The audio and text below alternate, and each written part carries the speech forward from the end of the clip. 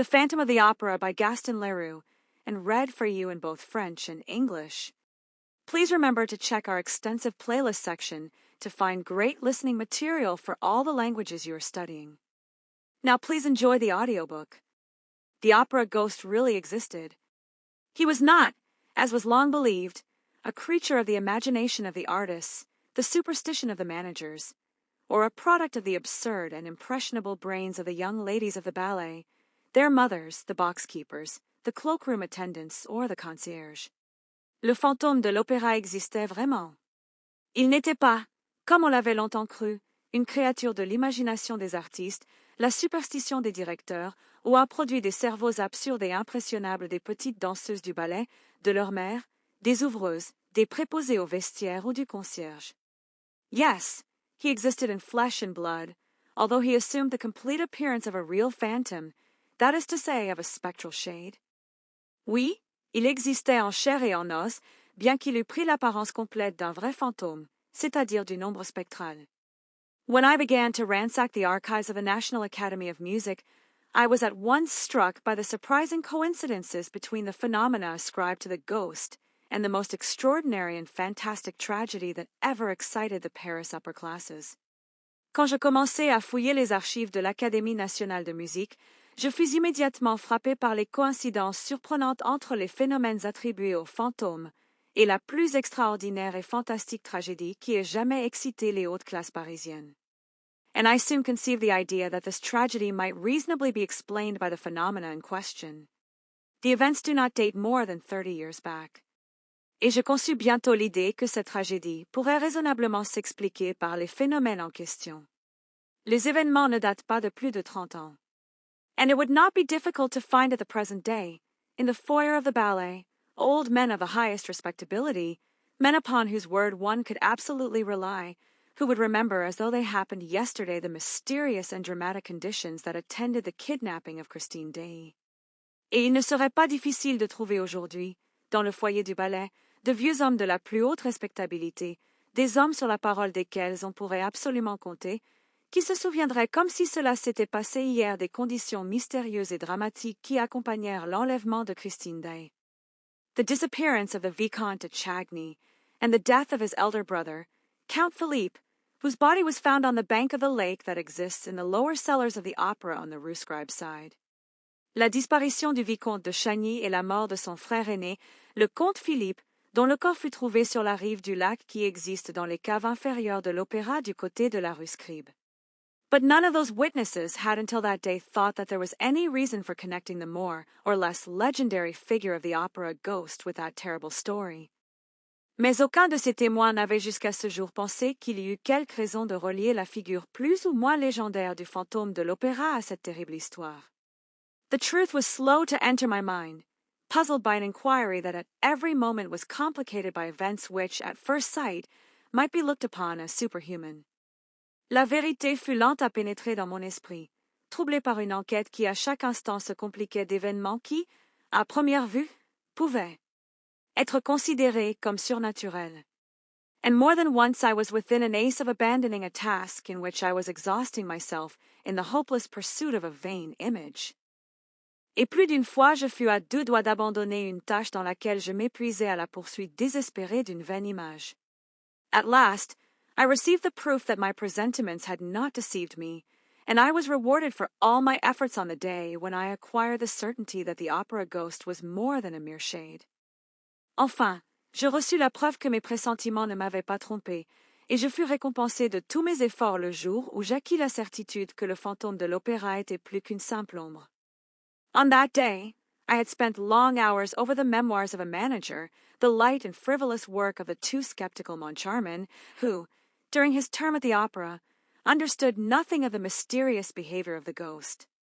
Ce jour-là, j'avais passé de longues heures sur les mémoires d'un directeur, l'œuvre légère et frivole du trop sceptique Moncharmin, qui, pendant son mandat à l'opéra, ne comprit rien au comportement mystérieux du fantôme, and who was making all the fun of it that he could at the very moment when he became the first victim of the curious financial operation that went on inside the magic envelope. et qui s'en amusait autant qu'il le pouvait au moment même où il devint la première victime de la curieuse opération financière qui se déroulait à l'intérieur de l'enveloppe magique.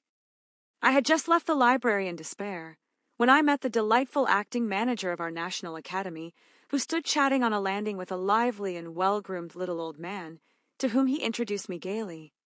Je venais de quitter la bibliothèque avec désespoir, quand je rencontrai le charmant directeur par intérim de notre Académie nationale, qui bavardait sur un palier avec un petit vieil homme vif et bien soigné, à qui il me présenta gaiement. The acting manager knew all about my investigations and how eagerly and unsuccessfully I had been trying to discover the whereabouts of the examining magistrate in the famous Chagny case, M4. Le directeur par intérim savait tout de mes recherches et avec quel empressement et quel insuccès j'avais tenté de découvrir où se trouvait le juge d'instruction de la célèbre affaire Chagny, M. Faure. Nobody knew what had become of him, alive or dead, and here he was back from Canada, where he had spent 15 years, and the first thing he had done, on his return to Paris, was to come to the secretarial offices at the opera and ask for a free seat. Personne ne savait ce qu'il était devenu, vivant ou mort, et voilà qu'il était de retour du Canada, où il avait passé 15 ans, et la première chose qu'il avait faite, à son retour à Paris, était de venir au bureau du secrétariat à l'opéra et de demander une place gratuite. The little old man was M for himself. We spent a good part of the evening together, and he told me the whole Chagny case as he had understood it at the time. Le petit vieil homme était Monsieur Faure lui-même. Nous passâmes une bonne partie de la soirée ensemble et il me raconta toute l'affaire Chagny telle qu'il l'avait comprise à l'époque. He was bound to conclude in favor of the madness of the Viscount and the accidental death of the elder brother, for lack of evidence to the contrary.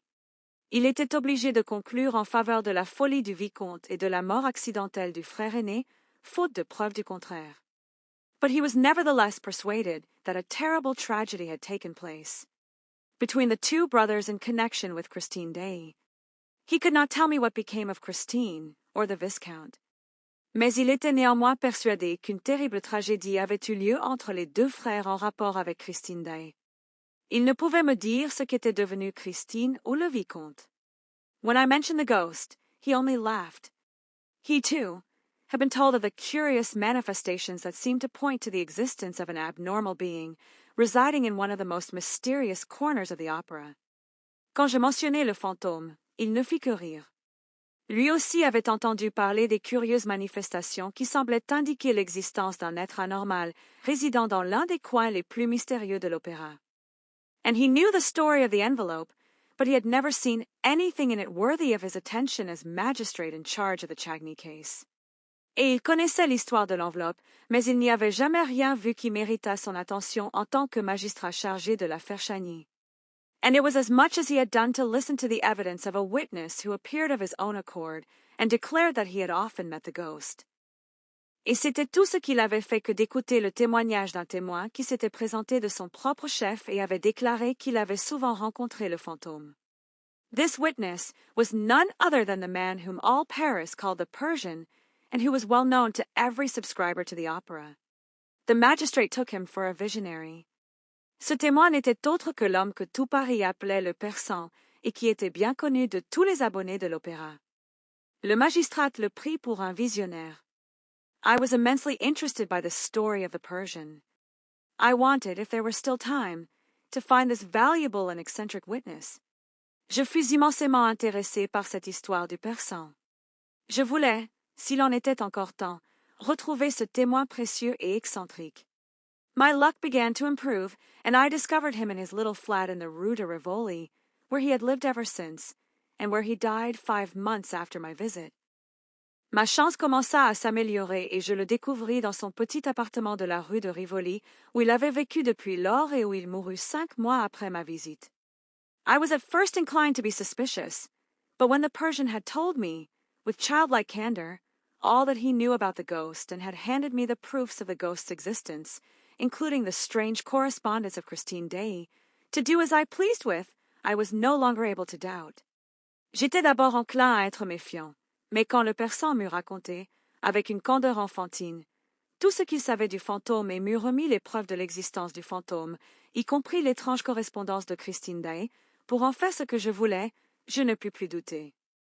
No, the ghost was not a myth. I know, been told that this correspondence may have been forged from first to last by a man whose imagination had certainly been fed on the most seductive tales.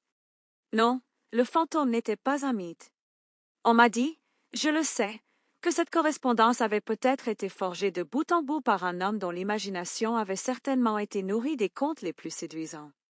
But fortunately, I discovered some of Christine's writing outside the famous bundle of letters, and on a comparison between the two, all my doubts were removed. Mais heureusement, je découvris quelques écrits de Christine en dehors du fameux paquet de lettres et, en comparant les deux, tous mes doutes furent levés. I also went into the past history of the Persian and found that he was an upright man, incapable of inventing a story that might have defeated the ends of justice. J'examinai aussi le passé du Persan et découvris que c'était un homme droit, incapable d'inventer une histoire qui aurait pu faire échouer les fins de la justice. This, moreover, was the opinion of the more serious people who, at one time or other, were mixed up in the Chagny case, who were friends of the Chagny family, to whom I showed all my documents and set forth all my inferences. C'était d'ailleurs l'opinion des personnes les plus sérieuses qui, à un moment ou à un autre, furent mêlées à l'affaire Chagny, qui était amie de la famille Chagny, à qui je montrai tous mes documents et exposai toutes mes déductions. In this connection, I should like to print a few lines which I received from General D. SIR. I cannot urge you too strongly to publish the results of your inquiry. À ce propos, j'aimerais imprimer quelques lignes que j'ai reçues du général D. Monsieur, je ne peux vous encourager trop vivement à publier les résultats de votre enquête.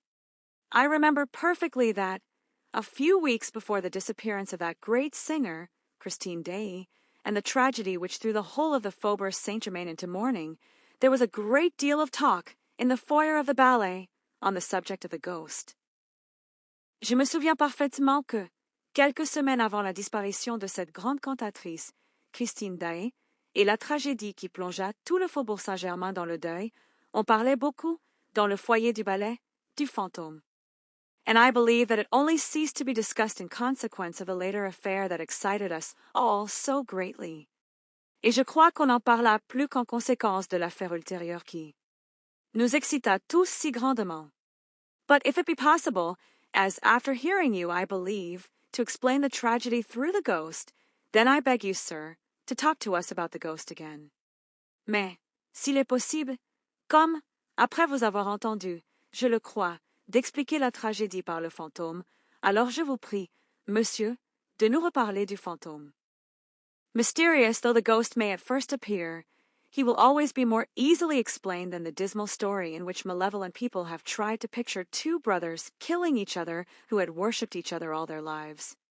Aussi mystérieux que le fantôme puisse paraître au premier abord, il sera toujours plus facilement expliqué que la sombre histoire dans laquelle des gens malveillants ont essayé de dépeindre deux frères s'entretuant qui s'étaient adorés toute leur vie.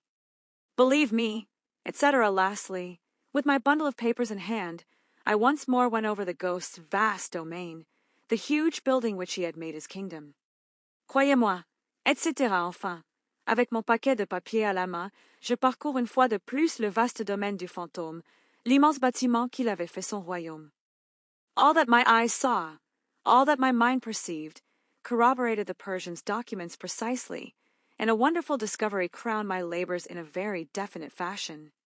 Tout ce que mes yeux virent, tout ce que mon esprit perçut, corroborait précisément les documents du Persan, et une merveilleuse découverte couronna mes travaux de façon très définitive. It will be remembered that, later, when digging in the substructure of the opera, before burying the phonographic records of the artist's voice, the workman laid bare a corpse. On se souviendra que, plus tard, en creusant dans la sous-structure de l'opéra, avant d'enterrer les enregistrements phonographiques de la voix de l'artiste, les ouvriers mirent à nu un cadavre. Well, I was at once able to prove that this corpse was that of the opera ghost. I made the acting manager put this proof to the test with his own hand. Eh bien, je pus immédiatement prouver que ce cadavre était celui du fantôme de l'opéra. Je fis mettre cette preuve à l'épreuve par le directeur par intérim de sa propre main. And it is now a matter of supreme indifference to me if the papers pretend that the body was that of a victim of the Commune. Et il m'importe maintenant souverainement peu que les journaux prétendent que le corps était celui d'une victime de la Commune. The wretches who were massacred under the Commune, in the cellars of the opera, were not buried on this side. I will tell where their skeletons can be found in a spot not very far from that immense crypt which was stocked during the siege with all sorts of provisions. Les malheureux qui furent massacrés, sous la Commune, dans les caves de l'Opéra, ne furent pas enterrés de ce côté, je dirais où leurs squelettes peuvent être trouvés dans un endroit pas très loin de cette immense crypte qui fut approvisionnée pendant le siège de toutes sortes de provisions. I came upon this track just when I was looking for the remains of the opera ghost, which I should never have discovered but for the unheard-of chance described above. Je tombais sur cette piste juste quand je cherchais les restes du fantôme de l'opéra, que je n'aurais jamais découvert sans le hasard inouï décrit ci-dessus. But we will return to the corpse, and what ought to be done with it. For the present, I must conclude this very necessary introduction by thanking M. Mifroid, who was the commissary of police called in for the first investigations after the disappearance of Christine Daaé. Mais nous reviendrons au cadavre et à ce qu'il convient d'en faire.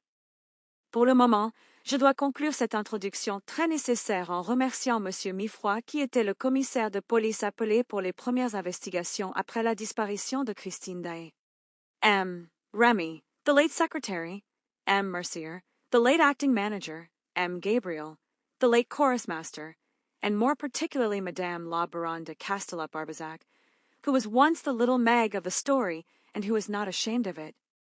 Monsieur Remy, le défunt secrétaire, Monsieur Mercier, le défunt directeur par intérim, Monsieur Gabriel, le défunt chef de chœur, et plus particulièrement Madame la Baronne de Castellet-Barbezac, qui fut autrefois la petite Meg de l'histoire et qui n'en a pas honte. The most charming star of our admirable corps de ballet, the eldest daughter of the worthy Madame Giry, now deceased, who had charge of the ghost's private box. La plus charmante étoile de notre admirable corps de ballet, la fille aînée de la digne Madame Giry, maintenant décédée, qui avait la charge de la loge privée du fantôme. All these were of the greatest assistance to me, and thanks to them, I shall be able to reproduce those hours of sheer love and terror, in their smallest details, before the reader's eyes. Tous ceux-ci me furent d'une aide précieuse, et, grâce à eux, je pourrai reproduire ces heures de pur amour et de terreur, dans leurs moindres détails, devant les yeux du lecteur. And I should be ungrateful indeed if I omitted, while standing on the threshold of this dreadful and veracious story, to thank the present management of the opera, which has so kindly assisted me in all my inquiries. Et je serais vraiment ingrat si je m'étais, en me tenant sur le seuil de cette histoire terrible et véridique, de remercier la direction actuelle de l'opéra, qui m'a si aimablement assisté dans toutes mes recherches.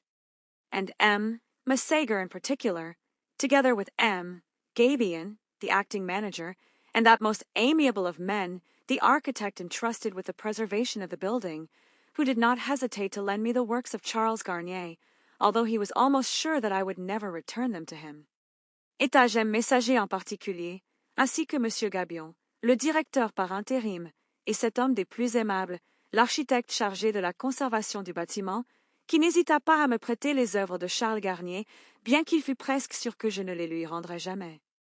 Lastly, I must pay a public tribute to the generosity of my friend and former collaborator, M. J. Lecroze, who allowed me to dip into his splendid theatrical library and to borrow the rarest editions of books by which he set great store.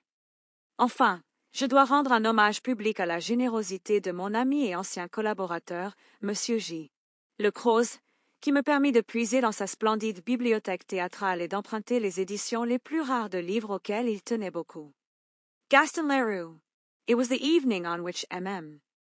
Debienne and Poligny, the managers of the opera, were giving a last gala performance to mark their retirement. Gaston Leroux. C'était le soir où M.M. Debienne et Poligny, les directeurs de l'opéra, donnaient une dernière représentation de gala pour marquer leur retraite. Suddenly the dressing room of La Sorelli, one of the principal dancers, was invaded by half a dozen young ladies of the ballet who had come up from the stage after, dancing, polyact. Soudain la loge de la Sorelli, une des principales danseuses, fut envahie par une demi-douzaine de jeunes filles du ballet qui étaient montées de la scène après avoir dansé polyuct.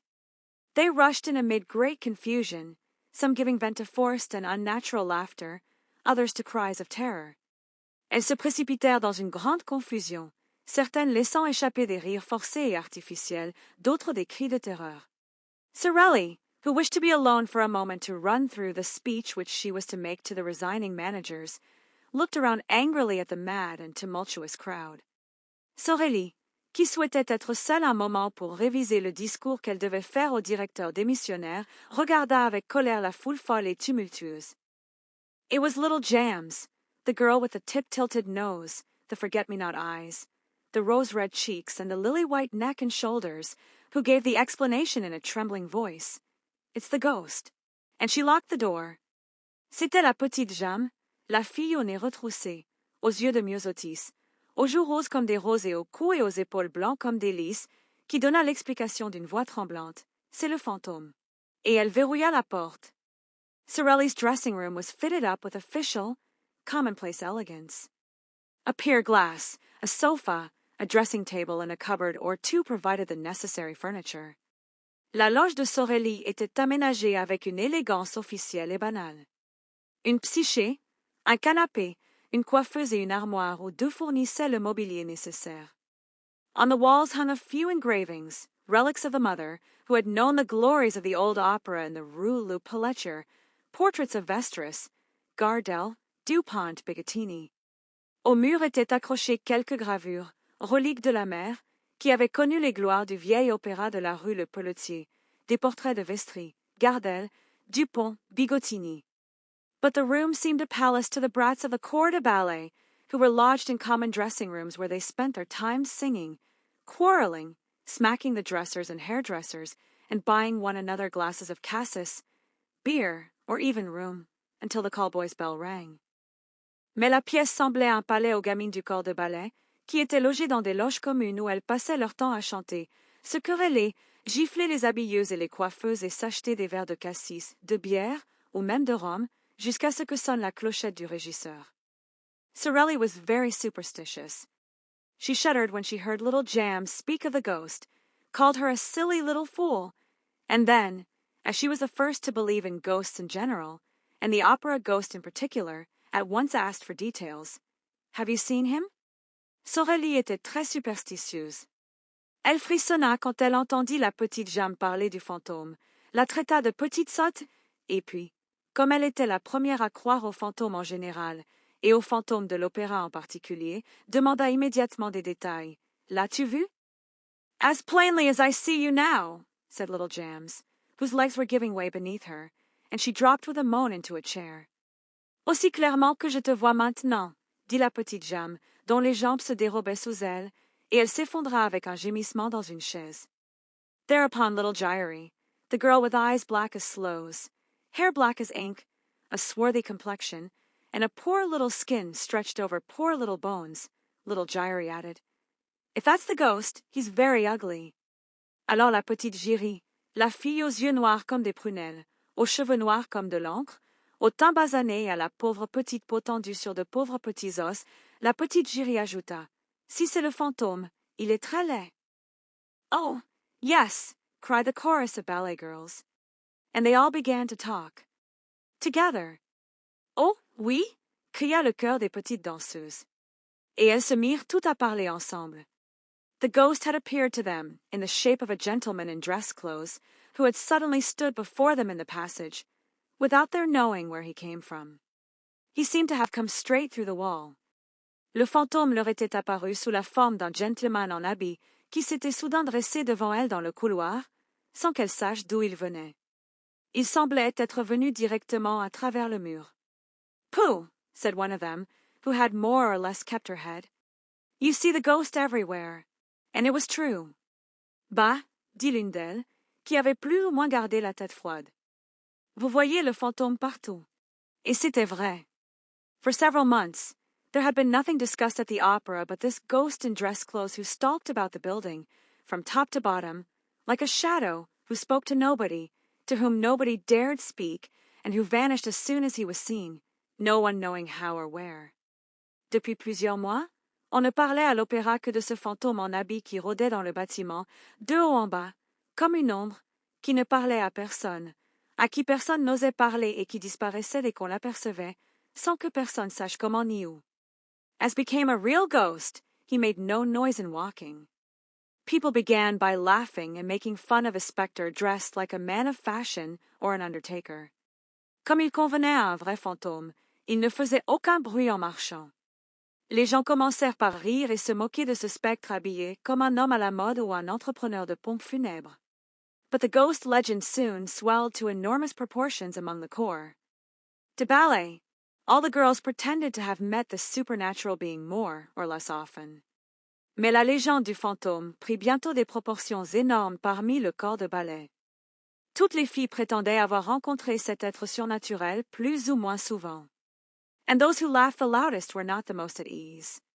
When he did not show himself, he betrayed his presence or his passing by accident, comic or serious, for which the general superstition held him responsible. Et celles qui riaient le plus fort n'étaient pas les plus à l'aise. Quand il ne se montrait pas, il trahissait sa présence ou son passage par des accidents, comiques ou graves, dont la superstition générale le tenait responsable. Had anyone met with a fall, or suffered a practical joke at the hands of one of the other girls, or lost a powder puff, it was at once the fault of the ghost, of the opera ghost. Si quelqu'un faisait une chute, ou subissait une farce de la part d'une des autres filles, ou perdait une houppette, c'était aussitôt la faute du fantôme de l'opéra. After all, who had seen him? You meet so many men in dress clothes at the opera who are not ghosts. But this dress suit had a peculiarity of its own. It covered a skeleton. Après tout, qui l'avait vu? On rencontre tant d'hommes en habit à l'opéra qui ne sont pas des fantômes. Mais cet habit avait une particularité qui lui était propre. Il recouvrait un squelette. At least, so the ballet girls said. And of course, it had a death's head. Was all this serious?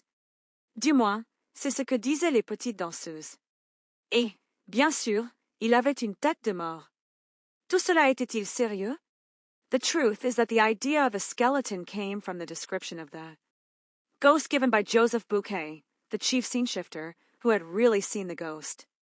La vérité est que l'idée du squelette venait de la description du fantôme donnée par Joseph Buquet, le chef machiniste, qui avait vraiment vu le fantôme. He had run up against the ghost on the little staircase, by the footlights, which leads to the cellars. He had seen him for a second, for the ghost had fled, and to anyone who cared to listen to him, he said. Il était tombé sur le fantôme dans le petit escalier, près de la rampe, qui mène aux caves. Il l'avait vu une seconde, car le fantôme avait fui, et à quiconque voulait l'écouter, il disait. He is extraordinarily thin, and his dress coat hangs on a skeleton frame. His eyes are so deep that you can hardly see the fixed pupils. You just see two big black holes, as in a dead man's skull. Il est extraordinairement maigre et son habit pend sur une charpente de squelette. Ses yeux sont si profonds qu'on distingue à peine les pupilles fixes. On ne voit que deux grands trous noirs, comme dans le crâne d'un mort. His skin, which is stretched across his bones like a drumhead, is not white, but a nasty yellow. His nose is so little worth talking about that you can't see its side face, and the absence of that nose is a horrible thing to look at. Sa peau, qui est tendue sur ses os comme une peau de tambour, n'est pas blanche, mais d'un jaune répugnant. Son nez vaut si peu la peine qu'on en parle qu'on ne peut le voir de profil, et l'absence de ce nez est une chose horrible à regarder. All the hair he has is 3 or 4 long dark locks on his forehead and behind his ears. This chief scene shifter was a serious, sober, steady man, very slow at imagining things. Tous les cheveux qu'il a sont 3 ou 4 longues mèches sombres sur son front et derrière ses oreilles. Ce chef machiniste était un homme sérieux, sobre, posé, très lent à imaginer des choses. His words were received with interest and amazement, and soon there were other people to say that they too had met a man in dress clothes with a death's head on his shoulders. Ces paroles furent reçues avec intérêt et stupéfaction, et bientôt il y eut d'autres personnes pour dire qu'elles aussi avaient rencontré un homme en habit avec une tête de mort sur les épaules. Sensible men, who had wind of the story, began by saying that Joseph Bouquet had been the victim of a joke played by one of his assistants. Des hommes sensés qui eurent vent de l'histoire commencèrent par dire que Joseph Buquet avait été victime d'une plaisanterie jouée par un de ses assistants. And then, one after the other, there came a series of incidents so curious and so inexplicable that the very shrewdest people began to feel uneasy. Et puis, l'un après l'autre, il y eut une série d'incidents si curieux et si inexplicables que les gens les plus perspicaces commencèrent à se sentir mal à l'aise. For instance, a fireman is a brave fellow. He fears nothing, least of all fire. Well, the fireman in question, who had gone to make a round of inspection in the cellars and who, it seems, had ventured a little farther than usual, suddenly reappeared on the stage, pale, scared, trembling, with his eyes starting out of his head, and practically fainted in the arms of the proud mother of little Jams. Par exemple, un pompier est un brave homme.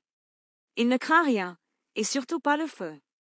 Eh bien, le pompier en question, qui était allé faire une ronde d'inspection dans les caves et qui, semble-t-il, s'était aventuré un peu plus loin que d'habitude, reparut soudain sur la scène, pâle, effrayé, tremblant, les yeux lui sortant de la tête, et s'évanouit pratiquement dans les bras de la fière mère de la petite Gemme. And why? Because he had seen coming toward him, at the level of his head, but without a body attached to it, a head of fire. And as I said, a fireman is not afraid of fire. Et pourquoi? Parce qu'il avait vu venir vers lui, à la hauteur d'ES sa tête, mais sans corps qui YFU accent circonflexe et attaché, une tête DEFU. Et, comme je l'ai dit, un pompier n'a pas peur du feu. The fireman's name was Pampin. The corps de ballet was flung into consternation. Le pompier s'appelait Pampin. Le corps de ballet fut plongé dans la consternation. At first sight, this fiery head in no way corresponded with Joseph Bouquet's description of the ghost. But the young ladies soon persuaded themselves that the ghost had several heads, which he changed about as he pleased. À première vue, cette tête de feu ne correspondait en rien à la description du fantôme donnée par Joseph Bouquet. Mais les jeunes filles se persuadèrent bientôt que le fantôme avait plusieurs têtes, qu'il changeait à volonté. And of course, they at once imagined that they were in the greatest danger. Once a fireman did not hesitate to faint. Leaders and front row and back row girls alike had plenty of excuses for the fright that made them quicken their pace when passing some dark corner or ill-lighted corridor. Et, bien sûr, elles s'imaginèrent aussitôt qu'elles étaient dans le plus grand danger. Une fois qu'un pompier n'hésita pas à s'évanouir, les premières et les filles du premier rang et du dernier rang avaient toutes de bonnes excuses pour la frayeur qui leur faisait presser le pas en passant quelque coin sombre ou couloir mal éclairé.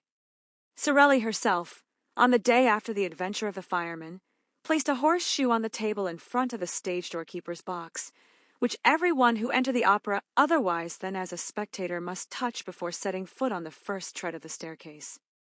Sorelli elle-même, le lendemain de l'aventure du pompier, plaça un fer à cheval sur la table devant la loge du portier de la scène que quiconque entrait à l'opéra autrement qu'en spectateur devait toucher avant de poser le pied sur la première marche de l'escalier. This horseshoe was not invented by me, any more than any other part of the story, alas, and may still be seen on the table in the passage outside the stage doorkeeper's box, when you enter the opera through the court known as the Cour de l'Administration. Ce fer à cheval ne fut pas inventé par moi, pas plus qu'aucune autre partie de cette histoire, hélas, et peut encore être vu sur la table dans le passage devant la loge du portier de la scène quand vous entrez à l'opéra par la cour connue sous le nom de Cour de l'Administration. To return to the evening in question. It's the ghost, little Jams had cried. An agonizing silence now reigned in the dressing room. Pour revenir au soir en question. C'est le fantôme, avait crié la petite Jam. Un silence angoissant régnait maintenant dans la loge. Nothing was heard but the hard breathing of the girls. At last, Jams, flinging herself upon the farthest corner of the wall, with every mark of real terror on her face, whispered, "Listen." On n'entendait que la respiration haletante des filles. Enfin, Jam, se jetant dans le coin le plus éloigné du mur, avec toutes les marques d'une terreur réelle sur le visage, chuchota, "Écoutez." Everybody seemed to hear a rustling outside the door. There was no sound of footsteps.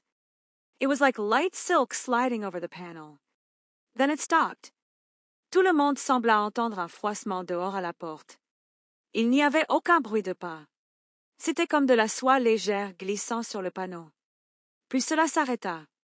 Sorelli tried to show more pluck than the others. She went up to the door and, in a quavering voice, asked, "Who's there?" But nobody answered. Sorelli essaya de montrer plus de courage que les autres. Elle s'approcha de la porte et, d'une voix chevrotante, demanda « Qui est là ?»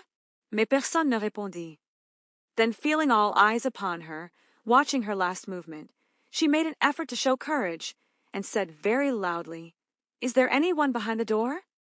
Puis sentant tous les yeux sur elle, observant son moindre mouvement, elle fit un effort pour montrer du courage, et dit très fort, Y a-t-il quelqu'un derrière la porte? Oh, yes, yes. Of course there is, cried that little dried plum of a Meg Gyrie, heroically holding Sorelli back by her gauze skirt. Whatever you do, don't open the door. Oh, Lord, don't open the door. Oh, oui, oui. Bien sûr qu'il y en a un, cria cette petite prune sèche de Meg Gyrie, retenant héroïquement Sorelli par sa jupe de gaze. Quoi que vous fassiez, n'ouvrez pas la porte. Oh, Seigneur, n'ouvrez pas la porte. But Sorelli, armed with a dagger that never left her, turned the key and drew back the door, while the ballet girls retreated to the inner dressing room and Meg Gyrie's side. Mother, mother! Mais Sorelli, armée d'un poignard qui ne la quittait jamais, tourna la clé et tira la porte, tandis que les petites danseuses se retiraient dans la loge intérieure et que Meg Gyrie soupirait. Maman! Maman! Sorelli looked into the passage, bravely. It was empty. A gas flame, in its glass prison, cast a red and suspicious light into the surrounding darkness, without succeeding in dispelling it. Sorelli regarda courageusement dans le couloir. Il était vide, une flamme de gaz, dans sa prison de verre, jetait une lumière rouge et suspecte dans l'obscurité environnante, sans réussir à la dissiper. And the dancer slammed the door again with a deep sigh. No, she said. There is no one there.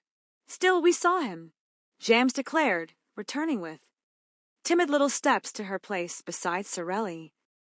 Et la danseuse referma la porte avec violence, avec un profond soupir. Non, dit-elle, il n'y a personne là. Pourtant, nous l'avons vu, déclara Jam, revenant avec de petits pas timides à sa place près de Sorelli. He must be somewhere prowling about. I shan't go back to dress. We had better all go down to the foyer together, at once, for the speech, and we will come up again together. Il doit rôder quelque part. Je ne retournerai pas m'habiller. Nous ferions mieux de descendre tout ensemble au foyer, tout de suite, pour le discours, et nous remonterons ensemble. And the child reverently touched the little coral finger ring which she wore as a charm against bad luck, while Sorelli, stealthily, with the tip of her pink right thumbnail, made a St. Andrew's cross on the wooden ring which adorned the fourth finger of her left hand. Et l'enfant toucha respectueusement la petite bague de corail qu'elle portait comme talisman contre la malchance, tandis que Sorelli, furtivement, avec le bout de l'ongle de son pouce droit rose, fit une croix de Saint-André sur la bague de bois qui ornait l'annulaire de sa main gauche. She said to the little ballet girls, Come, children, pull yourselves together. I dare say no one has ever seen the ghost. Yes, yes, we saw him just now, cried the girls. Elle dit aux petites danseuses, Allons, enfants, ressaisissez-vous. J'ose dire que personne n'a jamais vu le fantôme. Si, si, nous l'avons vu tout à l'heure, crièrent les filles. He had his death's head in his dress coat, just as when he appeared to Joseph Bouquet. And Gabriel saw him too, said Jams. Only yesterday afternoon, in broad daylight. Il avait sa tête de mort et son habit, exactement comme quand il apparut à Joseph Bouquet. Et Gabriel l'a vu aussi. Did Jams? Seulement hier. Here après-midi, and plein jour. Gabriel, the chorus master? Why, yes, didn't you know? And he was wearing his dress clothes, in broad daylight? Who? Gabriel? Why, no, the ghost. Gabriel, le chef de chœur. Mais oui, vous ne le saviez pas? Et il portait son habit, en plein jour. Qui? Gabriel? Mais non, le fantôme. Certainly. Gabriel told me, so himself. That's what he knew him by. Gabriel was in the stage manager's office. Suddenly the door opened and the Persian entered. You know the Persian has the evil eye. Certainement. Gabriel me l'a dit lui-même. C'est à cela qu'il l'a reconnu. Gabriel était dans le bureau du régisseur. Soudain la porte s'ouvrit et le persan entra. Vous savez que le persan a le mauvais œil. Oh, yes, answered the little ballet girls in chorus, warding off ill luck by pointing their forefinger and little finger at the absent Persian, while their second and third fingers were bent on the palm and held down by the thumb. Oh, oui, répondirent en chœur les petites danseuses, conjurant le mauvais sort en pointant leur index et leur petit doigt vers le persan absent, tandis que leur deuxième et troisième doigt étaient pliés sur la paume et maintenus par le pouce.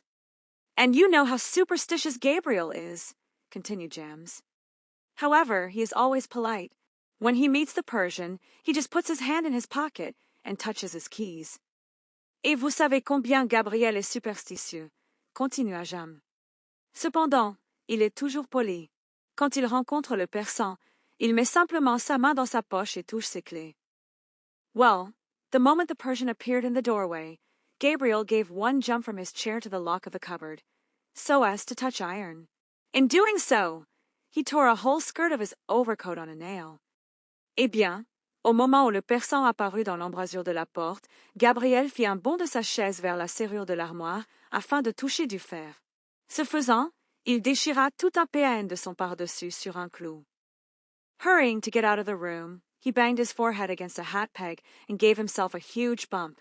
Then, suddenly stepping back, he skinned his arm on the screen, near the piano.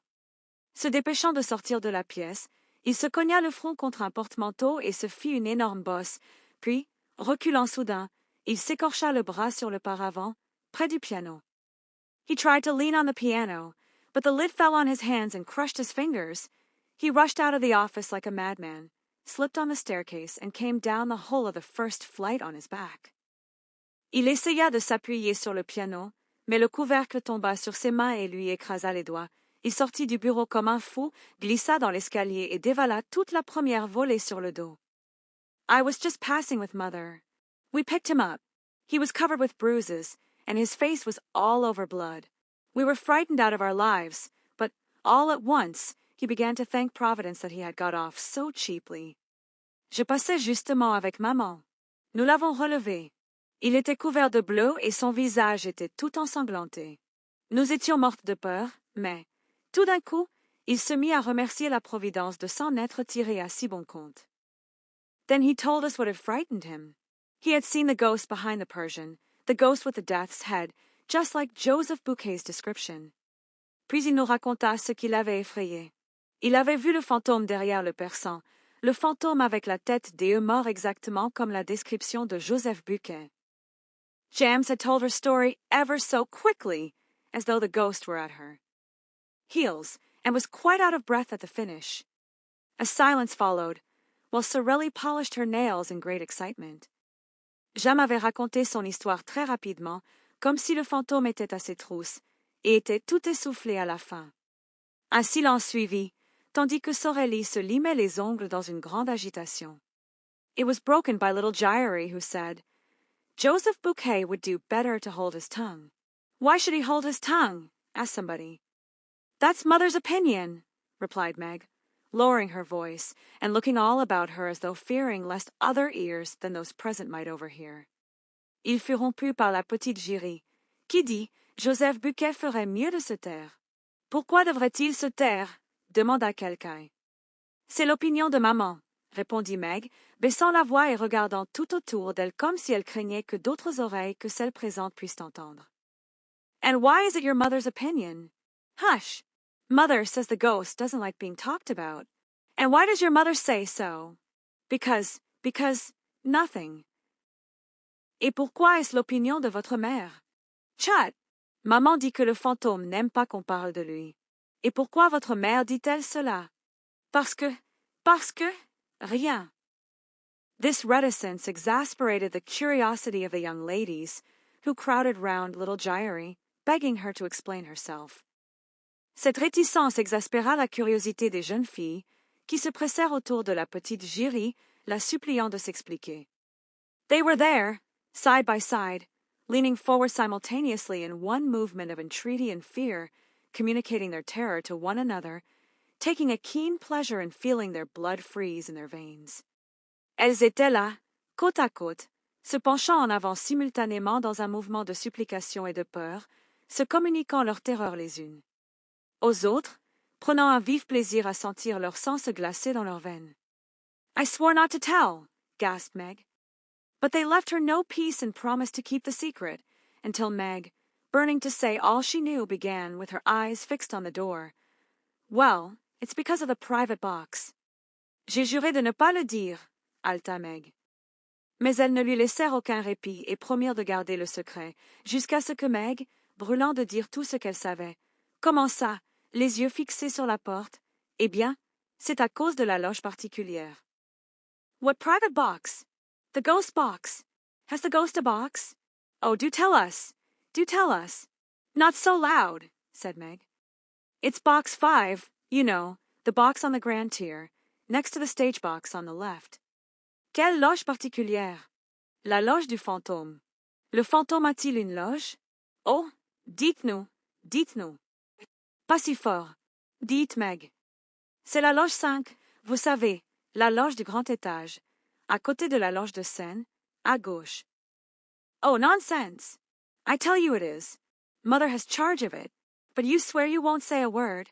Of course, of course. Well, that's the ghost box. No one has had it for over a month, except the ghost, and orders have been given at the box office that it must never be sold. Oh, quelle sottise! Je vous dis que c'est vrai. Maman en a la charge. Mais vous jurez que vous ne direz pas un mot? Bien sûr, bien sûr. Eh bien, c'est la loge du fantôme. Personne ne l'a eu depuis plus d'un mois, sauf le fantôme, et des ordres ont été donnés au bureau de location qu'elle ne doit jamais être vendue. And does the ghost really come there? Yes. Then somebody does come? Why, no. The ghost comes, but there is nobody there. Et le fantôme vient-il vraiment là? Oui. Alors quelqu'un vient. Mais non. Le fantôme vient, mais il n'y a personne là. The little ballet girls exchanged glances. If the ghost came to the box, he must be seen, because he wore a dress coat and a death's head. This was what they tried to make Meg understand, but she replied, That's just it. The ghost is not seen. Les petites danseuses échangèrent des regards. Si le fantôme venait à la loge, il devait être vu, parce qu'il portait un habit et une tête de mort. C'est ce qu'elles essayèrent de faire comprendre à Meg, mais elle répliqua, C'est justement ça. Le fantôme n'est pas vu. And he has no dress coat and no head. All that talk about his death's head and his head of fire is nonsense. There's nothing in it. You only hear him when he is in the box. Mother has never seen him, but she has heard him. Mother knows, because she gives him his program. Et il n'a pas d'habit et pas de tête. Tous ces bavardages sur sa tête de mort et sa tête de feu sont des bêtises. Il n'y a rien de vrai là-dedans. On ne fait que l'entendre quand il est dans la loge. Maman ne l'a jamais vu, mais elle l'a entendu. Maman le sait, parce qu'elle lui donne son programme. Sorelli interfered. Gyrie, child, you're getting at us. Thereupon little Gyrie began to cry. I ought to have held my tongue, if Mother ever came to know. But I was quite right. Joseph Bouquet had no business to talk of things that don't concern him. It will bring him bad luck. Mother was saying so last night. Sorelli intervened. Gyrie, enfant, tu te moques de nous. Là-dessus, la petite Gyrie se mit à pleurer. J'aurais dû me taire, si maman venait à le savoir. Mais j'avais tout à fait raison. Joseph Buquet n'avait pas le droit de parler de choses qui ne le regardent pas. Cela lui portera malheur. Maman le disait hier soir. There was a sound of hurried and heavy footsteps in the passage, and a breathless voice cried, Cecile, Cecile, are you there? It's Mother's voice, said Jams. What's the matter? She opened the door. Il y eut un bruit de pas précipité et lourd dans le couloir et une voix essoufflée cria, Cécile, Cécile, es-tu là? C'est la voix de maman, dit Jam. Qu'est-ce qu'il y a? Elle ouvrit la porte. A respectable lady, built on the lines of a Pomeranian grenadier, burst into the dressing room and dropped groaning into a vacant armchair. Her eyes rolled madly in her brick-dust-colored face. How awful, she said. How awful! Une dame respectable, bâtie sur le modèle d'un grenadier poméranien, fit irruption dans la loge et s'effondra en gémissant dans un fauteuil vacant. Ses yeux roulaient follement dans son visage couleur brique pilée. Comme c'est affreux, dit-elle. Comme c'est affreux. What? What? Joseph Bouquet. What about him? Joseph Bouquet is dead. The room became filled with exclamations. with astonished outcries, with scared requests for explanations. Yes, he was found hanging in the third-floor cellar. Quoi? Quoi? Joseph Buquet. Qu'est-ce qu'il y a avec lui? Joseph Buquet est mort. La pièce se remplit d'exclamations, de cris stupéfaits, de demandes d'explications effrayées. Oui, on l'a trouvé pendu dans la cave du 3e étage. It's the ghost, little Gyrie blurted, as though in spite of herself, but she at once corrected herself, with her hands pressed to her mouth. No, no, I didn't say it, I didn't say it. C'est le fantôme, laissa échapper la petite Gyrie, comme malgré elle, mais elle se corrigea aussitôt, les mains pressées sur sa bouche. Non, non, je n'ai pas dit ça, je n'ai pas dit ça. All around her, her panic-stricken companions repeated under their breaths. Yes, it must be the ghost. Sorelli was very pale. I shall never be able to recite my speech, she said. Tout autour d'elle, ses compagnes prises de panique répétèrent dans un souffle. Oui, ce doit être le fantôme. Sorelli était très pâle. Je ne pourrai jamais réciter mon discours, dit-elle. Ma Jams gave her opinion. While she emptied a glass of liqueur that happened to be standing on a table, the ghost must have something to do with it. Maman Jam donna son opinion. Tout en vidant un verre de liqueur qui se trouvait sur une table, le fantôme devait avoir quelque chose à voir avec ça. The truth is that no one ever knew how Joseph Buquet met his death. The verdict at the inquest was natural suicide. La vérité est que personne ne sut jamais comment Joseph Buquet trouva la mort. Le verdict de l'enquête fut suicide naturel. In his Memoirs of Manager, M. Moncharmin, one of the joint managers who succeeded M.M. Debienne in Poligny, describes the incident as follows. A grievous accident spoiled the little party which M.M. Debienne and Poligny gave to celebrate their retirement. Dans ses mémoires de directeur, M. Moncharmin, l'un des co-directeurs qui succédèrent à M.M. Debienne et Poligny décrit l'incident comme suit. Un accident pénible gâcha la petite fête que M.M. Debienne et Poligny donnèrent pour célébrer leur retraite. I was in the manager's office when Mercier, the acting manager, suddenly came darting in. He seemed half mad and told me that the body of a scene shifter had been found hanging in the third cellar under the stage, between a farmhouse and a scene from the Roi de Lahore. J'étais dans le bureau du directeur, quand Mercier, le directeur par intérim, entra soudain en trombe. Il semblait à moitié fou et me dit que le corps d'un machiniste avait été trouvé pendu dans la 3e cave sous la Seine, entre une ferme et un décor du Roi de Lahore. I shouted, "Come and cut him down." By the time I had rushed down the staircase and the Jacob's ladder, the man was no longer hanging from his rope. Je criai, "Venez le décrocher." Le temps que je dévale l'escalier et l'échelle de Jacob, l'homme ne pendait plus à sa corde. So this is an event which Moncharmin thinks natural. A man hangs at the end of a rope, they go to cut him down, the rope has disappeared. Oh, Moncharmin found a very simple explanation. Listen to him. Voilà donc un événement que M. Moncharmin trouve naturel. Un homme pend au bout d'une corde, on va le décrocher, la corde a disparu. Oh, M. Moncharmin trouva une explication très simple. Écoutez-le. It was just after the ballet, and leaders and dancing girls lost no time in taking their precautions against the evil eye. There you are.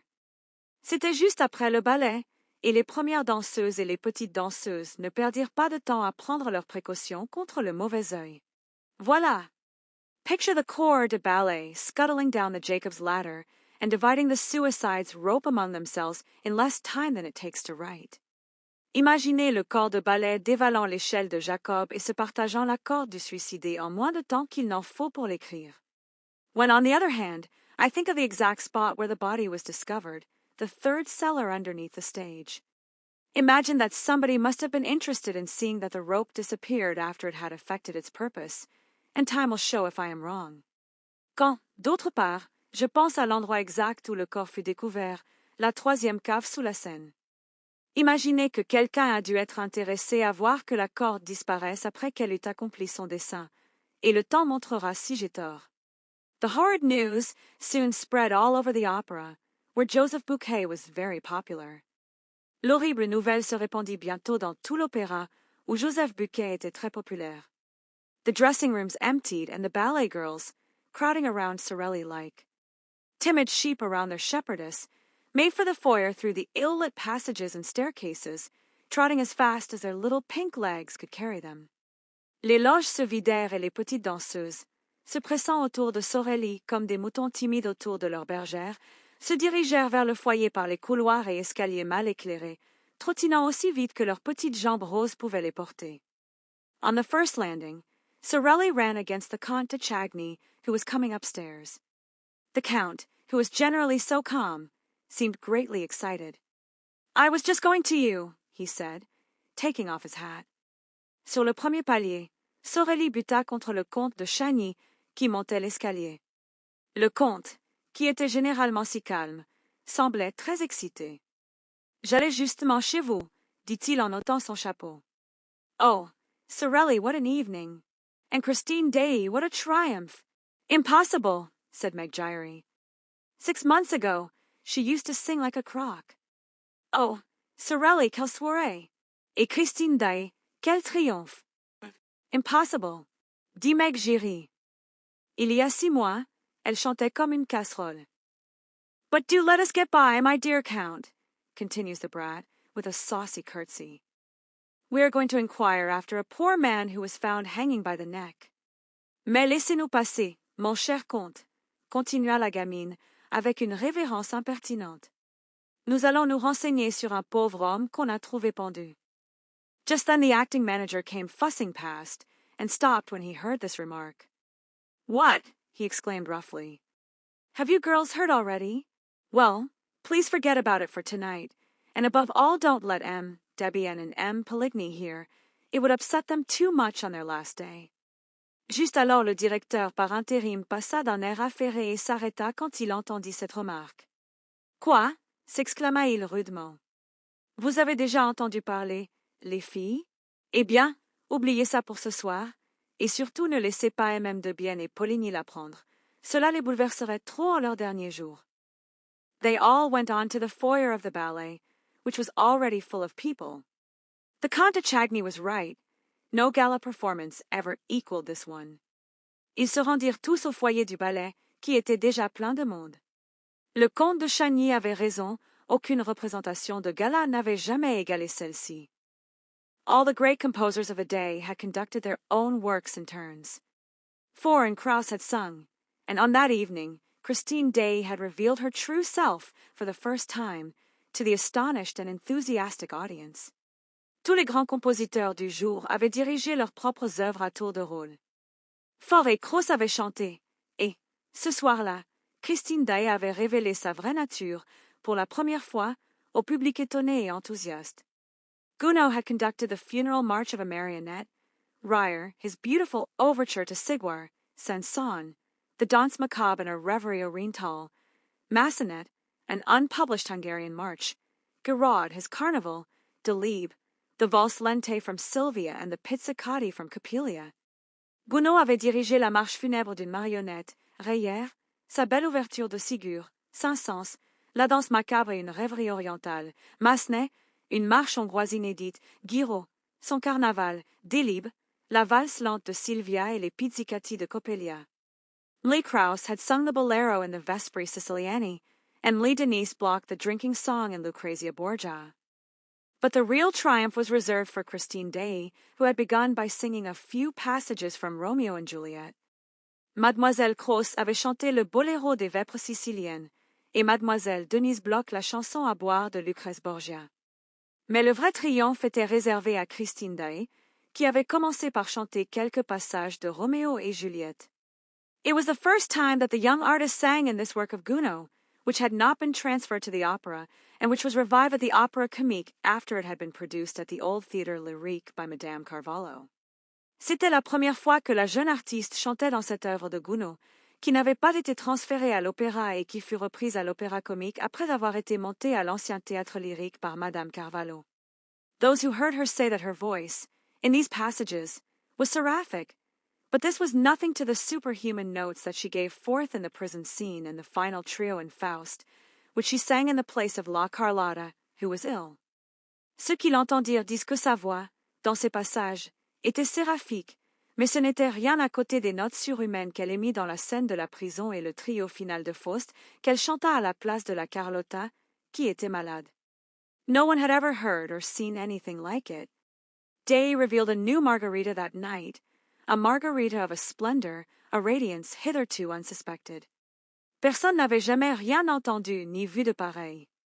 Day révéla une nouvelle Marguerite ce soir-là, une Marguerite d'une splendeur, d'un éclat jusqu'alors insoupçonné. The whole house went mad, rising to its feet, shouting, cheering, clapping, while Christine sobbed and fainted in the arms of her fellow singers and had to be carried to her dressing room. Toute la salle devint folle, se levant, criant, acclamant, applaudissant, tandis que Christine sanglotait et s'évanouissait dans les bras de ses camarades chanteurs et dut être portée à sa loge. A few subscribers, however, protested. Why had so great a treasure been kept from them all that time? Till then, Christine Daaé had played a good Siebel to Carlotta's rather too splendidly material Margarita. Quelques abonnés, cependant, protestèrent. Pourquoi un si grand trésor leur avait-il été caché tout ce temps? Jusqu'alors, Christine Daaé avait joué un bon Siebel à la Marguerite un peu trop splendidement matérielle de Carlotta. And it had needed Carlotta's incomprehensible and inexcusable absence from this gala night for the little Daaé, at a moment's warning, to show all that she could do in a part of the program reserved for the Spanish diva. Et il avait fallu l'absence incompréhensible et inexcusable de Carlotta de cette soirée de gala pour que la petite Daaé, au dernier moment, montre tout ce qu'elle pouvait faire dans une partie du programme réservé à la diva espagnole. Well, what the subscribers wanted to know was, why had Debian and Poligny applied to Daaé when Carlotta was taken ill? Did they know of her hidden genius? And if they knew of it, why had they kept it hidden? Eh bien, ce que les abonnés voulaient savoir, c'était pourquoi Debian et Poligny s'étaient adressés à Daaé quand Carlotta fut prise de malaise. Connaissaient-ils son génie caché? Et, s'ils le connaissaient, pourquoi l'avaient-ils gardé secret? And why had she kept it hidden? Oddly enough, she was not known to have a professor of singing at that moment. She had often said she meant to practice alone for the future. The whole thing was a mystery.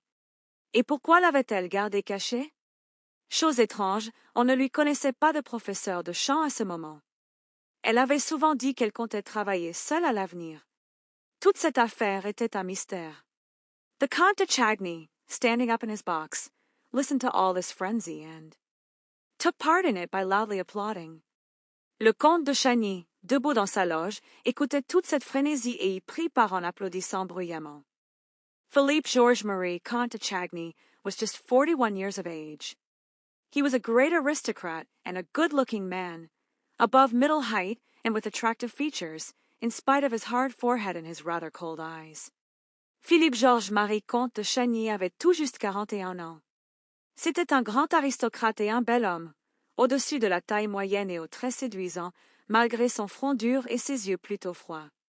He was exquisitely polite to the women, and a little haughty to the men, who did not always forgive him for his successes in society. He had an excellent heart and an irreproachable conscience. Il était d'une politesse exquise envers les femmes et un peu hautaine envers les hommes, qui ne lui pardonnaient pas toujours ses succès dans la société. Il avait un excellent cœur et une conscience irréprochable. On the death of old Count Philibert, he became the head of one of the oldest and most distinguished families in France, whose arms dated back to the 14th century. À la mort du vieux comte Philibert, il devint le chef de l'une des plus anciennes et des plus distinguées familles de France, dont les armoiries remontaient au XIVe siècle. The Chagnys owned a great deal of property, and when the old count, who was a widower, died, it was no easy task for Philippe to accept the management of so large an estate. Les Chagny possédaient beaucoup de biens, et, quand le vieux comte, qui était veuf, mourut, ce ne fut pas une tâche facile pour Philippe d'accepter la gestion d'un si grand domaine. His two sisters and his brother Raoul would not hear of a division and waive their claim to their shares, leaving themselves entirely in Philippe's hands, as though the right of primogeniture had never ceased to exist. Ses deux sœurs et son frère, Raoul, ne voulurent pas entendre parler d'un partage et renoncèrent à leur part, se remettant entièrement entre les mains de Philippe, comme si le droit d'aînesse n'avait jamais cessé d'exister. When the two sisters married on the same day, they received their portion from their brother, not as a thing rightfully belonging to them, but as a dowry for which they thanked him. Quand les deux sœurs se marièrent, le même jour, elles reçurent leur part de leur frère, non comme une chose qui leur appartenait de droit, mais comme une dot pour laquelle elles le remercièrent. The Comtesse de Chagny, née de Marogues de la Martinière, had died in giving birth to Raoul, who was born 20 years after his elder brother. La Comtesse de Chagny, née de Mérogis de la Martinière, était morte en donnant naissance à Raoul, qui naquit 20 ans après son frère aîné. At the time of the old Count's death, Raoul was 12 years of age. Philippe busied himself actively with the youngster's education. Au moment de la mort du vieux comte, Raoul avait 12 ans. Philippe s'occupa activement de l'éducation du jeune garçon. He was admirably assisted in this work first by his sisters and afterward by an old aunt, the widow of a naval officer, who lived at Brest and gave young Raoul a taste for the sea. Il fut admirablement assisté dans cette œuvre d'abord par ses sœurs et ensuite par une vieille tante, veuve d'un officier de marine, qui vivait à Brest et donna au jeune Raoul le goût de la mer. The lad entered the board training ship, finished his course with honors, and quietly made his trip round the world. Le jeune homme entra au navire-école Borda, termina son cours avec les honneurs et fit tranquillement son tour du monde. Thanks to powerful influence, he had just been appointed a member of the official expedition on board the Requin, which was to be sent to the Arctic Circle in search of the survivors of the D'Artois expedition, of whom nothing had been heard for 3 years. Grâce à de puissantes influences, il venait d'être nommé membre de l'expédition officielle à bord du Requin, qui devait être envoyé au cercle arctique à la recherche des survivants de l'expédition d'Artois, dont on n'avait plus de nouvelles depuis 3 ans. Meanwhile, he was enjoying a long furlough which would not be over for 6 months, and already the dowagers of the Faubourg Saint-Germain were pitying the handsome and apparently delicate stripling for the hard work in store for him. En attendant, il jouissait d'une longue permission qui ne se terminerait pas avant 6 mois, et déjà les douairières du Faubourg Saint-Germain plaignaient le beau et apparemment délicat Jouvenceau pour le dur travail qui l'attendait. The shyness of a sailor lad, I was almost saying his innocence, was remarkable. He seemed to have but just left the women's apron strings. La timidité du jeune marin, j'allais presque dire son innocence, était remarquable. Il semblait tout juste avoir quitté les jupons des femmes. As a matter of fact, petted as he was by his 2 sisters and his old aunt, he had retained from this purely feminine education manners that were almost candid and stamped with a charm that nothing had yet been able to sully. En fait, choyé comme il l'était par ses 2 sœurs et sa vieille tante, il avait gardé de cette éducation purement féminine des manières presque candides et empreintes d'un charme que rien n'avait encore pu ternir. He was a little over 21 years of age and looked 18. He had a small, fair mustache, beautiful blue eyes, and a complexion like a girl's. Il avait un peu plus de 21 ans et en paraissait 18. Il avait une petite moustache blonde, de beaux yeux bleus et un teint de jeune fille. Philippe spoiled Raoul. To begin with, he was very proud of him and pleased to foresee a glorious career for his junior in the navy in which one of their ancestors, the famous Chagny de la Roche, had held the rank of admiral. Philippe gâtait Raoul. Pour commencer, il était très fier de lui et heureux de prévoir une glorieuse carrière pour son cadet dans la marine où l'un de leurs ancêtres, le fameux Chagny de la Roche, avait tenu le rang d'amiral. He took advantage of the young man's leave of absence to show him Paris, with all its luxurious and artistic delights. Il profita du congé du jeune homme pour lui montrer Paris, avec tous ses délices luxueux et artistiques. The Count considered that, at Raoul's age, it is not good to be too good. Philippe himself had a character that was very well balanced in work and pleasure alike. His demeanor was always faultless, and he was incapable of setting his brother a bad example. Le comte considérait qu'à l'âge de Raoul, il n'est pas bon d'être trop sage. Philippe lui-même avait un caractère très équilibré dans le travail comme dans le plaisir. Sa conduite était toujours irréprochable, et il était incapable de donner le mauvais exemple à son frère. He took him with him wherever he went. He even introduced him to the foyer of the ballet. I know that the Count was said to be on terms with Sorelli. Il l'emmenait partout où il allait. Il l'introduisit même au foyer du ballet. Je sais qu'on disait que le comte était en relation avec Sorelli. But it could hardly be reckoned as a crime for this nobleman, a bachelor, with plenty of leisure, especially since his sisters were settled, to come and spend an hour or two after dinner in the company of a dancer, who, though not so very, very witty, had the finest eyes that ever were seen. Mais on pouvait difficilement considérer comme un crime que ce noble, célibataire, avec beaucoup de loisirs, surtout depuis que ses sœurs étaient établies, vienne passer une heure ou deux après dîner en compagnie d'une danseuse qui, bien que pas très, très spirituelle, avait les plus beaux yeux qu'on ait jamais vus. And besides, there are places where a true Parisian, when he has the rank of a Comte de Chagny, is bound to show himself, and at that time the foyer of the ballet at the opera was one of those places. Et, d'ailleurs, il y a des endroits où un vrai Parisien, quand il a le rang du comte de Chagny, se doit de se montrer, et à cette époque le foyer du ballet à l'opéra était l'un de ces endroits. Lastly, Philippe would perhaps not have taken his brother behind the scenes of the opera if Raoul had not been the first to ask him, repeatedly renewing his request with a gentle obstinacy which the Count remembered at a later date.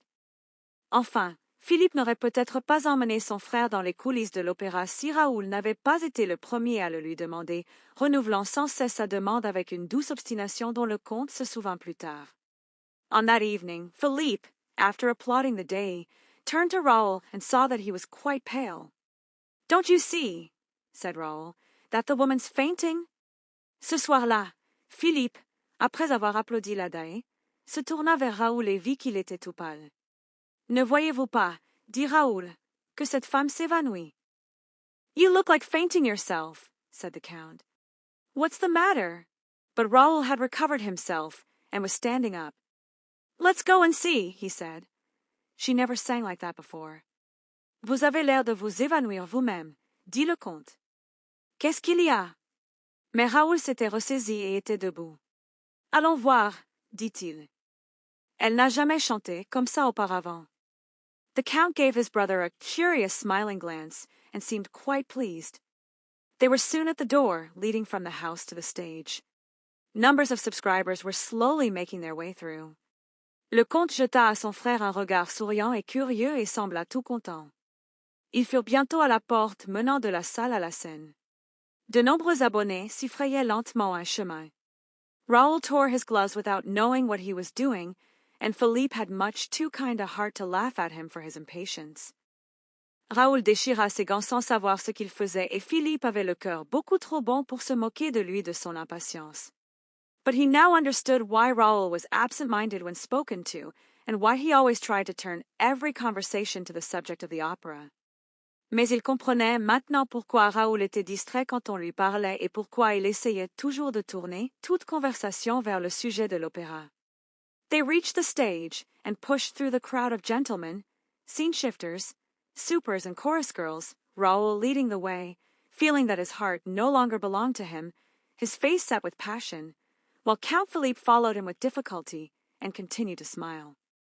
Ils atteignirent la scène et se frayèrent un chemin dans la foule de messieurs, machinistes, figurants et choristes, Raoul ouvrant la marche, sentant que son cœur ne lui appartenait plus, le visage tendu par la passion, tandis que le comte Philippe le suivait difficilement et continuait à sourire. At the back of the stage, Raoul had to stop before the inrush of a little troupe of ballet girls who blocked the passage which he was trying to enter. Au fond de la scène, Raoul dut s'arrêter devant l'irruption de la petite troupe de danseuses qui bloquait le passage qu'il essayait d'emprunter. More than one chaffing phrase darted from little made-up lips, to which he did not reply, and at last he was able to pass, and dived into the semi-darkness of a corridor ringing with the name of Daaé. Daaé. Plus d'une phrase moqueuse jaillit de petites lèvres maquillées, auxquelles il ne répondit pas, et enfin il put passer, et plongea dans la pénombre d'un couloir résonnant du nom de Daaé. Daaé. The Count was surprised to find that Raoul knew the way. He had never taken him to Christine's himself, and came to the conclusion that Raoul must have gone there alone while the Count stayed talking in the foyer with Sorelli. Le comte fut surpris de constater que Raoul connaissait le chemin. Il ne l'avait jamais emmené chez Christine lui-même et en conclut que Raoul avait dû y aller seul pendant que le comte restait à bavarder au foyer avec Sorelli, who often asked him to wait until it was her time to go on, and sometimes handed him the little gaiters in which she ran down from her dressing-room to preserve the spotlessness of her satin dancing shoes and her flesh-colored tights. Sorelli had an excuse. She had lost her mother.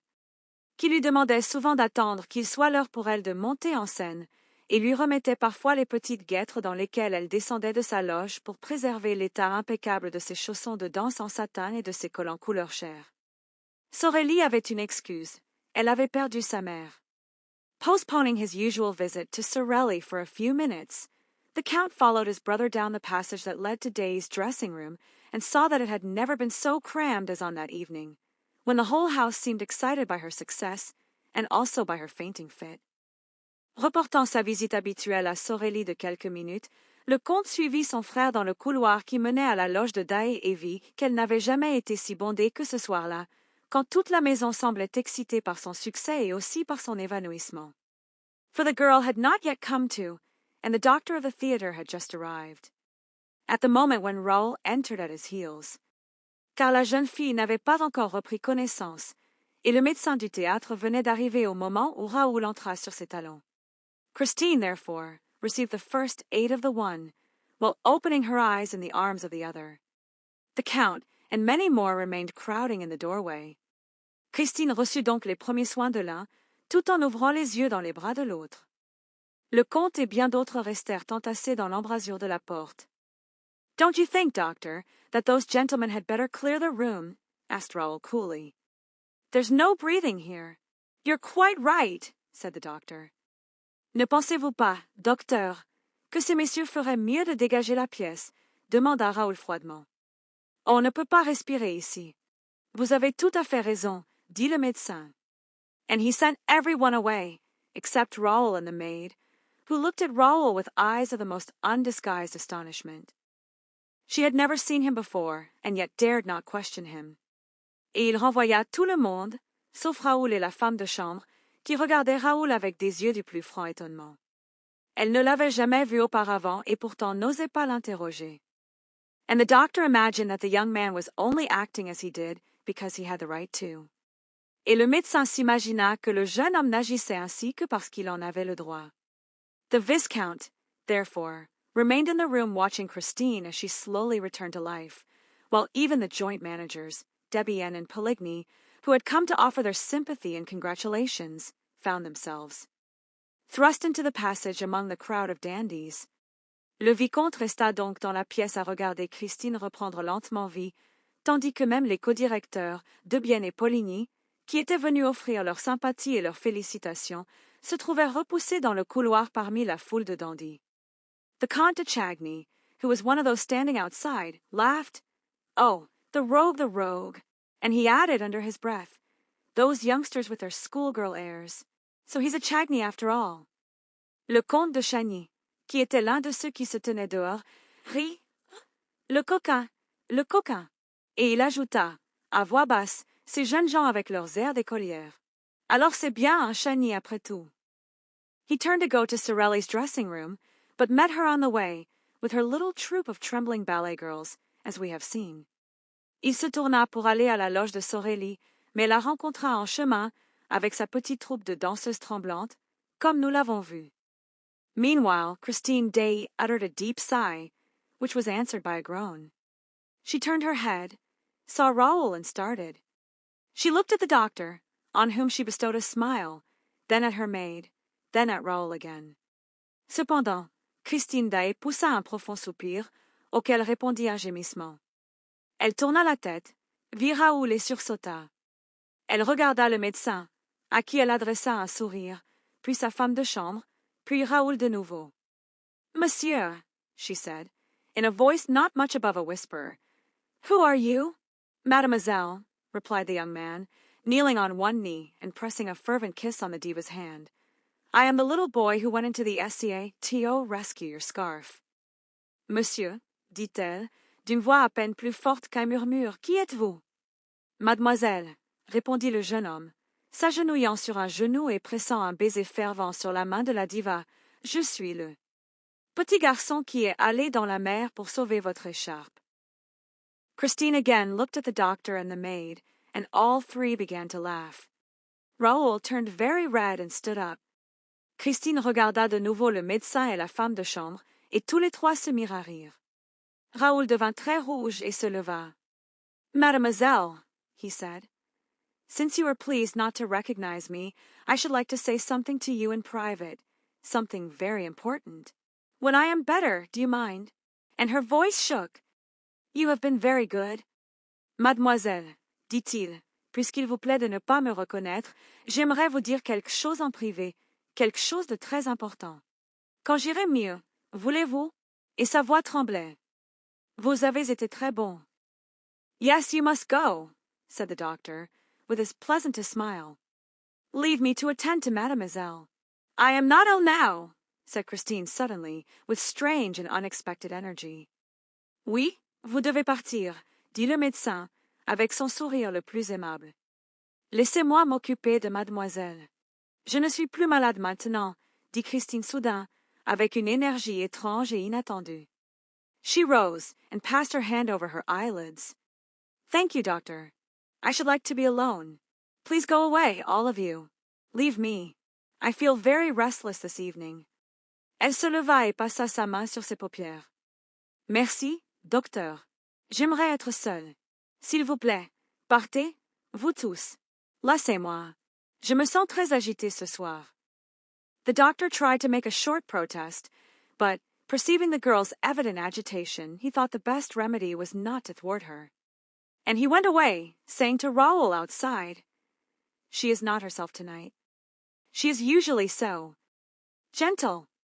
Le médecin essaya de faire une courte protestation, mais, percevant l'agitation évidente de la jeune fille, il pensa que le meilleur remède était de ne pas la contrarier.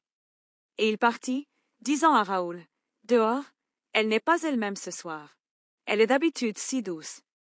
Then he said good night, and Raoul was left alone. The whole of this part of the theater was now deserted. The farewell ceremony was no doubt taking place in the foyer of the ballet. Puis il dit bonne nuit et Raoul resta seul. Toute cette partie du théâtre était maintenant déserte. La cérémonie d'adieu avait sans doute lieu dans le foyer du ballet. Raoul thought that Daaé might go to it, and he waited in the silent solitude, even hiding in the favoring shadow of a doorway. He felt a terrible pain at his heart, and it was of this that he wanted to speak to Daaé without delay. Raoul pensa que Daaé pourrait s'y rendre et il attendit dans la solitude silencieuse, se cachant même dans l'ombre favorable d'une embrasure de porte. Il ressentait une terrible douleur au cœur et c'était de cela qu'il voulait parler à Daaé sans délai. Suddenly the dressing-room door opened, and the maid came out by herself, carrying bundles. He stopped her and asked how her mistress was. The woman laughed and said that she was quite well, but that he must not disturb her, for she wished to be left alone. And she passed on. Soudain la porte de la loge s'ouvrit et la femme de chambre sortit seule, portant des paquets. Il l'arrêta et demanda comment allait sa maîtresse. La femme rit et dit qu'elle allait très bien, mais qu'il ne devait pas la déranger, car elle souhaitait rester seule. Et elle passa son chemin. One idea alone filled Raoul's burning brain. Of course, Daaé wished to be left alone for him. Had he not told her that he wanted to speak to her privately? Une seule idée remplissait le cerveau brûlant de Raoul. Bien sûr, Daaé souhaitait rester seule pour lui. Ne lui avait-il pas dit qu'il voulait lui parler en privé? Hardly breathing, he went up to the dressing-room and, with his ear to the door to catch her reply, prepared to knock. But his hand dropped. He had heard a man's voice in the dressing-room, saying, in a curiously masterful tone, "Christine, you must love me." Respirant à peine, il s'approcha de la loge, l'oreille contre la porte pour saisir sa réponse, se prépara à frapper. Mais à ses mains retomba. Il avait entendu une voix d'homme dans la loge, disant, d'un ton curieusement impérieux, "Christine, vous devez m'aimer." And Christine's voice, infinitely sad and trembling, as though accompanied by tears, replied, "How can you talk like that, when I sing only for you?" Et la voix de Christine, infiniment triste et tremblante, comme accompagnée de larmes, répondit, "Comment pouvez-vous parler ainsi, quand je ne chante que pour vous?" Raoul leaned against the panel to ease his pain. His heart, which had seemed gone forever, returned to his breast and was throbbing loudly. The whole passage echoed with its beating, and Raoul's ears were deafened. Raoul s'appuya contre le panneau pour soulager sa douleur. Son cœur, qui avait semblé parti pour toujours, revint dans sa poitrine et battait fort. Tout le couloir résonnait de ses battements et les oreilles de Raoul étaient assourdies. Surely, if his heart continued to make such a noise, they would hear it inside. They would open the door, and the young man would be turned away in disgrace. What a position for a Chagny! To be caught listening behind a door. Sûrement, si son cœur continuait à faire un tel bruit, il l'entendrait à l'intérieur, ils ouvriraient la porte et le jeune homme serait renvoyé en disgrâce. Quelle position pour un Chagny! Être pris à écouter derrière une porte. He took his heart in his two hands to make it stop. The man's voice spoke again. Are you very tired? Oh, tonight I gave you my soul and I am dead. Christine replied. Il prit son cœur dans ses deux mains pour le faire s'arrêter. La voix d'homme parla de nouveau. Êtes-vous très fatigué? Oh, ce soir je vous ai donné mon âme et je suis morte, répondit Christine. Your soul is a beautiful thing, child, replied the grave man's voice, and I thank you. No emperor ever received so fair a gift. The angels wept tonight. Votre âme est une belle chose, enfant, répondit la voix grave de l'homme, et je vous remercie. Aucun empereur n'a jamais reçu un si beau don. Les anges ont pleuré ce soir. Raoul heard nothing after that. Nevertheless, he did not go away, but, as though he feared lest he should be caught, he returned to his dark corner, determined to wait for the man to leave the room. Raoul n'entendit rien après cela. Néanmoins, il ne partit pas, mais, comme s'il craignait d'être pris, il retourna dans son coin sombre, déterminé à attendre que l'homme quitte la pièce. At one and the same time, he had learned what love meant and hatred. He knew that he loved. He wanted to know whom he hated. À la fois, il avait appris ce que signifiait l'amour et la haine. Il savait qu'il aimait. Il voulait savoir qui il haïssait. To his great astonishment, the door opened and Christine Daaé appeared, wrapped in furs, with her face hidden in a lace veil alone. She closed the door behind her, but Raoul observed that she did not lock it. À sa grande stupéfaction, la porte s'ouvrit et Christine Daaé apparut, enveloppée de fourrure, le visage caché dans un voile de dentelle. Seule. Elle ferma la porte derrière elle, mais Raoul observa qu'elle ne la verrouilla pas. She passed him. He did not even follow her with his eyes, for his eyes were fixed on the door, which did not open again. Elle passa devant lui. Il ne la suivit même pas des yeux, car ses yeux étaient fixés sur la porte qui ne se rouvrit pas. When the passage was once more deserted, he crossed it, opened the door of the dressing room, went in and shut the door. He found himself in absolute darkness. The gas had been turned out. Quand le couloir fut de nouveau désert, il le traversa, ouvrit la porte de la loge, entra et ferma la porte. Il se trouva dans l'obscurité absolue. Le gaz avait été éteint. There is someone here, said Raoul, with his back against the closed door and a quivering voice. What are you hiding for? All was darkness and silence. Raoul heard only the sound of his own breathing. Il y a quelqu'un ici, dit Raoul, le dos contre la porte fermée, d'une voix tremblante. Pourquoi vous cachez-vous? Tout était ténèbres et silence. Raoul n'entendait que le bruit de sa propre respiration. He quite failed to see that the indiscretion of his conduct was exceeding all bounds. You shan't leave this until I let you, he exclaimed. If you don't answer, you are a coward, but I'll expose you. Il ne réussit pas du tout à voir que l'indiscrétion de sa conduite dépassait toutes les bornes. Vous ne sortirez pas d'ici avant que je vous le permette, s'exclama-il. Si vous ne répondez pas, vous êtes un lâche, mais je vous démasquerai. And he struck a match. The blaze lit up the room. There was no one in the room.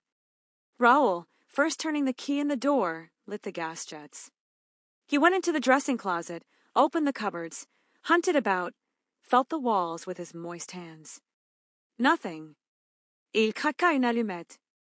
La flamme éclaira la pièce. Il n'y avait personne dans la pièce. Raoul, tournant d'abord la clé dans la porte, alluma les becs de gaz. Il entra dans le cabinet de toilette, ouvrit les armoires, fouilla partout, tâta les murs de ses mains moites. Rien. Look here, he said aloud. Am I going mad? He stood for 10 minutes, listening to the gas flaring in the silence of the empty room. Lover though he was, he did not even think of stealing a ribbon that would have given him the perfume of the woman he loved. Voyons, dit-il, à haute voix. Est-ce que je deviens fou? Il resta 10 minutes debout à écouter le gaz qui flambait dans le silence de la pièce vide. Amoureux qu'il était, il ne pensa même pas à voler un ruban qui lui aurait donné le parfum de la femme qu'il aimait. He went out, not knowing what he was doing nor where he was going. At a given moment in his wayward progress, an icy draft struck him in the face. He found himself at the bottom of a staircase, down which, behind him, a procession of workmen were carrying a sort of stretcher covered with a white sheet. Il sortit, ne sachant ce qu'il faisait ni où il allait. À un moment donné de sa progression capricieuse, un courant d'air glacé lui frappa le visage. Il se trouva au bas d'un escalier, que descendait, derrière lui, une procession d'ouvriers portant une sorte de brancard recouvert d'un drap blanc. "Which is the way out, please?" he asked of one of the men. "Straight in front of you, the door is open. But let us pass." Pointing to the stretcher, he asked mechanically, "What's that?" "Quel est le chemin de la sortie, s'il vous plaît?" demanda-t-il à l'un des hommes. "Tout droit devant vous, la porte est ouverte. Mais laissez-nous passer." Montrant le brancard, il demanda machinalement, "Qu'est-ce que c'est?" The workman answered, "That is Joseph Bouquet, who was found in the third cellar, hanging between a farmhouse and a scene from the ROI de Lahore. He took off his hat, fell back to make room for the procession, and went out." Les ouvriers répondirent, "Ça c'est Joseph Bouquet, qu'on a trouvé dans la troisième cave, pendu entre une ferme et un décor du roi des Lahore." Il ôta son chapeau, recula pour faire place à la procession et sortit. During this time, the farewell ceremony was taking place. I have already said that this magnificent function was being given on the occasion of the retirement of M. Debienne and M. Poligny, who had determined to die game, as we say nowadays. Pendant ce temps, la cérémonie d'adieu avait lieu. J'ai déjà dit que cette magnifique fonction était donnée à l'occasion de la retraite de M. Debienne et M. Poligny, qui avaient décidé de bien finir, comme on dit de nos jours. They had been assisted in the realization of their ideal, though melancholy, programmed by all that counted in the social and artistic world of Paris. Ils avaient été assistés dans la réalisation de leur programme idéal, quoique mélancolique, par tout ce qui comptait dans le monde social et artistique de Paris. All these people met, after the performance, in the foyer of the ballet, where Sorelli waited for the arrival of the retiring managers with a glass of champagne in her hand and a little prepared speech at the tip of her tongue. Toutes ces personnes se retrouvèrent, après la représentation, dans le foyer du ballet, où Sorelli attendait l'arrivée des directeurs sortants avec un verre de champagne à la main et un petit discours préparé sur le bout de la langue. Behind her, the members of the corps de ballet, young and old, discussed the events of the day in whispers or exchanged discreet signals with their friends, a noisy crowd of whom surrounded the supper tables arranged along the slanting floor. Derrière elle, les membres du corps de ballet, jeunes et vieux, discutaient les événements du jour à voix basse ou échangeaient des signaux discrets avec leurs amis, une foule bruyante qui entourait les tables de souper disposées le long du plancher incliné. A few of the dancers had already changed into ordinary dress, but most of them wore their skirts of gossamer gauze, and all had thought it the right thing to put on a special face for the occasion. Quelques-unes des danseuses avaient déjà revêtu des tenues ordinaires, mais la plupart portaient leurs jupes de gaze vaporeuse, et toutes avaient pensé qu'il convenait de prendre un air spécial pour l'occasion. All, that is, except little Jams, whose 15 summers, happy age, seemed already to have forgotten the ghost and the death of Joseph Bouquet. She never ceased to laugh and chatter, to hop about and play practical jokes, until M. Debienne and Poligny appeared on the steps of the foyer, when she was severely called to order by the impatient Sorelli. Toutes, c'est-à-dire, sauf la petite Jam, dont les 15 printemps, heureux âge, semblaient avoir déjà oublié le fantôme et la mort de Joseph Bouquet. Elle ne cessait de rire et de bavarder, de sautiller et de faire des farces, jusqu'à ce que M. Debienne et Poligny apparurent sur les marches du foyer, quand elle fut sévèrement rappelée à l'ordre par Sorelli impatiente. Everybody remarked that the retiring managers looked cheerful, as is the Paris way. None will ever be a true Parisian who has not learned to wear a mask of gaiety over his sorrows, and one of sadness, boredom or indifference over his inward joy. Tout le monde remarqua que les directeurs sortants avaient l'air enjoués, comme c'est la manière parisienne. Nul ne sera jamais un vrai Parisien qui n'a pas appris à porter un masque de gaieté sur ses chagrins et un de tristesse, d'ennui ou d'indifférence sur sa joie intérieure.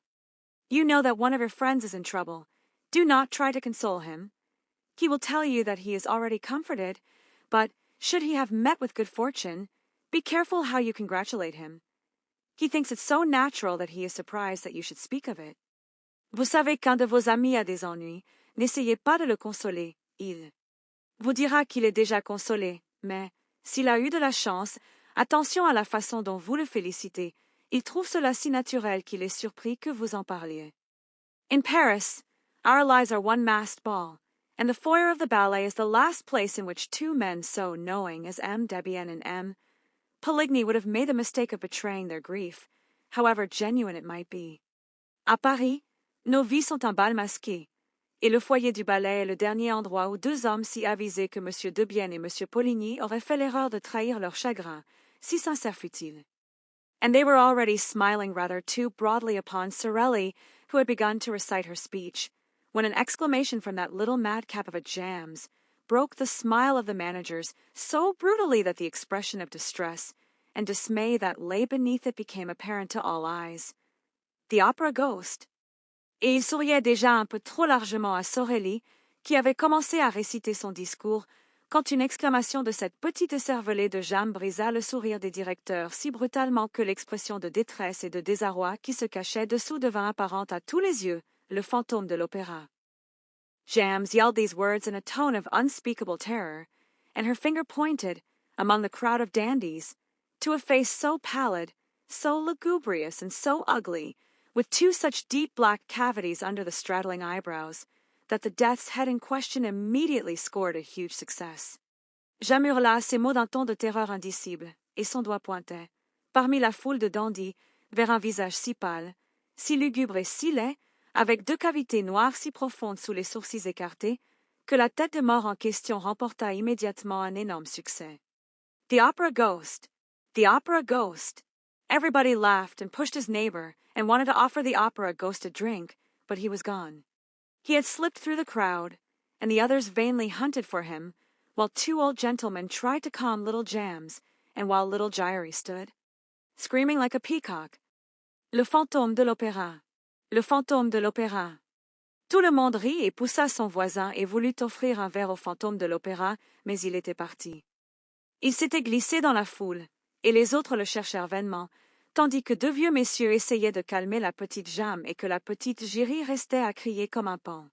Sorelli was furious. She had not been able to finish her speech. The managers had kissed her, thanked her and run away as fast as the ghost himself. Sorelli était furieuse. Elle n'avait pas pu finir son discours. Les directeurs l'avaient embrassée, remerciée et s'étaient enfuis aussi vite que le fantôme lui-même. No one was surprised at this, for it was known that they were to go through the same ceremony on the floor above, in the foyer of the singers, and that finally they were themselves to receive their personal friends, for the last time, in the great lobby outside the manager's office, where a regular supper would be served. Personne ne fut surpris de cela, car on savait qu'ils devaient passer par la même cérémonie à l'étage au-dessus, dans le foyer des chanteurs, et qu'enfin ils devaient eux-mêmes recevoir leurs amis personnels, pour la dernière fois, dans le grand hall devant le bureau des directeurs, où un vrai souper serait servi. Here they found the new managers, M. Armand Moncharmin, and M. Furman Richard, whom they hardly knew. Nevertheless, they were lavish in protestations of friendship, and received 1,000 flattering compliments in reply, so that those of the guests who had feared that they had a rather tedious evening in store for them at once put on brighter faces. Là ils trouvèrent les nouveaux directeurs, M. Armand Moncharmin et M. Firmin Richard, qu'ils connaissaient à peine. Néanmoins, ils furent prodigues en protestations d'amitié et reçurent 1000 compliments flatteurs en réponse, si bien que ceux des invités qui avaient craint d'avoir une soirée plutôt ennuyeuse en perspective prirent aussitôt des visages plus souriants. The supper was almost gay, and a particularly clever speech of the representative of the government, mingling the glories of the past with the successes of the future, caused the greatest cordiality to prevail. Le souper fut presque gai et un discours particulièrement habile du représentant du gouvernement, mêlant les gloires du passé au succès de l'avenir, fit régner la plus grande cordialité. The retiring managers had already handed over to their successors the 2 tiny master keys which opened all the doors, thousands of doors of the opera house. Les directeurs sortants avaient déjà remis à leurs successeurs les 2 petites clés maîtresses qui ouvraient toutes les portes, des milliers de portes, de l'opéra. And those little keys, the object of general curiosity, were being passed from hand to hand when the attention of some of the guests was diverted by their discovery, at the end of the table, of that strange, wan and fantastic face with the hollow eyes, which had already appeared in the foyer of the ballet and been greeted by little Jam's exclamation, "The opera ghost!" Et ces petites clés, objets de curiosité générale, passaient de main en main, quand l'attention de quelques-uns des invités fut détournée par leur découverte, au bout de la table, de ce visage étrange, blême et fantastique, aux yeux creux, qui avait déjà paru dans le foyer du ballet et avait été salué par l'exclamation de la petite Jam, le fantôme de l'opéra. There sat the ghost, as natural as could be, except that he neither ate nor drank. Those who began by looking at him with a smile ended by turning away their heads, for the sight of him at once provoked the most funereal thoughts. Là était assis le fantôme, aussi naturel que possible, sauf qu'il ne mangeait ni ne buvait. Ceux qui commencèrent par le regarder avec un sourire finirent par détourner la tête, car sa vue provoquait aussitôt les pensées les plus funèbres. No one repeated the joke of the foyer, no one exclaimed, "There's the opera." Ghost. He himself did not speak a word, and his very neighbors could not have stated at what precise moment he had sat down between them. Personne ne répéta la plaisanterie du foyer, personne ne s'exclama « Voilà le fantôme de l'opéra ». Lui-même ne prononça pas un mot et ses voisins immédiats n'auraient pu dire à quel moment précis s'étaient assis entre eux. But everyone felt that if the dead did ever come and sit at the table of the living, they could not cut a more ghastly figure. Mais tout le monde sentait que si les morts venaient jamais s'asseoir à la table des vivants, ils ne pourraient faire plus sinistre figure. The friends of Firmin Richard and Armand Moncharmin thought that this lean and skinny guest was an acquaintance of Debienne's or Poligny's, while Debienne's and Poligny's friends believed that the cadaverous individual belonged to Firmin Richard and Armand Moncharmin's party. Les amis de Firmin Richard et d'Armand Moncharmin pensaient que cet invité maigre et décharné était une connaissance de Debienne ou de Poligny, tandis que les amis de Debienne et de Poligny croyaient que l'individu cadavérique appartenait au groupe de Firmin Richard et d'Armand Moncharmin.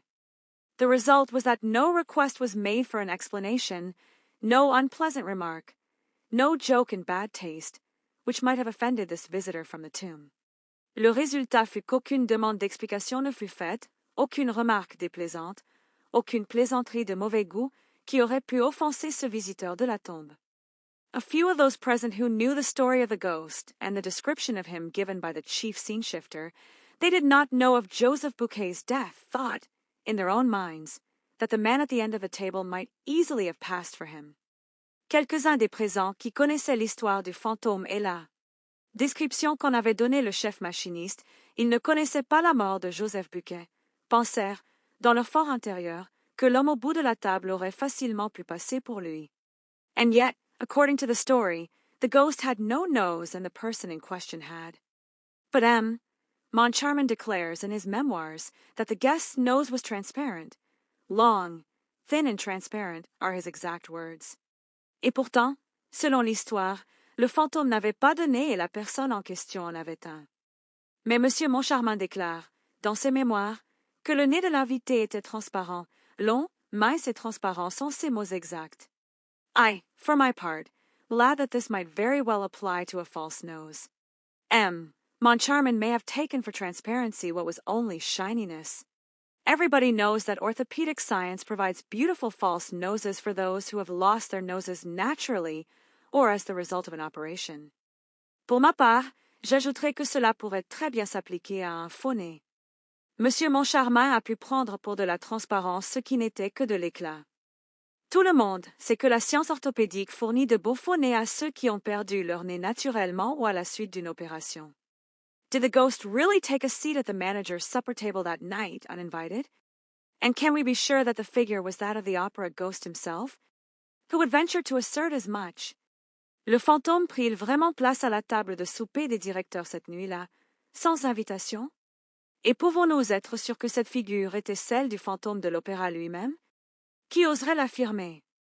I mention the incident, not because I wish for a second to make the reader believe, or even to try to make him believe, that the ghost was capable of such a sublime piece of impudence, but because, after all, the thing is impossible.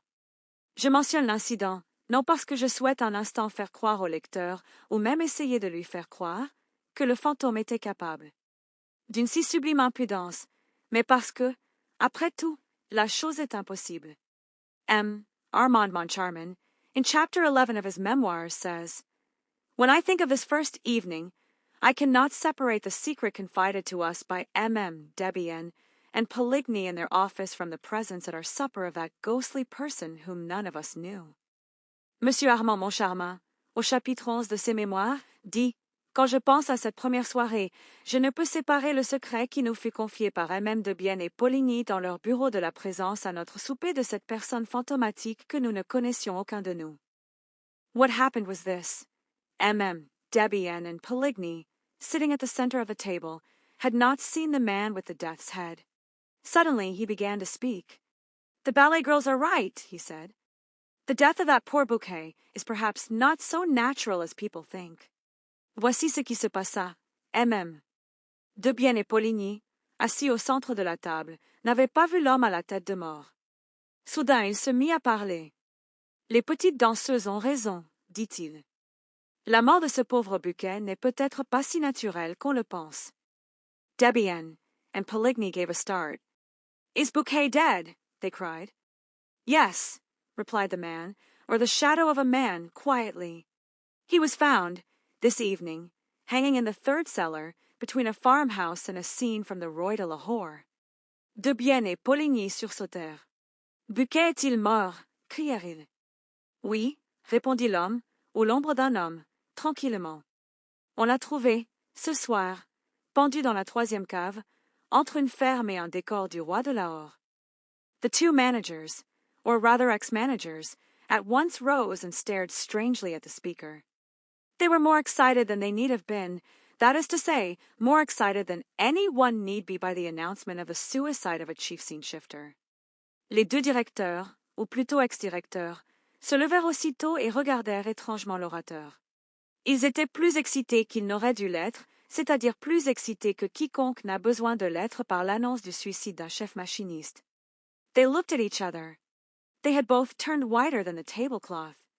At last, Debienne made a sign to Richard and Moncharmin. Poligny muttered a few words of excuse to the guests, and all four went into the manager's office. Ils se regardèrent. Ils étaient tous deux devenus plus blancs que la nappe. Enfin, Debienne fit un signe à Richard et Moncharmin, Poligny marmonna quelques mots d'excuse aux invités, et tous les quatre entrèrent dans le bureau des directeurs. I leave Moncharmin to complete the story. In his memoirs, he says, Debienne and Poligny seemed to grow more and more excited, and they appeared to have something very difficult to tell us. Je laisse Monsieur Moncharmin terminer l'histoire. Dans ses mémoires, il dit, Debienne et Poligny semblaient devenir de plus en plus excités, et ils paraissaient avoir quelque chose de très difficile à nous dire. First, they asked us if we knew the man, sitting at the end of the table, who had told them of the death of Joseph Bouquet, and when we answered in the negative, they looked still more concerned. D'abord, ils nous demandèrent si nous connaissions l'homme, assis au bout de la table, qui leur avait annoncé la mort de Joseph Bouquet, et, quand nous répondîmes par la négative, ils parurent encore plus inquiets. They took the master keys from our hands, stared at them for a moment, and advised us to have new locks made, with the greatest secrecy, for the rooms, closets and presses that we might wish to have hermetically closed. Ils reprirent les clés maîtresses de nos mains, les regardèrent un moment et nous conseillèrent de faire de nouvelles serrures, dans le plus grand secret, pour les pièces, placards et armoires que nous pourrions souhaiter. Fermés hermétiquement. They said this so funnily that we began to laugh, and to ask if there were thieves at the opera. They replied that there was something worse, which was the ghost. Ils dirent cela si drôlement que nous commençâmes à rire et à demander s'il y avait des voleurs à l'opéra. Ils répondirent qu'il y avait quelque chose de pire, qui était le fantôme. We began to laugh again, feeling sure that they were indulging in some joke that was intended to crown our little entertainment. Then, at their request, we became serious, resolving to humor them and to enter into the spirit of the game. Nous recommençâmes à rire, étant sûr qu'il se livrait à quelques plaisanteries destinées à couronner notre petit divertissement. Puis, à leur demande, nous devînmes sérieux, résolvant de les ménager et d'entrer dans l'esprit du jeu. They told us that they never would have spoken to us of the ghost, if they had not received formal orders from the ghost himself to ask us to be pleasant to him and to grant any requests that he might make. Ils nous dirent qu'ils n'auraient jamais parlé du fantôme, s'ils n'avaient reçu des ordres formels du fantôme lui-même de nous demander d'être aimables avec lui et d'accorder toute demande qu'il pourrait faire. However, in their relief at leaving a domain where that tyrannical shade held sway, they had hesitated until the last moment to tell us this curious story, which our skeptical minds were certainly not prepared to entertain.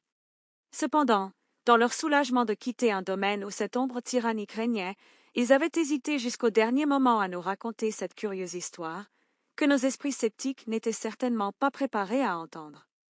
But the announcement of the death of Joseph Bouquet had served them as a brutal reminder that, whenever they had disregarded the ghost's wishes, some fantastic or disastrous event had brought them to a sense of their dependence.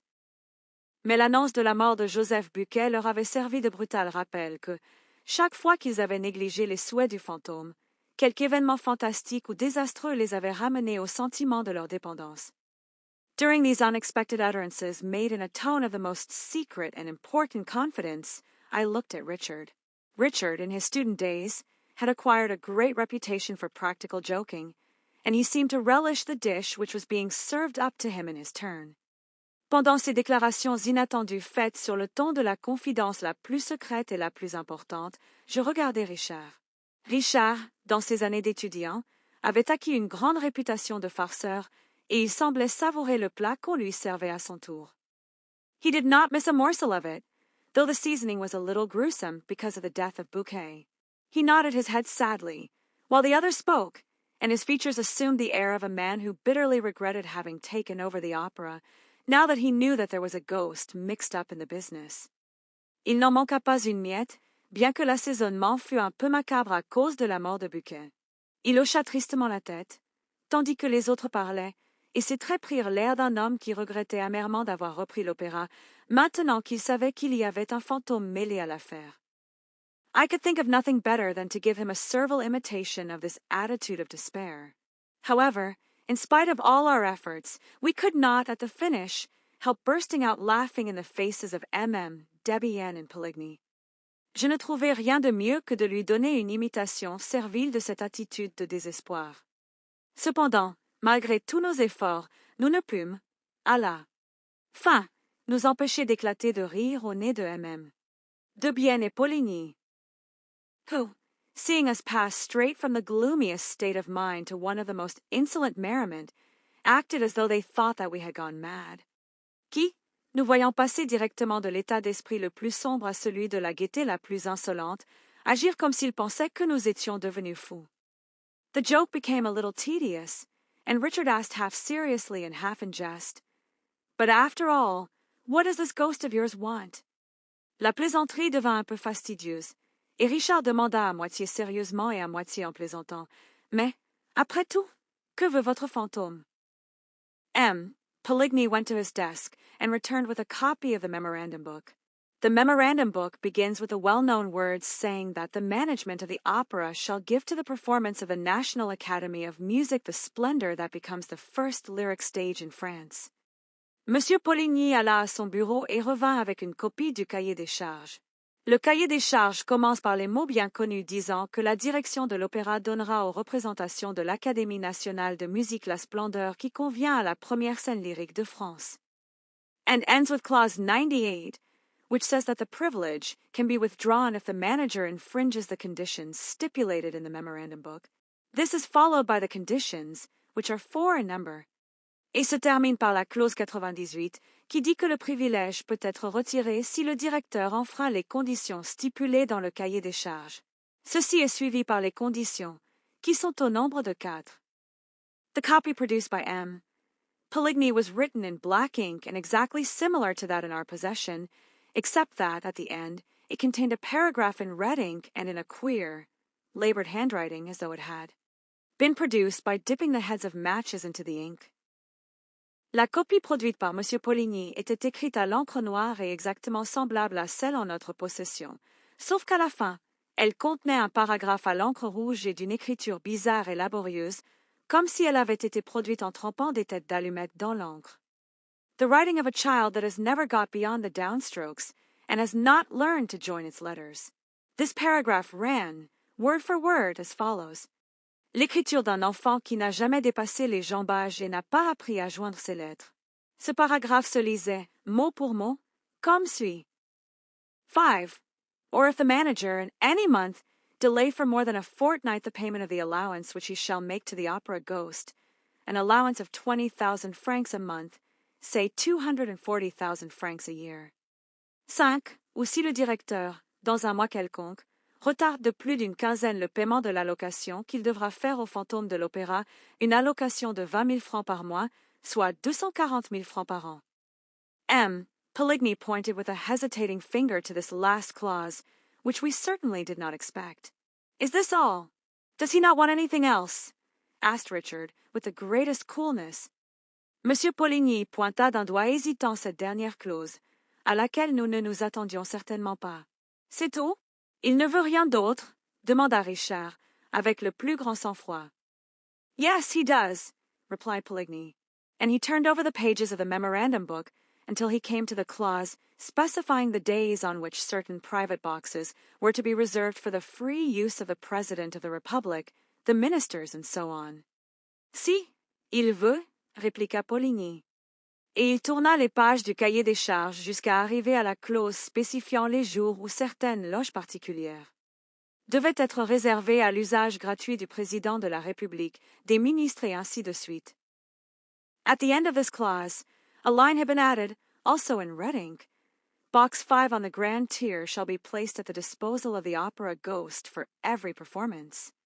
À la fin de cette clause, une ligne avait été ajoutée, également à l'encre rouge. La loge 5 du grand étage sera mise à la disposition du fantôme de l'opéra pour chaque représentation.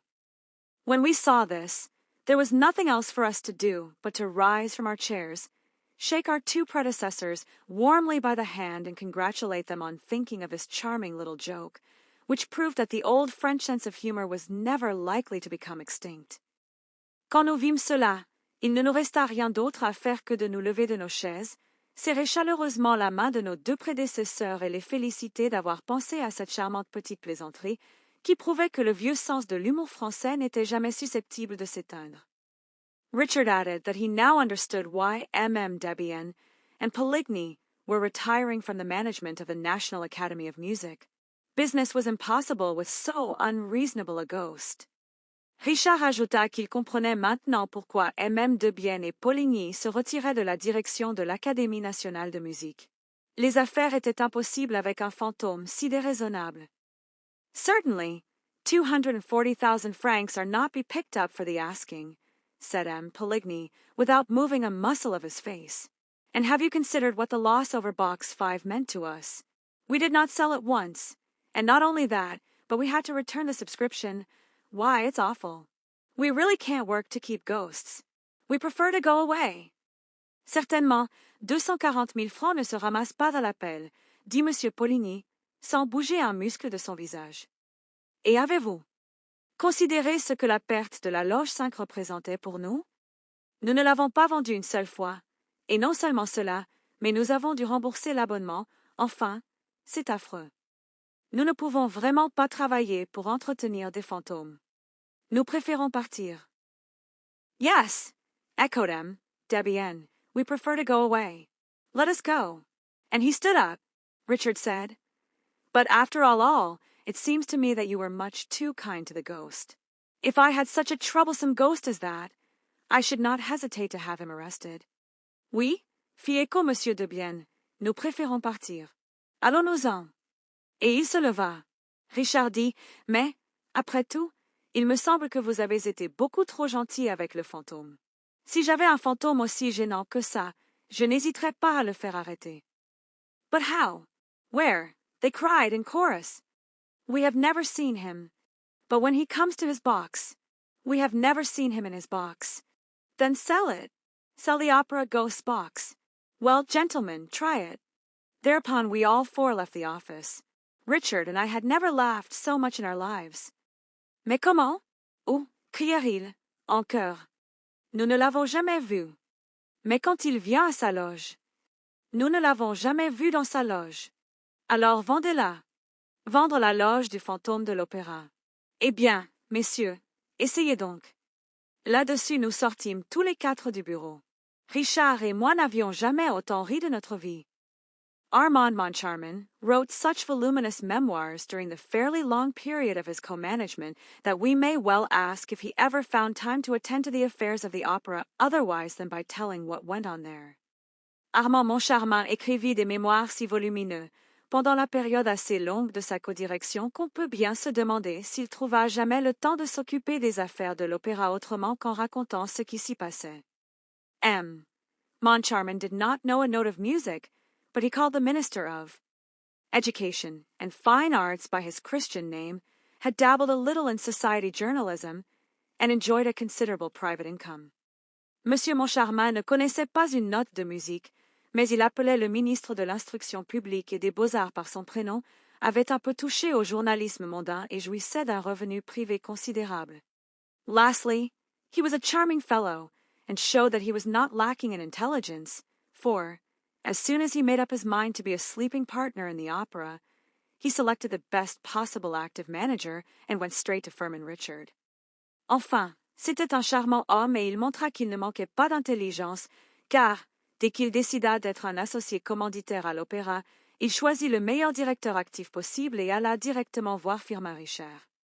Firmin Richard was a very distinguished composer who had published a number of successful pieces of all kinds and who liked nearly every form of music and every sort of musician.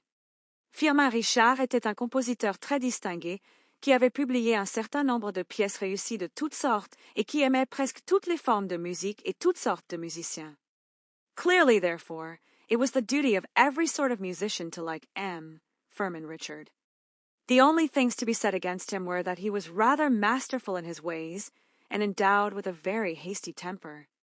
Clairement, par conséquent, c'était le devoir de toutes sortes de musiciens d'aimer Monsieur Firmin Richard. Les seules choses à dire contre lui étaient qu'il était plutôt autoritaire dans ses manières et doté d'un tempérament très vif. The first few days which the partners spent at the opera were given over to the delight of finding themselves the head of so magnificent an enterprise, and they had forgotten all about that curious, fantastic story of the ghost, when an incident occurred that proved to them that the joke, if joke it were, was not over. Les premiers jours que les associés passèrent à l'opéra furent consacrés au plaisir de se trouver à la tête d'une si magnifique entreprise, et ils avaient tout oublié de cette curieuse et fantastique histoire du fantôme, quand un incident survint qui leur prouva que la plaisanterie, si plaisanterie il y avait, n'était pas terminée. Firmin Richard reached his office that morning at 11 o'clock. His secretary, M. Remy, showed him half a dozen letters which he had not opened because they were marked private. Monsieur Firmin Richard arriva à son bureau ce matin-là à 11 heures. Son secrétaire, Monsieur Rémy, lui montra une demi-douzaine de lettres qu'il n'avait pas ouvertes parce qu'elles étaient marquées personnelles. One of the letters had at once attracted Richard's attention, not only because the envelope was addressed in red ink, but because he seemed to have seen the writing before. Une des lettres avait aussitôt attiré l'attention de Richard, non seulement parce que l'enveloppe était adressée à l'encre rouge, mais parce qu'il lui semblait avoir déjà vu cette écriture. He soon remembered that it was the red handwriting in which the memorandum book had been so curiously completed. He recognized the clumsy childish hand. He opened the letter and read. Il se souvint bientôt que c'était l'écriture rouge dans laquelle le cahier des charges avait été si curieusement complété. Il reconnut l'écriture enfantine et maladroite. Il ouvrit la lettre et lut. Dear Mr. Manager, I am sorry to have to trouble you at a time when you must be so very busy renewing important engagements, signing fresh ones, and generally displaying your excellent taste. Cher Monsieur le Directeur, je suis désolé de devoir vous déranger à un moment où vous devez être si occupé, renouvelant d'importants engagements, en signant de nouveaux et montrant généralement votre excellent goût. I know what you have done for Carlotta, Sorelli, and Little Jams, and for a few others whose admirable qualities of talent or genius you have suspected. Je sais ce que vous avez fait pour Carlotta, Sorelli et la petite Jam et pour quelques autres dont vous avez soupçonné les admirables qualités de talent ou de génie. Of course, when I use these words, I do not mean to apply them to La Carlotta, who sings like a squirt and who ought never to have been allowed to leave the Ambassadors and the Café Jacquin. Bien sûr, quand j'utilise ces mots, je ne veux pas les appliquer à la Carlotta, qui chante comme une seringue et qui n'aurait jamais dû être autorisée à quitter les Ambassadeurs et le Café Jacquin. Nor to La Sorelli, who owes her success mainly to the coach builders, nor to little Jams, who dances like a calf in a field, ni à la Sorelli, qui doit son succès principalement au carrossier, ni à la petite Jam, qui danse comme un veau dans un champ. And I am not speaking of Christine Daaé either, though her genius is certain, whereas your jealousy prevents her from creating any important part. Et je ne parle pas non plus de Christine Daaé, bien que son génie soit certain, alors que votre jalousie l'empêche de créer un rôle important. When all is said, you are free to conduct your little business as you think best, are you not? Tout compte fait, vous êtes libre de mener votre petite affaire comme vous l'entendez, n'est-ce pas? All the same, I should like to take advantage of the fact that you have not yet turned Christine Daaé out of doors by hearing her this evening in the part of Sibyl, as that of Margarita has been forbidden her since her triumph of the other evening. Tout de même, j'aimerais profiter du fait que vous n'avez pas encore mis Christine Daaé à la porte en l'entendant ce soir dans le rôle de Cybèle, puisque celui de Marguerite lui a été interdit depuis son triomphe de l'autre soir. And I will ask you not to dispose of my box today, nor on the following days, for I cannot end this letter without telling you how disagreeably surprised I have been once or twice to hear, on arriving at the opera, that my box had been sold at the box office by your orders. Et je vous demanderai de ne pas disposer de ma loge aujourd'hui ni les jours suivants, car je ne peux terminer cette lettre sans vous dire combien j'ai été désagréablement surpris une ou deux fois, en arrivant à l'opéra, d'apprendre que ma loge avait été vendue, au bureau de location, sur vos ordres.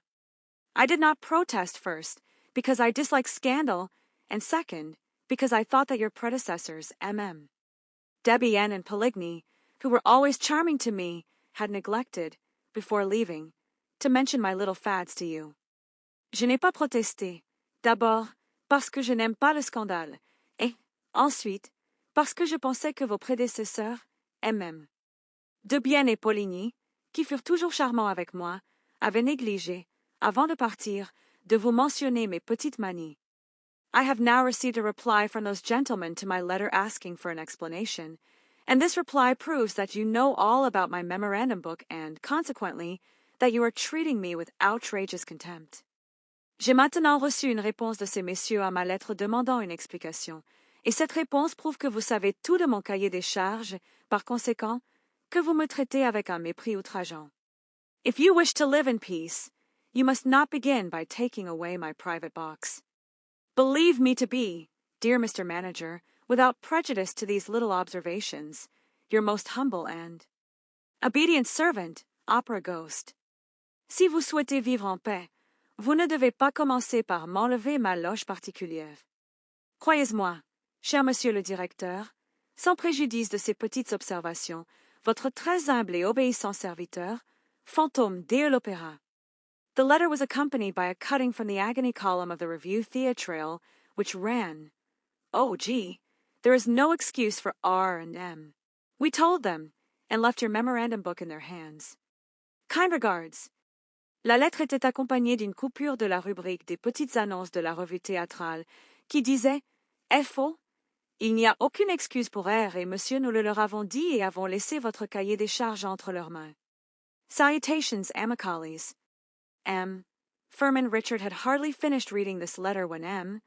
Armand Moncharmin entered, carrying one exactly similar. They looked at each other and burst out laughing. Monsieur Firmin Richard avait à peine fini de lire cette lettre quand Monsieur Armand Moncharmin entra, portant une lettre exactement semblable. Ils se regardèrent et éclatèrent de rire. "They are keeping up the joke," said M. Richard. "But I don't call it funny. What does it all mean?" asked M. Moncharmin. "Do they imagine that, because they have been managers of the opera, we are going to let them have a box for an indefinite period?" "Il continue la plaisanterie," dit Monsieur Richard, "mais je ne trouve pas ça drôle. Qu'est-ce que tout cela signifie?" demanda M. Moncharmin. "S'imagine-t-il que, Parce qu'ils ont été directeurs de l'opéra, nous allons leur laisser une loge pour une période indéfinie. I am not in the mood to let myself be laughed at long, said Firmin Richard. It's harmless enough, observed Armand Moncharmin. What is it they really want? A box for tonight? Je ne suis pas d'humeur à me laisser longtemps tourner en ridicule, dit Firmin Richard. C'est assez inoffensif, observa Armand Moncharmin. Que veulent-ils vraiment? Une loge pour ce soir? Firmin Richard told his secretary to send box 5 on the grand tier to Debienne and Poligny if it was not sold. It was not. It was sent off to them.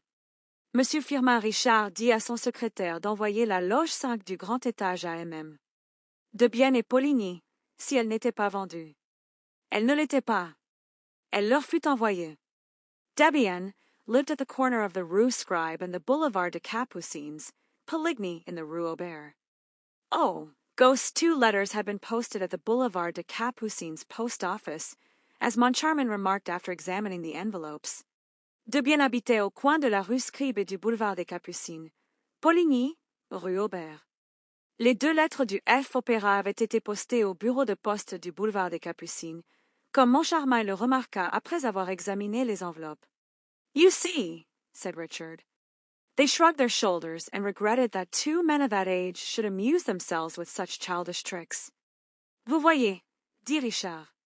Ils haussèrent les épaules et regrettèrent que 2 hommes de cet âge s'amusent avec de tels tours puérils. They might have been civil for all that, said Moncharmin. Did you notice how they treat us with regard to Carlotta, Sorelli, and Little Jams? Ils auraient pu être polis, malgré tout, dit Moncharmin. Avez-vous remarqué comment ils nous traitent en ce qui concerne Carlotta, Sorelli et la petite Jam? Why, my dear fellow, these 2 are mad with jealousy. To think that they went to the expense of an advertisement in the Revue Theatrale. Have they nothing better to do? Mais, mon cher ami, ces 2-là sont fous de jalousie. Pensez qu'ils sont allés jusqu'à payer une annonce dans la revue théâtrale. N'ont-ils rien de mieux à faire?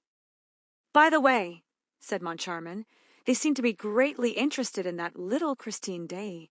You know as well as I do that she has the reputation of being quite good, said Richard. Au fait, dit Moncharmin, il semble s'intéresser beaucoup à cette petite Christine Daaé.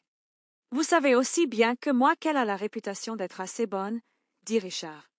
Reputations are easily obtained, replied Moncharmin. Haven't I a reputation for knowing all about music? And I don't know one key from another. Don't be afraid. You never had that reputation, Richard declared. Les réputations s'obtiennent facilement, répliqua Moncharmin. N'ai-je pas la réputation de tout connaître en musique, et je ne distingue pas une note d'une autre.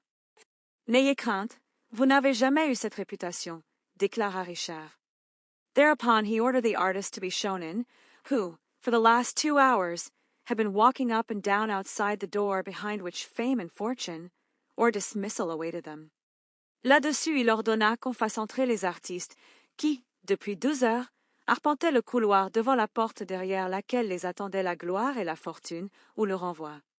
The whole day was spent in discussing, negotiating, signing or canceling contracts, and the 2 overworked managers went to bed early, without so much as casting a glance at box 5 to see whether Debienne and Poligny were enjoying the performance.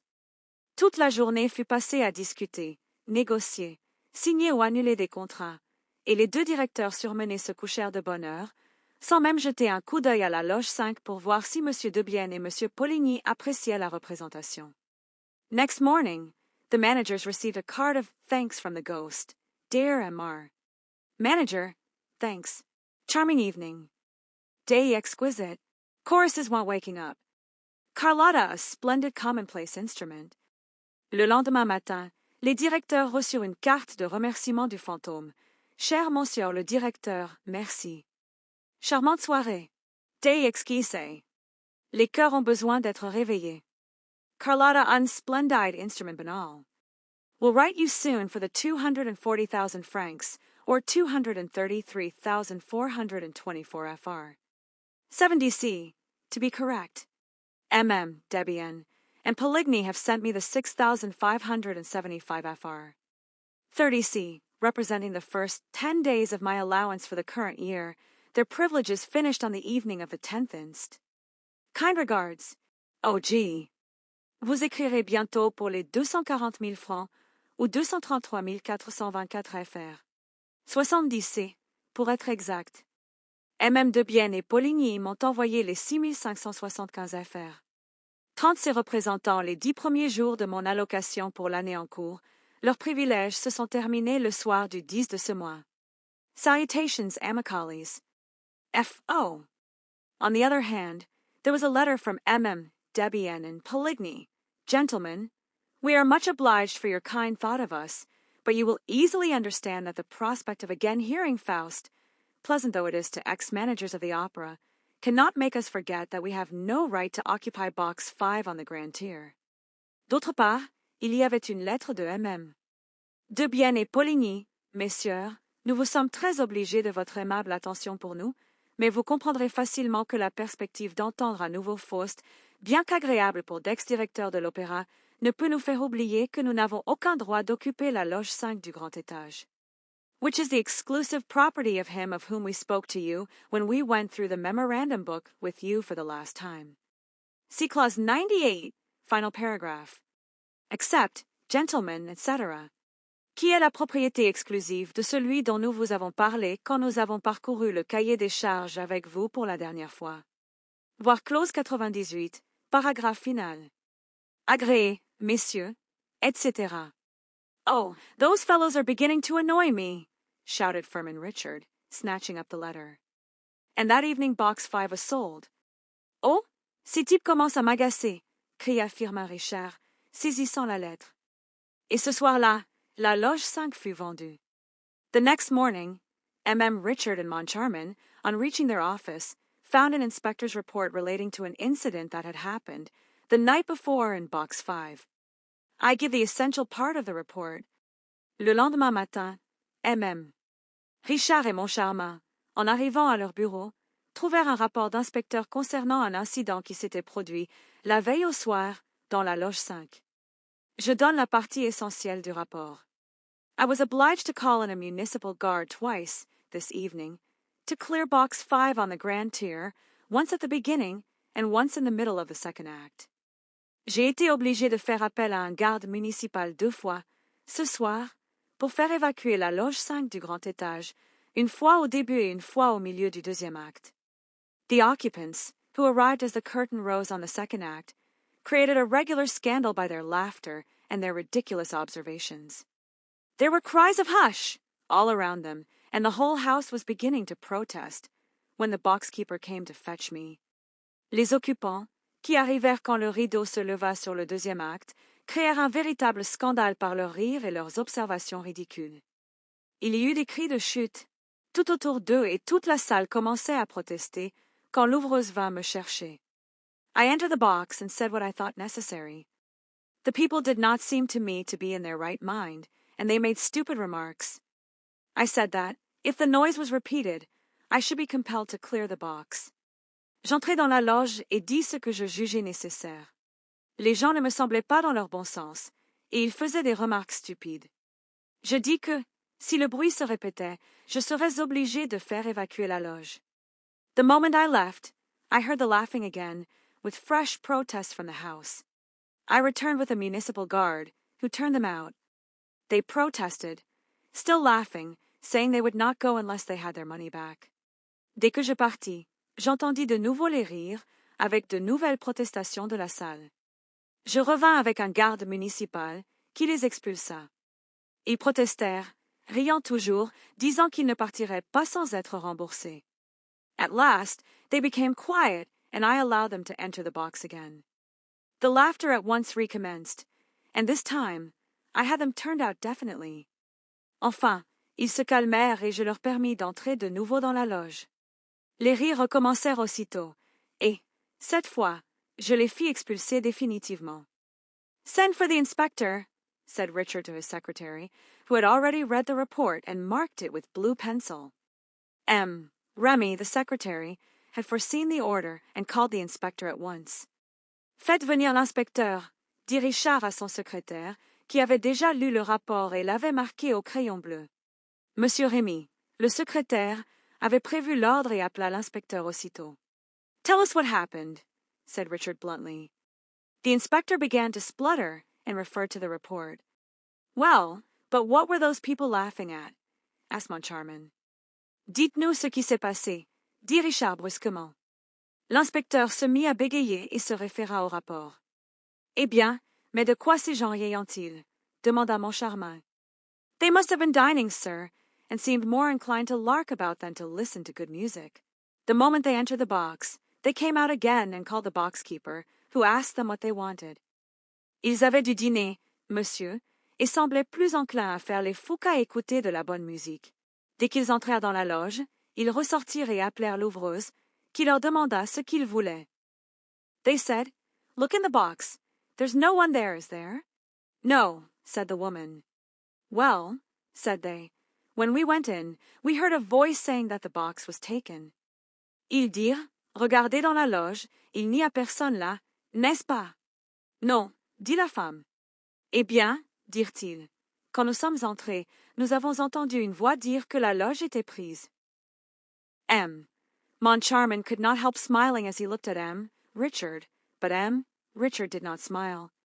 He himself had done too much in that way in his time not to recognize, in the inspector's story, all the marks of one of those practical jokes which begin by amusing and end by enraging the victims.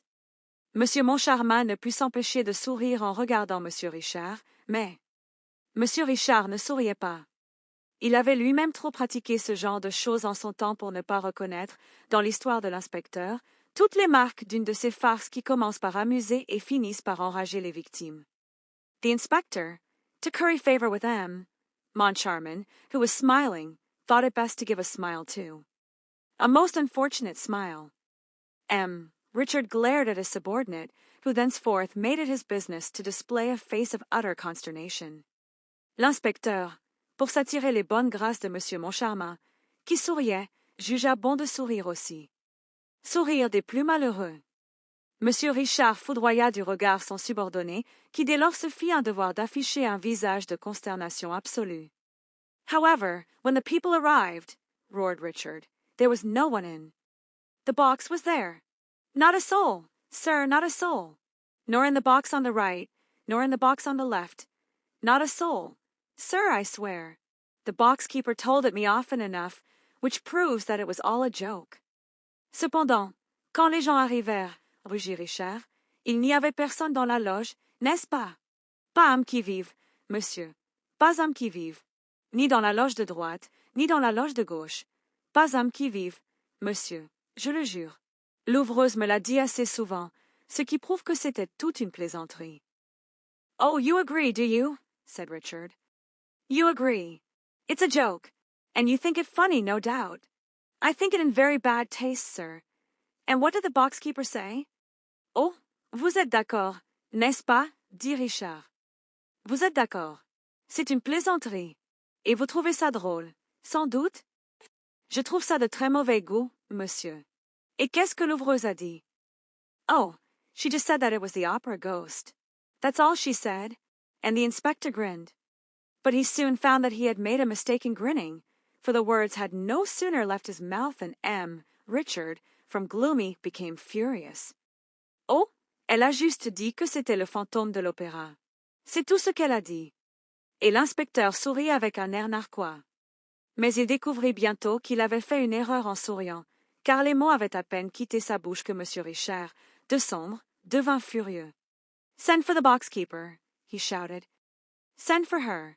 This minute, and bring her in to me here, and turn all those people out. Faites venir l'ouvreuse," cria-t-il. "Faites-la venir, tout de suite, et amenez-la-moi ici, et chassez tous ces gens." The inspector tried to protest, but Richard closed his mouth with an angry order to hold his tongue. Then, when the wretched man's lips seemed shut forever, the manager commanded him to open them once more. L'inspecteur essaya de protester, mais Richard lui ferma la bouche d'un ordre colérique de se taire. Puis, quand les lèvres du misérable semblèrent fermées pour toujours, le directeur lui ordonna de les ouvrir une fois de plus. "Who is this opera ghost?" he snarled. But the inspector was by this time incapable of speaking a word. He managed to convey, by a despairing gesture, that he knew nothing about it, or rather that he did not wish to know. Qui est ce fantôme de l'opéra? Gronda-t-il. Mais l'inspecteur était à ce moment incapable de prononcer un mot. Il réussit à faire comprendre, par un geste de désespoir, qu'il ne savait rien à ce sujet, ou plutôt qu'il ne voulait pas savoir. Have you ever seen him? Have you seen the opera Ghost? The inspector, by means of a vigorous shake of the head, denied ever having seen the ghost in question. Very well, said M. Richard coldly. L'avez-vous jamais vu? Avez-vous vu le fantôme de l'opéra? L'inspecteur, par un vigoureux hochement de tête, nia avoir jamais vu le fantôme en question. Très bien, dit M. Richard froidement. The inspector's eyes started out of his head, as though to ask why the manager had uttered that ominous "very well." Because I'm going to settle the account of any one who has not seen him, explained the manager. Les yeux de l'inspecteur sortirent de sa tête, comme pour demander pourquoi le directeur avait prononcé ce très bien, menaçant. Parce que je vais régler son compte à quiconque ne l'a pas vu, expliqua le directeur. As he seems to be everywhere, I can't have people telling me that they see him nowhere. I like people to work for me when I employ them. Comme il semble être partout, je ne peux pas avoir des gens qui me disent qu'ils ne le voient nulle part. J'aime que les gens travaillent pour moi quand je les emploie. Having said this, Richard paid no attention to the inspector and discussed various matters of business with his acting manager, who had entered the room meanwhile. Ayant dit cela, M. Richard ne prêta plus attention à l'inspecteur et discuta diverses affaires avec son directeur par intérim, qui était entré dans la pièce entre-temps. The inspector thought he could go and was gently, oh, so gently, sidling toward the door when Richard nailed the man to the floor with a thundering, Stay where you are. L'inspecteur pensa qu'il pouvait partir et se dirigeait doucement, oh, si doucement, vers la porte, quand M. Richard cloua l'homme au sol d'un tonitruant. Restez où vous êtes. Remy had sent for the box-keeper to the Rue de Provence, close to the opera, where she was engaged as a porteress. She soon made her appearance. What's your name? Monsieur Rémy avait envoyé chercher l'ouvreuse rue de Provence, près de l'opéra, où elle était employée comme concierge. Elle ne tarda pas à faire son apparition. Quel est votre nom? Madame Giry. You know me well enough. Sir, I'm the mother of little Giry, little Meg what? This was said in so rough and solemn a tone that, for a moment, Richard was impressed. Madame Giry. Vous me connaissez assez bien, monsieur. Je suis la mère de la petite Giry, la petite Meg? Quoi? Ceci fut dit d'un ton si rude et si solennel que, pendant un moment, M. Richard fut impressionné. He looked at Madame Giry, in her faded shawl, her worn shoes, her old taffeta dress and dingy bonnet. It was quite evident from the manager's attitude that he either did not know or could not remember having met Madame Giry, nor even little Giry, nor even little Meg. Il regarda Madame Giry, dans son châle fané, ses chaussures usées, sa vieille robe de taffetas et son bonnet terne. Il était tout à fait évident, d'après l'attitude du directeur, qu'il ne connaissait pas ou ne se souvenait pas d'avoir rencontré Madame Giry, ni même la petite Giry, ni même la petite Meg. But Madame Giry's pride was so great that the celebrated box-keeper imagined that everybody knew her. Never heard of her, the manager declared. But that's no reason, Madame Giry, why I shouldn't ask you what happened last night to make you and the inspector call in a municipal guard. Mais l'orgueil de Madame Giry était si grand que la célèbre ouvreuse s'imaginait que tout le monde la connaissait. Jamais entendu parler d'elle, déclara le directeur.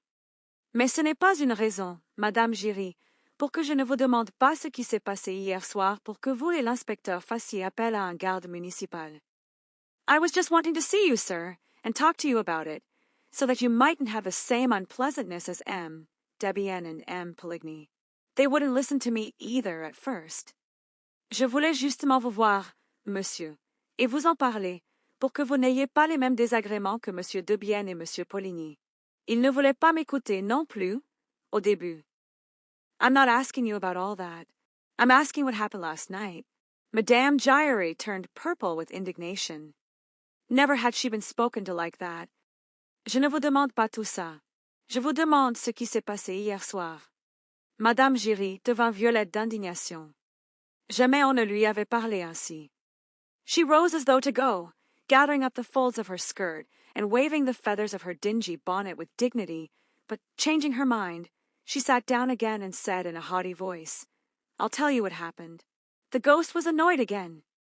Elle se leva comme pour partir, ramassant les plis de sa jupe et agitant avec dignité les plumes de son bonnet terne, mais, changeant d'avis, elle se rassit et dit, d'une voix hautaine, Je vais vous dire ce qui s'est passé. Le fantôme était encore contrarié. Thereupon, as Richard was on the point of bursting out, Moncharmin interfered and conducted the interrogatory, whence it appeared that Madame Giry thought it quite natural that a voice should be heard to say that a box was taken, when there was nobody in the box. Là-dessus, comme M. Richard était sur le point d'exploser, M. Moncharmin intervint et mena l'interrogatoire, d'où il ressortit que Madame Giry trouvait tout naturel qu'on entende une voix dire qu'une loge était prise, quand il n'y avait personne dans la loge. She was unable to explain this phenomenon, which was not new to her, except by the intervention of the ghost. Nobody could see the ghost in his box, but everybody could hear him. Elle était incapable d'expliquer ce phénomène, qui n'était pas nouveau pour elle, sauf par l'intervention du fantôme. Personne ne pouvait voir le fantôme dans sa loge, mais tout le monde pouvait l'entendre. She had often heard him, and they could believe her, for she always spoke the truth. They could ask Debienne and Poligny, and anybody who knew her, and also Isidore Sock, who had had a leg broken by the ghost. Elle l'avait souvent entendue, et il pouvait la croire, car elle disait toujours la vérité. Il pouvait demander à M. Debienne et M. Poligny, et à quiconque la connaissait, et aussi à M. Isidore Saak, qui s'était fait casser une jambe par le fantôme. Indeed, said Moncharmin, interrupting her. Did the ghost break poor Isidore Saak's leg? Madame Giry opened her eyes with astonishment at such ignorance. However, she consented to enlighten those two poor innocents. Vraiment, dit Moncharmin, l'interrompant. Le fantôme a-t-il cassé la jambe du pauvre Isidore Saak? Madame Giry ouvrit les yeux avec étonnement devant une telle ignorance. Cependant, elle consentit à éclairer ces deux pauvres innocents. The thing had happened in Debienne and Poligny's time, also in Box 5 and also during a performance of Faust. Madame Giry coughed, cleared. Her throat, it sounded as though she were preparing to sing the whole of Gounod's score, and began. La chose s'était passée au temps de M. Debienne et M. Poligny, aussi dans la loge 5 et aussi pendant une représentation de Faust. Madame Giry toussa, se racla la gorge, on aurait dit qu'elle se préparait à chanter toute la partition de Gounod, et commença. It was like this, sir, that night, Moniera and his lady, the jewelers in the Rue Mogater, were sitting in the front of the box with their great friend, Isidore Sock, sitting behind Madame Moniera. C'était comme ça, monsieur. Ce soir-là, monsieur Maniera et sa dame, les bijoutiers de la rue Mogador, étaient assis au premier rang de la loge avec leur grand ami, monsieur Isidore Saak, assis derrière Madame Maniera. Mephistopheles was singing, Madame. Giry here burst into song herself. Katerina, while you play at sleeping. And then Moniera heard a voice in his right ear, his wife was on his left, saying, Ha ha! Julie's not playing at sleeping. His wife happened to be called Julie. Méphistophélet chantait. Madame Giry se mit ici à chanter elle-même. Catherine, que fais-tu donc? Et alors M. Maniera entendit une voix dans son oreille droite.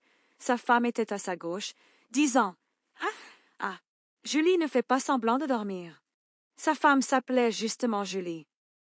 So, Moniera turns to the right to see who was talking to him like that. Nobody there. He rubs his ear and asks himself if he's dreaming. Then Mephistopheles went on with his serenade. But perhaps I'm boring you, gentlemen. Alors M. Maniera se tourne vers la droite pour voir qui lui parlait ainsi. Personne. Il se frotte l'oreille et se demande s'il rêve. Puis Méphistophélet continua sa sérénade. Mais peut-être que j'ennuie ces messieurs? No, go on. You are too good, gentlemen, with a smirk. Well, then, Mephistopheles went on with his serenade, Madame. Giry burst into song again. Saint, unclose thy portals wholly, and accord the bliss to a mortal, bending lowly of a parting kiss. Non, non, continuis. Vous êtes trop bons, messieurs, avec un sourire narquois. Eh bien, alors, Méphistophélès continua sa sérénade, Madame Giry se remit à chanter.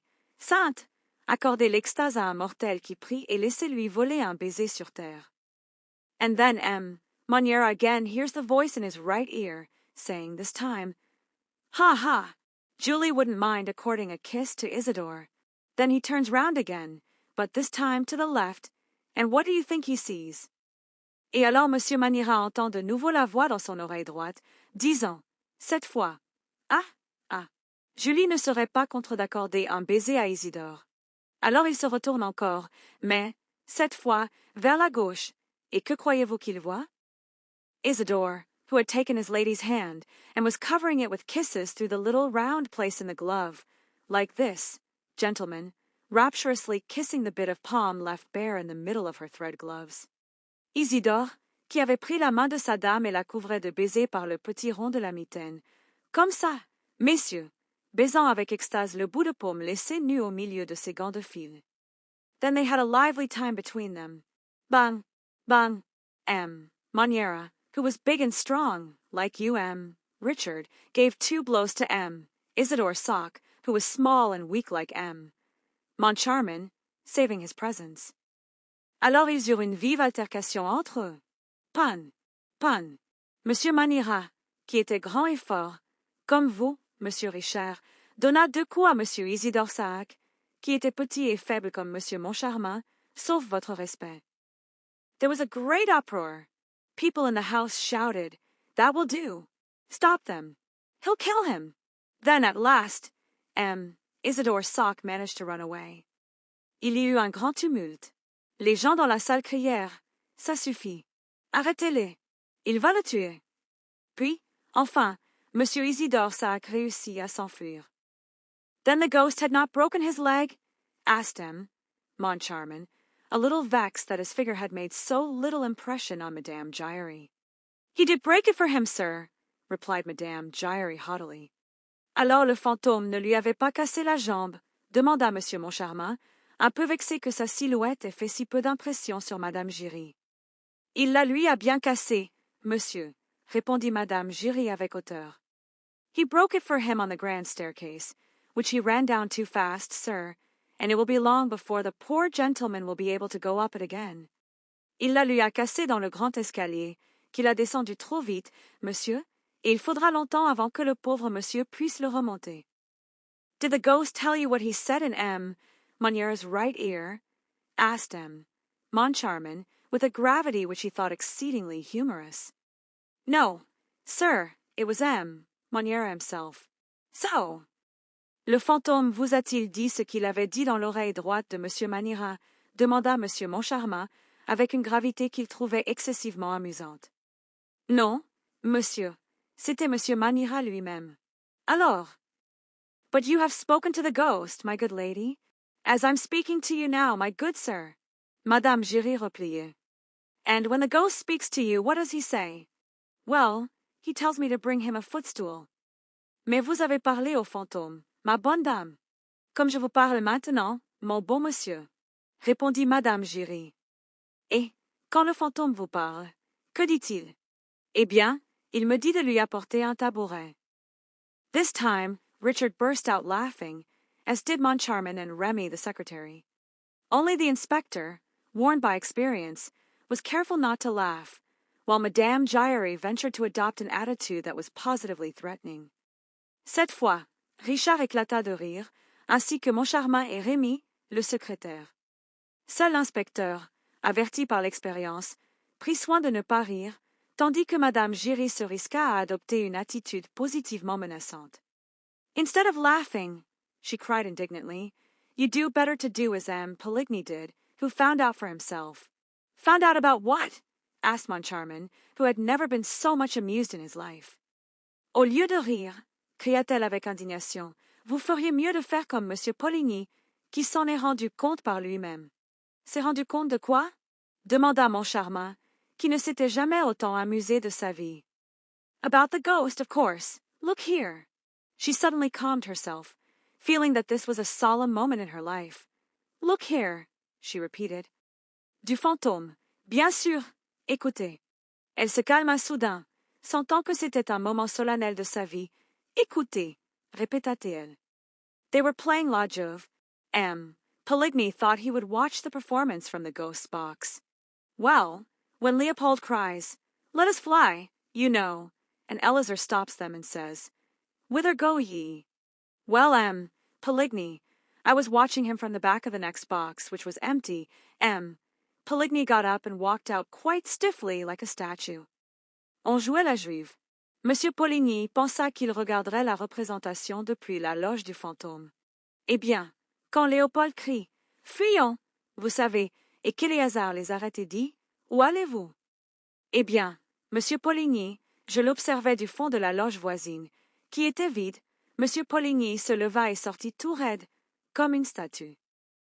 And before I had time to ask him, "Whither go ye?" like Eleazar, he was down the staircase, but without breaking his leg.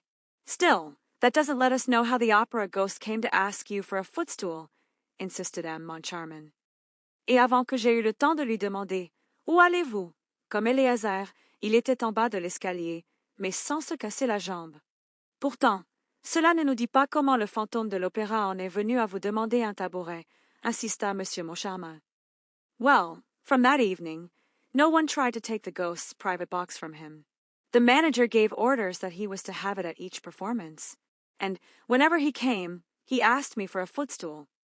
Eh bien, à partir de ce soir-là, personne n'essaya de prendre la loge particulière du fantôme.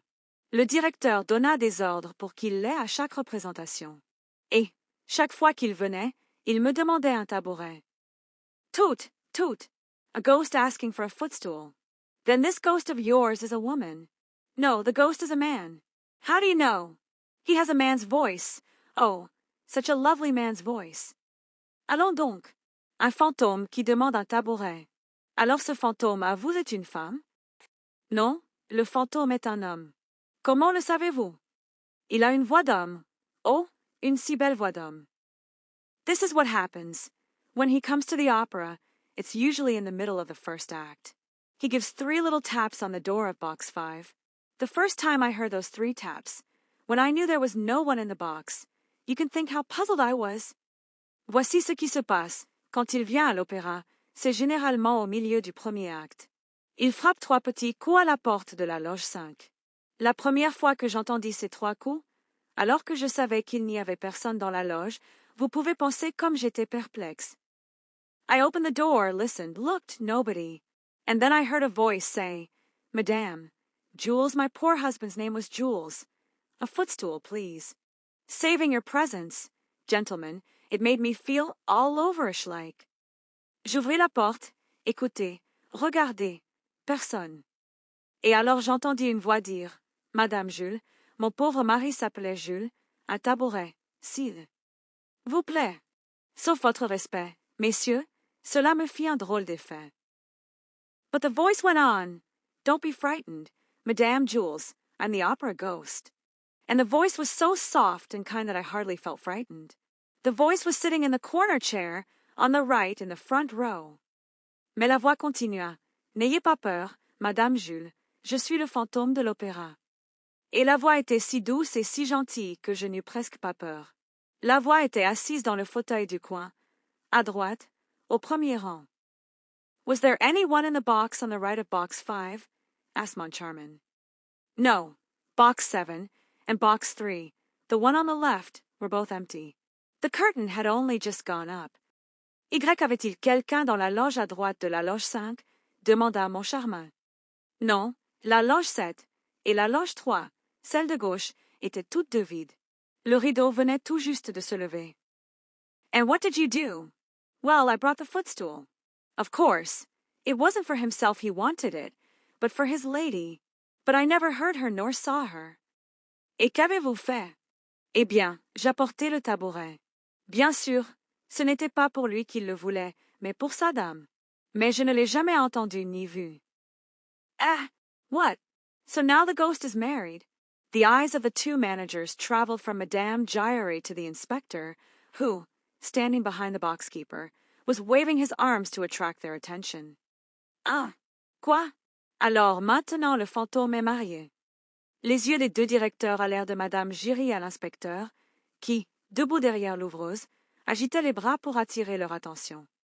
He tapped his forehead with a distressful forefinger to convey his opinion that the widow Jules Giry was most certainly mad, a piece of pantomime which confirmed him, Richard, in his determination to get rid of an inspector, who kept a lunatic in his service.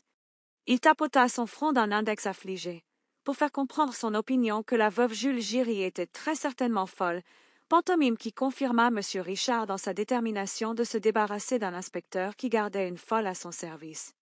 Meanwhile, the worthy lady went on about her ghost, now painting his generosity. At the end of the performance, he always gives me 2 francs, sometimes 5, sometimes even 10, when he has been many days without coming. Cependant, la digne dame continua au sujet de son fantôme, peignant maintenant sa générosité. À la fin de la représentation, il me donne toujours 2 francs, parfois 5, parfois même 10, quand il est resté plusieurs jours sans venir. Only, since people have begun to annoy him again, he gives me nothing at all. Excuse me, my good woman, said Moncharmin, while Madame Giry tossed the feathers in her dingy hat at this persistent familiarity. Excuse me, how does the ghost manage to give you your 2 francs? Seulement, depuis qu'on a recommencé à l'ennuyer, il ne me donne plus rien du tout. Excusez-moi, ma bonne femme, dit Moncharmin, tandis que Madame Giry agitait les plumes de son bonnet terne à cette familiarité persistante. Excusez-moi, comment le fantôme fait-il pour vous donner vos 2 francs? Why, he leaves them on the little shelf in the box, of course. I find them with the program, which I always give him. Some evenings, I find flowers in the box, a rose that must have dropped from his lady's bodice. For he brings a lady with him sometimes. One day, they left a fan behind them. Mais, il les laisse sur la petite tablette de la loge, bien sûr. Je les trouve avec le programme, que je lui donne toujours. Certains soirs, je trouve des fleurs dans la loge, une rose qui a dû tomber du corsage de sa dame. Car il amène parfois une dame avec lui. Un jour, ils ont oublié un éventail. Oh, the ghost left a fan, did he? And what did you do with it? Well, I brought it back to the box next night. Here the inspector's voice was raised. You've broken the rules. I shall have to fine you, Madame Giry. Oh, le fantôme a laissé un éventail. Vraiment? Et qu'en avez-vous fait? Eh bien, je l'ai rapporté à la loge le soir suivant. Ici la voix de l'inspecteur s'éleva. Vous avez enfreint le règlement. Je vais devoir vous donner une amende, Madame Giry. Hold your tongue, you fool, muttered M. Firmin Richard. You brought back the fan. And then, well, then they took it away with them, sir. It was not there at the end of the performance, and in its place they left me a box of English sweets, which I'm very fond of. That's one of the ghost's pretty thoughts. Tenez votre langue, imbécile, marmonna M. Firmin Richard. Vous avez rapporté l'éventail. Et alors? Eh bien, alors, ils l'ont emporté avec eux, monsieur. Il n'était plus là à la fin de la représentation, et à sa place ils m'ont laissé une boîte de bonbons anglais dont je suis très friande. C'est une des délicates attentions du fantôme. That will do, Madame Giry. You can go.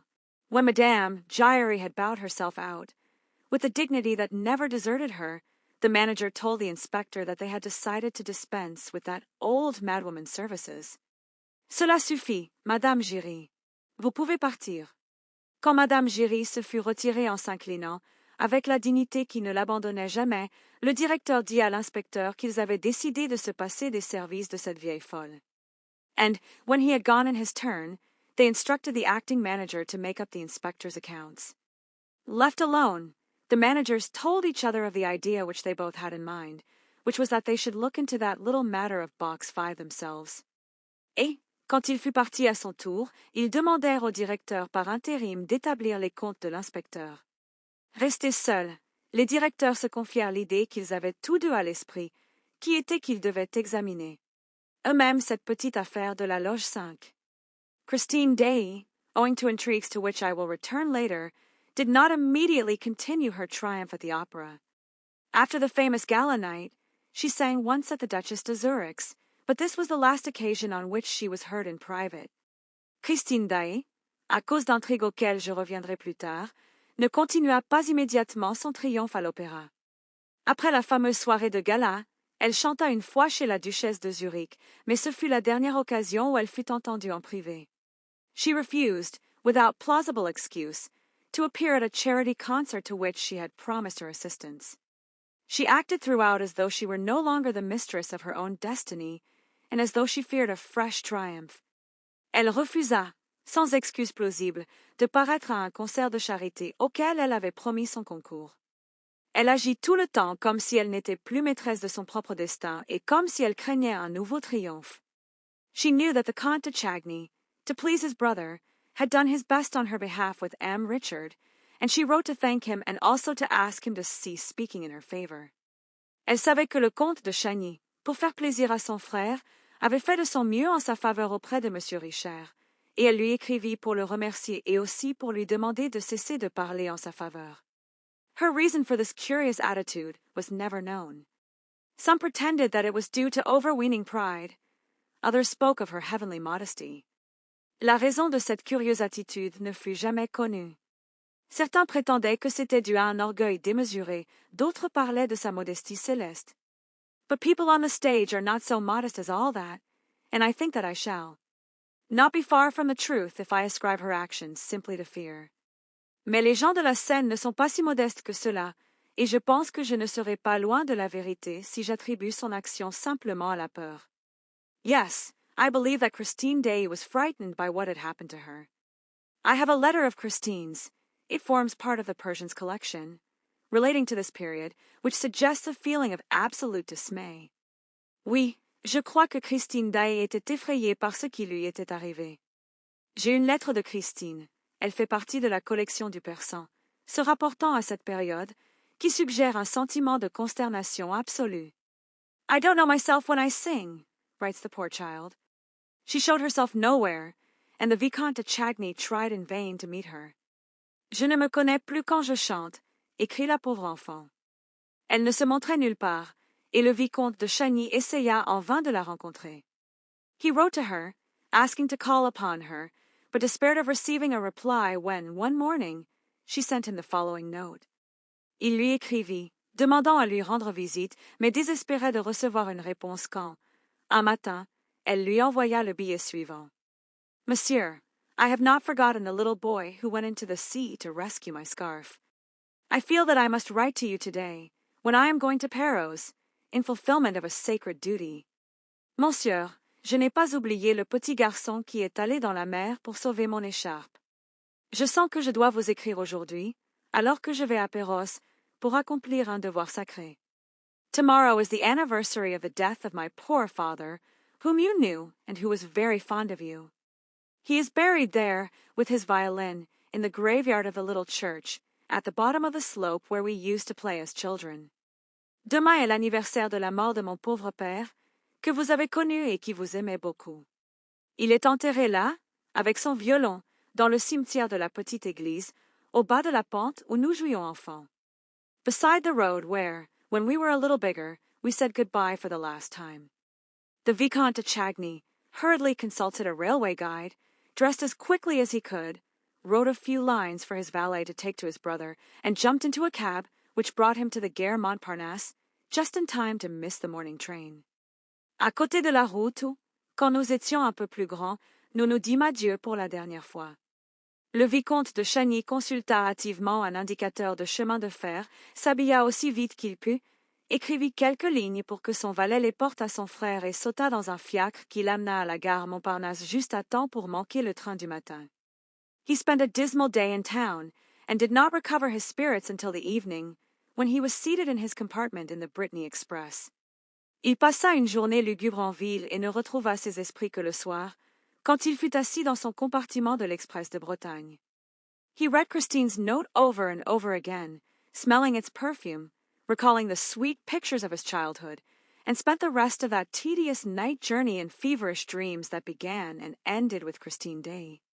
Il relut le billet de Christine encore et encore, en respirant son parfum, se rappelant les douces images de son enfance, et passa le reste de ce long voyage nocturne dans des rêves fiévreux qui commençaient et finissaient avec Christine Daaé.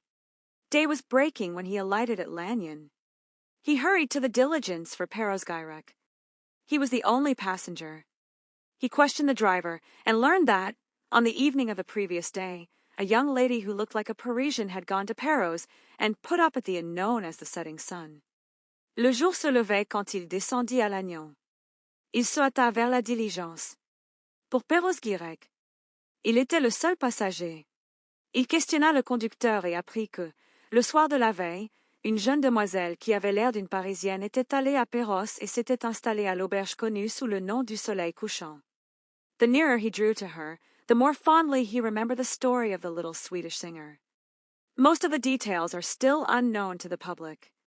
Plus il se rapprochait d'elle, plus il se souvenait tendrement de l'histoire de la petite chanteuse suédoise. La plupart des détails sont encore inconnus du public. There was once, in a little market town not far from UPS, a peasant who lived there with his family, digging the earth during the week and singing in the choir on Sundays. Il y avait autrefois, dans un petit bourg pas loin d'Uppsala, un paysan qui y vivait avec sa famille, bêchant la terre pendant la semaine et chantant dans le chœur le dimanche. This peasant had a little daughter, to whom he taught the musical alphabet before she knew how to read. Daaé's father was a great musician, perhaps without knowing it. Ce paysan avait une petite fille à qui il enseigna l'alphabet musical avant qu'elle sache lire. Le père de Daaé était un grand musicien, peut-être sans le savoir. Not a fiddler throughout the length and breadth of Scandinavia played as he did. His reputation was widespread, and he was always invited to set the couples dancing at weddings and other festivals. Pas un violonneux dans toute l'étendue de la Scandinavie ne jouait comme lui. Sa réputation était étendue et il était toujours invité à faire danser les couples au mariage et autres fêtes. His wife died when Christine was entering upon her 6th year. Then the father, who cared only for his daughter and his music, sold his patch of ground and went to UPS in search of fame and fortune. He found nothing but poverty. Sa femme mourut quand Christine entrait dans sa 6e année. Alors le père, qui ne se souciait que de sa fille et de sa musique, vendit son lopin de terre et alla à Uppsala en quête de gloire et de fortune. Il ne trouva que la pauvreté. He returned to the country, wandering from fair to fair, strumming his Scandinavian melodies, while his child, who never left his side, listened to him in ecstasy or sang to his playing. Il retourna à la campagne, errant de foire en foire, grattant ses mélodies scandinaves, tandis que son enfant, qui ne quittait jamais son côté, l'écoutait en extase ou chantait sur son jeu. One day, at Ljimby Fair, Professor Valerius heard them and took them to Gothenburg. He maintained that the father was the first violinist in the world, and that the daughter had the making of a great artist. Un jour, à la foire de Ljimmy, le professeur Valerius les entendit et les emmena à Göteborg. Il soutenait que le père était le premier violoniste du monde et que la fille avait l'étoffe d'une grande artiste. Her education and instruction were provided for. She made rapid progress and charmed everybody with her prettiness, her grace of manner, and her genuine eagerness to please. Son éducation et son instruction furent assurées. Elle fit des progrès rapides et charma tout le monde par sa beauté, sa grâce de manière et son empressement sincère à plaire. When Valerius and his wife went to settle in France, they took Daaé and Christine with them. Mamma, Valerius treated Christine as her daughter. Quand Valerius et sa femme allèrent s'établir en France, ils emmenèrent Daaé et Christine avec eux. Maman Valerius traitait Christine comme sa fille. As for Daaé, he began to pine away with homesickness. He never went out of doors in Paris, but lived in a sort of dream which he kept up with his violin. Quant à Daaé, il commença à dépérir de nostalgie. Il ne sortait jamais à Paris, mais vivait dans une sorte de rêve qu'il entretenait avec son violon. 4 hours at a time, he remained locked up in his bedroom with his daughter, fiddling and singing, very, very softly. Sometimes Mamma Valerius would come and listen behind the door, wipe away a tear and go downstairs again on tiptoe, sighing for her Scandinavian skies. Pendant des heures d'affilée, il restait enfermé dans sa chambre avec sa fille, jouant du violon et chantant, très, très doucement. Parfois Maman Valerius venait écouter derrière la porte, essuyait une larme et redescendait sur la pointe des pieds, soupirant après ses cieux scandinaves. Daaé seemed not to recover his strength until the summer, when the whole family went to stay at Perros-Guirec, in a faraway corner of Brittany, where the sea was of the same color as in his own country. Daaé ne sembla retrouver ses forces qu'en été, quand toute la famille alla séjourner à Perros-Guirec, dans un coin reculé de Bretagne, où la mer était de la même couleur que dans son pays. Often he would play his saddest tunes on the beach and pretend that the sea stopped its roaring to listen to them. And then he induced Mama Valerius to indulge a queer whim of his. Souvent il jouait ses airs les plus tristes sur la plage et prétendait que la mer arrêtait son rugissement pour les écouter. Et puis il incita Maman Valerius à satisfaire un étrange caprice de sa part. At the time of the pardons, or Breton pilgrimages, the village festival and dances, he went off with his fiddle, as in the old days, and was allowed to take his daughter with him for a week. Au temps des pardons, au pèlerinage breton, des fêtes de village et des danses, il s'en allait avec son violon, comme autrefois, et était autorisé à emmener sa fille avec lui pendant une semaine. They gave the smallest hamlets music to last them for a year, and slept at night in a barn, refusing a bed at the inn, lying close together on the straw, as when they were so poor in Sweden. Ils donnaient aux plus petits hameaux de la musique pour leur durer une année et dormaient la nuit dans une grange, refusant un lit à l'auberge, couchés serrés l'un contre l'autre sur la paille, comme quand ils étaient si pauvres en Suède. At the same time, they were very neatly dressed, made no collection, refused the halfpence offered them, and the people around could not understand the conduct of this rustic fiddler, who tramped the roads with that pretty child who sang like an angel from heaven.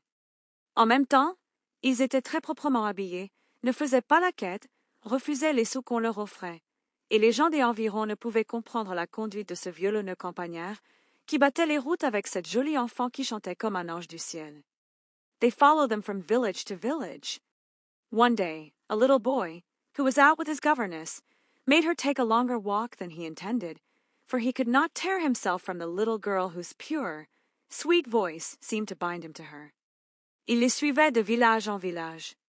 Un jour, un petit garçon, qui était sorti avec sa gouvernante, lui fit faire une promenade plus longue qu'il ne l'avait voulu, car il ne pouvait s'arracher à la petite fille dont la voix pure et douce semblait l'attacher à elle. They came to the shore of an inlet which is still called Trestru, but which now, I believe, harbors a casino or something of the sort. At that time, there was nothing but sky and sea and a stretch of golden beach. Ils arrivèrent au rivage d'une crique qui s'appelle encore Trestrau, mais qui maintenant, je crois, abrite un casino ou quelque chose de ce genre. À cette époque, il n'y avait que le ciel et la mer et une étendue de plages dorées. Only, there was also a high wind, which blew Christine's scarf out to sea. Christine gave a cry and put out her arms, but the scarf was already far on the waves. Then she heard a voice say, "It's all right, I'll go and fetch your scarf out of the sea." Seulement, il y avait aussi un grand vent qui emporta l'écharpe de Christine vers la mer. Christine poussa un cri et tendit les bras, mais l'écharpe était déjà loin sur les vagues. Alors elle entendit une voix dire, "C'est bon, je vais aller chercher votre écharpe dans la mer." And she saw a little boy running fast, in spite of the outcries and the indignant protests of a worthy lady in black. The little boy ran into the sea, dressed as he was, and brought her back her scarf. Boy and scarf were both soaked through. Et elle vit un petit garçon courir vite, malgré les cris et les protestations indignées d'une digne dame en noir. Le petit garçon courut dans la mer, habillé comme il était, et lui rapporta son écharpe. Le garçon et l'écharpe étaient tous deux trempés.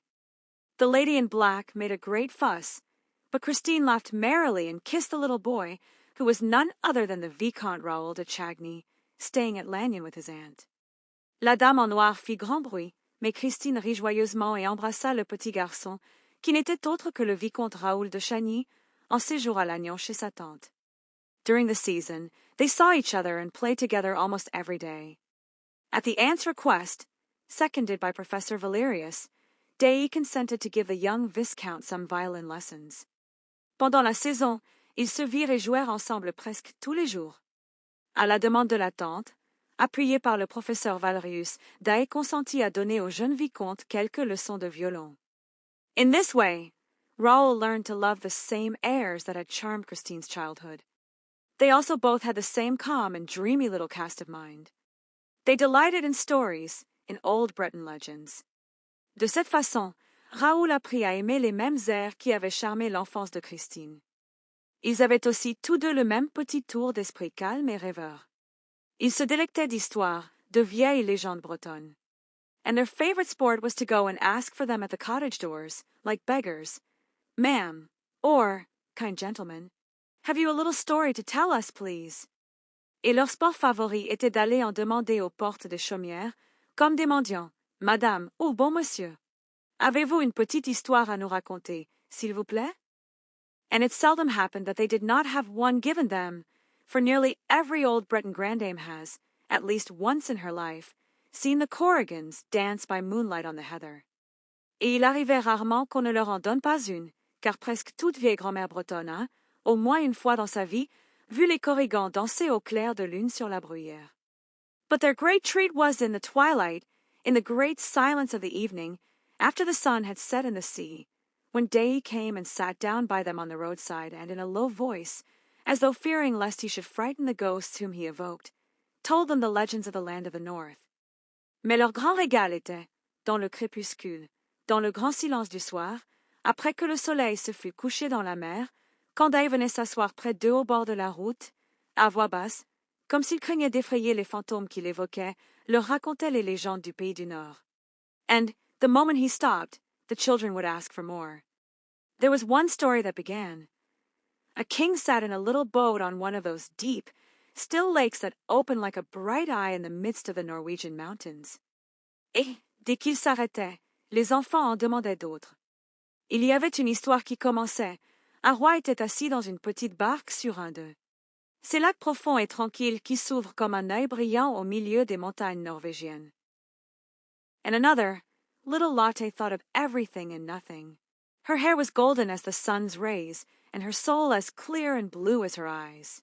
She wheedled her mother, was kind to her doll, took great care of her frock and her little red shoes and her fiddle, but most of all loved, when she went to sleep, to hear the angel of music.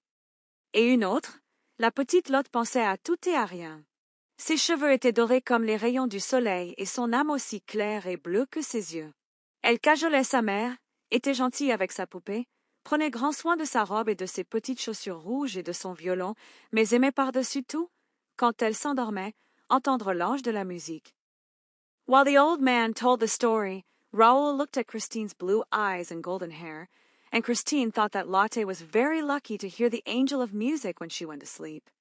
Pendant que le vieil homme racontait cette histoire, Raoul regardait les yeux bleus et les cheveux dorés de Christine, et Christine pensait que Lotte avait bien de la chance d'entendre l'ange de la musique quand elle s'endormait.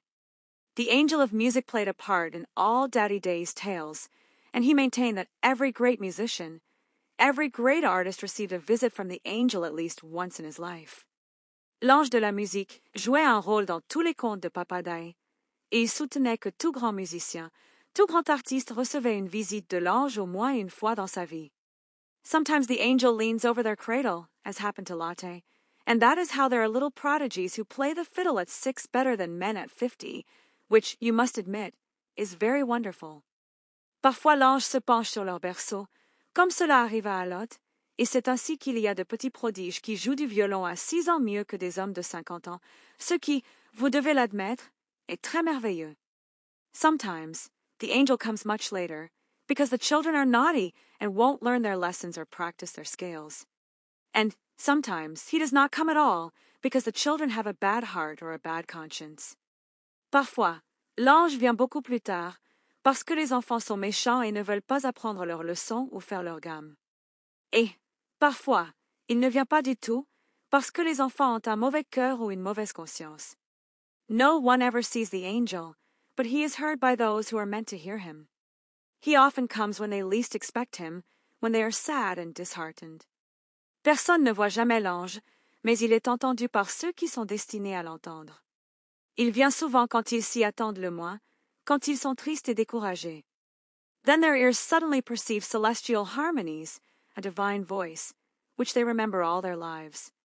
Persons who are visited by the angel quiver with a thrill unknown to the rest of mankind. Alors leurs oreilles perçoivent soudain des harmonies célestes, une voix divine qu'ils se rappellent toute leur vie. Les personnes que visite l'ange frémissent d'un frisson inconnu du reste de l'humanité. And they cannot touch an instrument or open their mouths to sing without producing sounds that put all other human sounds to shame. Then people who do not know that the angel has visited those persons say that they have genius. Et ils ne peuvent toucher un instrument ou ouvrir la bouche pour chanter, sans produire des sons qui font honte à tous les autres sons humains. Alors les gens qui ne savent pas que l'ange a visité ces personnes disent qu'elles ont du génie. Little Christine asked her father if he had heard the angel of music. But Daddy Day shook his head sadly, and then his eyes lit up as he said, "You will hear him one day, my child. When I am in heaven, I will send him to you." Daddy was beginning to cough at that time. La petite Christine demanda à son père s'il avait entendu l'ange de la musique. Mais Papa Daï secoua tristement la tête, et puis ses yeux s'illuminèrent quand il dit, "Tu l'entendras un jour, mon enfant. Quand je serai au ciel, je te l'enverrai." Papa commençait à tousser à cette époque. 3 years later, Raoul and Christine met again at Perros. Professor Valerius was dead, but his widow remained in France with Daddy Day and his daughter, who continued to play the violin and sing, wrapping in their dream of harmony their kind patroness, who seemed henceforth to live on music alone. 3 ans plus tard, Raoul et Christine se rencontrèrent de nouveau à Perros. Le professeur Valerius était mort, mais sa veuve était restée en France avec Papa Daï et sa fille, qui continuaient à jouer du violon et à chanter, enveloppant dans leurs rêves d'harmonie leur bonne protectrice, qui semblait désormais ne vivre que de musique. The young man, as he now was, had come to Perros on the chance of finding them and went straight to the house in which they used to stay. He first saw the old man, and then Christine entered carrying the tea tray. Le jeune homme, comme il l'était maintenant, était venu à Perros dans l'espoir de les trouver et alla directement à la maison où ils avaient l'habitude de séjourner. Il vit d'abord le vieil homme, et puis Christine entra, portant le plateau à thé. She flushed at the sight of Raoul, who went up to her and kissed her. She asked him a few questions, performed her duties as hostess prettily, took up the tray again and left the room. Elle rougit à la vue de Raoul, qui s'approcha d'elle et l'embrassa. Elle lui posa quelques questions, s'acquitta joliment de ses devoirs d'hôtesse, reprit le plateau et quitta la pièce. Then she ran into the garden and took refuge on a bench, a prey to feelings that stirred her young heart for the first time. Raoul followed her and they talked till the evening, very shyly. Puis elle courut dans le jardin et se réfugia sur un banc, en proie aux sentiments qui remuaient son jeune cœur pour la première fois.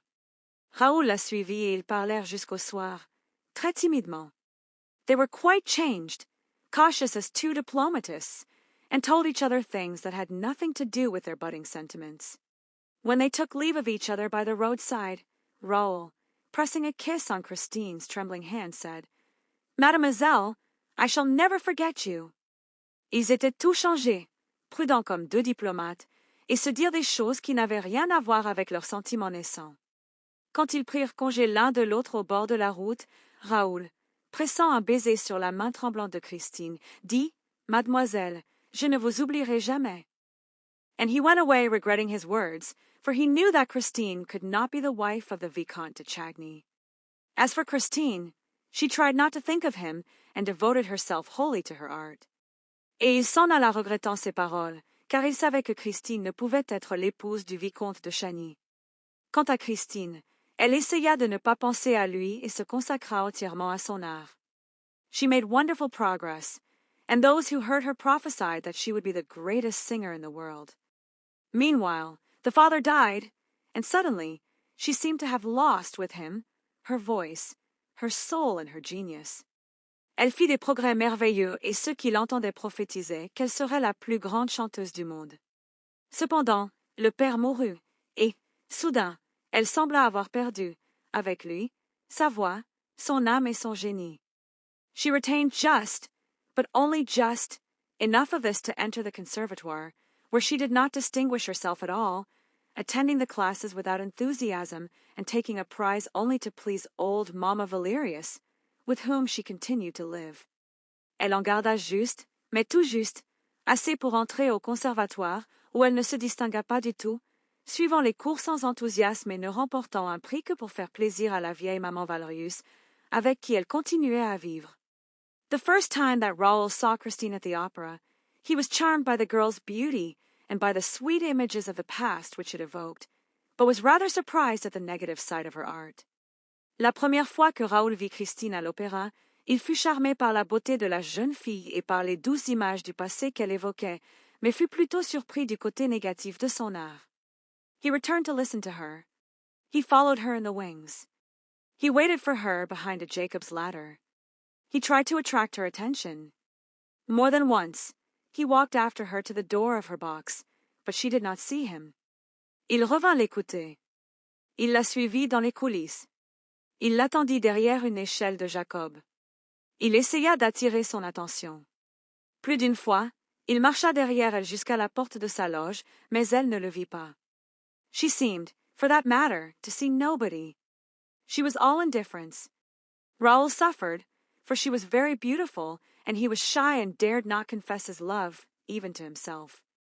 Elle semblait, d'ailleurs, ne voir personne. Elle était toute indifférence. Raoul souffrait, car elle était très belle et il était timide et n'osait avouer son amour, même à lui-même. And then came the lightning flash of the gala performance, the heavens torn asunder, and an angel's voice heard upon earth for the delight of mankind and the utter capture of his heart. Et puis vint l'éclair de la représentation de gala, les cieux déchirés et une voix d'ange entendue sur terre pour le délice de l'humanité et la capture totale de son cœur. And then there was that man's voice behind the door, you must love me, and no one in the room. Why did she laugh when he reminded her of the incident of the scarf? Why did she not recognize him? And why had she written to him? Et puis il y eut cette voix d'homme derrière la porte, vous devez m'aimer, et personne dans la pièce. Pourquoi avait-elle ri quand il lui rappela l'incident de l'écharpe? Pourquoi ne l'avait-elle pas reconnu? Et pourquoi lui avait-elle écrit? Perros was reached at last. Raoul walked into the smoky sitting room of the setting sun, and at once saw Christine standing before him, smiling and showing no astonishment. So you have come, she said. I felt that I should find you here when I came back from Mass.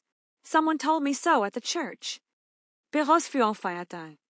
Raoul entra dans le salon enfumé du soleil couchant et vit aussitôt Christine debout devant lui, souriante et ne montrant aucun étonnement.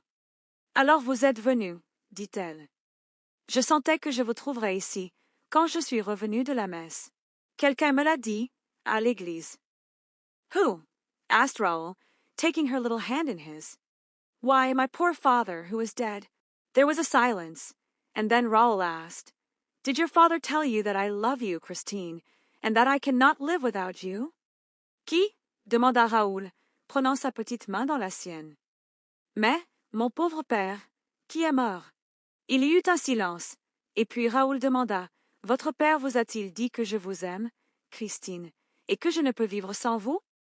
Christine blushed to the eyes and turned away her head. In a trembling voice, she said, Me? You are dreaming, my friend. And she burst out laughing, to put herself in countenance. Christine rougit jusqu'aux yeux et détourna la tête. D'une voix tremblante, elle dit, Moi? Vous rêvez, mon ami. Et elle éclata de rire, pour se donner une contenance. Don't laugh, Christine. I am quite serious, Raoul answered. And she replied gravely, I did not make you come to tell me such things as that. You made me come, Christine. You knew that your letter would not leave me indignant, and that I should hasten to Perros. Ne riez pas, Christine. Je suis tout à fait sérieux, répondit Raoul. Et elle répliqua gravement, Je ne vous ai pas fait venir pour me dire de telles choses. Vous m'avez fait venir, Christine. Vous saviez que votre lettre ne me laisserait pas indifférent et que je me hâterais vers Perros. How can you have thought that, if you did not think I loved you? I thought you would remember our games here, as children, in which my father so often joined. I really don't know what I thought. Perhaps I was wrong to write to you. Comment avez-vous pu penser cela, si vous ne pensiez pas que je vous aimais? Je pensais que vous vous souviendriez de nos jeux ici, enfants, auxquels mon père participait si souvent. Je ne sais vraiment pas ce que je pensais. Peut-être ai-je eu tort de vous écrire. This anniversary, and your sudden appearance in my room at the opera, the other evening, reminded me of the time long past, and made me write to you as the little girl that I then was. Cet anniversaire et votre apparition soudaine dans ma loge à l'opéra, l'autre soir, me rappelèrent le temps jadis et me firent vous écrire comme la petite fille que j'étais alors. There was something in Christine's attitude that seemed to Raoul not natural. He did not feel any hostility in her. Far from it. The distressed affection shining in her eyes told him that. But why was this affection distressed? That was what he wished to know, and what was irritating him. Il y avait quelque chose dans l'attitude de Christine qui sembla à Raoul peu naturelle. Il ne sentait aucune hostilité en elle, loin de là, l'affection troublée qui brillait dans ses yeux le lui disait. Mais pourquoi cette affection était-elle troublée? C'est ce qu'il voulait savoir et ce qui l'irritait.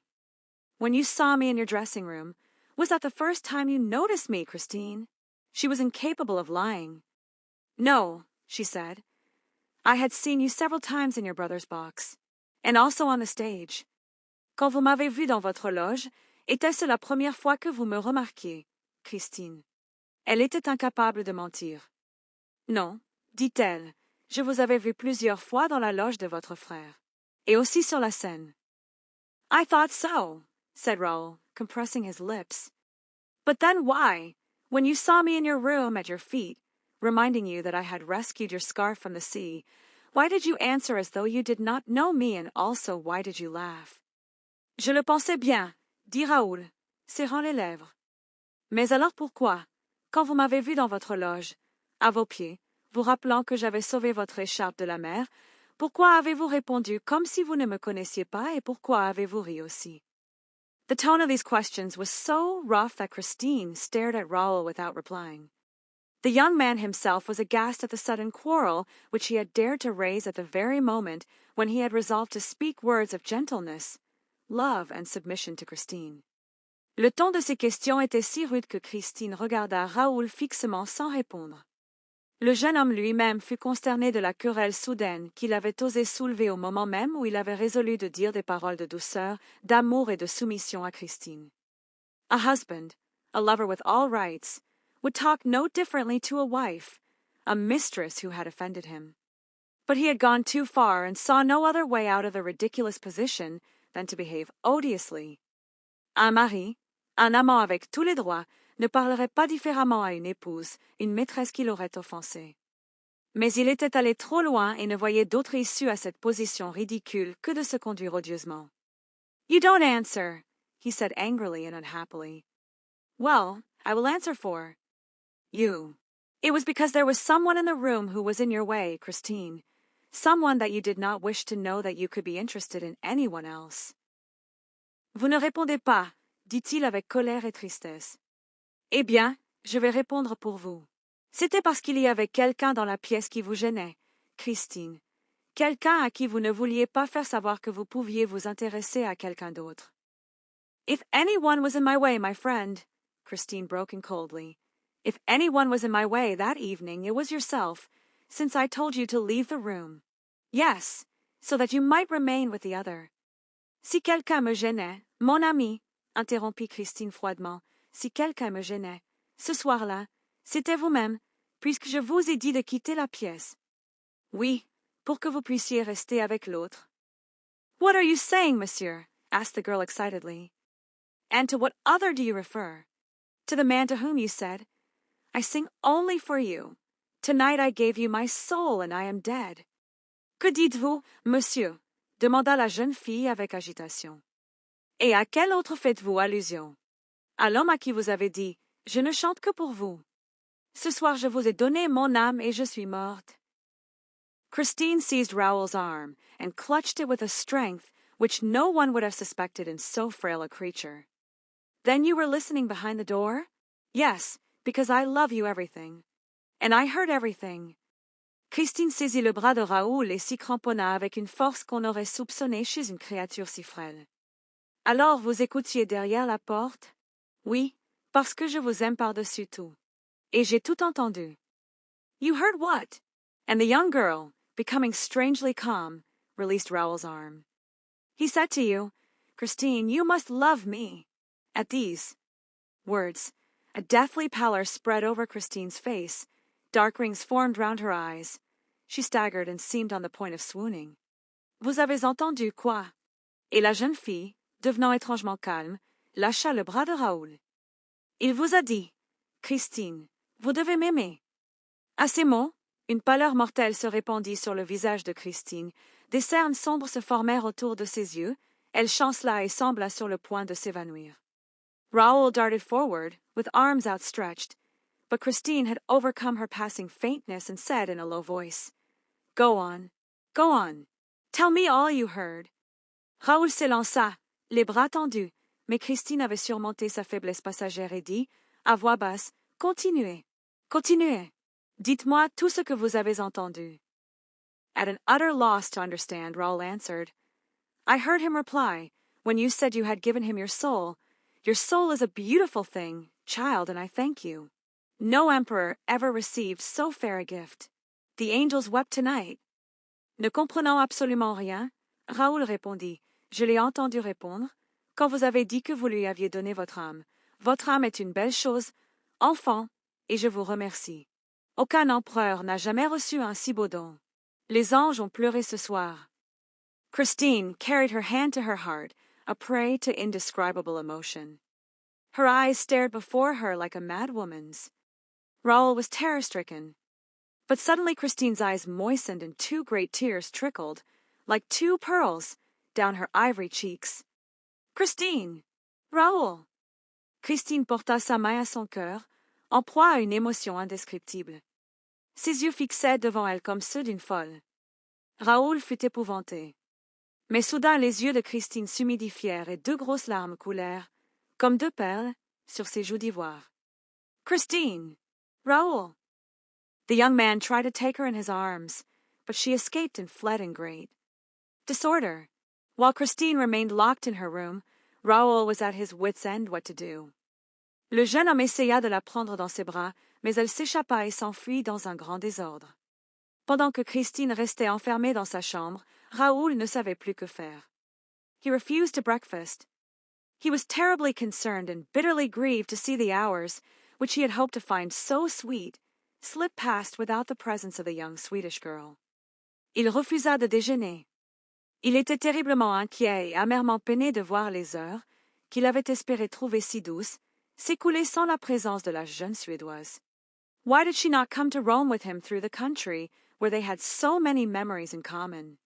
He heard that she had had a mass said, that morning, for the repose of her father's soul, and spent a long time praying in the little church and on the fiddler tomb. Pourquoi ne venait-elle pas errer avec lui dans la campagne, où ils avaient tant de souvenirs communs? Il apprit qu'elle avait fait dire une messe, ce matin-là, pour le repos de l'âme de son père et avait passé longtemps à prier dans la petite église et sur la tombe du violonneux. Then, as she seemed to have nothing more to do at Perros and, in fact, was doing nothing there, why did she not go back to Paris at once? Puis, comme elle semblait n'avoir plus rien à faire à Perros, en fait, n'y faisait rien, pourquoi ne retournait-elle pas à Paris tout de suite? Raoul walked away, dejectedly, to the graveyard in which the church stood, and was indeed alone among the tombs, reading the inscriptions. But when he turned behind the apse, he was suddenly struck by the dazzling note of the flowers that straggled over the white ground.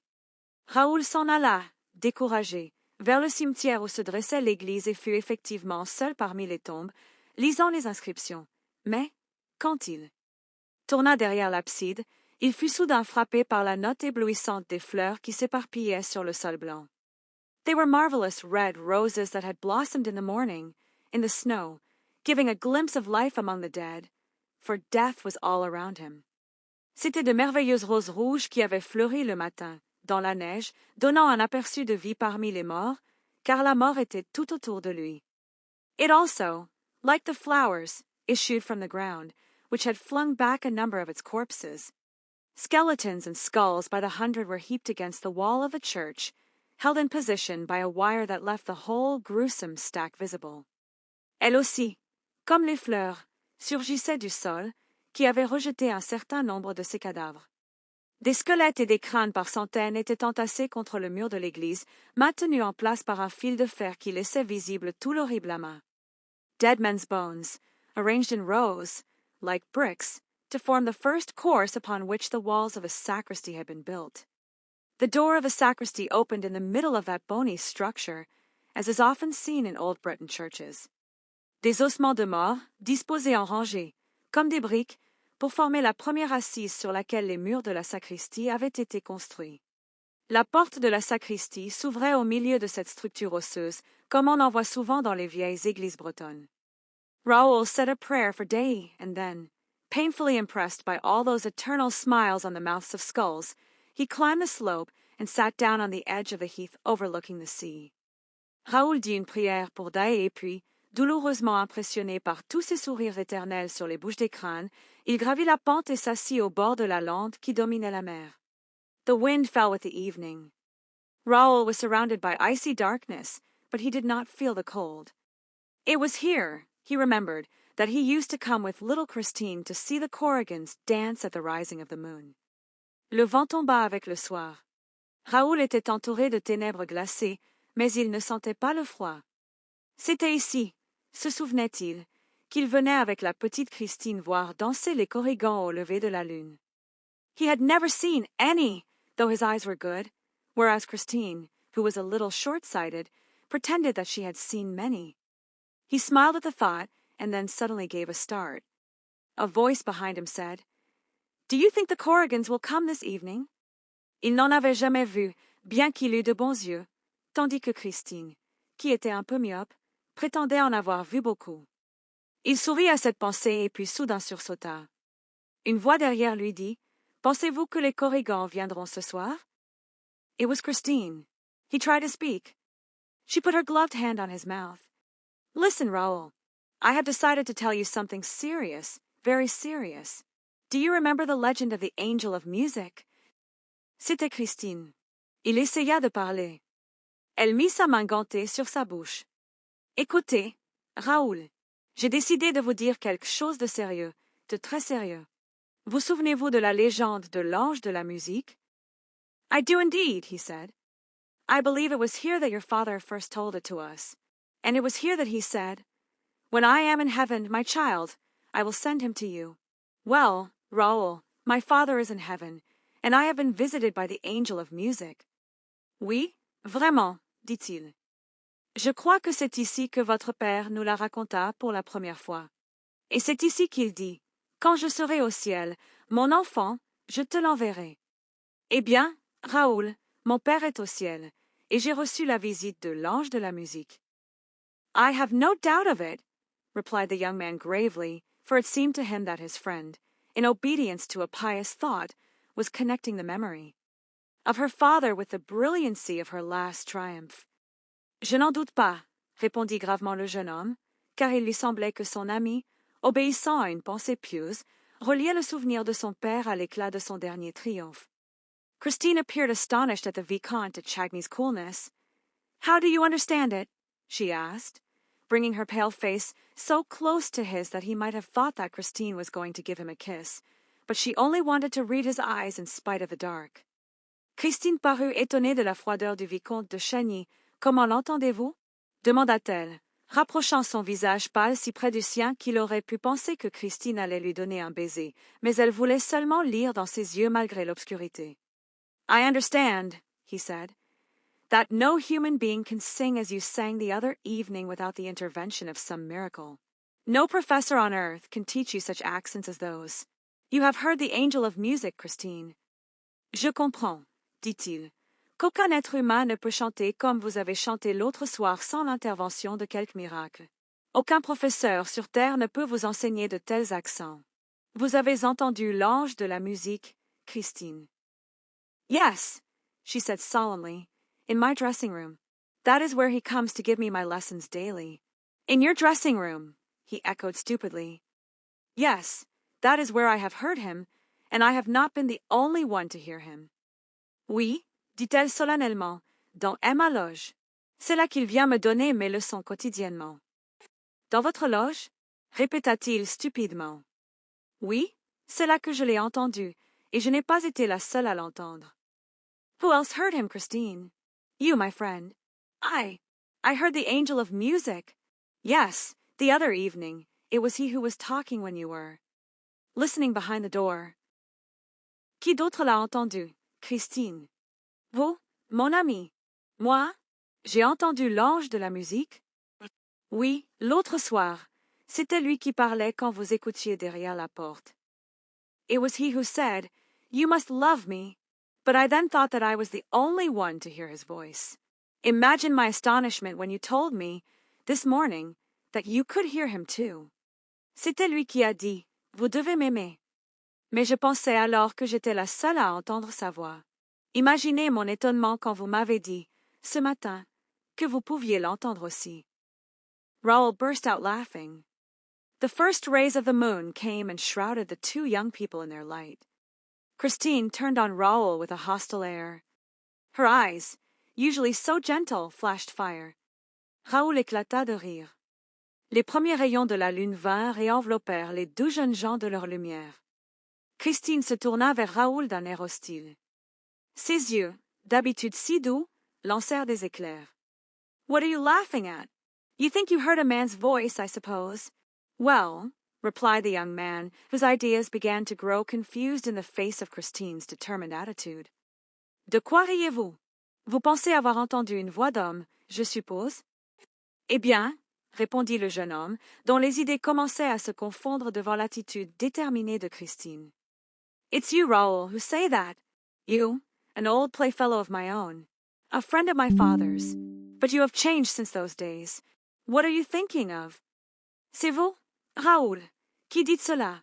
Vous, un ancien compagnon de jeu, un ami de mon père. Mais vous avez changé depuis cette époque. À quoi pensez-vous?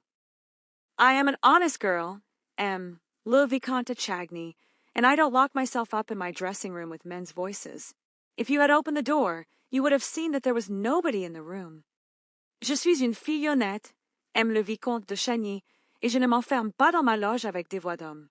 Si vous aviez ouvert la porte, vous auriez vu qu'il n'y avait personne dans la pièce. That's true. I did open the door when you were gone, and I found no one in the room. So you see, well, the Viscount summoned up all his courage. Well, Christine, I think that somebody is making game of you. C'est vrai. J'ai bien ouvert la porte, quand vous étiez parti, et je n'ai trouvé personne dans la pièce. Vous voyez bien. Eh bien? Le Vicomte resemblait tout son courage. Eh bien, Christine, je pense que quelqu'un se moque de vous. She gave a cry and ran away. He ran after her, but in a tone of fierce anger she called out, Leave me, and she disappeared. Elle poussa un cri et s'enfuit. Il courut après elle, mais, d'un ton de colère farouche, elle cria, Laissez-moi, laissez-moi, et elle disparut. Raoul returned to the inn feeling very weary, very low-spirited, and very sad. He was told that Christine had gone to her bedroom, saying that she would not be down to dinner. Raoul dined alone, in a very gloomy mood. Then he went to his room and tried to read, went to bed and tried to sleep. There was no sound in the next room. Raoul revint à l'auberge se sentant très las, très abattu et très triste. On lui dit que Christine était montée dans sa chambre en disant qu'elle ne descendrait pas pour le dîner. Raoul dîna seul, dans une humeur très sombre. Puis il alla dans sa chambre et essaya de lire, se coucha et essaya de dormir. Il n'y avait aucun bruit dans la chambre voisine. The hours passed slowly. It was about 11:30 when he distinctly heard someone moving, with a light, stealthy step, in the room next to his. Then Christine had not gone to bed. Les heures passèrent lentement. Il était environ 11h30 quand il entendit distinctement quelqu'un bouger d'un pas léger et furtif dans la chambre voisine de la sienne. Alors Christine ne s'était pas couchée. Without troubling for a reason, Raoul dressed, taking care not to make a sound, and waited. Waited for what? How could he tell? But his heart thumped in his chest when he heard Christine's door turn slowly on its hinges. Sans se soucier d'une raison, Raoul s'habilla, prenant soin de ne faire aucun bruit, et attendit. Attendit quoi? Comment aurait-il pu le dire? Mais son cœur battait dans sa poitrine quand il entendit la porte de Christine tourner lentement sur ses gonds. Where could she be going, at this hour, when everyone was fast asleep at Perros? Softly opening the door, he saw Christine's white form, in the moonlight, slipping along the passage.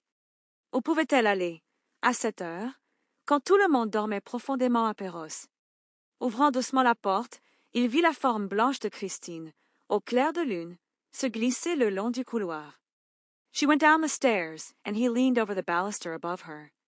Suddenly, he heard two voices in rapid conversation. He caught one sentence, "Don't lose the key." It was the landlady's voice. The door facing the sea was opened and locked again. Then all was still. Elle descendit l'escalier et il se pencha par-dessus la rampe au-dessus d'elle. Soudain, il entendit deux voix en conversation rapide. Il saisit une phrase, ne perdez pas la clé. C'était la voix de l'aubergiste. La porte face à la mer fut ouverte et verrouillée de nouveau. Puis tout fut silencieux. Raoul ran back to his room and threw back the window. Christine's white form stood on the deserted quay. The first floor of the setting sun was at no great height, and a tree growing against the wall held out its branches to Raoul's impatient arms and enabled him to climb down unknown to the landlady. Raoul courut à sa chambre et ouvrit la fenêtre. La forme blanche de Christine se tenait sur le quai désert. Le premier étage du soleil couchant n'était pas à une grande hauteur et un arbre poussant contre le mur tendit ses branches aux bras impatients de Raoul et lui permit de descendre à l'insu de l'aubergiste. Her amazement, therefore, was all the greater when, the next morning, the young man was brought back to her half-frozen, more dead than alive, and when she learned that he had been found stretched at full length on the steps of the high altar of the little church. Son étonnement fut donc d'autant plus grand quand, le lendemain matin, on lui ramena le jeune homme à demi gelé, plus mort que vif, et quand elle apprit qu'on l'avait trouvé étendu de tout son long sur les marches du maître-autel de la petite église. She ran at once to tell Christine, who hurried down and, with the help of the landlady, did her best to revive him. He soon opened his eyes, and was not long in recovering when he saw his friend's charming face leaning over him. Elle courut aussitôt le dire à Christine, qui se hâta de descendre, avec l'aide de l'aubergiste, fit de son mieux pour le ranimer. Il ouvrit bientôt les yeux et ne tarda pas à se remettre quand il vit le charmant visage de son ami penché sur lui. A few weeks later, when the tragedy at the opera compelled the intervention of the public prosecutor, M. Mifroid, the commissary of police, examined the Vicomte de Chagny touching the events of the night at Perros. I quote the questions and answers as given in the official report pp. 150 etc. Quelques semaines plus tard, quand la tragédie à l'opéra nécessita l'intervention du procureur de la République, M. Mifroid, le commissaire de police, interrogea le vicomte de Chagny touchant les événements de la nuit à Perros. Je cite les questions et réponses telles qu'elles sont données dans le rapport officiel pp. 150 et sec. Q. Did Mli Daaé not see you come down from your room by the curious road which you selected? R. No, monsieur, no, although when walking behind her, I took no pains to deaden the sound of my footsteps. Q. Mademoiselle Daaé ne vous a-t-elle pas vu descendre de votre chambre par le curieux chemin que vous avez choisi? R. Non, monsieur, non, bien que, en marchant derrière elle, je n'ai pris aucune peine pour étouffer le bruit de mes pas. In fact, I was anxious that she should turn round and see me. I realized that I had no excuse for following her and that this way of spying on her was unworthy of me. But she seemed not to hear me and acted exactly as though I were not there. En fait, j'étais anxieux qu'elle se retourne et me voie. Je réalisais que je n'avais aucune excuse pour la suivre et que cette façon de l'espionner était indigne de moi. Mais elle semblait ne pas m'entendre et agissait exactement comme si je n'étais pas là. She quietly left the quay and then suddenly walked quickly up the road. The church clock had struck 11:45, and I thought that this must have made her hurry, for she began almost to run and continued hastening until she came to the church. Elle quitta tranquillement le quai et puis soudain marcha rapidement en remontant la route. L'horloge de l'église avait sonné moins le quart et je pensai que cela avait dû la faire se dépêcher, car elle se mit presque à courir et continua à se hâter jusqu'à ce qu'elle arrive à l'église. Q. Was the gate open? R. Yes, monsieur, and this surprised me, but did not seem to surprise Mli Daaé. Q. Was there no one in the churchyard? R. I did not see anyone, and if there had been, I must have seen him. The moon was shining on the snow and made the night quite light. Q. La grille était-elle ouverte? R. Oui, monsieur, et cela me surprit, mais ne sembla pas surprendre mademoiselle Daaé. Q. N'y avait-il personne dans le cimetière? R. Je ne vis personne, et, s'il y en avait eu, j'aurais dû le voir. La lune brillait sur la neige et rendait la nuit assez claire. Q. Was it possible for anyone to hide behind the tombstones? R. No, monsieur. They were quite small, poor tombstones, partly hidden under the snow, with their crosses just above the level of the ground. The only shadows were those of the crosses and ourselves. The church stood out quite brightly. I never saw so clear a night. It was very fine and very cold, and one could see everything. Q. Était-il possible à quelqu'un de se cacher derrière les pierres tombales? R. Non, monsieur. C'étaient de toutes petites tombes pauvres, en partie cachées sous la neige, avec leurs croix juste au niveau du sol. Les seules ombres étaient celles des croix et de nous-mêmes. L'église se détachait très clairement. Je n'ai jamais vu une nuit si claire. Il faisait très beau et très froid et on pouvait tout voir. Q. Are you at all superstitious? R. No, monsieur, I am a practicing Catholic. Q. In what condition of mind were you? R. Very healthy and peaceful, I assure you. Q. Êtes-vous du tout superstitieux? R. Non, monsieur, je suis catholique pratiquant. Q. Dans quel état d'esprit étiez-vous? R. Très sain et paisible, je vous assure. MLLE Daaé's curious action in going out at that hour had worried me at first, but as soon as I saw her go to the churchyard, I thought that she meant to fulfill some pious duty on her father's grave, and I considered this so natural that I recovered all my calmness. L'action curieuse de Mademoiselle Daaé de sortir à cette heure m'avait d'abord inquiété, mais, dès que je la vis aller au cimetière, je pensais qu'elle voulait accomplir quelque devoir pieux sur la tombe de son père et je trouvais cela si naturel que je retrouvai tout mon calme. I was only surprised that she had not heard me walking behind her, for my footsteps were quite audible on the hard snow. But she must have been taken up with her intentions, and I resolved not to disturb her. J'étais seulement surpris qu'elle ne m'ait pas entendu marcher derrière elle, car mes pas étaient tout à fait audibles sur la neige durcie. Mais elle devait être absorbée par ses intentions, et je résolus de ne pas la déranger. She knelt down by her father's grave, made the sign of the cross, and began to pray. At that moment, it struck midnight. At the last stroke, I saw Mlle Daaé lift her eyes to the sky and stretch out her arms as though in ecstasy. Elle s'agenouilla près de la tombe de son père, fit le signe de croix et commença à prier. À ce moment, minuit sonna. Au dernier coup, je vis Mademoiselle Daaé lever les yeux vers le ciel et étendre les bras comme en extase.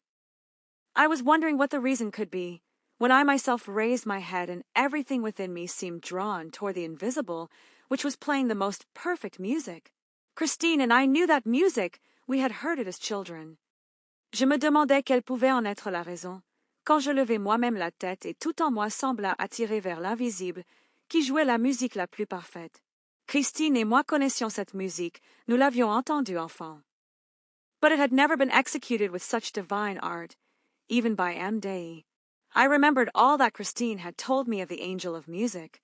The air was the resurrection of Lazarus, which old M. Daaé used to play to us in his hours of melancholy and of faith. Mais elle n'avait jamais été exécutée avec un art si divin, même par M. Daaé. Je me souvenais de tout ce que Christine m'avait dit de l'ange de la musique. L'air était la résurrection de Lazare, que le vieux M. Daaé nous jouait dans ses heures de mélancolie et de foi. If Christine's angel had existed, he could not have played better, that night, on the late musician's violin. When the music stopped, I seemed to hear a noise from the skulls in the heap of bones. It was as though they were chuckling, and I could not help shuddering. Si l'ange de Christine avait existé, il n'aurait pu mieux jouer, cette nuit-là, sur le violon du défunt musicien. Quand la musique s'arrêta, je crus entendre un bruit venant des crânes dans le tas d'ossements. C'était comme s'il ricanait et je ne pus m'empêcher de frissonner. Q. Did it not occur to you that the musician might be hiding behind that very heap of bones? R. It was the one thought that did occur to me, monsieur, so much so that I omitted to follow Mlle Daaé when she stood up and walked slowly to the gate. She was so much absorbed just then that I am not surprised that she did not see me. Q. Ne vous est-il pas venu à l'esprit que le musicien pourrait se cacher derrière cet adossement même? R. C'était la seule pensée qui me vint à l'esprit, monsieur, si bien que je mis de suivre Mademoiselle Daaé, quand elle se leva et marcha lentement vers la grille. Elle était si absorbée à ce moment que je ne suis pas surpris qu'elle ne m'ait pas vu. Q. Then what happened that you were found in the morning lying half dead on the steps of the high altar? First a skull rolled to my feet, then another, then another. It was as if I were the mark of that ghastly game of bowls. Q. Alors que s'est-il passé pour qu'on vous trouve le matin étendu à demi-mort sur les marches du maître-autel? R. D'abord un crâne roula à mes pieds. Puis un autre. Puis un autre. C'était comme si j'étais la cible de ce sinistre jeu de quilles. And I had an idea that false step must have destroyed the balance of the structure behind which our musician was concealed. This surmise seemed to be confirmed when I saw a shadow suddenly glide along the sacristy wall. Et j'eus l'idée qu'un faux pas avait dû détruire l'équilibre de la structure derrière laquelle notre musicien était caché. Cette supposition sembla être confirmée quand je vis une ombre glisser soudain le long du mur de la sacristie. I ran up. The shadow had already pushed open the door and entered the church. But I was quicker than the shadow and caught hold of a corner of its cloak. Iekorus. L'ombre avait déjà poussé la porte et était entrée dans l'église. Mais j'étais plus rapide que l'ombre et saisis un coin de son manteau. At that moment, we were just in front of the high altar, and the moonbeams fell straight upon us through the stained-glass windows of the apse. As I did not let go of the cloak, the shadow turned round, and I saw a terrible death's head, which darted a look at me from a pair of scorching eyes. À ce moment, nous étions juste devant le maître-autel, et les rayons de lune tombaient droit sur nous à travers les vitraux de l'abside. Comme je ne lâchais pas le manteau, l'ombre se retourna, et je vis une terrible tête de mort qui me lança un regard d'une paire d'yeux brûlants. I felt as if I were face to face with Satan, and in the presence of this unearthly apparition, my heart gave way, my courage failed me, and I remember nothing more until I recovered consciousness at the setting sun. Je me sentis comme si j'étais face à face avec Satan, et, en présence de cette apparition surnaturelle, mon cœur lâcha, mon courage me manqua. Et je ne me souviens de rien de plus jusqu'à ce que je reprenne conscience au soleil couchant. We left M, Firmin, Richard, and M, Armand Moncharmin at the moment when they were deciding to look into that little matter of Box 5. Nous avons laissé Monsieur Firmin Richard et Monsieur Armand Moncharmin au moment où ils décidaient d'examiner cette petite affaire de la loge 5. Leaving behind them the broad staircase, which leads from the lobby outside the manager's offices to the stage and its dependencies, they crossed the stage, went out by the subscriber's door, and entered the house through the first little passage on the left. Laissant derrière eux le grand escalier qui mène du hall devant les bureaux des directeurs à la scène et ses dépendances, ils traversèrent la scène, sortirent par la porte des abonnés et entrèrent dans la salle par le premier petit passage à gauche. Then they made their way through the front rows of stalls and looked at Box 5 on the grand tier.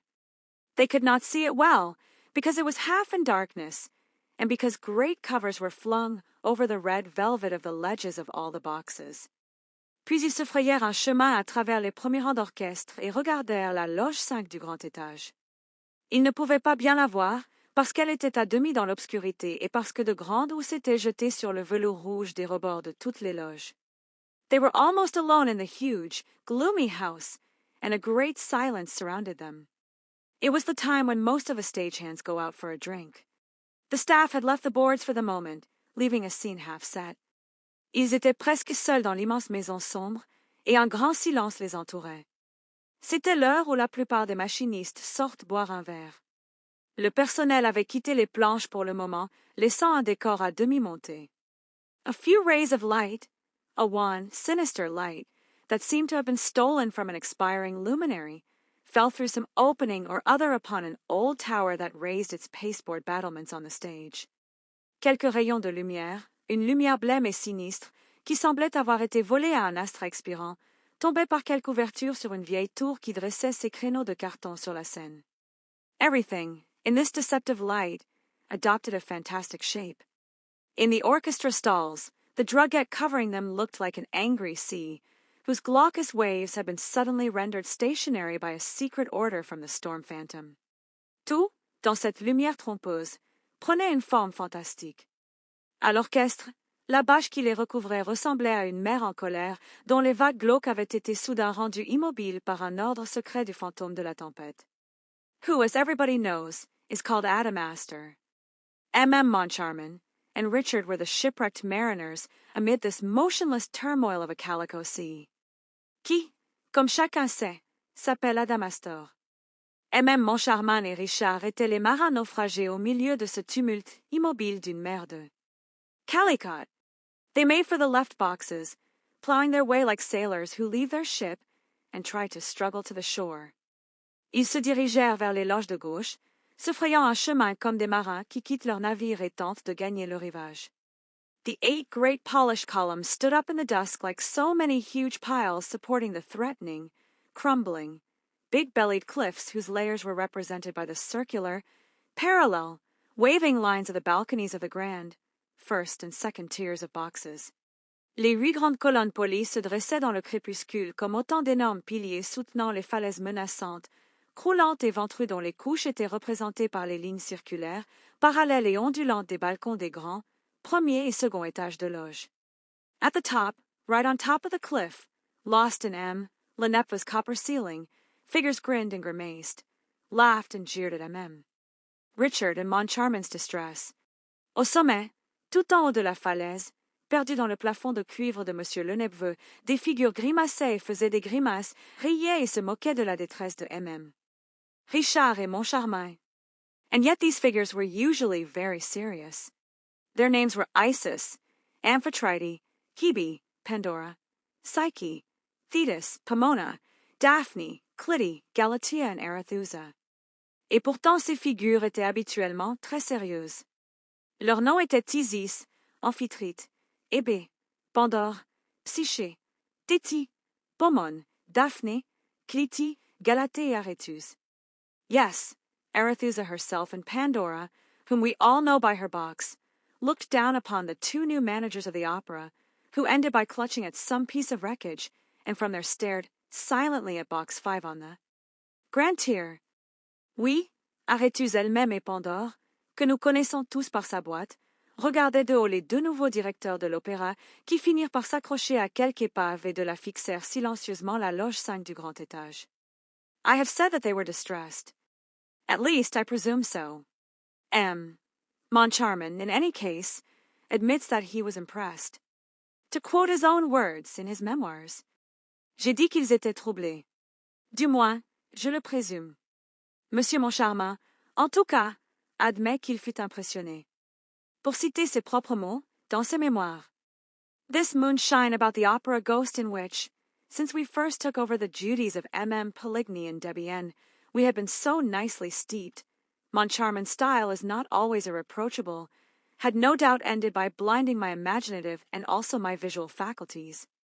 Cette histoire de lune sur le fantôme de l'opéra dans laquelle, depuis que nous avons pris les fonctions de MM Poligny et Debienne, nous avions été si bien trempés, le style de Moncharmin n'est pas toujours irréprochable, avait sans doute fini par aveugler mes facultés imaginatives et aussi visuelles. It may be that the exceptional surroundings in which we found ourselves, in the midst of an incredible silence, impressed us to an unusual extent. Il se peut que le cadre exceptionnel dans lequel nous nous trouvions, au milieu d'un silence incroyable, nous ait impressionnés à un degré inhabituel. It may be that we were the sport of a kind of hallucination brought about by the semi-darkness of the theater and the partial gloom that filled box 5. Il se peut que nous ayons été le jouet d'une sorte d'hallucination provoquée par la pénombre du théâtre et l'obscurité partielle qui remplissait la loge 5. At any rate, I saw and Richard also saw a shape in the box. Richard said nothing, nor I either, but we spontaneously seized each other's hand. En tout cas, je vis et Richard vit aussi une forme dans la loge. Richard ne dit rien, ni moi non plus, mais nous nous saisîmes spontanément la main. We stood like that for some minutes, without moving, with our eyes fixed on the same point, but the figure had disappeared. Nous restâmes ainsi quelques minutes, sans bouger, les yeux fixés sur le même point, mais la silhouette avait disparu. Then we went out and, in the lobby, communicated our impressions to each other and talked about the shape. The misfortune was that my shape was not in the least like Richard's. Puis nous sortîmes et, dans le hall, nous nous communiquâmes nos impressions et parlâmes de la forme. Le malheur était que ma forme ne ressemblait pas du tout à celle de Richard. I had seen a thing like a death's head resting on the ledge of the box, whereas Richard saw the shape of an old woman who looked like Madame Giry. J'avais vu une chose comme une tête de mort reposant sur le rebord de la loge, tandis que Richard vit la forme d'une vieille femme qui ressemblait à Madame Giry.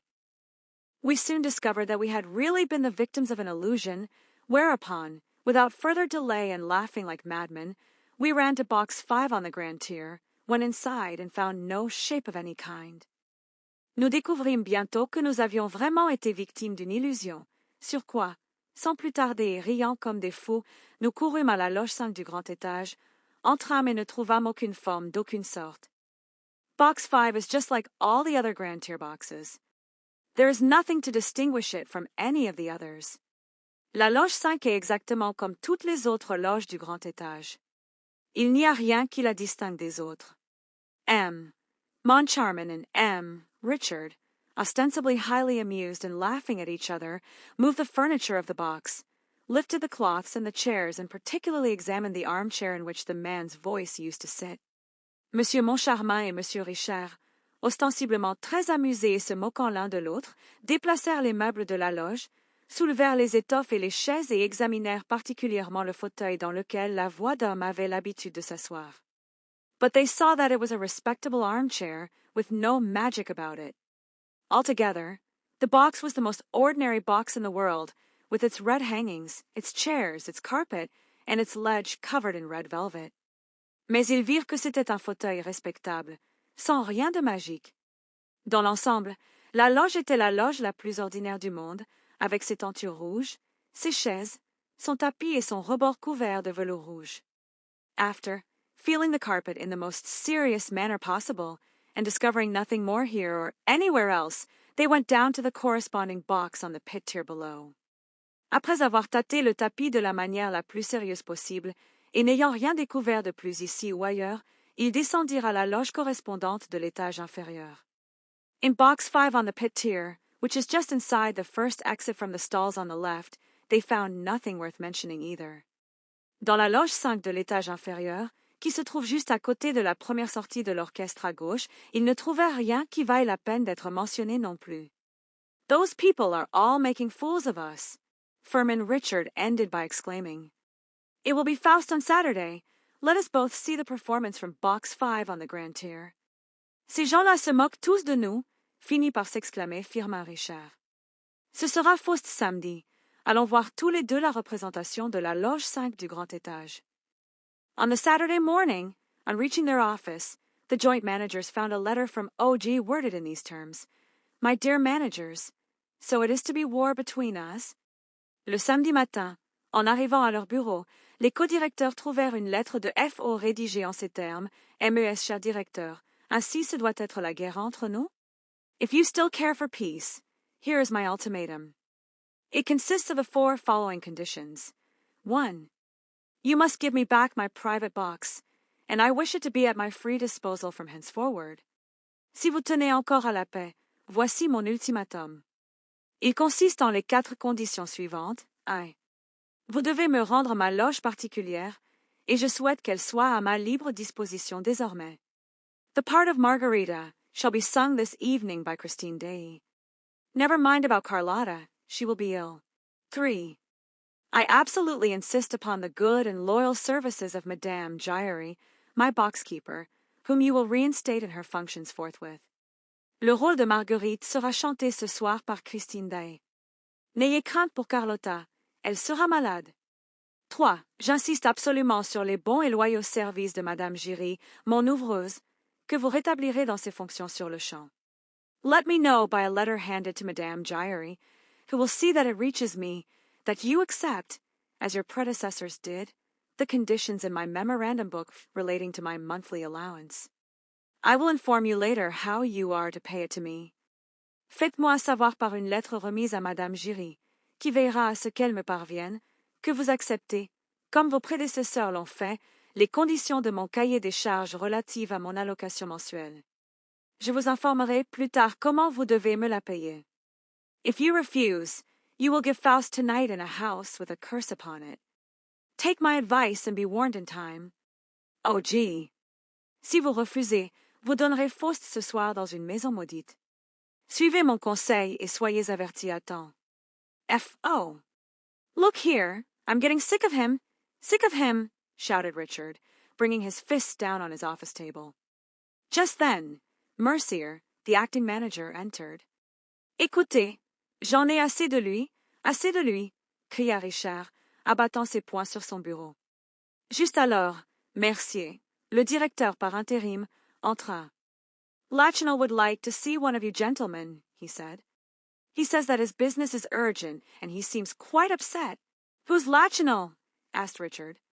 He's your stud groom. Lachenal aimerait voir l'un de vous, messieurs, dit-il. Il dit que son affaire est urgente et il semble tout bouleversé. Qui est Lachenal? Demanda Richard. C'est votre maître d'écurie. What do you mean? My stud groom. Yes, sir, explained Mercier. There are several grooms at the opera, and Lachenal is at the head of them. And what does this groom do? Que voulez-vous dire? Mon maître d'écurie? Oui, monsieur, expliqua Mercier. Il y a plusieurs palefreniers à l'opéra et monsieur Lachenal est à leur tête. Et que fait ce palefrenier? He has the chief management of a stable. What stable? Why, yours, sir, the stable of the opera. Is there a stable at the opera? Upon my word, I didn't know. Where is it? Il a la direction principale de l'écurie. Quelle écurie? Mais, la vôtre, monsieur, l'écurie de l'opéra. Y a-t-il une écurie à l'opéra? Ma parole, je ne le savais pas. Où est-elle? In the cellars, on the rotunda side. It's a very important department. We have 12 horses. 12 horses? And what for, in heaven's name? Dans les caves, du côté de la rotonde. C'est un département très important. Nous avons 12 chevaux. 12 chevaux. Et pourquoi? Au nom du ciel? Why, we want trained horses for the processions in the Jove, the Profeta, and so on. Horses used to the boards. It is the groom's business to teach them. Lachenal is very clever at it. He used to manage Franconi's stables. Mais, nous voulons des chevaux dressés pour les processions de la Juive, du prophète et ainsi de suite, des chevaux habitués aux planches. C'est l'affaire des palefreniers de les dresser. Monsieur Lachenal est très habile à cela. Il dirigeait les écuries de Franconie. Very well. But what does he want? I don't know. I never saw him in such a state. He can come in. Lachenal came in, carrying a riding whip with which he struck his right boot in an irritable manner. Très bien. Mais que veut-il? Je ne sais pas. Je ne l'ai jamais vu dans un tel état. Il peut entrer. Monsieur Lachenal entra, portant une cravache, avec laquelle il frappait sa botte droite d'une manière irritée. Good morning, Lachenal, said Richard, somewhat impressed. To what do we owe the honor of your visit? Mr. Manager, I have come to ask you to get rid of the whole stable. Bonjour, Monsieur Lachenal, dit Richard, quelque peu impressionné. À quoi devons-nous l'honneur de votre visite? Monsieur le directeur, je suis venu vous demander de vous débarrasser de toute l'écurie. What? You want to get rid of our horses? I'm not talking of the horses, but of the stablemen. How many stablemen have you, Lachenal? 6 stablemen. That's at least 2 too many. Quoi? Vous voulez vous débarrasser de nos chevaux? Je ne parle pas des chevaux, mais des palefreniers. Combien de palefreniers avez-vous, Monsieur Lachenal? 6 palefreniers. C'est au moins 2 de trop. These are places! Mercier interposed, created and forced upon us by the Undersecretary for Fine Arts. They are filled by protégés of the government, and if I may venture to... Ce sont des places, intervint Mercier, créées et imposées par le sous-secrétaire aux Beaux-Arts. Elles sont occupées par des protégés du gouvernement, et, si je peux me permettre de... I don't care a hang for the government, roared Richard. We don't need more than 4 stablemen for 12 horses. 11, said the head riding master, correcting him. 12, repeated Richard. 11, repeated Lachenal.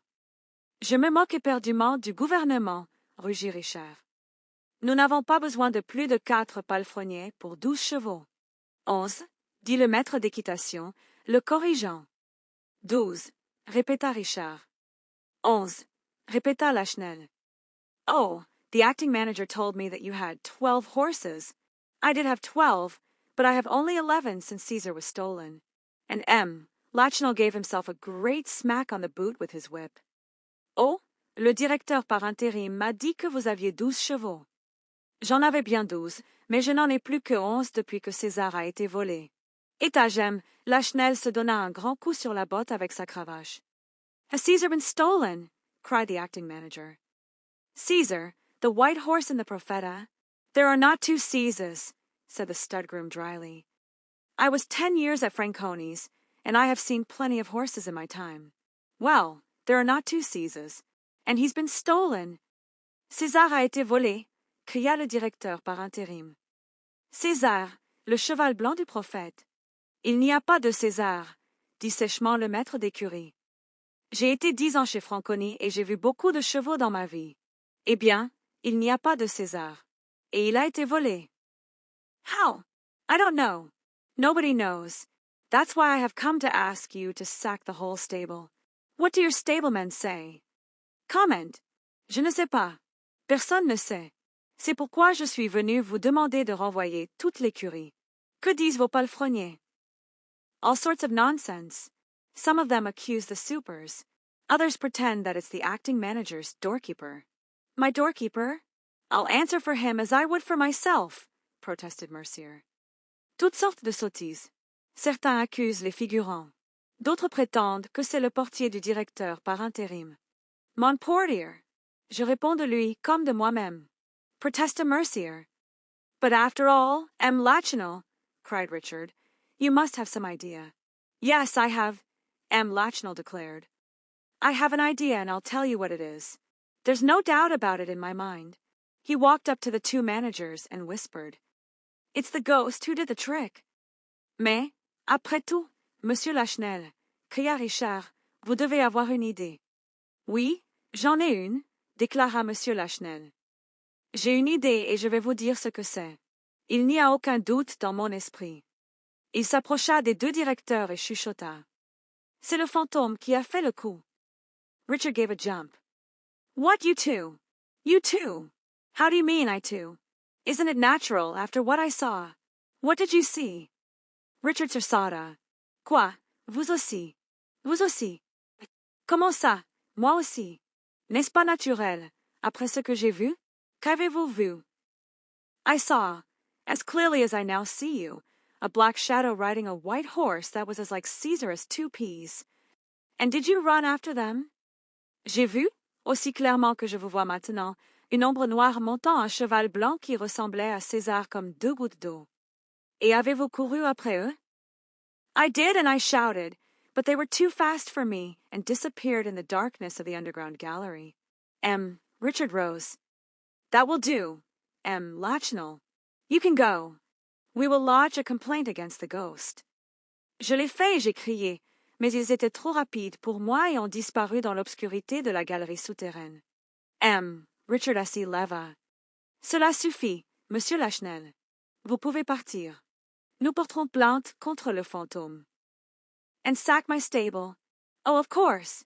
Good morning. Lachenal bowed and withdrew. Richard foamed at the mouth. Settle that idiot's account at once, please. Et renvoyez mon écurie. Oh, bien sûr. Bonjour. Lachenal s inclina ETSC retira. Richard ecumed a rage. Réglez le compte de cet idiot tout de suite, s'il vous plaît. He is a friend of the government representatives, Mercier ventured to say. And he takes his vermouth at Tortoni's with Lagrenay, Scholl and Pertuiset, the lion hunter, added Moncharmin. C'est un ami du représentant du gouvernement, osa dire Mercier. Et il prend son vermouth chez Tortoni avec Lagraine, Scholl et Pertuiset, le chasseur de lions, ajouta Moncharmin. We shall have the whole press against us. He'll tell the story of the ghost, and everybody will be laughing at our expense. We may as well be dead as ridiculous. All right, say no more about it. Nous aurons toute la presse contre nous. Il racontera l'histoire du fantôme, et tout le monde se moquera de nous. Autant être mort que ridicule.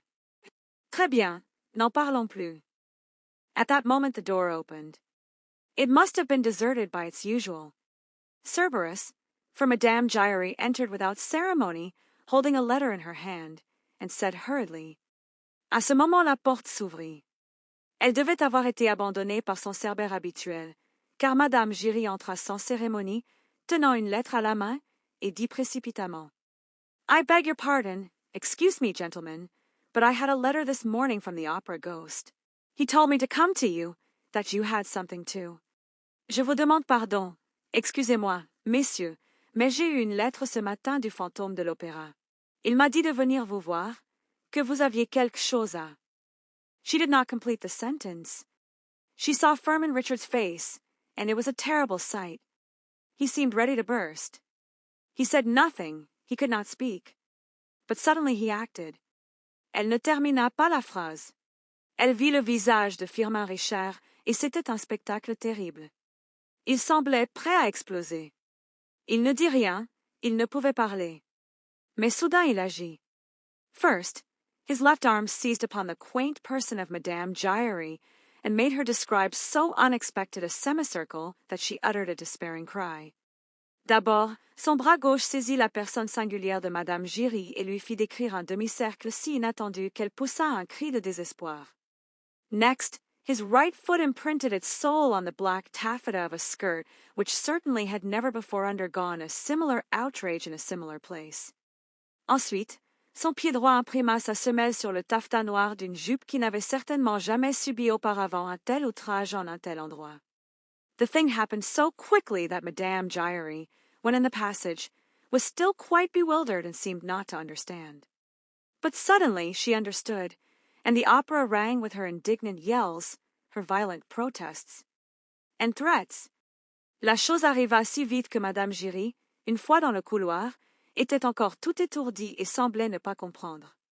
Mais, soudain, elle comprit, et l'opéra retentit de ses cris indignés, de ses protestations violentes et de ses menaces. About the same time, Carlotta, who had a small house of her own in the Rue du Faubourg Saint-Honoré, rang for her maid, who brought her letters to her bed. Vers la même heure, Carlotta, qui avait une petite maison à elle rue du Faubourg Saint-Honoré, sonna sa femme de chambre, qui lui apporta ses lettres au lit. Among them was an anonymous missive, written in red ink, in a hesitating, clumsy hand, which ran, "If you appear tonight, you must be prepared for a great misfortune at the moment when you open your mouth to sing. A misfortune worse than death." Parmi elles se trouvait une missive anonyme, écrite à l'encre rouge, d'une main hésitante et maladroite, qui disait « Si vous paraissez ce soir, vous devez vous préparer à un grand malheur au moment où vous ouvrirez la bouche pour chanter. » Un malheur pire que la mort. The letter took away Carlotta's appetite for breakfast. She pushed back her chocolate, sat up in bed and thought hard. It was not the first letter of the kind which she had received, but she never had one couched in such threatening terms. La lettre coupa l'appétit de Carlotta pour le petit déjeuner. Elle repoussa son chocolat, s'assit dans son lit et réfléchit durement. Ce n'était pas la première lettre de ce genre qu'elle recevait, mais elle n'en avait jamais eu une rédigée en termes si menaçants. She thought herself, at that time, the victim of 1,000 jealous attempts, and went about saying that she had a secret enemy who had sworn to ruin her. Elle se croyait, à cette époque, victime de 1000 tentatives jalouses et allait disant qu'elle avait un ennemi secret qui avait juré de la ruiner.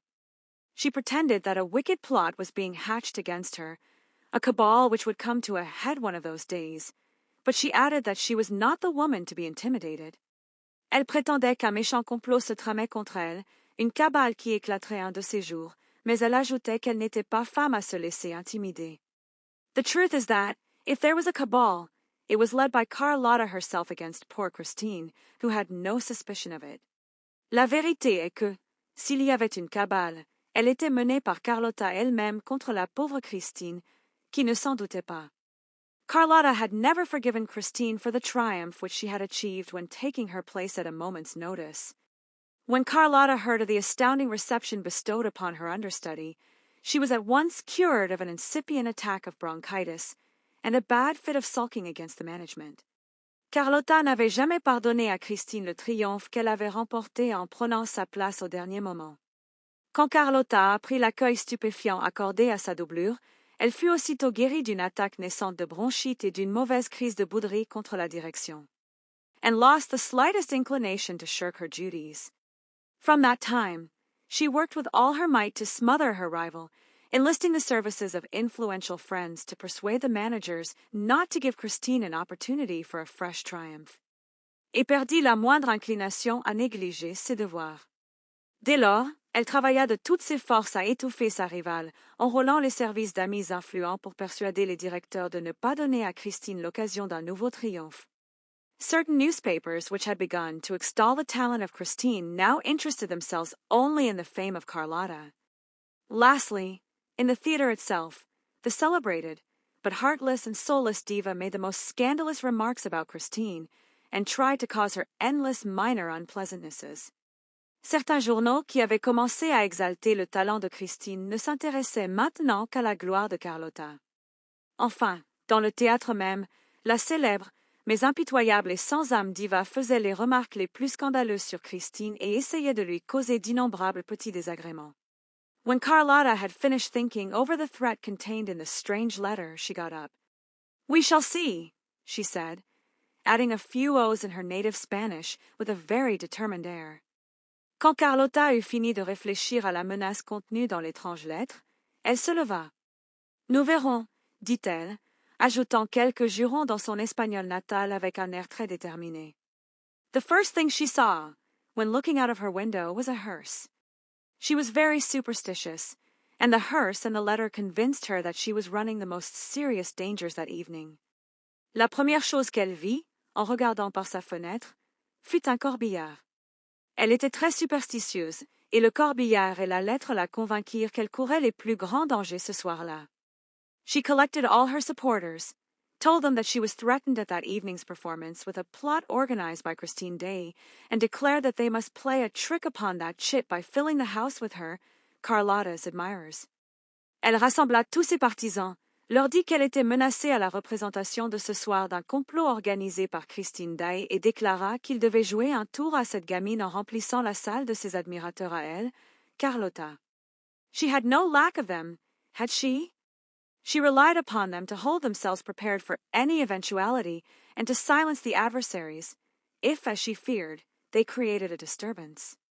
Elle n'en manquait pas, n'est-ce pas? Elle comptait sur eux pour se tenir prêts à toute éventualité et faire taire les adversaires si, comme elle le craignait, ils créaient du trouble. Richard's private secretary, called to ask after the diva's health, and returned with the assurance that she was perfectly well and that, were she dying, she would sing the part of Margarita that evening. Le secrétaire particulier de M. Richard appela pour s'enquérir de la santé de la diva et revint avec l'assurance qu'elle allait parfaitement bien et que, fût-elle mourante, elle chanterait le rôle de Marguerite ce soir-là. The secretary urged her, in his chief's name, to commit no imprudence, to stay at home all day and to be careful of draughts, and Carlotta could not help, after he had gone, comparing this unusual and unexpected advice with the threats contained in the letter. Le secrétaire la pressa, au nom de son chef, de ne commettre aucune imprudence, de rester chez elle toute la journée et de faire attention au courant d'air, et Carlotta ne put s'empêcher, après son départ, de comparer ce conseil inhabituel et inattendu avec les menaces contenues dans la lettre. It was 5 o'clock when the post brought a second anonymous letter in the same hand as the first. It was short and said simply, "You have a bad cold. If you are wise, you will see that it is madness to try to sing tonight." Il était 5 heures quand le courrier apporta une seconde lettre anonyme de la même main que la première. Elle était courte et disait simplement, "Vous avez un mauvais rhume. Si vous êtes sage, vous verrez que c'est folie d'essayer de chanter ce soir." Carlotta sneered, shrugged her handsome shoulders, and sang 2 or 3 notes to reassure herself. Her friends were faithful to their promise. They were all at the opera that night, but looked round in vain for the fierce conspirators whom they were instructed to suppress. Carlotta ricana, haussa ses belles épaules et chanta 2 ou 3 notes pour se rassurer. Ses amis furent fidèles à leur promesse. Ils étaient tous à l'opéra ce soir-là, mais cherchèrent en vain les farouches conspirateurs qu'ils étaient chargés de réprimer. The only unusual thing was the presence of Richard and Moncharmin in box 5.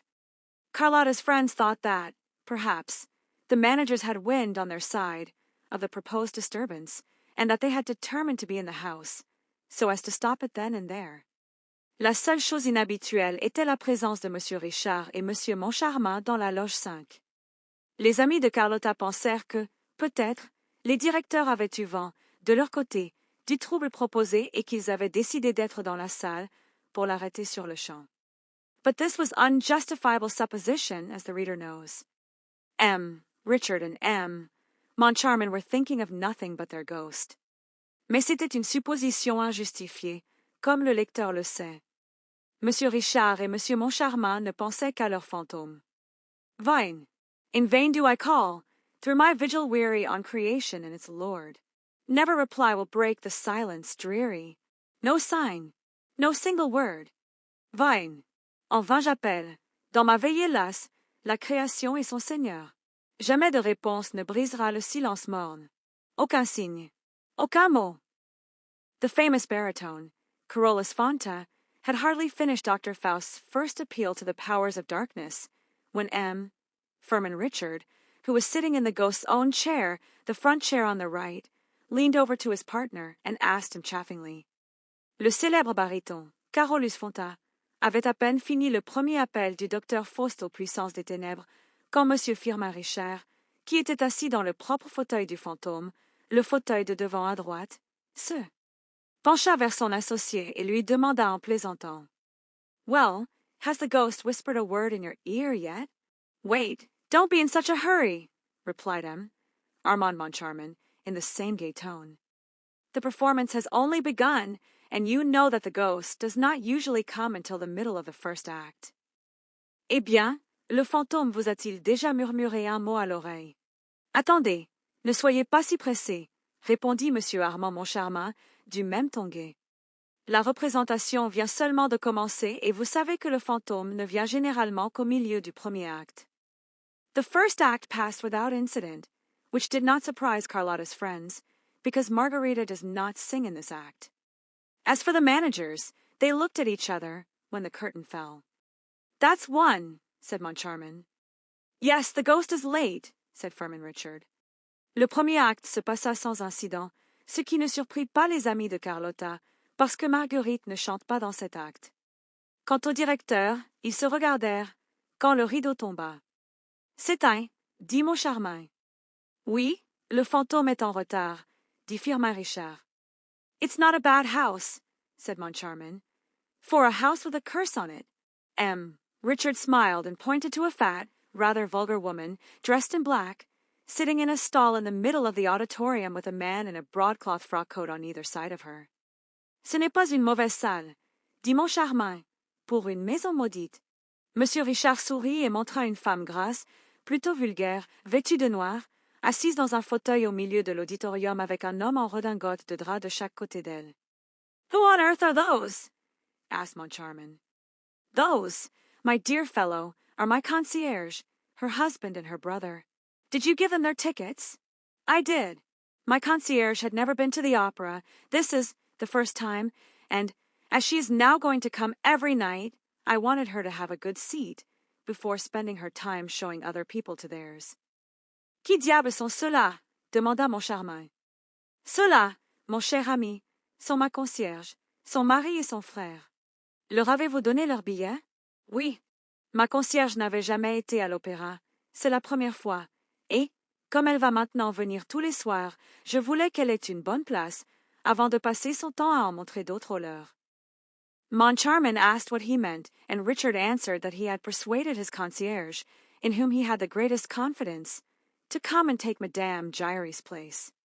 Moncharmin demanda ce qu'il voulait dire et Richard répondit qu'il avait persuadé sa concierge, en qui il avait la plus grande confiance, de venir prendre la place de Madame Giry. Yes, he would like to see if, with that woman instead of the old lunatic, Box 5 would continue to astonish the natives. Oui, il aimerait voir si, avec cette femme au lieu de la vieille folle, la loge 5 continuerait à étonner les indigènes. By the way, said Moncharmin, you know that Mother Giry is going to lodge a complaint against you. With whom? The ghost. The ghost. Moncharmin had almost forgotten him. Au fait, dit Moncharmin, vous savez que la mère Giry va porter plainte contre vous. Auprès de qui? Du fantôme. Le fantôme. Moncharmin l'avait presque oublié. However, that mysterious person did nothing to bring himself to the memory of the managers, and they were just saying so to each other for the second time, when the door of the box suddenly opened to admit the startled stage manager. Cependant, cette personne mystérieuse ne fit rien pour se rappeler au souvenir des directeurs, et il se le disait justement pour la seconde fois, quand la porte de la loge s'ouvrit soudain pour admettre le régisseur effaré. "What's the matter?" they both asked, amazed at seeing him there at such a time. "It seems there's a plot got up by Christine Daaé's friends against Carlotta. Carlotta's furious." "Qu'est-ce qu'il y a?" demandèrent-ils tous deux, étonnés de le voir là à un tel moment. "Il paraît qu'il y a un complot monté par les amis de Christine Daaé contre Carlotta. Carlotta est furieuse." "What on earth?" said Richard, knitting his brows. But the curtain rose on the Kermesse scene, and Richard made a sign to the stage manager to go away. When the two were alone again, Moncharmin leaned over to Richard. "Then Day has friends?" he asked. "Yes, she has."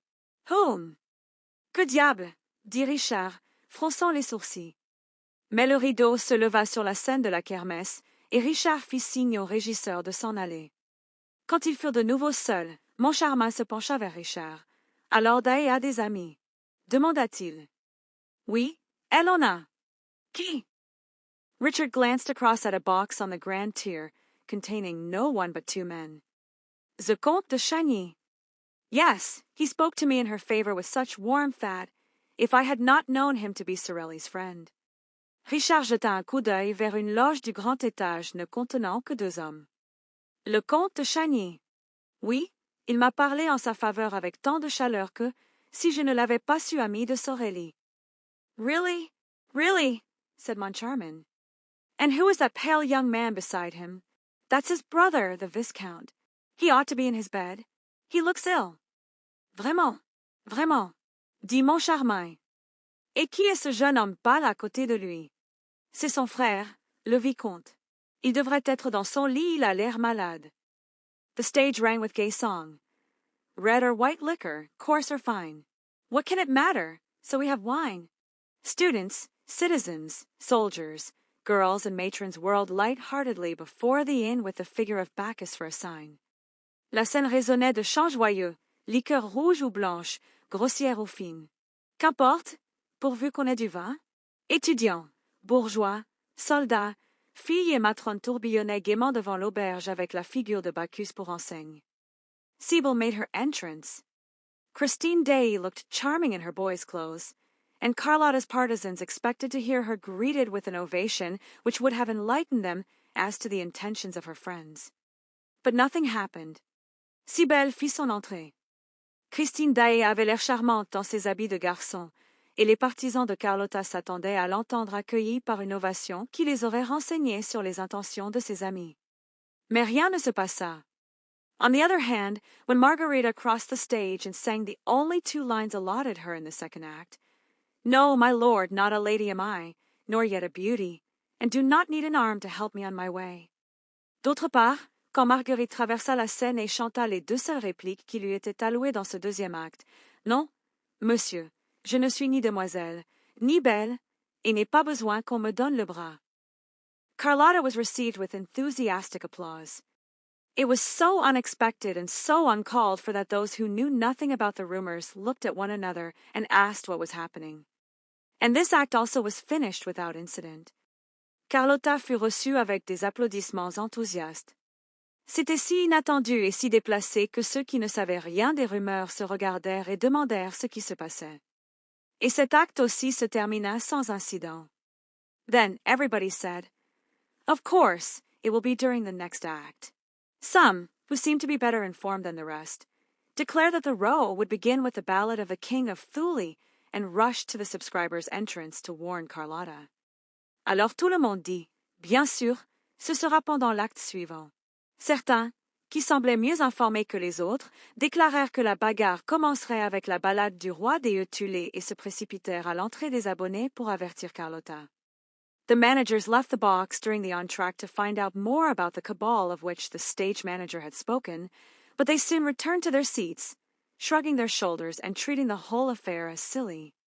Les directeurs quittèrent la loge pendant l'entr'acte pour en savoir plus sur la cabale dont le régisseur avait parlé, mais ils revinrent bientôt à leur place, haussant les épaules et traitant toute cette affaire de sottise. The first thing they saw on entering the box was a box of English sweets on the little shelf of the ledge. Who had put it there? They asked the box keepers, but none of them knew. Then they went back to the shelf and, next to the box of sweets, found an opera glass. La première chose qu'ils virent, en entrant dans la loge, fut une boîte de bonbons anglais sur la petite tablette du rebord. Qu'il avait mise là. Ils demandèrent aux ouvreuses, mais aucune ne savait. Puis ils retournèrent à la tablette et, à côté de la boîte de bonbons, trouvèrent des jumelles d'opéra. They looked at each other. They had no inclination to laugh.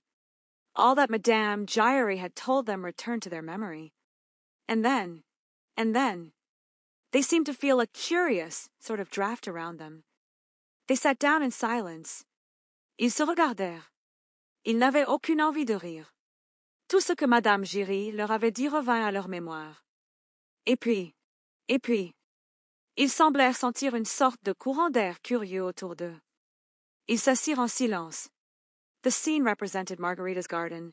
Gentle floweress in the dew, be message from me. As she sang these first two lines, with her bunch of roses and lilacs in her hand, Christine, raising her head, saw the Vicomte de Chagny in his box. La scène représentait le jardin de Marguerite, 12 fleurs dans la rosée. Soyez message de moi. Alors qu'elle chantait ses deux premières répliques, avec son bouquet de roses et de lilas à la main, Christine, levant la tête, vit le Vicomte de Chagny dans sa loge. And from that moment, her voice seemed less sure, less crystal clear than usual. Something seemed to deaden and dull her singing. "What a queer girl she is," said one of Carlotta's friends in the stalls, almost aloud. Et, dès ce moment, sa voix sembla moins sûre, moins cristalline qu'à l'ordinaire. Quelque chose semblait étouffer et ternir son chant. Quelle drôle de fille, dit presque à haute voix un des amis de Carlotta à l'orchestre. The other day she was divine, and tonight she's simply bleeding. She has no experience, no training. Gentle Flores, lie ye there and tell her from me. L'autre jour elle était divine, et ce soir elle belle simplement. Elle n'a aucune expérience, aucune formation. 12 fleurs, restez là et dites-lui de ma part. The Viscount put his head under his hands and wept. The Count, behind him, viciously gnawed his mustache, shrugged his shoulders and frowned. Le Vicomte mit sa tête dans ses mains et pleura. Le Comte, derrière lui, mâchonnait méchamment sa moustache, haussa les épaules et fronça les sourcils. For him, usually so cold and correct, to betray his inner feelings like that, by outward signs, the Count must be very angry. He was, pour lui, d'habitude si froid et si correct, trahir ainsi ses sentiments intérieurs par des signes extérieurs, le Comte devait être très en colère. Il l'était. He had seen his brother return from a rapid and mysterious journey in an alarming state of health. The explanation that followed was unsatisfactory, and the Count asked Christine Daaé for an appointment. She had the audacity to reply that she could not see either him or his brother. Il avait vu son frère revenir d'un voyage rapide et mystérieux dans un état de santé alarmant. L'explication qui suivit fut peu satisfaisante et le comte demanda un rendez-vous à Christine Daaé. Elle eut l'audace de répondre qu'elle ne pouvait voir ni lui ni son frère. Would she but deign to hear me, and with one smile to cheer me? The little baggage, growled the Count. And he wondered what she wanted, what she was hoping for. Si elle daignait seulement m'entendre et d'un sourire me réjouir. La petite coquine, gronda le Comte, et il se demandait ce qu'elle voulait, ce qu'elle espérait. She was a virtuous girl. She was said to have no friend, no protector of any sort. That angel from the north must be very artful. C'était une fille vertueuse. On disait qu'elle n'avait aucun ami, aucun protecteur d'aucune sorte. Cet ange du Nord devait être très rusé.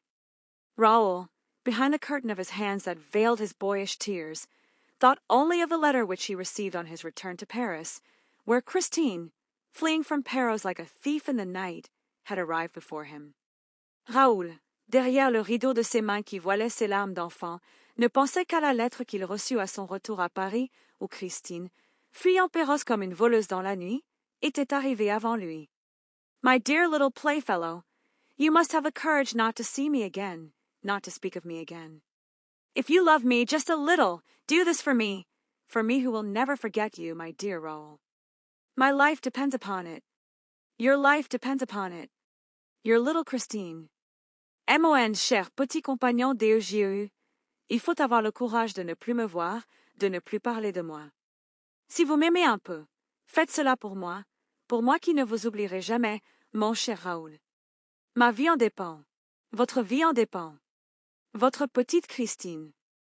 Thunders of applause. Carlotta made her entrance. I wish I could but know. Who was he that addressed me, if he was noble, or at least what his name is? Tonnerre d'applaudissements. Carlotta fit son entrée. Je voudrais bien savoir qui était celui qui m'a adressé la parole, s'il était noble, ou, du moins, quel est son nom? When Margarita had finished singing the ballad of the King of Thule, she was loudly cheered, and again when she came to the end of the jewel song. Ah, the joy of past compare these jewels bright to wear!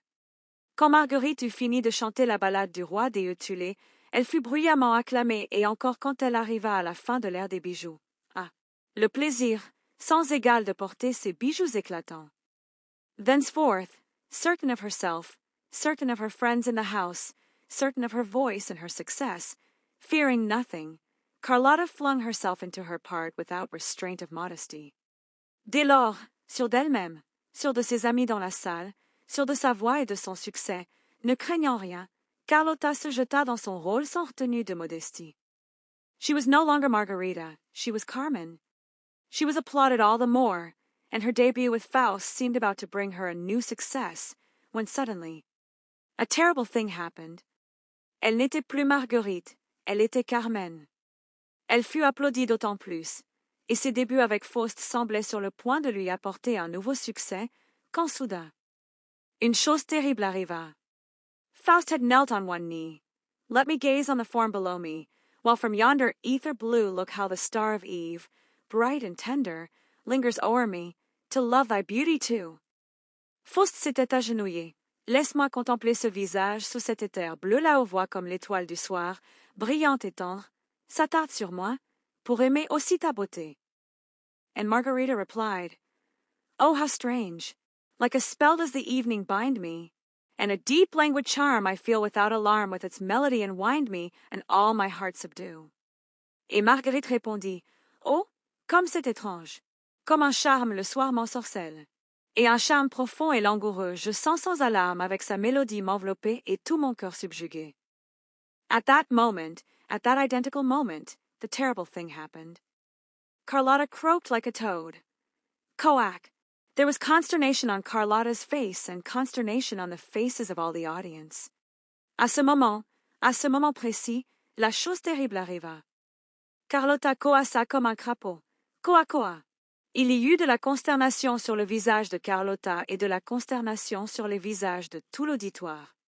The two managers in their box could not suppress an exclamation of horror. Every one felt that the thing was not natural, that there was witchcraft behind it. That toad smelt of brimstone. Poor, wretched, despairing, crushed Carlotta.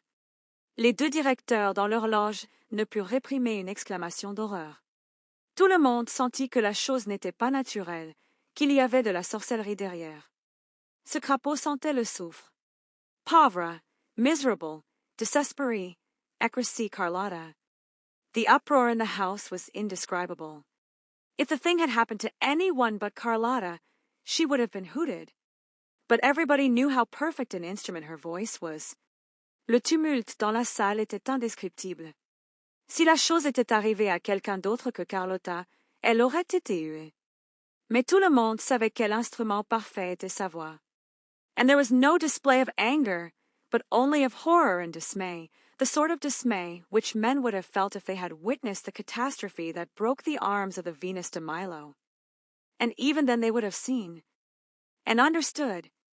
Et il n'y eut pas de manifestation de colère, mais seulement d'horreur et de consternation, le genre de consternation que les hommes auraient ressenti s'ils avaient assisté à la catastrophe qui brisa les bras de la Vénus de Milo. Et même alors ils auraient vu et compris. But here that toad was incomprehensible. So much, so that, after some seconds spent in asking herself if she had really heard that note, that sound, that infernal noise issue from her throat, she tried to persuade herself that it was not so. Mais ici ce crapaud était incompréhensible. Si bien qu'après quelques secondes passées à se demander si elle avait vraiment entendu cette note, ce son, ce bruit infernal sortir de sa gorge, elle essaya de se persuader que ce n'était pas ainsi. That she was the victim of an illusion of the ear, and not of an act of treachery on the part of her voice. Meanwhile, in box 5, Moncharmin and Richard had turned very pale. Qu'elle était victime d'une illusion de l'oreille, et non d'un acte de trahison de la part de sa voix. Pendant ce temps, dans la loge 5, Moncharmin et Richard avaient beaucoup pâli. This extraordinary and inexplicable incident filled them with a dread which was the more mysterious inasmuch as for some little while they had fallen within the direct influence of the ghost. Cet incident extraordinaire et inexplicable les remplit d'une crainte qui était d'autant plus mystérieuse que depuis quelque temps, ils étaient tombés sous l'influence directe du fantôme. They had felt his breath. Moncharmin's hair stood on end. Richard wiped the perspiration from his forehead. Yes, the ghost was there, around them, behind them, beside them. They felt his presence without seeing him. They heard his breath, close, close, close to them. Ils avaient senti son souffle. Les cheveux de Moncharmin se dressèrent. Richard essuya la sueur de son front. Oui, le fantôme était là, autour d'eux. Derrière eux, à côté d'eux, ils sentaient sa présence sans le voir, ils entendaient son souffle, proche, proche, proche d'eux. They were sure that there were 3 people in the box. They trembled. They thought of running away. They dared not. They dared not make a movement or exchange a word that would have told the ghost that they knew that he was there. What was going to happen? Ils étaient sûrs qu'il y avait 3 personnes dans la loge. Ils tremblaient. Ils pensaient à s'enfuir. Ils n'osaient pas. Ils n'osaient pas faire un mouvement ou échanger un mot qui aurait dit au fantôme qu'ils savaient qu'il était là. Que allait-il se passer? This happened. Coac! Their joint exclamation of horror was heard all over the house. They felt that they were smarting under the ghost's attacks. Che ci arriva. Quoi? Leur exclamation commune d'horreur fut entendue dans toute la salle. Ils sentirent qu'ils souffraient sous les attaques du fantôme. Leaning over the ledge of their box, they stared at Carlotta, as though they did not recognize her. That infernal girl must have given the signal for some catastrophe. Ah, they were waiting for the catastrophe. The ghost had told them it would come. The house had a curse upon it. Se penchant par-dessus le rebord de leur loge, ils fixaient Carlotta comme s'ils ne la reconnaissaient pas. Cette fille infernale avait dû donner le signal de quelque catastrophe. Ah, ils attendaient la catastrophe. Le fantôme leur avait dit qu'elle viendrait. La maison était maudite. The 2 managers gasped and panted under the weight of the catastrophe. Richard's stifled voice was heard calling to Carlotta. Well, go on. No, Carlotta did not go on. Bravely, heroically, she started afresh on the fatal line at the end of which the toad had appeared.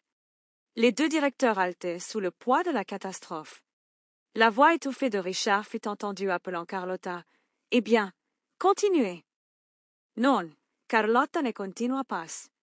Bravement, héroïquement, elle recommença la réplique fatale à la fin de laquelle le crapaud était apparu. An awful silence succeeded the uproar. Carlotta's voice alone once more filled the resounding house. I feel without alarm. The audience also felt, but not without alarm. Un silence affreux succéda au tumulte. La voix de Carlotta seule remplit de nouveau la salle résonnante. Je sens sans alarme. L'auditoire sentait aussi, mais non sans alarme. I feel without alarm. I feel without alarm, coac. With its melody and wind me, coac. And all my heart sobbed, coac. The toad also had started afresh. The house broke into a wild tumult. Je sens sans alarme. Je sens sans alarme, coa, avec sa mélodie m'enveloppait. Coa, et tout mon cœur sub. Coa. Le crapaud aussi avait recommencé. La salle éclata en un tumulte sauvage. The 2 managers collapsed in their chairs and dared not even turn round. They had not the strength. The ghost was chuckling behind their backs. And at last, they distinctly heard his voice in their right ears, the impossible voice, the mouthless voice, saying. Les 2 directeurs s'effondrèrent dans leur fauteuil et n'osèrent même pas se retourner. Ils n'en avaient pas la force. Le fantôme ricanait dans leur dos. Et, enfin, ils entendirent distinctement sa voix dans leurs oreilles droites, la voix impossible, la voix sans bouche, disant, She is singing tonight to bring the chandelier down. With one accord, they raised their eyes to the ceiling and uttered a terrible cry. The chandelier, The immense mass of the chandelier was slipping down, coming toward them, at the call of that fiendish voice. Elle chante ce soir pour faire tomber le lustre. D'un commun accord, ils levèrent les yeux vers le plafond et poussèrent un cri terrible. Le lustre, la masse immense du lustre glissait vers le bas, venait vers eux, à l'appel de cette voix diabolique. Released from its hook, it plunged from the ceiling and came smashing into the middle of the stalls, amid 1,000 shouts of terror. A wild rush for the doors followed. Libéré de son crochet, il plongea du plafond et vint s'écraser au milieu de l'orchestre, au milieu de milliers de cris de terreur. Une ruée sauvage vers les portes suivies. The papers of the day state that there were numbers wounded and one killed. The chandelier had crashed down upon the head of the wretched woman who had come to the opera for the first time in her life, the one whom Richard had appointed to succeed Madame Giry, the ghost box-keeper in her functions. Les journaux du jour disent qu'il y eut de nombreux blessés et un mort. Le lustre s'était écrasé sur la tête de la malheureuse femme qui était venue à l'opéra pour la première fois de sa vie, celle que M. Richard avait nommée pour succéder à Madame Giry, l'ouvreuse du fantôme, dans ses fonctions. She died on the spot, and the next morning, a newspaper appeared with this heading. 200 kilos on the head of a concierge, that was her sole epitaph. Elle mourut sur le coup et, le lendemain matin, un journal parut avec ce titre, 200 kilos sur la tête d'une concierge, ce fut sa seule épitaphe. That tragic evening was bad for everybody. Carlotta fell ill. As for Christine Daaé, she disappeared after the performance. A fortnight elapsed during which she was seen neither at the opera nor outside. Cette soirée tragique fut mauvaise pour tout le monde. Carlotta tomba malade. Quant à Christine Daaé, elle disparut après la représentation. Une quinzaine s'écoula pendant laquelle on ne la vit ni à l'opéra ni ailleurs. Raoul, of course, was the first to be astonished at the prima donna's absence. He wrote to her at Madame Valerius' flat and received no reply. His grief increased, and he ended by being seriously alarmed at never seeing her name. On the program, Raoul, bien sûr, fut le premier à s'étonner de l'absence de la prima donna. Il lui écrivit à l'appartement de Madame Valerius et ne reçut aucune réponse. Son chagrin augmenta et il finit par être sérieusement alarmé de ne jamais voir son nom au programme. Faust was played without her. One afternoon, he went to the manager's office to ask the reason of Christine's disappearance. He found them both looking extremely worried. Faust fut joué sans elle.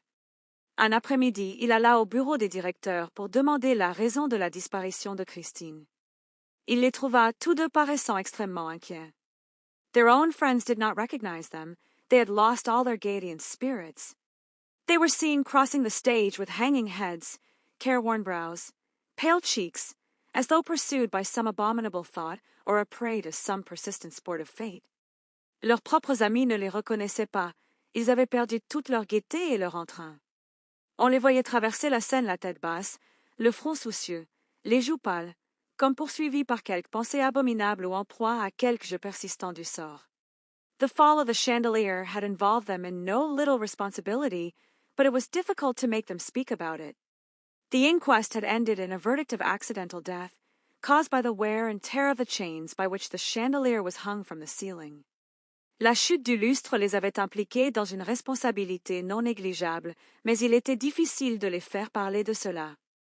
L'enquête s'était terminée par un verdict de mort accidentelle, causé par l'usure des chaînes par lesquelles le lustre était suspendu au plafond. But it was the duty of both the old and the new managers to have discovered this wear and tear and to have remedied it in time. Mais c'était le devoir des anciens comme des nouveaux directeurs d'avoir découvert cette usure et d'y avoir remédié à temps. And I feel bound to say that M.M.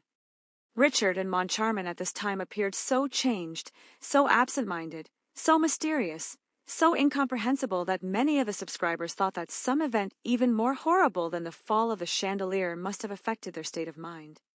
Et je me sens obligée de dire que M.M. Richard et Moncharmin à cette époque paraissaient si changés, si distraits, si mystérieux, si incompréhensibles que beaucoup d'abonnés pensaient que quelque événement encore plus horrible que la chute du lustre avait dû affecter leur état d'esprit. In their daily intercourse, they showed themselves very impatient, except with Madame Giry, who had been reinstated in her functions. Dans le rapport quotidien, ils se montraient très impatients, sauf avec Madame Giry, qui avait été rétabli dans ses fonctions. And their reception of the Vicomte de Chagny, when he came to ask about Christine, was anything but cordial. They merely told him that she was taking a holiday. Et le raccueil du Vicomte de Chagny, quand il vint demander des nouvelles de Christine, fut tout sauf cordial. Ils lui dirent simplement qu'elle prenait des vacances. He asked how long the holiday was for, and they replied curtly that it was for an unlimited period, as Mlidei had requested leave of absence for reasons of health. Il demanda pour combien de temps étaient ses vacances, et ils répondirent sèchement que c'était pour une période indéterminée, puisque Mademoiselle Daaé avait demandé un congé pour raison de santé. Then she is ill, he cried. What is the matter with her? We don't know. Didn't you send the doctor of the opera to see her? Alors elle est malade, s'écria-t-il. Qu'est-ce qu'elle a? Nous ne savons pas. N'avez-vous pas envoyé le médecin de l'opéra la voir? No, she did not ask for him, and as we trust her, we took her word. Raoul left the building a prey to the gloomiest thoughts. Non, elle ne l'a pas demandé, et, comme nous avons confiance en elle, nous l'avons cru sur parole. Raoul quitta le bâtiment en proie aux pensées les plus sombres. He resolved, come what might, to go and inquire of Mamma Valerius. He remembered the strong phrases in Christine's letter, forbidding him to make any attempt to see her. Il résolut, quoi qu'il arrive, d'aller s'enquérir auprès de Maman Valerius. Il se souvenait des phrases fermes de la lettre de Christine, lui interdisant de faire aucune tentative pour la voir. But what he had seen at Perros, what he had heard behind the dressing-room door, his conversation with Christine at the edge of the moor made him suspect some machination which, devilish though it might be, was none the less human. Mais ce qu'il avait vu à Perros, ce qu'il avait entendu derrière la porte de la loge, sa conversation avec Christine au bord de la lande lui faisait soupçonner quelque machination qui, bien que diabolique, n'en était pas moins humaine. The girl's highly strung imagination, her affectionate and credulous mind, the primitive education which had surrounded her childhood with a circle of legends, the constant brooding over her dead father, and, above all, the state of sublime ecstasy into which music threw her from the moment that this art was made manifest to her in certain exceptional conditions, as in the churchyard at Perros. L'imagination très tendue de la jeune fille, son esprit affectueux et crédule, l'éducation primitive qui avait entouré son enfance d'un cercle de légendes, la méditation constante sur son père mort et, surtout, l'état d'extase sublime, dans lequel la musique la jetait dès que cet art se manifestait à elle dans certaines conditions exceptionnelles, comme dans le cimetière de Perros. All this seemed to him to constitute a moral ground only too favorable for the malevolent designs of some mysterious and unscrupulous person. Of whom was Christine Daaé the victim? This was the very reasonable question which Raoul put to himself as he hurried off to Mamma Valerius. Tout cela lui semblait constituer un terrain moral trop favorable aux desseins malveillants de quelque personne mystérieuse et sans scrupules. De qui Christine Daaé était-elle la victime? C'était la question très raisonnable que Raoul se posait en se hâtant vers Maman Valerius. He trembled as he rang at a little flat in the Rue Notre-Dame de Victoires. The door was opened by the maid whom he had seen coming out of Christine's dressing-room one evening. He asked if he could speak to Madame Valerius. He was told that she was ill in bed and was not receiving visitors. Il trembla en sonnant à un petit appartement de la rue Notre-Dame des Victoires. La porte fut ouverte par la bonne qui l'avait vu sortir de la loge de Christine un soir. Il demanda s'il pouvait parler à Madame Valerius. On lui dit qu'elle était malade au lit et ne recevait pas de visiteurs. "Take in my card, please," he said. The maid soon returned and showed him into a small and scantily furnished drawing-room, in which portraits of Professor Valerius and old Daaé hung on opposite walls. "Portez ma carte, s'il vous plaît," dit-il. La bonne revint bientôt et l'introduisit dans un petit salon meublé pauvrement, dans lequel des portraits du professeur Valerius et du vieux Daaé étaient accrochés sur des murs opposés. "Madame begs Monsieur le Vicomte to excuse her," said the servant. "She can only see him in her bedroom, because she can no longer stand on her poor legs." Madame prie Monsieur le Vicomte de l'excuser, dit la domestique. Elle ne peut le voir que dans sa chambre, parce qu'elle ne peut plus se tenir sur ses pauvres jambes. 5 minutes later, Raoul was ushered into an ill-lit room where he at once recognized the good, kind face of Christine's benefactress in the semi-darkness of an alcove. 5 minutes plus tard, Raoul fut introduit dans une pièce mal éclairée où il reconnut aussitôt le bon et aimable visage de la bienfaitrice de Christine dans la pénombre d'une alcôve. Mamma Valerius' hair was now quite white, but her eyes had grown no older. Never, on the contrary, had their expression been so bright, so pure, so childlike. Les cheveux de Maman Valerius étaient maintenant tout blancs, mais ses yeux n'avaient pas vieilli, jamais. Au contraire, leur expression n'avait été si brillante, si pure, si enfantine. De Chagny, she cried gaily, putting out both her hands to her visitor. Ah, it's heaven that sends you here. We can talk of her. This last sentence sounded very gloomily in the young man's ears. He at once asked, Madam, where is Christine? M. de Chagny, s'écria-t-elle gaiement, tendant ses deux mains à son visiteur. Ah, c'est le ciel qui vous envoie ici. Nous pouvons parler d'elle. Cette dernière phrase sonna très lugubrement aux oreilles du jeune homme. Il demanda aussitôt, Madame, où est Christine? And the old lady replied calmly, She is with her good genius. What good genius? Exclaimed poor Raoul. Why, the angel of music. Et la vieille dame répondit calmement, Elle est avec son bon génie. Quel bon génie? S'exclama le pauvre Raoul. Mais, l'ange de la musique. The Viscount dropped into a chair. Really? Christine was with the angel of music? And there lay Mamma Valerius in bed, smiling to him and putting her finger to her lips, to warn him to be silent. And she added, You must not. Tell anybody. Le Vicomte se laissa tomber dans une chaise. Vraiment, Christine était avec l'ange de la musique? Et voilà Maman Valerius couchée dans son lit, lui souriant et mettant le doigt sur ses lèvres, pour l'avertir de se taire. Et elle ajouta, Il ne faut le dire à personne. You can rely on me, said Raoul. He hardly knew what he was saying, for his ideas about Christine, already greatly confused, were becoming more and more entangled. Vous pouvez compter sur moi, dit Raoul. Il savait à peine ce qu'il disait, car ses idées sur Christine, déjà très confuses, s'embrouillaient de plus en plus. And it seemed as if everything was beginning to turn around him, around the room, around that extraordinary good lady with the white hair and forget-me-not eyes. Et il semblait que tout commençait à tourner autour de lui, autour de la pièce, autour de cette extraordinaire brave dame aux cheveux blancs et aux yeux de myosotis. I know I can, she said with a happy laugh.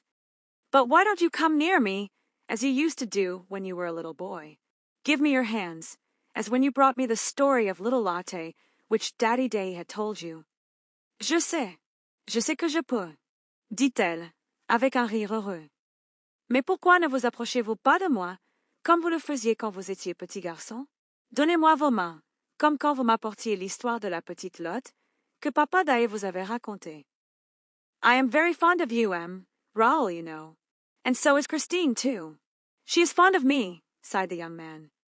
Je vous aime beaucoup, Monsieur Raoul, vous savez. Et Christine aussi. Elle m'aime. S'appira le jeune homme. He found a difficulty in collecting his thoughts and bringing them to bear on Mamma Valerius, good genius, on the angel of music of whom Christine had spoken to him so strangely, on the death's head which he had seen in a sort of nightmare on the high altar at Perros. Il avait du mal à rassembler ses pensées et à les porter sur le bon génie de Maman Valerius, sur l'ange de la musique dont Christine lui avait parlé si étrangement, sur la tête de mort qu'il avait vue dans une sorte de cauchemar sur le maître-autel à Perros. And also on the opera ghost, whose fame had come to his ears one evening when he was standing behind the scenes, within hearing of a group of scene-shifters who were repeating the ghastly description which the hanged man, Joseph Bouquet, had given of the ghost before his mysterious death. Et aussi sur le fantôme de l'opéra, dont la renommée était parvenue à ses oreilles un soir alors qu'il se tenait dans les coulisses, à portée d'un groupe de machinistes qui répétaient la description épouvantable que le pendu, Joseph Bouquet, avait donnée du fantôme avant sa mort mystérieuse. He asked in a low voice, What makes you think that Christine is fond of me, madam? She used to speak of you every day. Really? And what did she tell you? Il demanda à voix basse, Qu'est-ce qui vous fait penser que Christine m'aime, madame? Elle parlait de vous tous les jours. Vraiment. Et que vous disait-elle? She told me that you had made her a proposal, and the good old lady began laughing wholeheartedly. Raoul sprang from his chair, flushing to the temples, suffering agonies. Elle m'a dit que vous lui aviez fait une demande. Et la brave vieille dame se mit à rire de tout cœur. Raoul bondit de sa chaise, rougissant jusqu'aux tempes, souffrant le martyre. What's this? Where are you going? Sit down again at once, will you? Do you think I will let you go like that? If you're angry with me for laughing, I beg your pardon. Qu'est-ce que c'est? Où allez-vous? Rasseyez-vous tout de suite, voulez-vous? Pensez-vous que je vais vous laisser partir comme ça? Si vous m'en voulez de rire, je vous demande pardon. After all, what has happened isn't your fault. Didn't you know? Did you think that Christine was free? Is Christine engaged to be married? The wretched Raoul asked in a choking voice. Après tout, ce qui s'est passé n'est pas de votre faute. Ne le saviez-vous pas? Pensiez-vous que Christine était libre? Christine est-elle fiancée? Demanda le malheureux Raoul, d'une voix étranglée. Why no? Why no? You know as well as I do that Christine couldn't marry, even if she wanted to. But I don't know anything about it. And why can't Christine marry? Mais non. Mais non. Vous savez aussi bien que moi que Christine ne pourrait pas se marier, même si elle le voulait. Mais je ne sais rien de tout cela. Et pourquoi Christine ne peut-elle pas se marier? Because of the angel of music, of course. I don't follow. Yes, he forbids her to. He forbids her. The angel of music forbids her to marry. À cause de l'ange de la musique, bien sûr. Je ne comprends pas. Oui, il le lui défend. Il le lui défend. L'ange de la musique lui défend de se marier. Oh, he forbids her, without forbidding her. It's like this. He tells her that, if she got married, she would never hear him again. That's all, and that he would go away forever. So, you understand, she can't let the angel of music go. It's quite natural. Oh, il le lui défend. Sans le lui défendre. C'est comme ça, il lui dit que, si elle se mariait, elle ne l'entendrait plus jamais. C'est tout. Et qu'il partirait pour toujours. Alors, vous comprenez, elle ne peut pas laisser partir. L'ange de la musique. C'est tout naturel. Yes, yes, echoed Raoul submissively. It's quite natural. Besides, I thought Christine had told you all that, when she met you at Perros, where she went with her good genius. Oui, oui, répéta Raoul docilement. C'est tout naturel.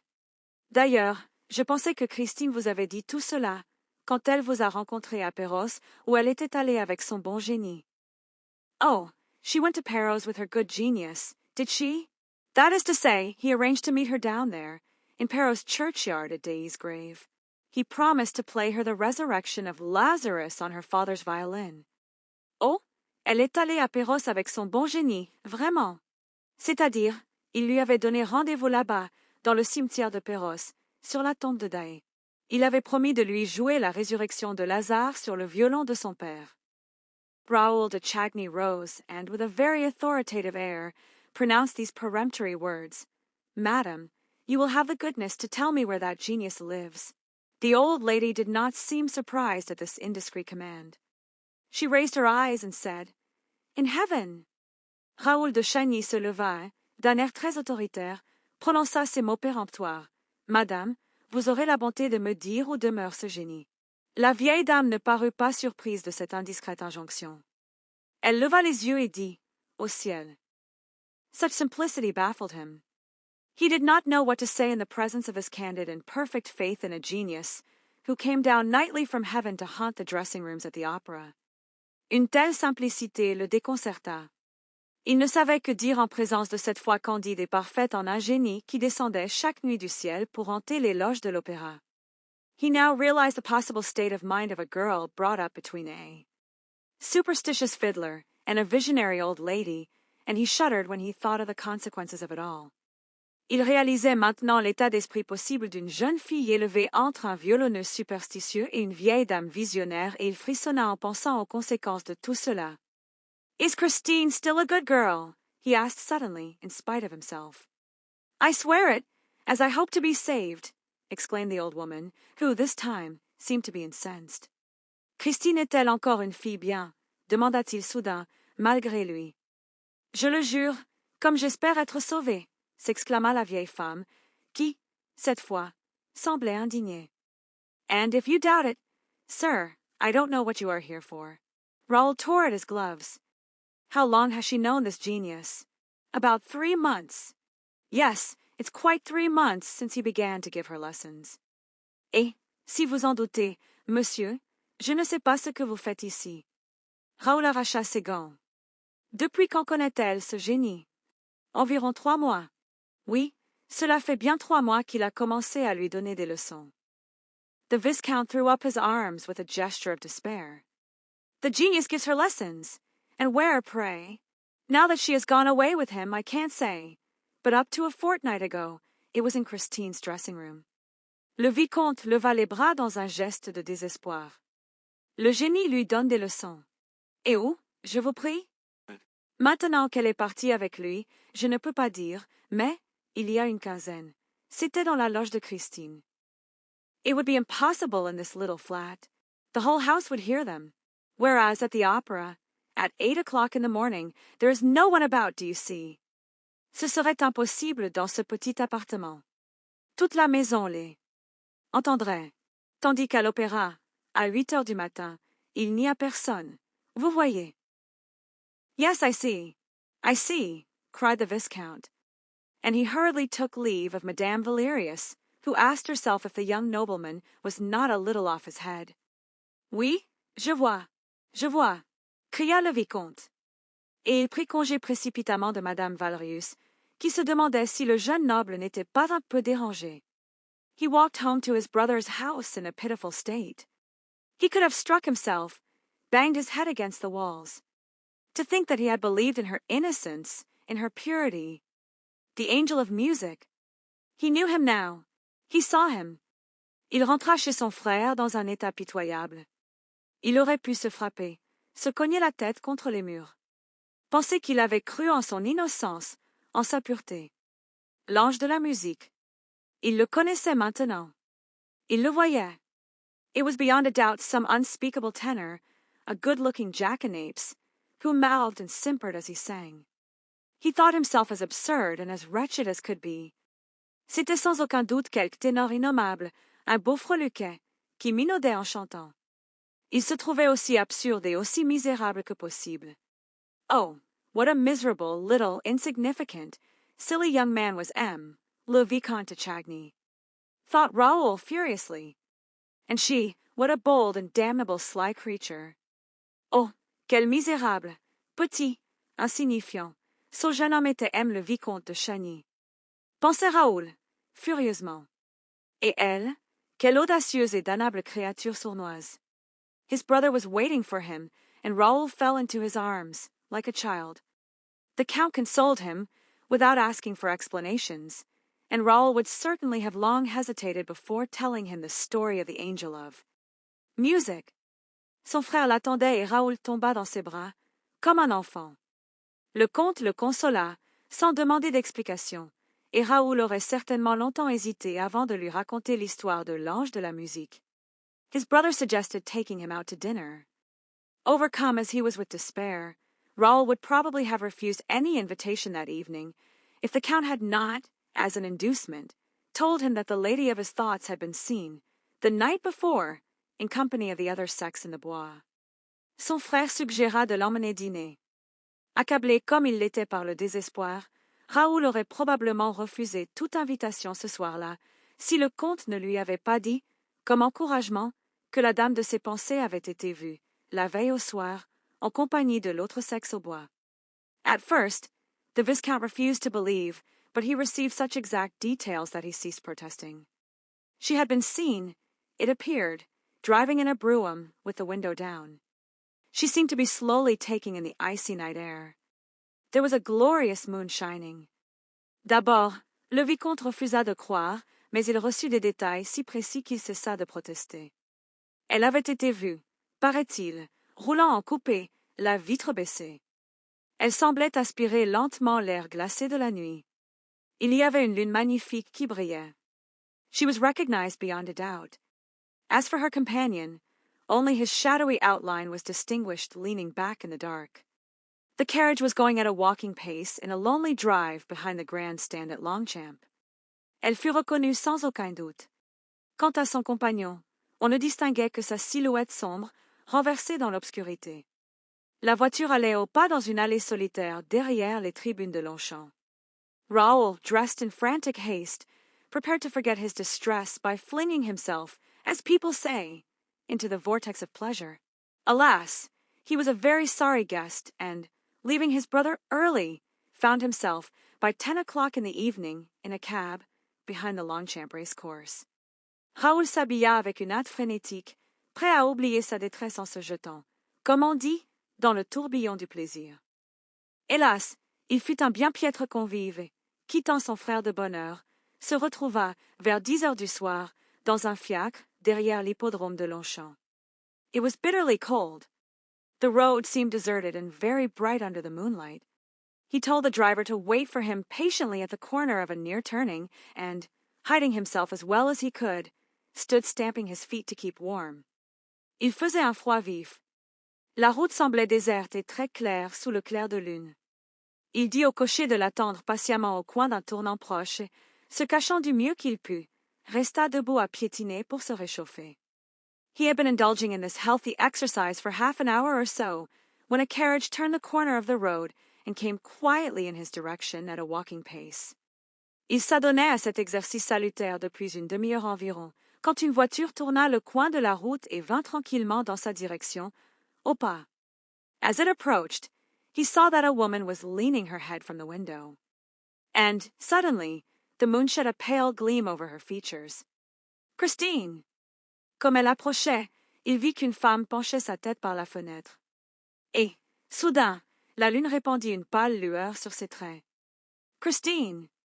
The sacred name of his love had sprung from his heart and his lips. He could not keep it back. He would have given anything to withdraw it, for that name, proclaimed in the stillness of the night, had acted as though it were the preconcerted signal for a furious rush on the part of the whole turnout, which dashed past him before he could put into execution his plan of leaping at the horses' heads. Le nom sacré de son amour avait jailli de son cœur et de ses lèvres. Il n'avait pu le retenir. Il aurait tout donné pour le retirer, car ce nom, proclamé dans le silence de la nuit, avait agi comme s'il était le signal convenu d'une ruée furieuse de tout l'équipage qui passa en trombe devant lui avant qu'il puisse exécuter son plan de sauter à la tête des chevaux. The carriage window had been closed, and the girl's face had disappeared. And the brougham, behind which he was now running, was no more than a black spot on the white road. La vitre de la voiture avait été fermée et le visage de la jeune fille avait disparu. Et le coupé, derrière lequel il courait maintenant, n'était plus qu'un point noir sur la route blanche. He called out again, Christine. No reply, and he stopped in the midst of a silence. With a lackluster eye, he stared down that cold, desolate road and into the pale, dead night. Il cria encore, Christine. Pas de réponse. Et il s'arrêta au milieu du silence. D'un œil terne, il fixa cette route froide et désolée et cette nuit pâle et morte. Nothing was colder than his heart, nothing half so dead. He had loved an angel, and now he despised a woman. Raoul, how that little fairy of the north has trifled with you. Rien n'était plus froid que son cœur, rien à moitié si mort, il avait aimé un ange et maintenant il méprisait une femme. Raoul, comme cette petite fée du Nord s'est jouée de vous. Was it really necessary to have so fresh and young a face, a forehead so shy and always ready to cover itself with the pink blush of modesty in order to pass in the lonely night, in a carriage and pair, accompanied by a mysterious lover? Était-il vraiment nécessaire d'avoir un visage si frais et si jeune, un front si timide et toujours prêt à se couvrir de la rougeur rose de la modestie pour passer dans la nuit solitaire, en équipage, accompagné d'un amoureux mystérieux? Surely there should be some limit to hypocrisy and lying. She had passed without answering his cry. And he was thinking of dying, and he was 20 years old. Sûrement il devrait y avoir quelque limite à l'hypocrisie et au mensonge. Elle était passée sans répondre à son cri. Et il pensait à mourir, et il avait 20 ans. His valet found him in the morning, sitting on his bed. He had not undressed, and the servant feared, at the sight of his face, that some disaster had occurred. Raoul snatched his letters from the man's hands. He had recognized Christine's paper and handwriting. She said, Son valet le trouva le matin assis sur son lit. Il ne s'était pas déshabillé et le domestique craignit, à la vue de son visage, qu'un désastre ne soit arrivé. Raoul arracha ses lettres des mains de l'homme. Il avait reconnu le papier et l'écriture de Christine. Elle disait, Dear, go to the masked ball at the opera on the night after tomorrow. At 12 o'clock, be in the little room behind the chimney place of the big crush room. Stand near the door that leads to the rotunda. Cher, allez au bal masqué de l'opéra après-demain soir. À minuit, soyez dans la petite pièce derrière la cheminée du grand foyer. Tenez-vous près de la porte qui mène à la rotonde. Don't mention this appointment to anyone on earth. Wear a white domino and be carefully masked. As you love me, do not let yourself be recognized. Christine, ne parlez de ce rendez-vous à personne au monde. Portez un domino blanc et soyez soigneusement masqué. Si vous m'aimez, ne vous laissez pas reconnaître. Christine. The envelope was covered with mud and unstamped. It bore the words, to be handed to M. Le Vicomte Raoul de Chagny, with the address in pencil. It must have been flung out in the hope that a passerby would pick up the note and deliver it, which was what happened. The note had been picked up on the pavement of the Place de l'Opéra. L'enveloppe était couverte de boue et non affranchie.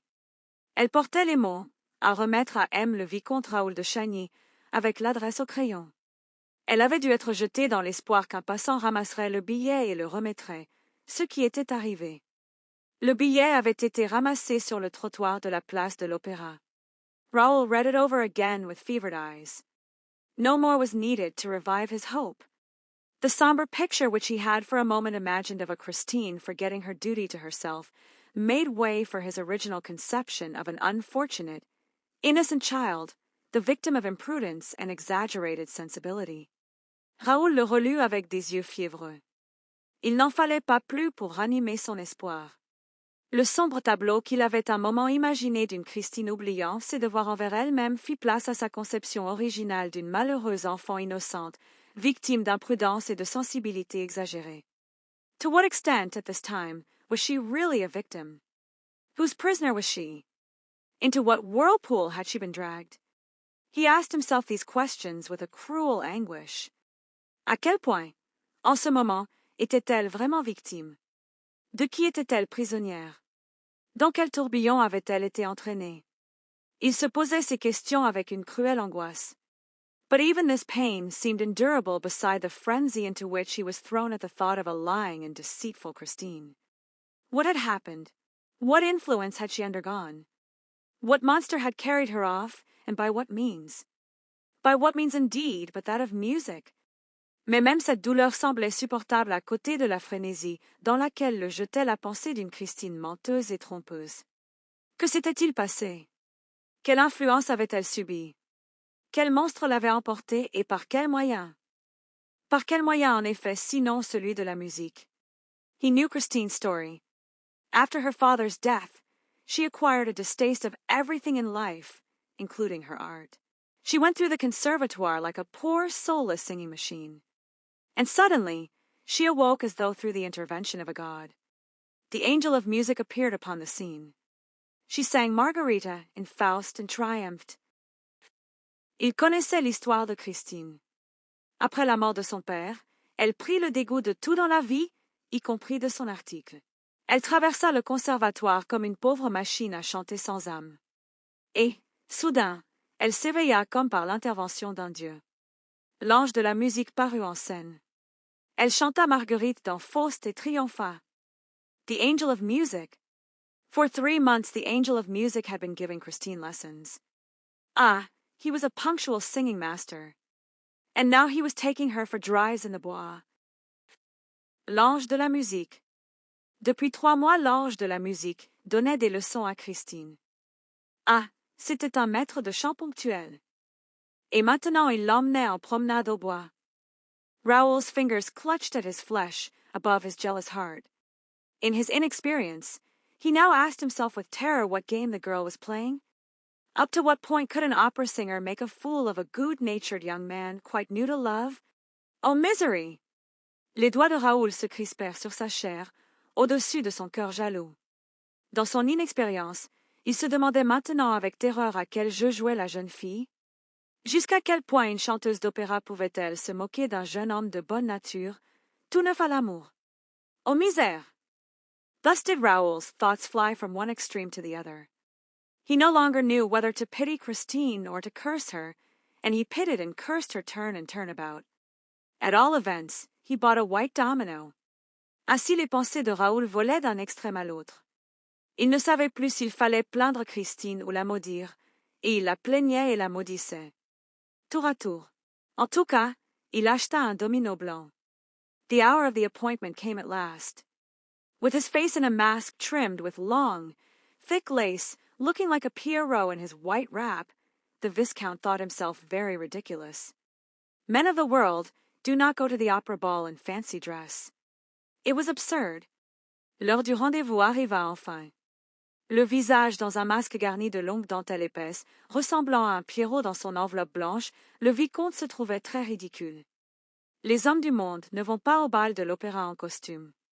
C'était absurde. One thought, however, consoled the Viscount. He would certainly never be recognized. This ball was an exceptional affair, given some time before Shrovetide, in honor of the anniversary of the birth of a famous draftsman. Une pensée, cependant, consolait le vicomte. Il ne serait certainement jamais reconnu. Ce bal était une affaire exceptionnelle, donnée quelque temps avant Mardi Gras, en l'honneur de l'anniversaire de la naissance d'un célèbre dessinateur. And it was expected to be much gayer, noisier, more bohemian than the ordinary masked ball. Numbers of artists had arranged to go, accompanied by a whole cohort of models and pupils, who, by midnight, began to create a tremendous din. Et on s'attendait à ce qu'il soit beaucoup plus gai, plus bruyant, plus bohème que le bal masqué ordinaire. De nombreux artistes avaient prévu d'y aller, accompagnés de toute une cohorte de modèles et d'élèves qui, vers minuit, commencèrent à faire un vacarme énorme. Raoul climbed the grand staircase at 5 minutes to 12, did not linger to look at the motley dresses displayed all the way up the marble steps, one of the richest settings in the world, allowed no facetious mask to draw him into a war of wits, replied to no jests, and shook off the bold familiarity of a number of couples who had already become a trifle too gay. Raoul monta le grand escalier à 5 minutes de minuit, ne s'attarda pas à regarder les costumes bigarrés exposés tout le long des marches de marbre, l'un des décors les plus riches du monde, ne laissa aucun masque facétieux l'entraîner dans une guerre d'esprit, ne répondit à aucune plaisanterie et secoua la familiarité audacieuse de plusieurs couples qui étaient déjà devenus un peu trop gais. Crossing the big crush room, and escaping from a mad whirl of dancers in which he was caught for a moment, he at last entered the room mentioned in Christine's letter. He found it crammed, for this small space was the point where all those who were going to supper in the rotunda crossed those who were returning from taking a glass of champagne. Traversant le grand foyer et échappant à un tourbillon fou de danseurs dans lequel il fut pris un moment, il entra enfin dans la pièce mentionnée dans la lettre de Christine. Il la trouva bondée, car ce petit espace était le point où tous ceux qui allaient souper dans la rotonde croisaient ceux qui revenaient de prendre un verre de champagne. The fun, here, waxed fast and furious. Raoul leaned against a doorpost and waited. He did not wait long. A black domino passed, and gave a quick squeeze to the tips of his fingers. He understood that it was she and followed her. "Is that you, Christine?" he asked between his teeth. Le plaisir, ici, s'intensifiait rapidement et furieusement. Raoul s'appuya contre un montant de porte et attendit. Il n'attendit pas longtemps. Un domino noir passa et serra rapidement le bout de ses doigts. Il comprit que c'était elle et la suivit. « Est-ce vous, Christine? » demanda-t-il, entre ses dents. The black domino turned round promptly and raised her finger to her lips, no doubt to warn him not to mention her name again. Raoul continued to follow her in silence. Le domino noir se retourna promptement et porta son doigt à ses lèvres, sans doute pour l'avertir de ne plus mentionner son nom. Raoul continua à la suivre en silence. He was afraid of losing her after meeting her again in such strange circumstances. His grudge against her was gone. He no longer doubted that she had nothing to reproach herself with, however peculiar and inexplicable her conduct might seem. Il avait peur de la perdre, après l'avoir retrouvée dans de si étranges circonstances. Sa rancune contre elle était partie. Il ne doutait plus qu'elle n'eût rien à se reprocher, si particulière et inexplicable que pût paraître sa conduite. He was ready to make any display of clemency, forgiveness, or cowardice. He was in love, and no doubt he would soon receive a very natural explanation of her curious absence. Il était prêt à faire tout étalage de clémence, de pardon ou de lâcheté. Il était amoureux, et, sans doute, il recevrait bientôt une explication très naturelle de sa curieuse absence. The black domino turned back from time to see if the white domino was still following. As Raoul once more passed through the great crush room, this time in the wake of his guide, he could not help noticing a group crowding round a person whose disguise, eccentric air, and gruesome appearance were causing a sensation. Le domino noir se retournait de temps en temps pour voir si le domino blanc la suivait toujours. Comme Raoul repassait par le grand foyer, cette fois dans le sillage de son guide, il ne put s'empêcher de remarquer un groupe se pressant autour d'une personne dont le déguisement, l'air excentrique et l'apparence macabre faisaient sensation. It was a man dressed all in scarlet, with a huge hat and feathers on the top of a wonderful death's head. From his shoulders hung an immense red velvet cloak, which trailed along the floor like a king's train. C'était un homme vêtu tout de rouge écarlate, avec un énorme chapeau et des plumes sur une merveilleuse tête de mort. De ses épaules pendait un immense manteau de velours rouge, qui traînait sur le sol comme un manteau royal. And on this cloak was embroidered, in gold letters, which everyone read and repeated aloud, "Don't touch me. I am Red Death stalking abroad." Et sur ce manteau était brodé, en lettres d'or, que tout le monde lisait et répétait à haute voix, "Ne me touchez pas. Je suis la mort rouge qui rôde." Then one, greatly daring, did try to touch him. But a skeleton hand shot out of a crimson sleeve and violently seized the rash one's wrist, and he, feeling the clutch of the knuckle bones, the furious grasp of death, uttered a cry of pain and terror. Alors quelqu'un, très audacieux, essaya de le toucher. Mais une main de squelette jaillit d'une manche cramoisie et saisit violemment le poignet du téméraire, et lui, sentant l'étreinte des phalanges, la prise furieuse de la mort, poussa un cri de douleur et de terreur. When Red Death released him at last, he ran away like a very madman, pursued by the jeers of the bystanders. It was at this moment that Raoul passed in front of the funereal masquerader who had just happened to turn in his direction. And he nearly exclaimed, "The death's head of Perros-Guirec!" Quand la mort rouge le relâcha enfin, il s'enfuit comme un vrai fou, poursuivi par les railleries des spectateurs. C'est à ce moment que Raoul passa devant le masque funèbre, qui venait justement de se tourner dans sa direction. Et il faillit s'exclamer, "La tête de mort de Perros-Guirec." He had recognized him. He wanted to dart forward, forgetting Christine, but the black domino, who also seemed a prey to some strange excitement, caught him by the arm and dragged him from the crush room, far from the mad crowd through which Red Death was stalking. Il l'avait reconnu. Il voulut s'élancer, oubliant Christine, mais le domino noir, qui semblait aussi en proie à quelque étrange excitation, le saisit par le bras et l'entraîna hors du foyer, loin de la foule folle à travers laquelle la mort rouge rôdait. The black domino kept on turning back and, apparently, on 2 occasions saw something that startled her, for she hurried her pace in Raoul's as though they were being pursued. Le domino noir ne cessait de se retourner, apparemment, à 2 reprises vit quelque chose qui l'effraya, car elle précipita son pas et celui de Raoul comme s'ils étaient poursuivis. They went up 2 floors. Here, the stairs and corridors were almost deserted. The black domino opened the door of a private box and beckoned to the white domino to follow her.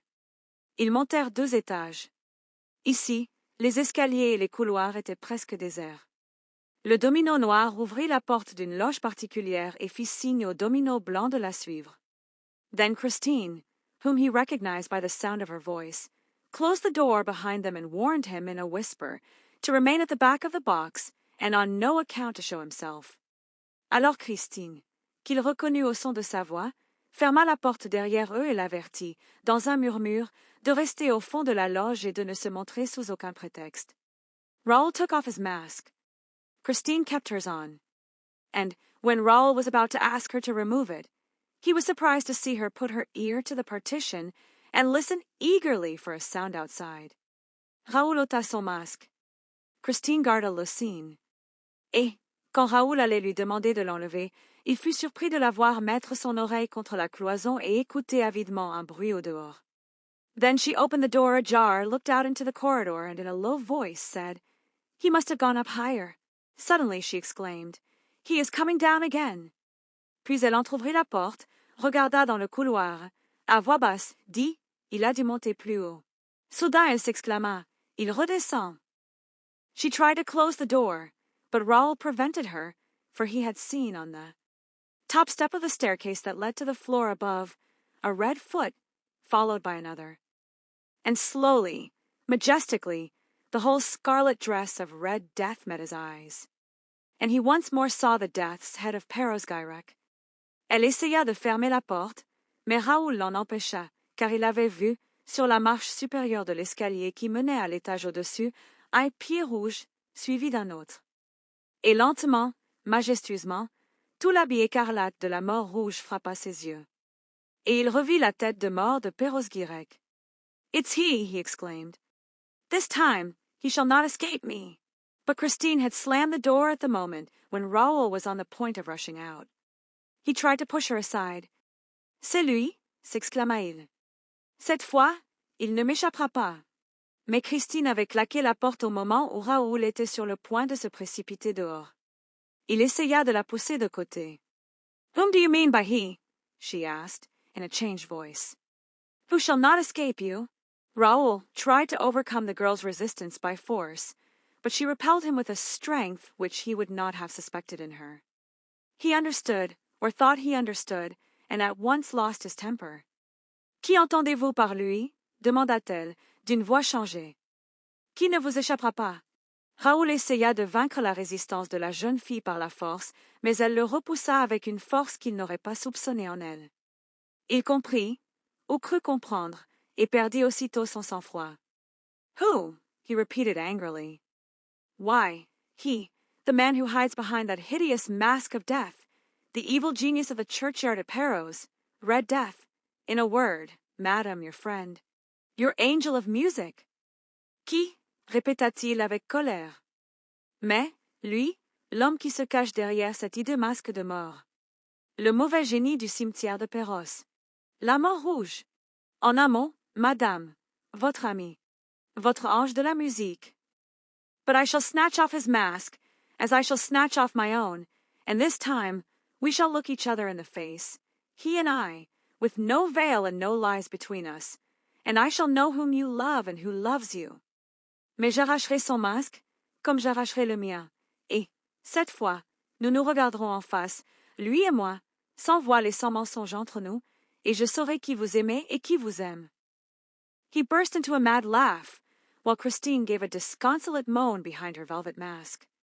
With a tragic gesture, she flung out her two arms, which fixed a barrier of white flesh against the door. "In the name of our love, Raoul, you shall not pass." Il éclata d'un rire fou, tandis que Christine poussa un gémissement désolé derrière son masque de velours. D'un geste tragique, elle étendit ses deux bras, qui fixèrent une barrière de chair blanche contre la porte.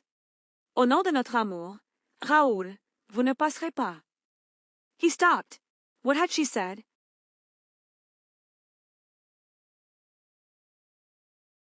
In the name of their love? Never before had she confessed that she loved him. And yet she had had opportunities enough. Pooh, her only object was to gain a few seconds. She wished to give the Red Death time to escape. Il s'arrêta. Que avait-elle dit? Au nom de leur amour. Jamais auparavant elle n'avait avoué qu'elle l'aimait. Et pourtant elle en avait eu assez d'occasions. Bah, son seul but était de gagner quelques secondes. Elle voulait donner à la mort rouge le temps de s'échapper. And in accents of childish hatred he said, "You lie, madam, for you do not love me, and you have never loved me. What a poor fellow I must be to let you mock and flout me as you have done." Et, avec des accents de haine enfantine, il dit, "Vous mentez, madame, car vous ne m'aimez pas et vous ne m'avez jamais aimé. Quel pauvre garçon je dois être pour vous laisser me moquer et me narguer comme vous l'avez fait. Why did you give me every reason for hope at Perros? For honest hope? Madam, For I am an honest man, and I believed you to be an honest woman, when your only intention was to deceive me. Pourquoi m'avez-vous donné toutes les raisons d'espérer, Apéros? Un espoir honnête, madame, car je suis un homme honnête et je vous croyais une femme honnête, quand votre seule intention était de me tromper. Alas, you have deceived us all.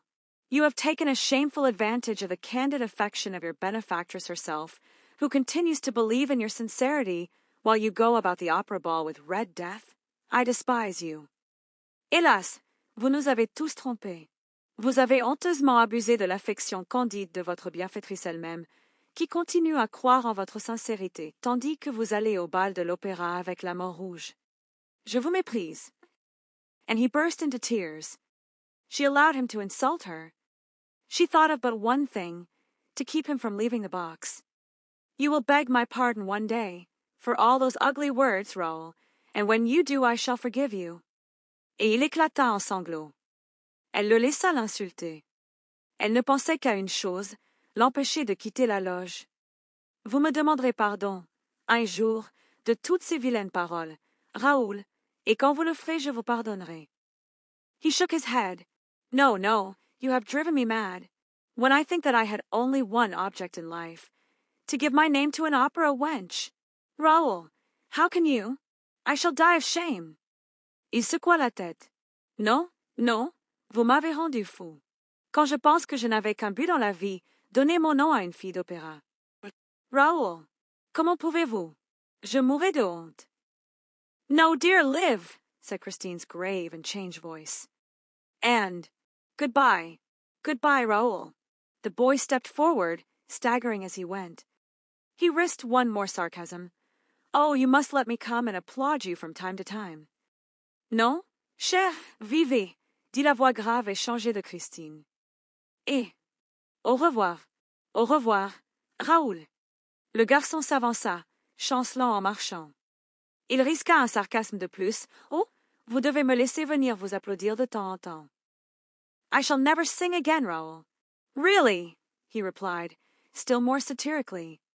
So he is taking you off the stage. I congratulate you, but we shall meet in the bois one of these evenings. Je ne chanterai plus jamais, Raoul. Vraiment, répondit-il, encore plus sarcastiquement. Alors il vous retire de la scène, je vous félicite. Mais nous nous rencontrerons au bois, un de ces soirs. Not in the bois, nor anywhere, Raoul. You shall not see me again. May one ask at least to what darkness you are returning?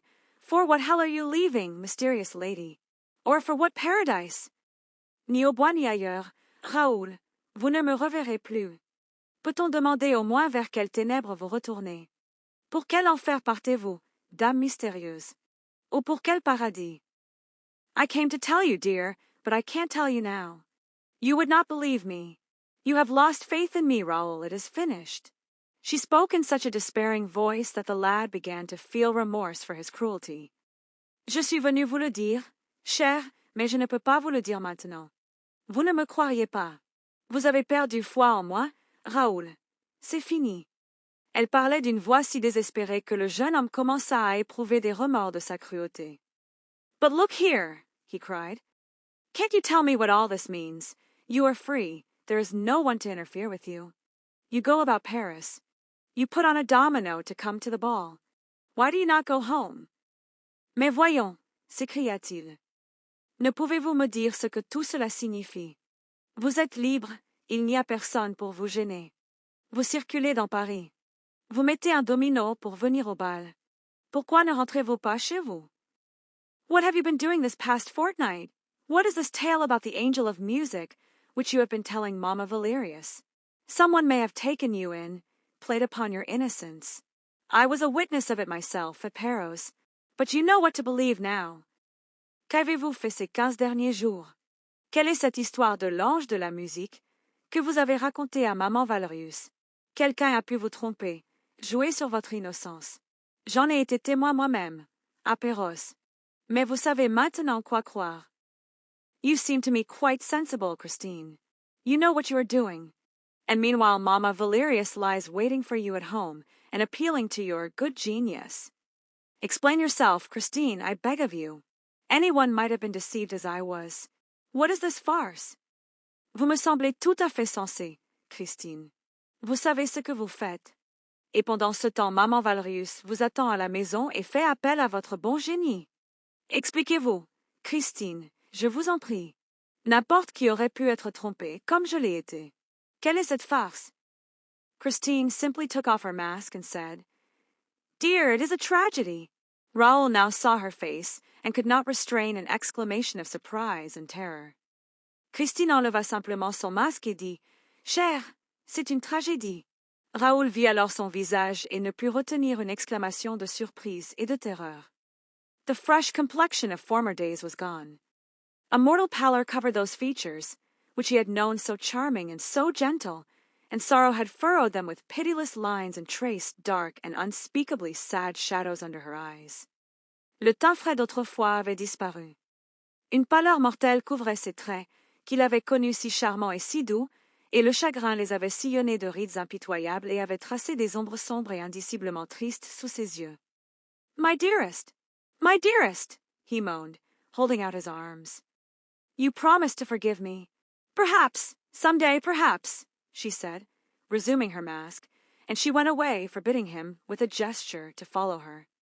Ma très chère, gémit-il, tendant les bras. Vous avez promis de me pardonner. Peut-être, un jour, peut-être, dit-elle, remettant son masque, et elle s'en alla, lui interdisant, d'un geste, de la suivre. He tried to disobey her, but she turned round and repeated her gesture of farewell with such authority that he dared not move a step. He watched her till she was out of sight. Il essaya de lui désobéir, mais elle se retourna et répéta son geste d'adieu avec tant d'autorité qu'il n'osa pas bouger d'un pas. Il la regarda jusqu'à ce qu'elle disparaisse. Then he also went down among the crowd, hardly knowing what he was doing, with throbbing temples and an aching heart, and as he crossed the dancing floor, he asked if anybody had seen Red Death. Yes, everyone had seen Red Death, but Raoul could not find him. Puis il descendit aussi parmi la foule, sachant à peine ce qu'il faisait, les tempes battantes et le cœur douloureux, et, traversant la piste de danse, il demanda si quelqu'un avait vu la mort rouge. Oui, tout le monde avait vu la mort rouge, mais Raoul ne put le trouver. And at 2:00 in the morning, he turned down the passage, behind the scenes, that led to Christine Daaé's dressing room. His footsteps took him to that room where he had first known suffering. He tapped at the door. There was no answer. He entered, as he had entered when he looked everywhere for the man's voice. The room was empty. Et, à 2:00 du matin, il prit le couloir, derrière la scène, qui menait à la loge de Christine Daaé. Ses pas le menèrent à cette pièce où il avait d'abord connu la souffrance. Il frappa à la porte. Il n'y eut pas de réponse. Il entra, comme il était entré quand il cherchait partout la voix d'homme. La pièce était vide. A gas jet was burning, turned down low. He saw some writing paper on a little desk. He thought of writing to Christine, but he heard steps in the passage.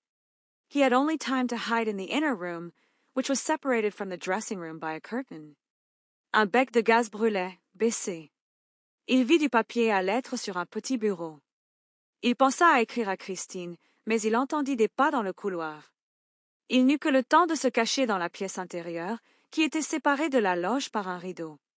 Christine entered, took off her mask with a weary movement, and flung it on the table. She sighed and let her pretty head fall into her two hands. What was she thinking of? Of Raoul? No, for Raoul heard her murmur, Poor Eric! Christine entra, ôta son masque d'un mouvement las et le jeta sur la table. Elle soupira et laissa tomber sa jolie tête dans ses deux mains. À quoi pensait-elle? À Raoul? Non, car Raoul l'entendit murmurer, Pauvre Eric. At first, he thought he must be mistaken. To begin with, he was persuaded that, if anyone was to be pitied, it was he, Raoul. It would have been quite natural if she had said, Poor Raoul, after what had happened between them. But, shaking her head, she repeated, Poor Eric! D'abord, il pensa qu'il devait se tromper. Pour commencer, il était persuadé que, s'il fallait plaindre quelqu'un, c'était lui, Raoul. Il aurait été tout naturel qu'elle dise, Pauvre Raoul, après ce qui s'était passé entre eux. Mais, secouant la tête, elle répéta, Pauvre Eric. What had this Eric to do with Christine's sighs, and why was she pitying Eric when Raoul was so unhappy? Christine began to write, deliberately, calmly, and so placidly that Raoul, who was still trembling from the effects of the tragedy that separated them, was painfully impressed. Qu'avait cet Eric à voir avec les soupirs de Christine, et pourquoi plaignait-elle Eric quand Raoul était si malheureux? Christine se mit à écrire, délibérément, calmement et si paisiblement que Raoul, qui tremblait encore des effets de la tragédie qui les séparait, fut douloureusement impressionné. What coolness! He said to himself. She wrote on, filling 2, 3, 4 sheets. Suddenly, she raised her head and hid the sheets in her bodice. She seemed to be listening. Raoul also listened. Whence came that strange sound, that distant rhythm? Quel sang-froid, se dit-il. Elle continua d'écrire, remplissant 2, 3, 4 feuilles. Soudain, elle leva la tête et cacha les feuilles dans son corsage. Elle semblait écouter. Raoul écouta aussi. D'où venait ce son étrange, ce rythme lointain? A faint singing seemed to issue from the walls. Yes, it was as though the walls themselves were singing. The song became plainer. The words were now distinguishable. He heard a voice, a very beautiful, very soft, very captivating voice. But for all its softness, it remained a male voice. Un chant faible semblait sortir des murs. Oui, c'était comme si les murs eux-mêmes chantaient. Le chant devint plus distinct. Les mots étaient maintenant distinguables. Il entendit une voix très belle, très douce, très captivante. Mais, malgré toute sa douceur, elle restait une voix d'homme. The voice came nearer and nearer. It came through the wall. It approached, and now the voice was in the room in front of Christine. Christine rose and addressed the voice as though speaking to someone. Here I am, Eric, she said. I am ready, but you are late. La voix se rapprochait de plus en plus. Elle venait à travers le mur. Elle approchait, et maintenant la voix était dans la pièce, devant Christine. Christine se leva et s'adressa à la voix, comme parlant à quelqu'un. Me voici, Eric, dit-elle. Je suis prête, mais vous êtes en retard. Raoul, peeping from behind the curtain, could not believe his eyes, which showed him nothing. Christine's face lit up. A smile of happiness appeared upon her bloodless lips, a smile like that of sick people when they receive the first hope of recovery. Raoul, regardant par derrière le rideau, ne pouvait croire ses yeux, qui ne lui montraient rien. Le visage de Christine s'illumina. Un sourire de bonheur parut sur ses lèvres exsangues, un sourire comme celui des malades quand ils reçoivent le premier espoir de guérison.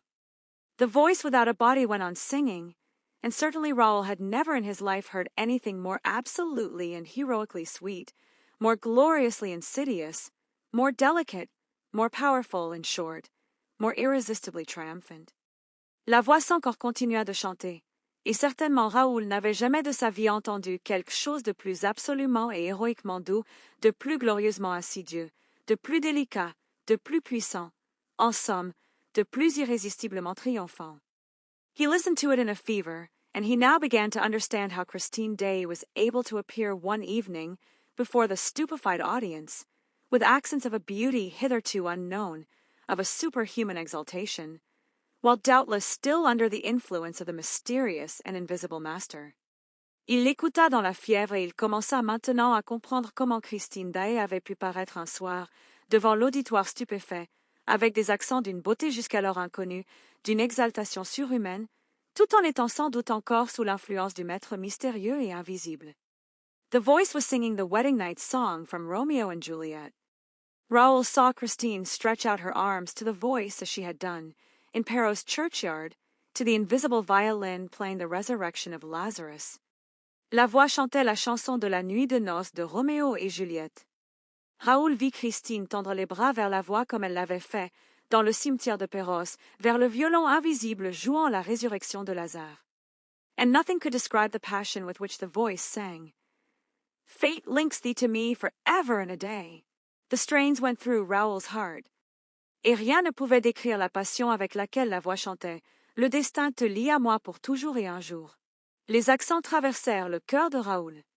Struggling against the charm that seemed to deprive him of all his will and all his energy, and of almost all his lucidity at the moment when he needed them most, he succeeded in drawing back the curtain that hid him, and he walked to where Christine stood.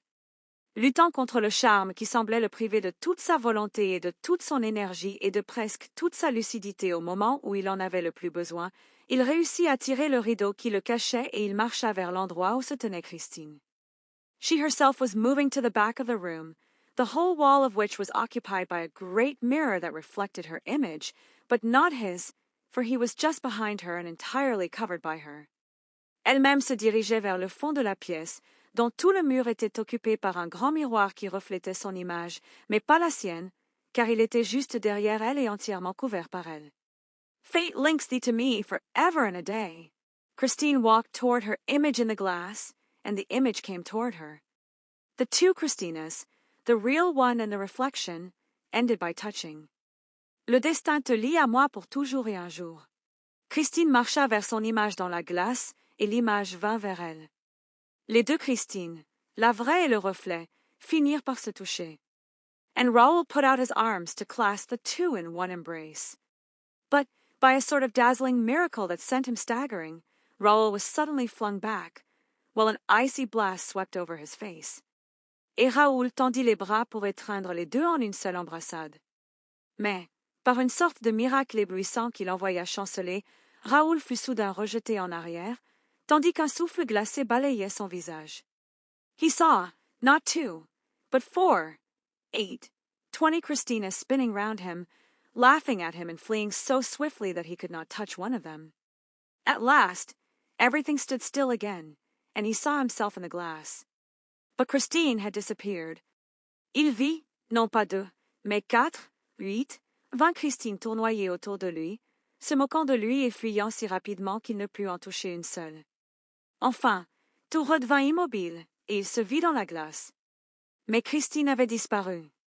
He rushed up to the glass. He struck at the walls.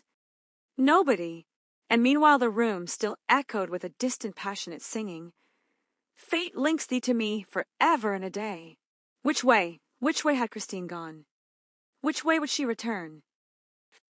Il se précipita vers la glace. Il frappa les murs. Personne. Et pendant ce temps la pièce résonnait encore d'un chant passionné et lointain. Le destin te lie à moi pour toujours et un jour.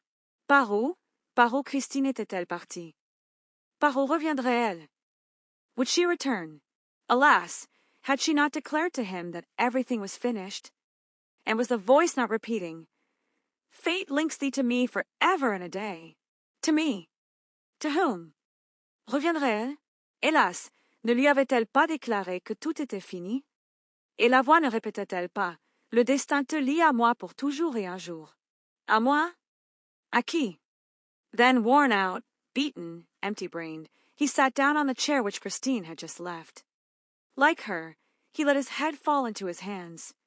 When he raised it, the tears were streaming down his young cheeks, real, heavy tears like those which jealous children shed, tears that wept for a sorrow which was in no way fanciful, but which is common to all the lovers on earth, and which he expressed aloud. Who is this Eric? He said. Alors, épuisé, battu, le cerveau vide, il s'assit sur la chaise que Christine venait de quitter. Comme elle, il laissa tomber sa tête dans ses mains. Quand il la releva, les larmes coulaient sur ses jeunes joues, de vraies larmes lourdes comme celles que versent les enfants jaloux, des larmes qui pleuraient un chagrin qui n'était nullement imaginaire, mais qui est commun à tous les amoureux de la terre et qu'il exprima à haute voix. Qui est cet Eric? Diddle! The day after Christine had vanished before his eyes in a sort of dazzlement that still made him doubt the evidence of his senses, le Vicomte de Chagny called to inquire at Mamma Valerius. Le lendemain du jour où Christine avait disparu devant ses yeux dans une sorte d'éblouissement qui lui faisait encore douter du témoignage de ses sens, le Vicomte de Chagny se rendit chez Maman Valerius. He came upon a charming picture. Christine herself was seated by the bedside of the old lady, who was sitting up against the pillows, knitting. The pink and white had returned to the young girl's cheeks. Il tomba sur un charmant tableau. Christine elle-même était assise au chevet de la vieille dame, qui se tenait droite contre les oreillers, tricotant. Le rose et le blanc étaient revenus aux joues de la jeune fille. The dark rings round her eyes had disappeared. Raoul no longer recognized the tragic face of the day before. If the veil of melancholy over those adorable features had not still appeared to the young man as the last trace of the weird drama in whose toils that mysterious child was struggling, he could have believed that Christine was not its heroine at all. Les cernes sombres autour de ses yeux avaient disparu. Raoul ne reconnaissait plus le visage tragique de la veille. Si le voile de mélancolie sur ses traits adorables n'était encore apparu au jeune homme comme la dernière trace de l'étrange drame dans les raies duquel se débattait cette mystérieuse enfant, il aurait pu croire que Christine n'en était pas du tout l'héroïne. She rose, without showing any emotion, and offered him her hand. But Raoul's stupefaction was so great that he stood there dumbfounded, without a gesture, without a word. Elle se leva, sans montrer aucune émotion, et lui tendit la main. Mais la stupéfaction de Raoul était si grande qu'il resta là interdit, sans un geste, sans une parole. "Well, M. de Chagny," exclaimed Mamma Valerius, "don't you know our Christine? Her good genius has sent her back to us." "Eh bien, Monsieur de Chagny," s'écria Maman Valerius, "ne reconnaissez-vous point notre Christine? Son bon génie nous l'a ramenée." "Mamma," the girl broke in promptly, while a deep blush mantled to her eyes. "I thought, Mamma, that there was to be no more question of that. You know there is no such thing as the angel of music." "Maman," interrompit vivement la jeune fille, tandis qu'une rougeur profonde montait jusqu'à ses yeux. "Je croyais, maman, qu'il ne devait plus être question de cela. Vous savez bien qu'il n'y a pas d'ange de la musique." "But, child, he gave you lessons for 3 months. Mamma, I have promised to explain everything to you one of these days, and I hope to do so, but you have promised me, until that day, to be silent and to ask me no more questions whatever. Mais, enfant, il vous a donné des leçons pendant 3 mois. Maman, j'ai promis de tout vous expliquer un de ces jours, et j'espère le faire, mais vous m'avez promis, jusqu'à ce jour-là, de vous taire et de ne plus me poser aucune question. Provided that you promised never to leave me again. But have you promised that, Christine? Mamma, all this cannot interest M. de Chagny. À condition que vous promettez de ne plus jamais me quitter. Mais avez-vous promis cela, Christine? Maman, tout cela ne peut intéresser M. de Chagny. On the contrary, mademoiselle, said the young man, in a voice which he tried to make firm and brave, but which still trembled. Anything that concerns you interests me to an extent which perhaps you will one day understand. Au contraire, mademoiselle, dit le jeune homme, d'une voix qui s'efforçait de rendre ferme et brave, mais qui tremblait encore, tout ce qui vous concerne m'intéresse à un point que vous comprendrez peut-être un jour. I do not deny that my surprise equals my pleasure at finding you with your adopted mother, and that, after what happened between us yesterday, after what you said and what I was able to guess, I hardly expected to see you here so soon. Je ne nie point que ma surprise égale mon plaisir de vous retrouver auprès de votre mère adoptive et qu'après ce qui s'est passé entre nous hier, après ce que vous avez dit et ce que j'ai pu deviner, je ne m'attendais guère à vous revoir ici si tôt. I should be the first to delight at your return, if you were not so bent on preserving a secrecy that may be fatal to you. And I have been your friend too long not to be alarmed, with Madame Valerius, at a disastrous adventure which will remain dangerous so long as we have not unraveled its threads, and of which you will certainly end by being the victim, Christine. Je serai le premier à me réjouir de votre retour, si vous ne vous obstiez à garder un secret qui peut vous être fatal. Et je suis votre amie depuis trop longtemps pour ne point m'alarmer, avec Madame Valerius, d'une aventure désastreuse qui restera dangereuse tant que nous n'en aurons point démêlé les fils et dont vous finirez certainement par être la victime, Christine. At these words, Mamma Valerius tossed about in her bed. "What does this mean?" she cried. "Is Christine in danger?" À ces mots, Maman Valerius s'agita dans son lit. "Que veut dire ceci?" s'écria-t-elle. "Christine est-elle en danger?" "Yes, madam," said Raoul courageously, notwithstanding the signs which Christine made to him. "My God!" exclaimed the good, simple old woman, gasping for breath. "Oui, madame," dit Raoul courageusement, malgré les signes que lui faisait Christine. "Mon Dieu!" s'écria la bonne et simple vieille femme, haletante. "You must tell me everything, Christine. Why did you try to reassure me? And what danger is it, M. de Chagny? An impostor is abusing her good. Faith, il faut tout me dire, Christine. Pourquoi avez-vous cherché à me rassurer? Et quel est ce danger, Monsieur de Chagny? Un imposteur abuse de sa bonne foi. Is the angel of music an impostor? She told you herself that there is no angel of music. But then what is it, in heaven's name? You will be the death of me. L'ange de la musique est-il un imposteur? Elle vous a dit elle-même qu'il n'y a pas d'ange de la musique. Mais alors qu'est-ce que c'est? Au nom du ciel? Vous allez me faire mourir. There is a terrible mystery around us, madam, around you, around Christine, a mystery much more to be feared than any number of ghosts or genii. Il y a un terrible mystère autour de nous, madame, autour de vous, autour de Christine, un mystère bien plus redoutable que tous les fantômes ou génies. Mamma Valerius turned a terrified face to Christine, who had already run to her adopted mother and was holding her in her arms. Don't believe him, Mummy, don't believe him, she repeated. Maman Valerius tourna vers Christine un visage terrifié, et celle-ci avait déjà couru vers sa mère adoptive et la tenait dans ses bras. Ne le croyez pas, maman, ne le croyez pas, répétait-elle. Then tell me that you will never leave me again, implored the widow. Christine was silent, and Raoul resumed. That is what you must promise, Christine. Alors dites-moi que vous ne me quitterez plus jamais, implora la veuve. Christine se tut et Raoul reprit. C'est ce qu'il faut promettre, Christine. It is the only thing that can reassure your mother and me. We will undertake not to ask you a single question about the past, if you promise us to remain under our protection in future. C'est la seule chose qui puisse rassurer votre mère et moi. Nous nous engageons à ne vous poser aucune question sur le passé, si vous nous promettez de demeurer sous notre protection à l'avenir. That is an undertaking which I have not asked of you, and a promise which I refuse to make you, said the young girl haughtily. I am mistress of my own actions, M. de Chagny. You have no right to control them, and I will beg you to desist henceforth. C'est un engagement que je ne vous ai point demandé et une promesse que je refuse de vous faire, dit hautement la jeune fille. Je suis maîtresse de mes actions. Monsieur de Chagny, vous n'avez aucun droit de les contrôler, et je vous prierai désormais de vous en abstenir. As to what I have done during the last fortnight, there is only one man in the world who has the right to demand an account of me, my husband. Well, I have no husband, and I never mean to marry. Quant à ce que j'ai fait pendant la quinzaine écoulée, il n'y a qu'un homme au monde qui ait le droit de m'en demander compte, mon mari. Eh bien, je n'ai point de mari et je n'ai jamais l'intention de me marier.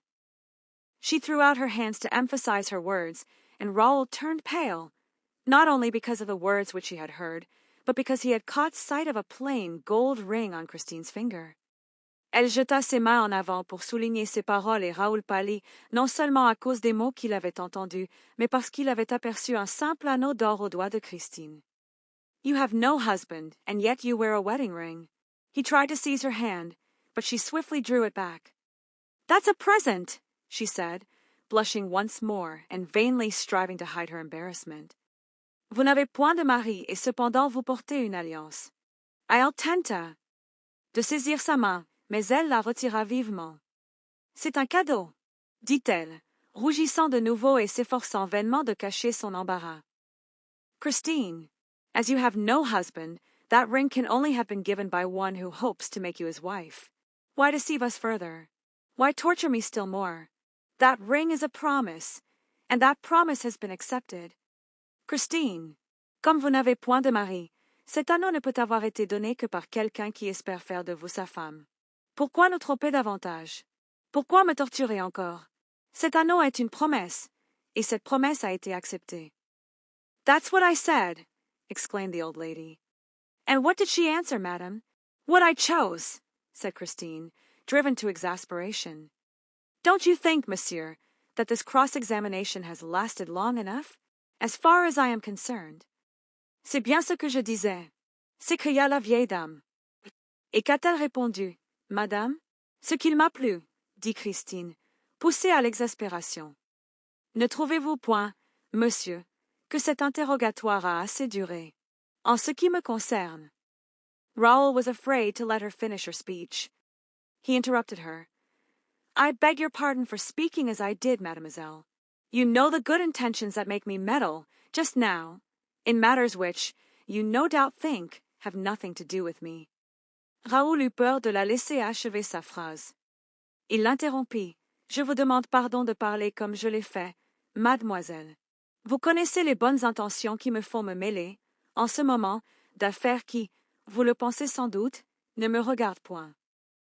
But allow me to tell you what I have seen, and I have seen more than you suspect, Christine, or what I thought I saw, for, to tell you the truth, I have sometimes been inclined to doubt the evidence of my eyes. Mais permettez-moi de vous dire ce que j'ai vu, et j'en ai vu plus que vous ne le soupçonnez, Christine, ou ce que j'ai cru voir, car, à vrai dire, j'ai parfois été enclin à douter du témoignage de mes yeux. Well, what did you see, sir, or think you saw? I saw your ecstasy at the sound of the voice, Christine, the voice that came from the wall or the next room to yours. Yes, your ecstasy. And that is what makes me alarmed on your behalf. Eh bien, qu'avez-vous vu, monsieur, ou cru voir? J'ai vu votre extase au son de la voix, Christine, la voix qui venait du mur ou de la chambre voisine de la vôtre. Oui, votre extase. Et c'est ce qui m'alarme pour vous. You are under a very dangerous spell. And yet it seems that you are aware of the imposture, because you say today that there is an angel of music. In that case, Christine, why did you follow him that time? Vous subissez un charme très dangereux. Et pourtant il semble que vous ayez conscience de l'imposture, puisque vous dites aujourd'hui qu'il n'y a pas d'ange de la musique. Dans ce cas, Christine, pourquoi l'avez-vous suivi cette fois-là? Why did you stand up with radiant features, as though you were really hearing angels? Ah, it is a very dangerous voice, Christine, for I myself, when I heard it, was so much fascinated by it that you vanished before my eyes without my seeing which way you passed. Pourquoi vous êtes-vous levé, avec des traits radieux, comme si vous entendiez vraiment les anges? Ah, c'est une voix bien dangereuse, Christine, car moi-même, quand je l'ai entendue, j'en ai été si fascinée que vous avez disparu devant mes yeux sans que je voie par où vous passiez. Christine, Christine, in the name of heaven, in the name of your Father who is in heaven now and who loved you so dearly and who loved me too, Christine, tell us, tell your benefactress and me, to whom does that voice belong? Christine, Christine, au nom du ciel, au nom de votre Père qui est maintenant au ciel et qui vous aimait si tendrement et qui m'aimait aussi. Christine, dites-nous, dites à votre bienfaitrice et à moi, à qui appartient cette voix? If you do, we will save you in spite of yourself. Come, Christine, the name of the man who had the audacity to put a ring on your finger. Si vous le faites, nous vous sauverons malgré vous. Allons, Christine, le nom de l'homme, le nom de l'homme qui a eu l'audace de passer un anneau à votre doigt. M. de Chagny, the girl declared coldly, you shall never know. Thereupon, seeing the hostility with which her ward had addressed the Viscount, Mamma Valerius suddenly took Christine's part. Monsieur de Chagny, déclara froidement la jeune fille, vous ne le saurez jamais. Sur quoi, voyant l'hostilité avec laquelle sa pupille s'était adressée au vicomte, Maman Valerius prit soudain le parti de Christine. And if she does love that man, Monsieur le Vicomte, even then it is no business of yours. Alas, madam, Raoul humbly replied, unable to restrain his tears. Alas, I believe that Christine really does love him. Et, si elle aime cet homme, Monsieur le Vicomte, cela ne vous regarde même pas. Hélas, madame, répondit humblement Raoul, ne pouvant retenir ses larmes, hélas, je crois que Christine l'aime vraiment. But it is not only that which drives me to despair, for what I am not certain of, madam, is that the man whom Christine loves is worthy of her love. Mais ce n'est pas seulement cela qui me désespère, car ce dont je ne suis pas certain, madame, c'est que l'homme que Christine aime soit digne de son amour. It is for me to be the judge of that, monsieur, said Christine, looking Raoul angrily in the face. When a man, continued Raoul, adopts such romantic methods to entice a young girl's affections. C'est à moi d'en juger, monsieur, dit Christine, regardant Raoul avec colère en face. Quand un homme, continua Raoul, adopte de si romanesques moyens pour séduire l'affection d'une jeune fille. The man must be either a villain or the girl a fool. Is that it? Christine! Raoul! Why do you condemn a man whom you have never seen, whom no one knows and about whom you yourself know nothing. L'homme doit être ou un scélérat, ou la fille une sotte. Est-ce cela? Christine, Raoul, pourquoi condamnez-vous un homme que vous n'avez jamais vu, que personne ne connaît et sur lequel vous-même ne savez rien? Yes, Christine. Yes. I at least know the name that you thought to keep from me forever. The name of your angel of music, mademoiselle, is Eric. Si, Christine. Si. Je connais au moins le nom que vous pensiez me cacher à jamais. Le nom de votre ange de la musique, mademoiselle, c'est Eric. Christine at once betrayed herself. She turned as white as a sheet and stammered. Who told you? You yourself. How do you mean? Christine se trahit aussitôt. Elle devint blanche comme un linge et balbutia. Qui vous l'a dit? Vous-même. Comment cela? By pitying him the other night, the night of the masked ball. When you went to your dressing room, did you not say? Poor Eric! Well, Christine, there was a poor Raoul who overheard you. En le plaignant l'autre soir, le soir du bal masqué. Quand vous êtes allé dans votre loge, n'avez-vous pas dit, pauvre Eric? Eh bien, Christine, il y avait un pauvre Raoul qui vous a entendu. This is the second time that you have listened behind the door, M. de Chagny. I was not behind the door. I was in the dressing room, in the inner room, mademoiselle. C'est la seconde fois que vous écoutez aux portes, monsieur de Chagny. Je n'étais pas derrière la porte. J'étais dans la loge, dans le cabinet intérieur, mademoiselle. Oh, unhappy man, moaned the girl, showing every sign of unspeakable terror. Unhappy man, do you want to be killed? Perhaps. Oh, malheureux, gémit la jeune fille, montrant tous les signes d'une terreur indicible. Malheureux, voulez-vous vous faire tuer? Peut-être. Raoul uttered this, perhaps, with so much love and despair in his voice that Christine could not keep back a sob. She took his hands and looked at him with all the pure affection of which she was capable. Raoul prononça ce peut-être avec tant d'amour et de désespoir dans la voix que Christine ne put retenir un sanglot. Elle prit ses mains et le regarda avec toute l'affection pure dont elle était capable. Raoul, she said, forget the man's voice and do not even remember its name. You must never try to fathom the mystery of the man's voice. Is the mystery so very terrible? Raoul, dit-elle, oubliez la voix des l'homme et n'en retenez même pas le nom. Il ne faut jamais chercher à pénétrer le mystère de la voix des l'homme. Le mystère est-il donc si terrible? There is no more awful mystery on this earth. Swear to me that you will make no attempt to find out, she insisted.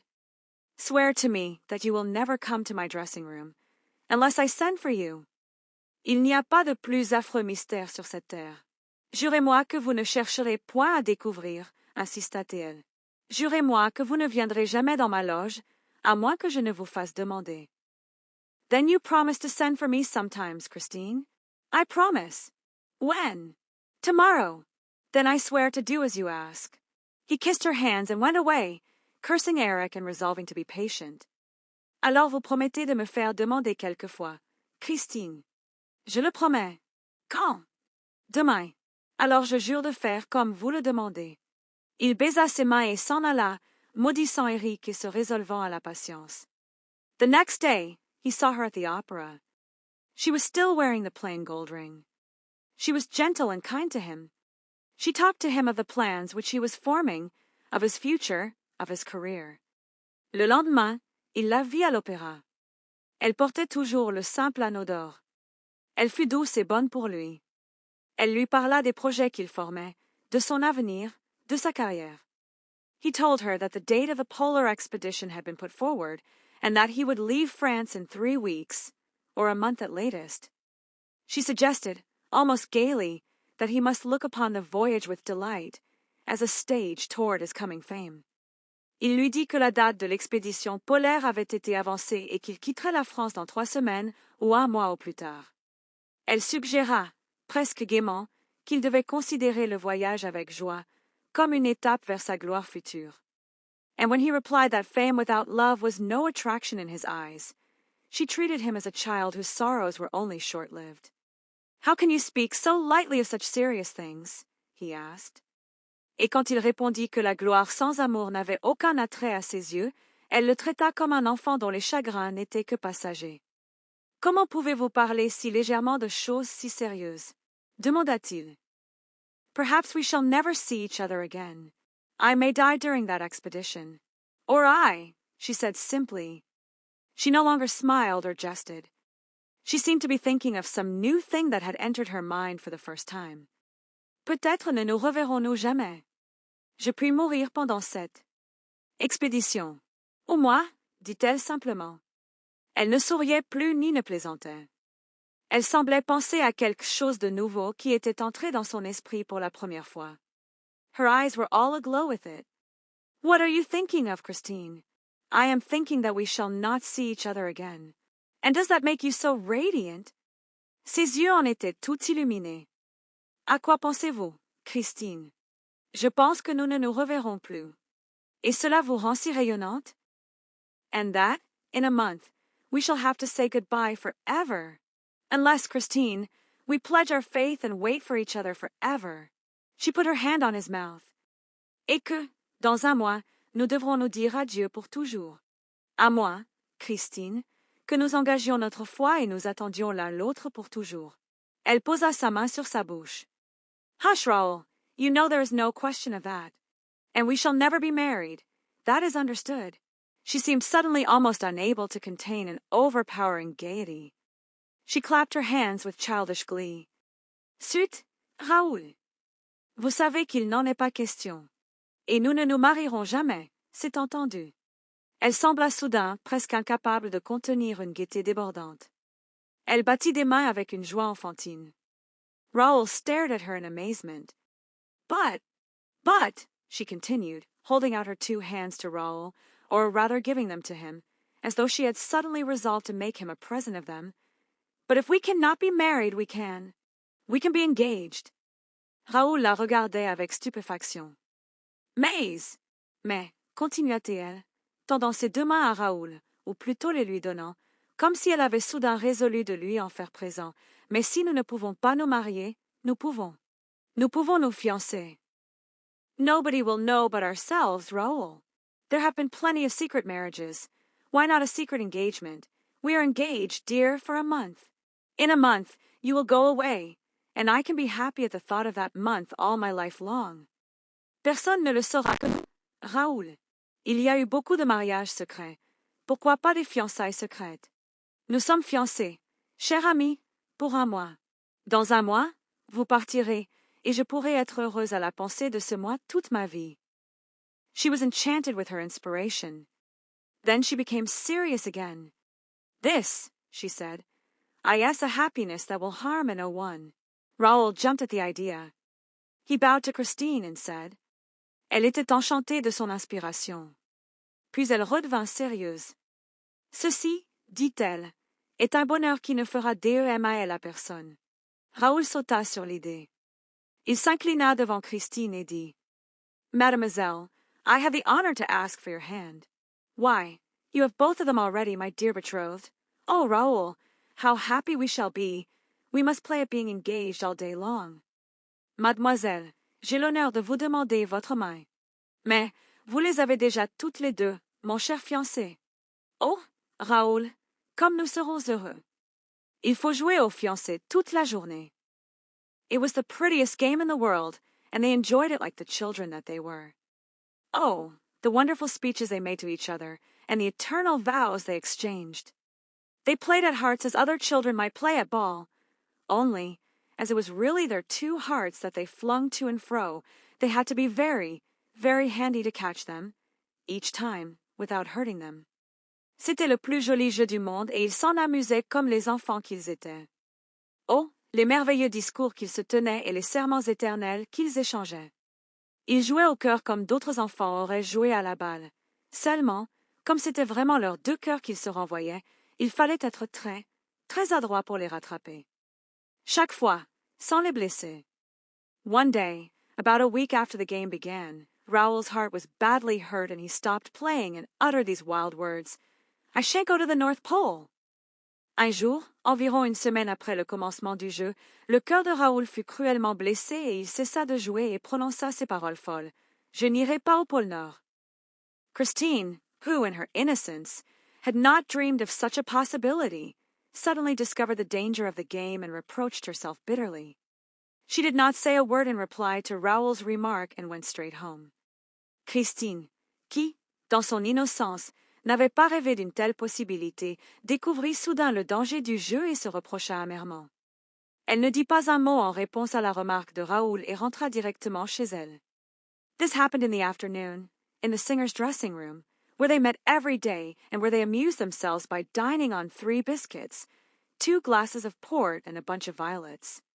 Ceci se passait dans l'après-midi, dans la loge de la cantatrice, où ils se rencontraient chaque jour et où ils s'amusaient à dîner de 3 biscuits, 2 verres de Porto et un bouquet de violettes. In the evening, she did not sing, and he did not receive his usual letter, though they had arranged to write to each other daily during that month. The next morning, he ran off to Mamma Valerius, who told him that Christine had gone away for 2 days. Le soir, elle ne chanta pas, et il ne reçut pas sa lettre habituelle, bien qu'ils eussent convenu de s'écrire chaque jour pendant ce mois. Le lendemain matin, il courut chez Maman Valerius, qui lui dit que Christine était partie pour 2 jours. She had left at 5 o'clock the day before. Raoul was distracted. He hated Mamma Valerius for giving him such news, as that was such stupefying. Calmness. He tried to sound her, but the old lady obviously knew nothing. Elle était partie à 5 heures la veille. Raoul était fou. Il détesta Maman Valerius de lui donner de telles nouvelles avec un calme si stupéfiant. Il essaya de la sonder, mais la vieille dame ne savait manifestement rien. Christine returned on the following day. She returned in triumph. She renewed her extraordinary success of the gala performance. Since the adventure of the toad, Carlotta had not been able to appear on the stage. Christine revint le jour suivant. Elle revint en triomphe. Elle renouvela son extraordinaire succès de la représentation de gala. Depuis l'aventure du crapaud, Carlotta n'avait pu reparaître sur la scène. The terror of a fresh coac filled her heart and deprived her of all her power of singing, and the theatre that had witnessed her incomprehensible disgrace had become odious to her. She contrived to cancel her contract. La terreur d'un nouveau coac emplissait son cœur et la privait de tout son pouvoir de chant, et le théâtre qui avait été témoin de sa disgrâce incompréhensible lui était devenu odieux.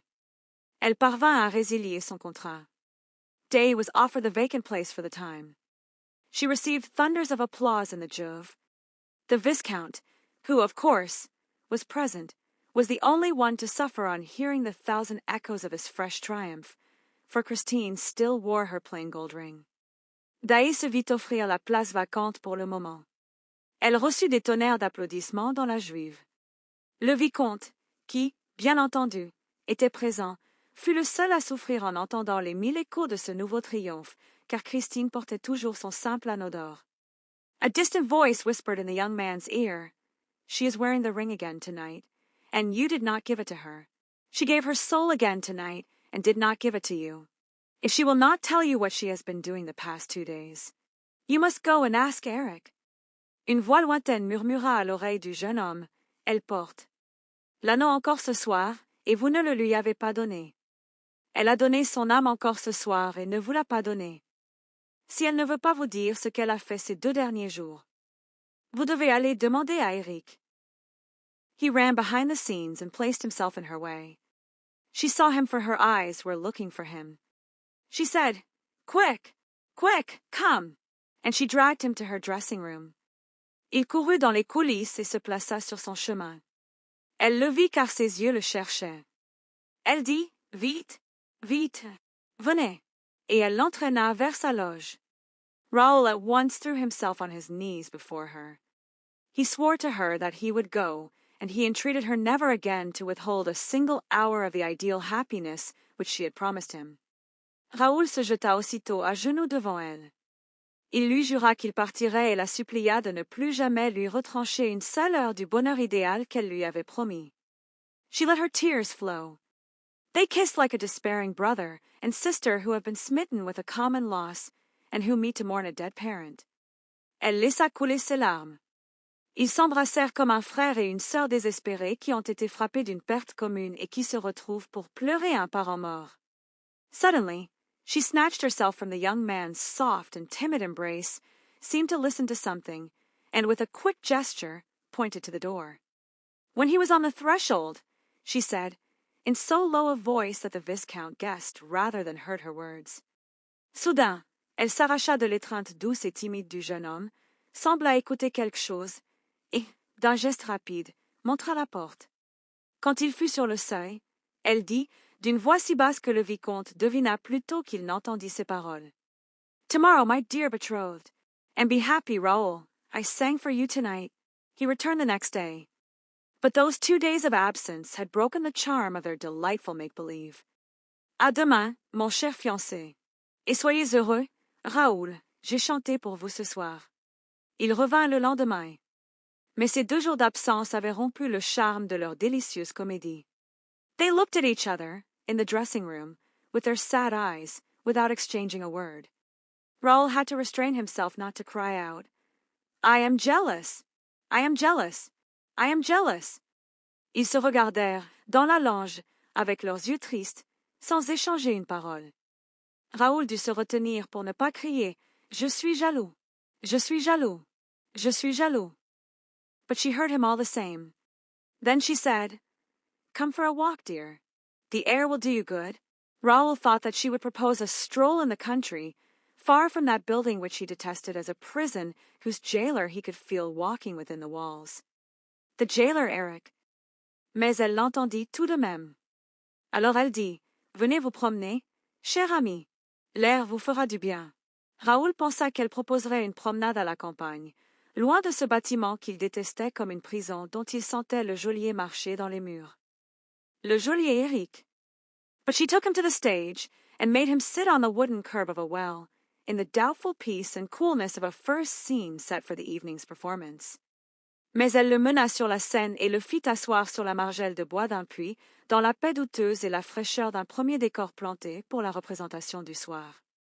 On another day, she wandered with him, hand in hand, along the deserted paths of a garden whose creepers had been cut out by a decorator's skillful hands.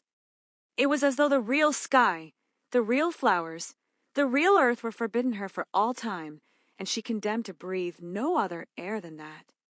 Of the theatre, un autre jour, elle erra avec lui, main dans la main, le long des sentiers déserts d'un jardin dont les lianes avaient été découpées par les mains habiles d'un décorateur. C'était comme si le vrai ciel, les vraies fleurs, la vraie terre lui étaient interdits pour toujours et qu'elle fût condamnée à ne respirer d'autre air que celui du théâtre.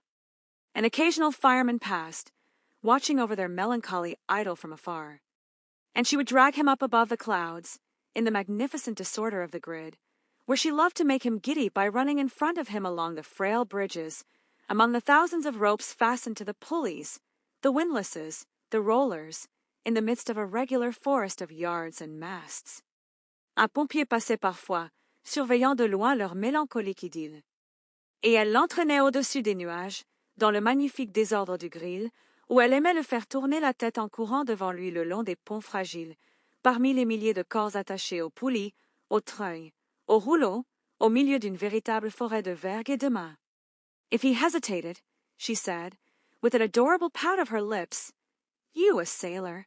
And then they returned to terra firma, that is to say, to some passage that led them to the little girls' dancing school, where brats between 6 and 10 were practicing their steps, in the hope of becoming great dancers one day, covered with diamonds. S'il hésitait, elle disait, avec une adorable moue de ses lèvres, Vous, un marin. Et puis il redescendait sur la terre ferme, c'est-à-dire dans quelques couloirs qui les menaient à l'école de danse des petites filles, où des bambines de 6 à 10 ans répétaient leurs pas, dans l'espoir de devenir un jour de grandes danseuses couvertes de diamants. Meanwhile, Christine gave them sweets instead. She took him to the wardrobe and property rooms, took him all over her empire, which was artificial, but immense, covering 17 stories from the ground floor to the roof, and inhabited by an army of subjects. En attendant, Christine leur donnait des bonbons. Elle le mena au garde-robe et au magasin d'accessoires, le promena dans tout son empire, qui était artificiel, mais immense, couvrant 17 étages du rez-de-chaussée au comble et habité par une armée de sujets. She moved among them like a popular queen, encouraging them in their labors, sitting down in the workshops, giving words of advice to the workmen whose hands hesitated to cut into the rich stuffs that were to clothe heroes. Elle évoluait parmi eux comme une reine populaire, les encourageant dans leurs travaux, s'asseyant dans les ateliers, donnant des conseils aux ouvriers dont les mains hésitaient à tailler dans les riches étoffes qui devaient vêtir les héros. There were inhabitants of that country who practiced every trade. There were cobblers, there were goldsmiths. All had learned to know her and to love her, for she always interested herself in all their troubles and all their little hobbies. Il y avait des habitants de ce pays qui pratiquaient tous les métiers. Il y avait des cordonniers, il y avait des orfèvres. Tous avaient appris à la connaître et à l'aimer, car elle s'intéressait toujours à tous leurs ennuis et à tous leurs petits passe-temps. She knew unsuspected corners that were secretly occupied by little old couples. She knocked at their door and introduced Raoul to them as a prince charming who had asked for her hand, and the two of them, sitting on some worm-eaten property, would listen to the legends of the opera, even as, in their childhood, they had listened to the old Breton tales. Elle connaissait des coins insoupçonnés qu'occupaient secrètement de petits vieux ménages. Elle frappait à leur porte et leur présentait Raoul comme un prince charmant qui avait demandé sa main, et tous les deux, assis sur quelque accessoire vermoulu, écoutaient les légendes de l'opéra, comme, dans leur enfance, ils avaient écouté les vieux contes bretons. Those old people remembered nothing outside the opera. They had lived there for years without number. Past managements had forgotten them. Palace revolutions had taken no notice of them. The history of France had run its course unknown to them, and nobody recollected their existence. Ces vieilles gens ne se souvenaient de rien en dehors de l'opéra. Ils y vivaient depuis des années sans nombre. Les anciennes directions les avaient oubliés, les révolutions de palais ne les avaient pas remarquées, l'histoire de France avait suivi son cours à leur insu, et personne ne se rappelait leur existence. The precious days sped in this way, and Raoul and Christine, by affecting excessive interest in outside matters, strove awkwardly to hide from each other the one thought of their hearts. Les précieux jours se passaient ainsi, et Raoul et Christine, en affectant un intérêt excessif pour les choses extérieures, s'efforçaient maladroitement de se cacher l'un à l'autre l'unique pensée de leur cœur. One fact was certain, that Christine, who until then had shown herself the stronger of the two, became suddenly inexpressibly nervous. When on their expeditions, she would start running without reason or else suddenly stop, and her hand, turning ice-cold in a moment, would hold the young man back. Un fait était certain, c'est que Christine, qui jusque-là s'était montrée la plus forte des deux, devint soudain inexprimablement nerveuse. Dans leurs expéditions, elle se mettait à courir sans raison ou bien s'arrêtait brusquement, et sa main, devenant glacée en un instant, retenait le jeune homme. Sometimes her eyes seemed to pursue imaginary shadows. She cried, "This way, and this way, and this way," laughing a breathless laugh that often ended in tears. Then Raoul tried to speak, to question her, in spite of his promises. Parfois ses yeux semblaient poursuivre des ombres imaginaires. Elle criait par ici, et par ici, et par ici, riant d'un rire haletant qui finissait souvent en larmes. Alors Raoul essayait de parler, de l'interroger, malgré ses promesses. But even before he had worded his question, she answered feverishly, "Nothing. I swear it is nothing." Once, when they were passing before an open trapdoor on the stage, Raoul stopped over the dark cavity. Mais, avant même qu'il eût formulé sa question, elle répondait fiévreusement, "Rien. Je jure que ce n'est rien." Une fois, comme il passait devant une trappe ouverte sur la scène, Raoul s'arrêta au-dessus de la cavité sombre. "You have shown me over the upper part of your empire, Christine, but there are strange stories told of the lower part. Shall we go down?" She caught him in her arms, as though she feared to see him disappear down the black hole, and in a trembling voice whispered, "Vous m'avez fait visiter la partie supérieure de votre empire, Christine, mais on raconte d'étranges histoires sur la partie inférieure. Descendants, n'est-ce?" Elle le saisit dans ses bras, comme si elle craignait de le voir disparaître dans le trou noir, et, d'une voix tremblante, murmura, "Never! I will not have you go there. Besides, it's not mine. Everything that is underground belongs to him." Raoul looked her in the eyes and said roughly, "So he lives down there, does he?" "Jamais. Je ne veux pas que vous y alliez. D'ailleurs, ce n'est pas à moi. Tout ce qui est souterrain lui appartient." Raoul la regarda dans les yeux et dit rudement, "Alors il vit là-dessous, n'est-ce pas?" "I never said so. Who told you a thing like that? Come away. I sometimes wonder if you are quite sane, Raoul. You always take things in such an impossible way. Come along. Come. Je n'ai jamais dit cela. Qui vous a dit une chose pareille? Venez. Je me demande parfois si vous avez toute votre raison, Raoul. Vous prenez toujours les choses d'une façon si impossible. Allons. Venez. And she literally dragged him away, for he was obstinate and wanted to remain by the trapdoor. That hole attracted him. Suddenly, the trapdoor was closed, and so quickly that they did not even see the hand that worked it, and they remained quite dazed. Et elle l'entraîna littéralement, car il était obstiné et voulait rester près de la trappe. Ce trou l'attirait. Soudain, la trappe se ferma et si rapidement qu'ils ne virent même pas la main qui la manœuvrait, et ils restèrent tout ébahis. Perhaps he was there, Raoul said at last. She shrugged her shoulders, but did not seem easy. No, it was the trapdoor shutters. They must do something, you know. They open and shut the trapdoors without any particular reason. Peut-être était-il là, dit enfin Raoul. Elle haussa les épaules, mais ne parut pas rassurée. Non, c'étaient les fermeurs de trappes.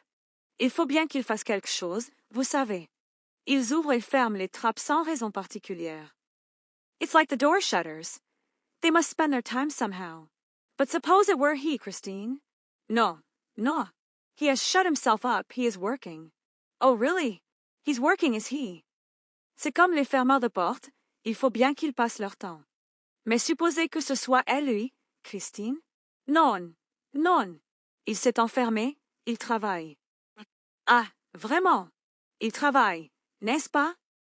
Yes, he can't open and shut the trapdoors and work at the same time. She shivered. What is he working at? Oh, something terrible, but it's all the better for us. Oui, il ne peut pas ouvrir et fermer les trappes et travailler en même temps. Elle frissonna. À quoi travaille-t-il? Oh, quelque chose de terrible. Mais c'est tant mieux pour nous. When he's working at that, he sees nothing. He does not eat, drink, or breathe for days and nights at a time. He becomes a living dead man and has no time to amuse himself with the trapdoors. She shivered again. Quand il travaille à cela, il ne voit rien, il ne mange, ne boit, ni ne respire pendant des jours et des nuits. Il devient un mort vivant et n'a pas le temps de s'amuser avec les trappes. Elle frissonna encore. She was still holding him in her arms. Then she sighed and said in her turn, Suppose it were he. Are you afraid of him? No, of course not, she said. Elle le tenait toujours dans ses bras. Alors elle soupira et dit, à son tour, supposez que ce soit elle, lui. Avez-vous peur de lui? Non, bien sûr que non, dit-elle. For all that, on the next day and the following days, Christine was careful to avoid the trapdoors. Her agitation only increased as the hours passed.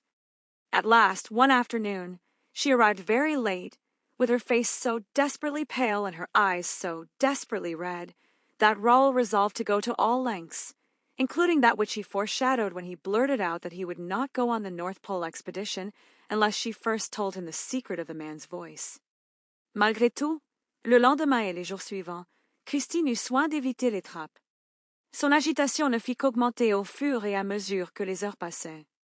Enfin, un après-midi, elle arriva très tard, avec le visage si désespérément pâle et les yeux si désespérément rouges, que Raoul résolut d'aller jusqu'au bout, y compris ce qu'il avait entrevu quand il avait lâché qu'il n'irait pas à l'expédition du pôle Nord à moins qu'elle ne lui dise d'abord le secret de la voix de l'homme. Hush! In heaven's name! Suppose he heard you, you unfortunate Raoul! And Christine's eyes stared wildly at everything around her. I will remove you from his power, Christine, I swear it, and you shall not think of him any more. Chut! Au nom du ciel! Supposez qu'il vous entende, malheureux Raoul! Et les yeux de Christine regardèrent follement tout autour d'elle.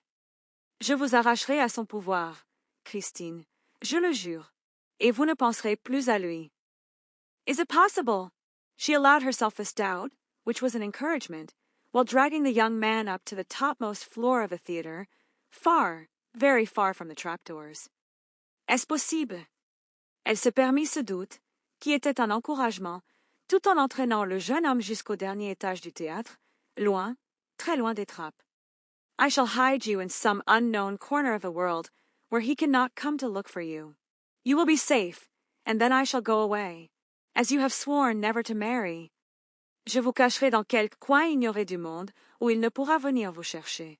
Vous serez en sûreté, et alors je partirai, comme vous avez juré de ne jamais vous marier. Christine seized Raoul's hands and squeezed them with incredible rapture.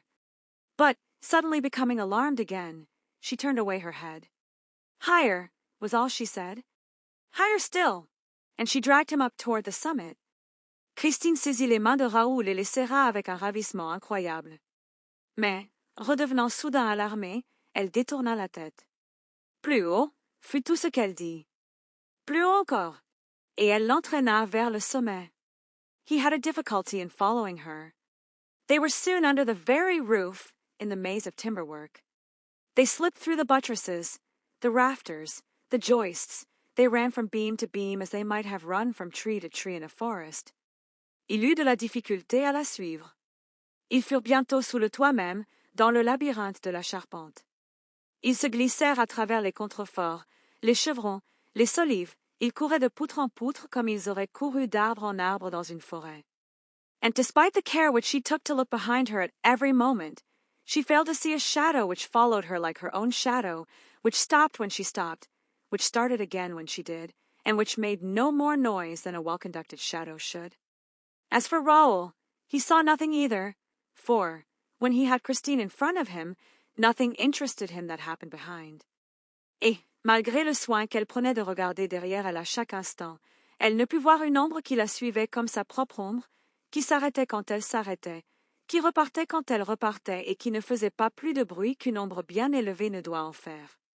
Quant à Raoul, il ne vit rien non plus, car, quand il avait Christine devant lui, rien de ce qui se passait derrière ne l'intéressait. On this way, they reached the roof. Christine tripped over it as lightly as a swallow. Their eyes swept the empty space between the 3 domes and the triangular pediment. She breathed freely over Paris, the whole valley of which was seen at work below. De cette façon, ils atteignirent le toit. Christine y trotta aussi légèrement qu'une hirondelle.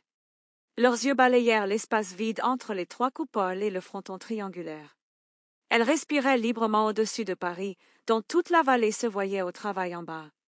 She called Raoul to come quite close to her, and they walked side by side along the zinc streets, in the leaden avenues.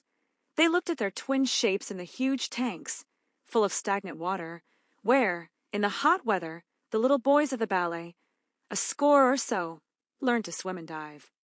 Elle appela Raoul pour qu'il vienne tout près d'elle et ils marchèrent côte à côte le long des rues de zinc, dans les avenues de plomb.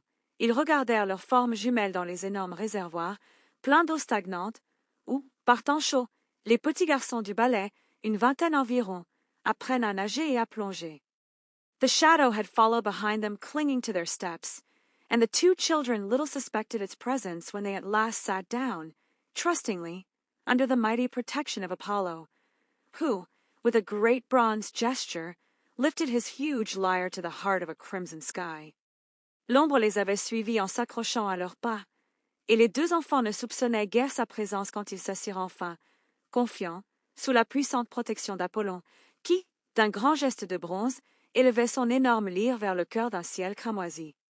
It was a gorgeous spring evening. Clouds, which had just received their gossamer robe of gold and purple from the setting sun, drifted slowly by, and Christine said to Raoul, C'était une magnifique soirée de printemps.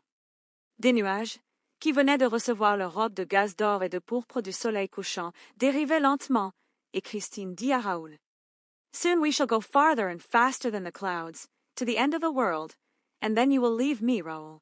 But if, when the moment comes for you to take me away, I refuse to go with you, well, you must carry me off by force. Bientôt nous irons plus loin et plus vite que les nuages, jusqu'au bout du monde, et alors vous me quitterez, Raoul. Mais, si, quand viendra le moment pour vous de m'emmener, je refuse de partir avec vous, eh bien, vous devrez m'enlever de force. Are you afraid that you will change your mind, Christine? I don't know, she said, shaking her head in an odd fashion. He is a demon, and she shivered and nestled in his arms with a moan.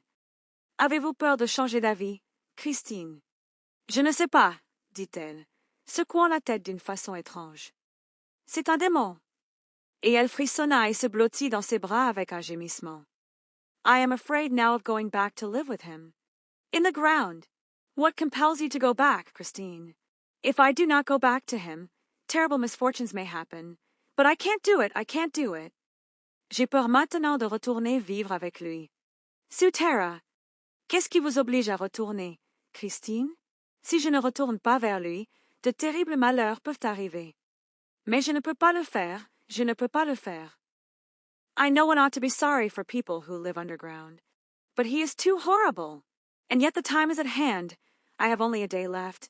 And if I do not go, he will come and fetch me with his voice. Je sais qu'on devrait avoir pitié des gens qui vivent sous terre. Mais il est trop horrible. Et pourtant le moment approche. Il ne me reste qu'un jour. Et, si je n'y vais pas, il viendra me chercher avec sa voix. And he will drag me with him, underground, and go on his knees before me, with his death's head. And he will tell me that he loves me. And he will cry, oh, those tears, Raoul, those tears in the two black eye sockets of the death's head. Et il m'entraînera avec lui, sous terre, et se mettra à genoux devant moi, avec sa tête de mort. Et il me dira qu'il m'aime. Et il pleurera. Oh, ces larmes, Raoul, ces larmes dans les deux orbites noires de la tête de mort. I cannot see those tears flow again. She wrung her hands in anguish, while Raoul pressed her to his heart. No, no, you shall never again hear him tell you that he loves you. You shall not see his tears. Let us fly, Christine, let us fly at once. Je ne peux voir ses larmes couler encore. Elle se tordit les mains d'angoisse, tandis que Raoul la serrait contre son cœur. Non, non, vous ne l'entendrez plus jamais vous dire qu'il vous aime. Vous ne verrez pas ses larmes. Fiance, Christine, fiance tout de suite. And he tried to drag her away, then and there. But she stopped him. No, no, she said, shaking her head sadly. Not now. It would be too cruel. Let him hear me sing tomorrow evening. And then we will go away. Et il essaya de l'entraîner, sur le champ. Mais elle l'arrêta. Non, non, dit-elle, secouant tristement la tête. Pas maintenant. Ce serait trop cruel. Laissez-le m'entendre chanter demain soir. Et alors nous partirons. You must come and fetch me in my dressing room at midnight exactly. He will then be waiting for me in the dining room by the lake. We shall be free, and you shall take me away. You must promise me that, Raoul, even if I refuse, for I feel that if I go back this time, I shall perhaps never return. Vous devez venir me chercher dans ma loge à minuit exactement. Il m'attendra alors dans la salle à manger près du lac. Nous serons libres. Vous m'emmènerez. Vous devez me le promettre, Raoul, même si je refuse, car je sens que, si j'y retourne cette fois, je ne reviendrai peut-être jamais. And she gave a sigh to which it seemed to her that another sigh behind her replied. Didn't you hear? Her teeth chattered. No, said Raoul, I heard nothing. Et elle poussa un soupir auquel il lui sembla qu'un autre soupir, derrière elle, répondit. N'avez-vous pas entendu? C'est donc laquais. Non, dit Raoul, je n'ai rien entendu. It is too terrible, she confessed, to be always trembling like this, and yet we run no danger here. We are at home in the sky, in the open air, in the light. The sun is flaming, and night birds cannot bear to look at the sun. C'est trop terrible, avoua-t-elle, de toujours trembler ainsi. Et pourtant nous ne courons aucun danger ici. Nous sommes chez nous, dans le ciel, en plein air, dans la lumière. Le soleil flamboie, et les oiseaux de nuit ne peuvent supporter de regarder le soleil. I have never seen him by daylight. It must be awful. Oh, the first time I saw him, I thought that he was going to die. Why? Asked Raoul, really frightened at the aspect which this strange confidence was taking. Je ne l'ai jamais vu à la lumière du jour. Cela doit être affreux. Oh, la première fois que je l'ai vu. J'ai cru qu'il allait mourir. Pourquoi? Demanda Raoul, vraiment effrayé par l'aspect que prenait cette étrange confidence. Because I had seen him. This time, Raoul and Christine turned round at the same time. There is someone in pain, said Raoul. Perhaps someone has been hurt. Did you hear? Parce que je l'avais vu. Cette fois, Raoul et Christine se retournèrent en même temps, Il y a quelqu'un qui souffre, dit Raoul. Peut-être quelqu'un a-t-il été blessé. Avez-vous entendu? I can't say, Christine confessed. Even when he is not there, my ears are. Full of his sighs, still if you heard. They stood up and looked around them. They were quite alone on the immense lead roof. Je ne saurais dire, avoua Christine. Même quand il n'est pas là, mes oreilles sont pleines de ses soupirs. Cependant, si vous avez entendu. Ils se levèrent et regardèrent autour d'eux. Ils étaient tout à fait seuls sur l'immense toit de plomb. They sat down again, and Raoul said, Tell me how you saw him first. I had heard him for 3 months without seeing him. The first time I heard it, I thought, as you did, that adorable voice was singing in another room. Ils se rassirent et Raoul dit, Dites-moi comment vous l'avez vu pour la première fois. Je l'avais entendu pendant 3 mois sans le voir. La première fois que je l'entendis, je pensais, comme vous, que cette voix adorable chantait dans une autre pièce.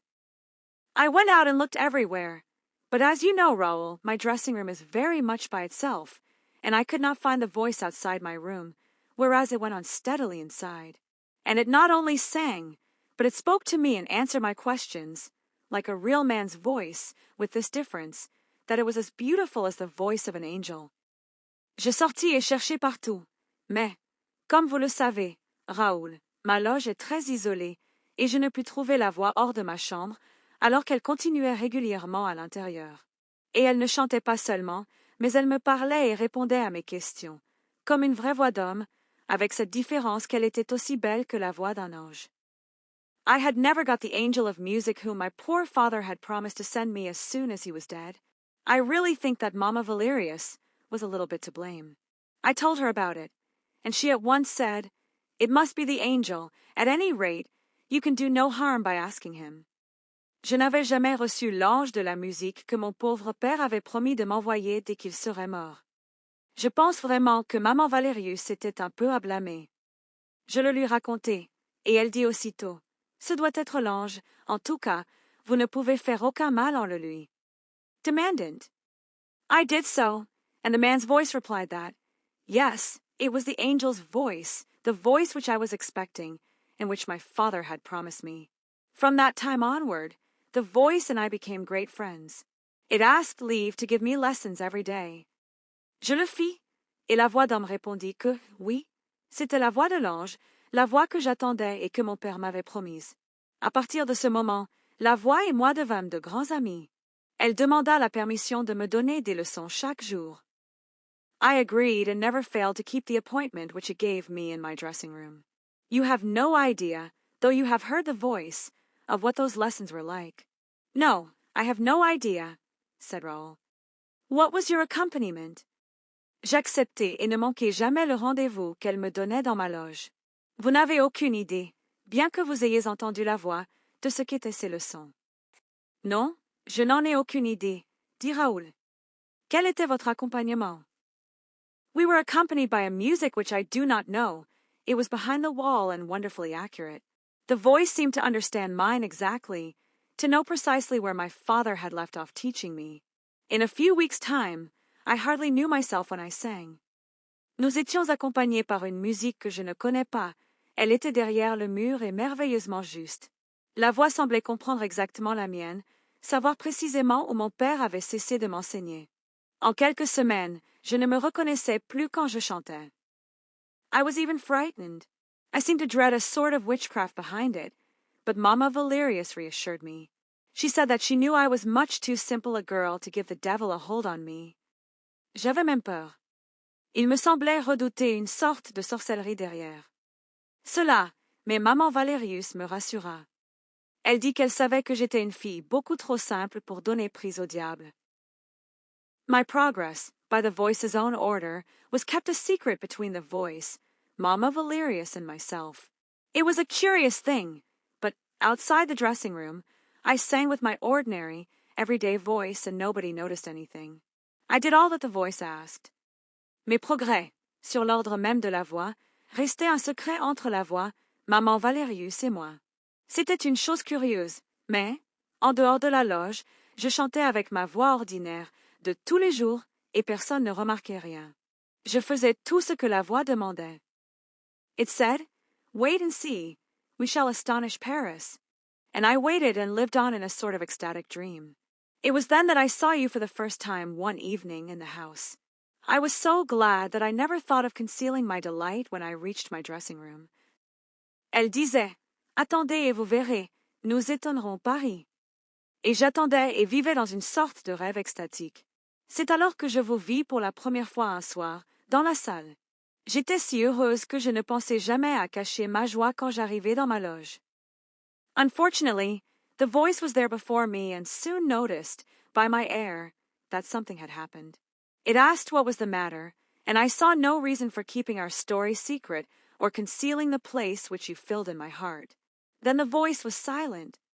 Malheureusement, la voix était là avant moi et remarqua bientôt, à mon air, que quelque chose s'était passé.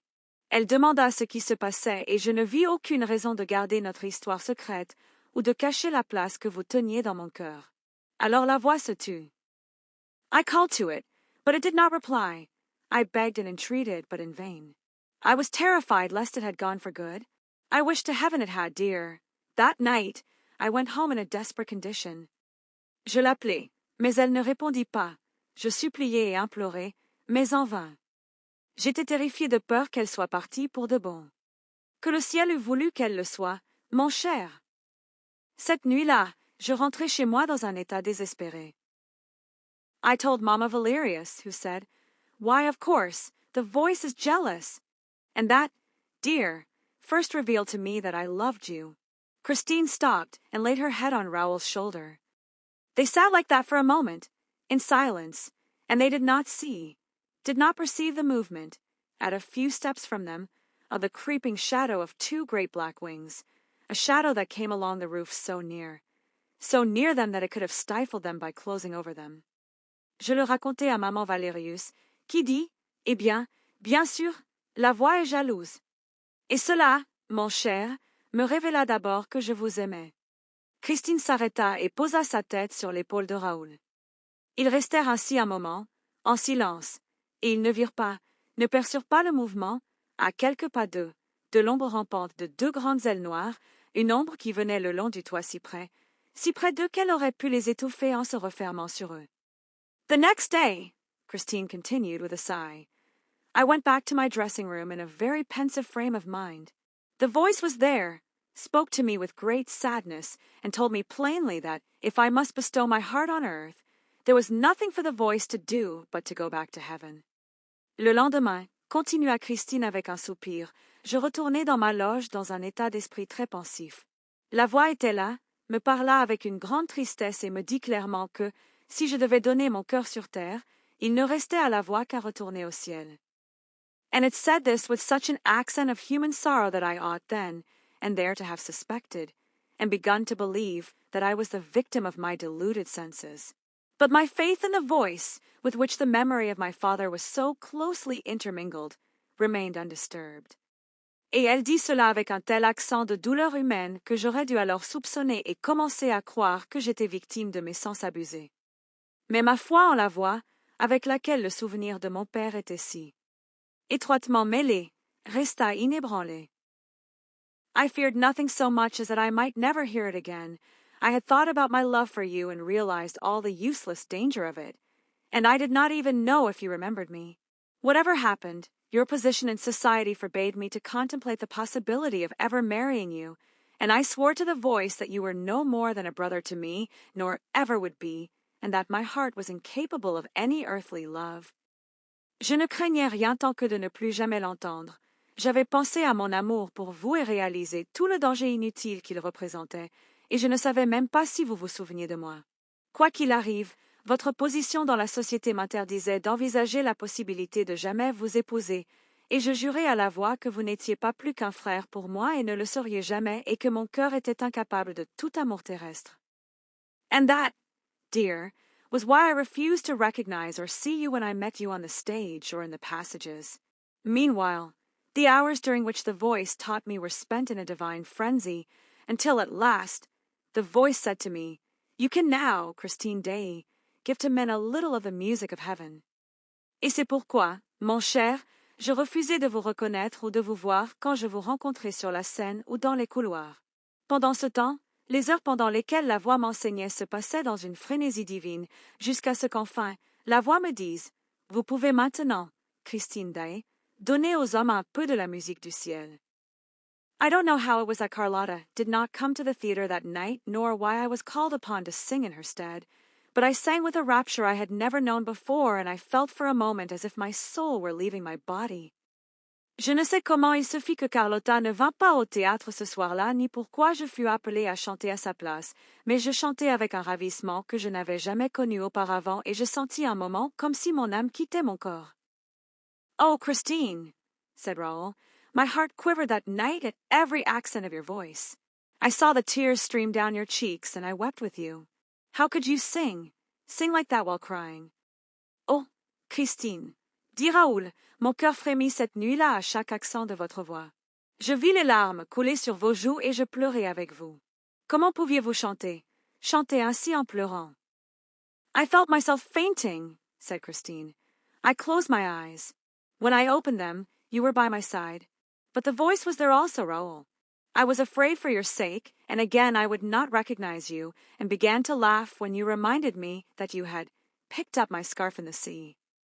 Je me sentis défaillir, dit Christine. Je fermai les yeux. Quand je les rouvris, vous étiez à mes côtés. Mais la voix était là aussi. Raoul. J'eus peur pour vous et de nouveau je ne voulus pas vous reconnaître et me mis à rire quand vous me rappelâtes que vous aviez ramassé mon écharpe dans la mer. Alas, there is no deceiving the voice. The voice recognized you, and the voice was jealous. It said that if I did not love you, I would not avoid you, but treat you like any other old friend. It made me scene upon scene. Hélas, on ne peut tromper la voix. La voix vous reconnut, et la voix était jalouse. Elle dit que, si je ne vous aimais pas, je ne vous éviterais pas, mais vous traiterais comme n'importe quel autre vieil ami. Elle me fit scène sur scène. At last, I said to the voice, that will do. I am going to Paris tomorrow, to pray on my father's grave, and I shall ask him, Raoul de Chagny, to go with me. Do as you please, replied the voice, but I shall be at Paris too, for I am wherever you are, Christine, and if you are still worthy of me, if you have not lied to me, I will play you the resurrection of Lazarus on the stroke of midnight, on your father's tomb and on your father's violin. Enfin, je dis à la voix, c'est assez. Je vais à Perros demain, pour prier sur la tombe de mon père, et je demanderai à monsieur Raoul de Chagny de m'accompagner. Faites comme vous voudrez, répondit la voix, mais je serai à Perros aussi, car je suis partout où vous êtes, Christine, et, si vous êtes. Encore digne de moi, si vous ne m'avez pas menti, je vous jouerai la résurrection de Lazare, au coup de minuit, sur la tombe de votre père et sur le violon de votre père. That, dear, was how I came to write you the letter that brought you to Perros. How could I have been so beguiled? How was it, when I saw the personal, the selfish point of view of the voice, that I did not suspect some impostor? Alas, I was no longer mistress of myself. I had become his thing. C'est ainsi, mon cher, que j'en vins à vous écrire la lettre qui vous amena à Perros. Comment ai-je pu être si abusé? Comment se fait-il que, quand je vis le point de vue personnel, égoïste de la voix, je ne soupçonnais pas quelque imposteur? Hélas, je n'étais plus maîtresse de moi-même, j'étais devenue sa chose. But after all, cried Raoul, you soon came to know the truth. Why did you not at once rid yourself of that abominable nightmare? Know the truth, Raoul. Rid myself of that nightmare. But, my poor boy, I was not caught in the nightmare until the day when I learned the truth. Mais, après tout, s'écria Raoul, vous avez bientôt appris la vérité. Pourquoi ne vous êtes-vous pas aussitôt débarrassé de cet abominable cauchemar? Apprendre la vérité, Raoul? Me débarrasser de ce cauchemar? Mais, mon pauvre garçon, je ne fus prise dans le cauchemar que le jour où j'appris la vérité. Pity me, Raoul, pity me. You remember the terrible evening when Carlotta thought that she had been turned into a toad on the stage, and when the house was suddenly plunged in darkness through the chandelier crashing to the floor? There were killed and wounded that night, and the whole theater rang with terrified screams. Ayez pitié de moi, Raoul, ayez pitié de moi. Vous vous souvenez de cette terrible soirée où Carlotta crut qu'elle avait été changée en crapaud sur la scène et où la salle fut soudain plongée dans l'obscurité par le lustre qui s'écrasa au sol? Il y eut des morts et des blessés cette nuit-là, et tout le théâtre retentit de cris terrifiés. My first thought was for you and the voice. I was at once easy, where you were concerned, for I had seen you in your brother's box, and I knew that you were not in danger. But the voice had told me that it would be at the performance, and I was really afraid for it, just as if it had been an ordinary person who was capable of dying. Ma première pensée fut pour vous et la voix. Je fus aussitôt rassurée, en ce qui vous concernait, car je vous avais vu dans la loge de votre frère et je savais que vous n'étiez pas en danger. Mais la voix m'avait dit qu'elle serait à la représentation et j'eus vraiment peur pour elle, comme si c'eût été une personne ordinaire capable de mourir. I thought to myself, the chandelier may have come down upon the voice. I was then on the stage and was nearly running into the house to look for the voice among the killed and wounded, when I thought that, if the voice was safe, it would be sure to be in my dressing room, and I rushed to my room. Je me dis, le lustre a peut-être écrasé la voix. J'étais alors sur la scène et j'allais presque courir dans la salle pour chercher la voix parmi les morts et les blessés, quand je pensais que, si la voix était sauve, elle serait sûrement dans ma loge et je courus à ma chambre. The voice was not there. I locked my door and, with tears in my eyes, besought it, if it were still alive, to manifest itself to me. The voice did not reply, but suddenly I heard a long, beautiful wail which I knew well. La voix n'y était pas. Je fermai ma porte à clé, les larmes aux yeux, la suppliai, si elle était encore vivante, de se manifester à moi. La voix ne répondit pas, mais soudain j'entendis une longue et belle plainte que je connaissais bien. It is the plaint of Lazarus, when, at the sound of the Redeemer's voice, he begins to open his eyes and see the light of day. It was the music which you and I, Raoul, heard at Perros, and then the voice began to sing the leading phrase, Come, and believe in me. Whoso believes in me shall live. Walk. Whoso hath believed in me shall never die. C'est la plainte de Lazare quand, au son de la voix du Rédempteur, il commence à ouvrir les yeux et à voir la lumière du jour. C'était la musique que vous et moi, Raoul, entendîmes à Perros. Et alors la voix commença à chanter la phrase principale. Venez, et croyez en moi. Qui croit en moi vivra. Marchez. Qui a cru en moi ne mourra jamais. I cannot tell you the effect which that music had upon me. It seemed to command me, personally, to come, to stand up and come to it. It retreated and I followed. Come, and believe in me. I believed in it, I came. I came, and this was the extraordinary thing, my dressing room, as I moved, seemed to lengthen out. To lengthen out. Je ne puis vous dire l'effet que cette musique eut sur moi. Elle semblait m'ordonner, personnellement, de venir, de me lever et de venir à elle. Elle reculait et je la suivais. Venez, et croyez en moi. Je crus en elle, je vins. Je vins, voici la chose extraordinaire, ma loge, tandis que je bougeais, semblait s'allonger. S'allonger. Evidently, it must have been an effect of mirrors, for I had the mirror in front of me, and suddenly I was outside the room without knowing how. What? Without knowing how? Christine, you must really stop dreaming. Évidemment, cela devait être un effet de miroir, car j'avais le miroir devant moi. Et, soudain, je fus hors de la chambre sans savoir comment. Quoi? Sans savoir comment? Christine, vous devez vraiment cesser de rêver. I was not dreaming. Dear, I was outside my room without knowing how. You, who saw me disappear from my room one evening, may be able to explain it, but I cannot. I can only tell you that, suddenly, there was no mirror before me and no dressing room. Je ne rêvais pas, mon cher, j'étais hors de ma chambre sans savoir comment. Vous, qui m'avez vu disparaître de ma chambre un soir, pourrez peut-être l'expliquer, mais moi, je ne le peux. Je peux seulement vous dire que, soudain, il n'y avait plus de miroir devant moi et plus de loge. I was in a dark passage. I was frightened and I cried out. It was quite dark, but for a faint red glimmer at a distant corner of the wall. I tried out. My voice was the only sound, for the singing and the violin had stopped. J'étais dans un couloir sombre, j'eus peur et je criai. Il faisait tout à fait sombre, sauf une faible lueur rouge au coin lointain du mur.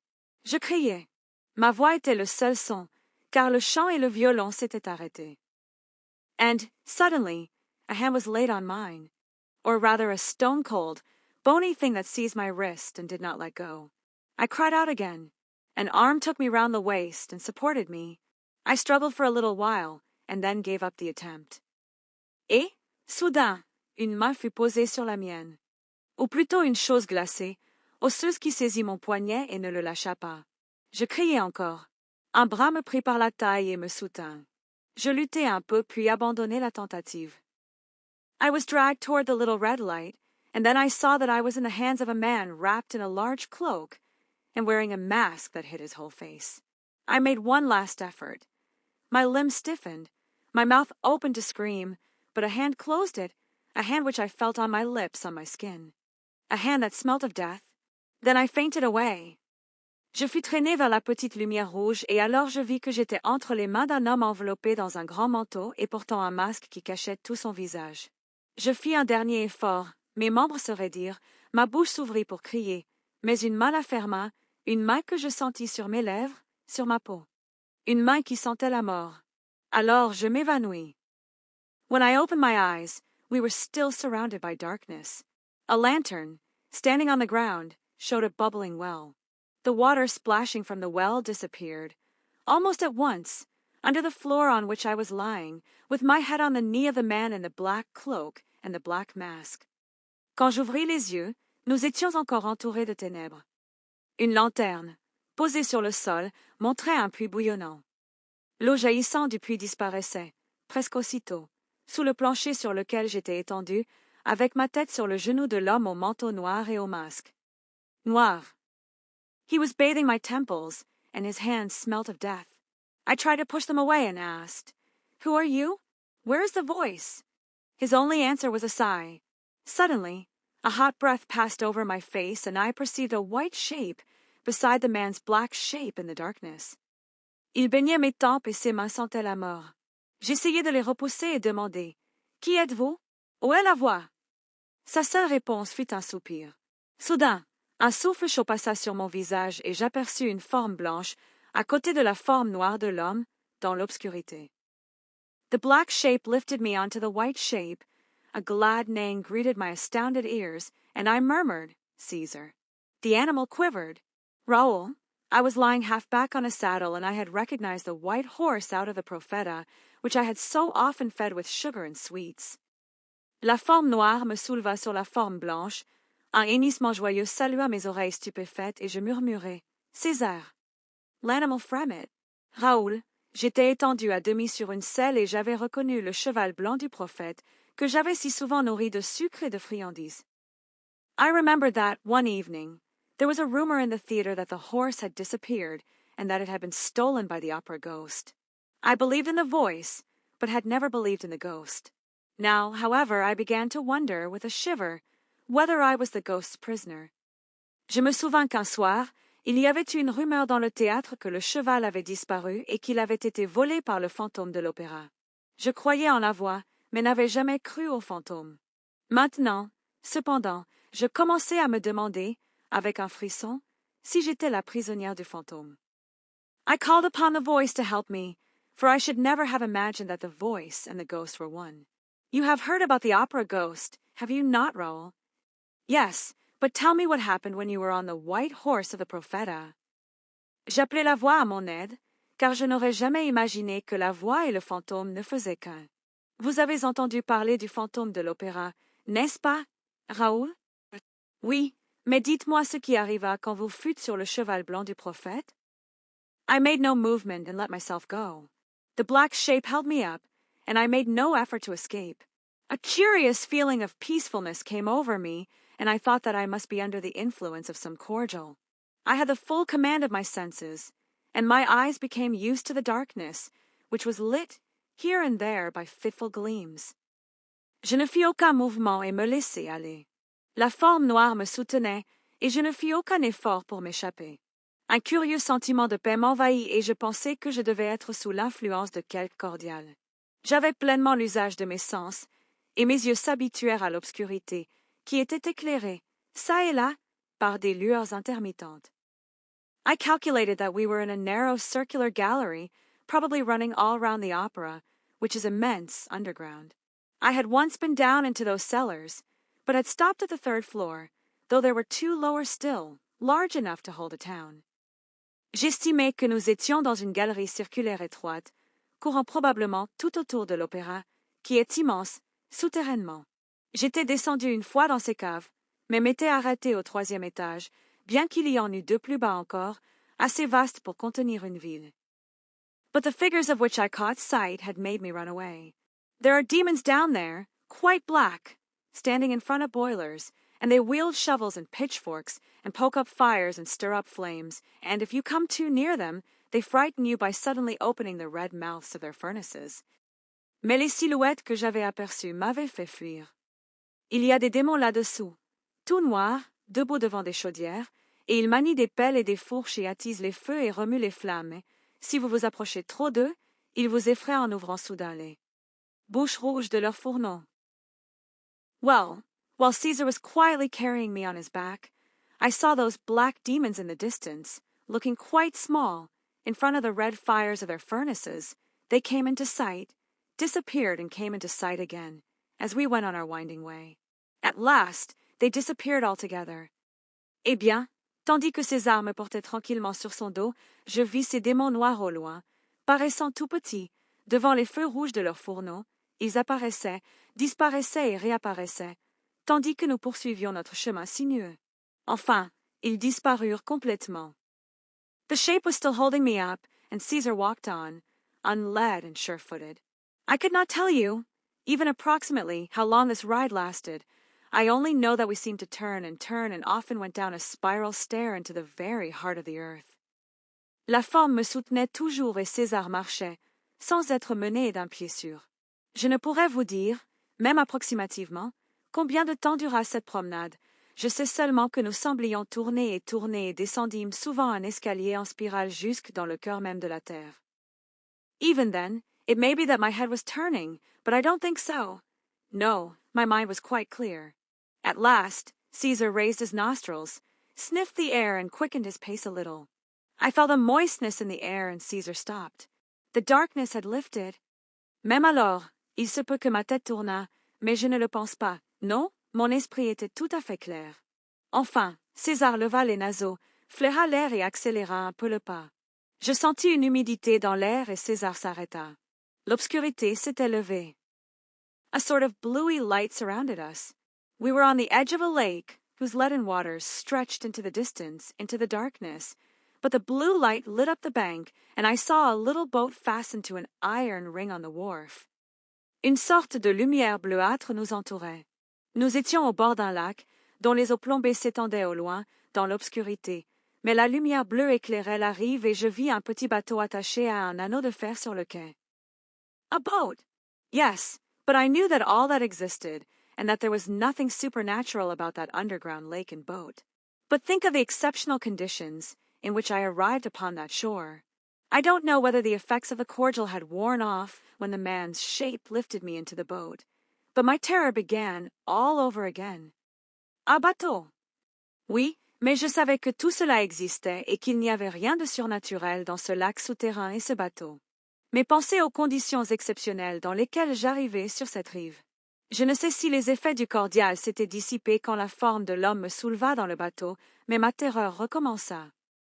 My gruesome escort must have noticed it, for he sent Caesar back, and I heard his hoofs trampling up a staircase while the man jumped into the boat, untied the rope that held it, and seized the oars. He rowed with a quick, powerful stroke, and his eyes, under the mask, never left me. Mon lugubre escorte dut le remarquer, car il renvoya César et j'entendis ses sabots marteler un escalier tandis que l'homme sautait dans le bateau, détachait la corde qui le retenait et saisissait les rames. Il ramait d'un coup rapide et puissant, et ses yeux, sous le masque, ne me quittaient pas. We slipped across the noiseless water in the bluey light which I told you of. Then we were in the dark again, and we touched shore. And I was once more taken up in the man's arms. I cried aloud. Nous glissâmes sur l'eau silencieuse dans la lumière bleuâtre dont je vous ai parlé, puis nous fûmes de nouveau dans l'obscurité et nous touchâmes la rive. Et je fus de nouveau prise dans les bras de l'homme. Je criai à haute voix. And then, suddenly, I was silent, dazed by the light. Yes, a dazzling light in the midst of which I had been put down. I sprang to my feet. I was in the middle of a drawing room that seemed to me to be decorated.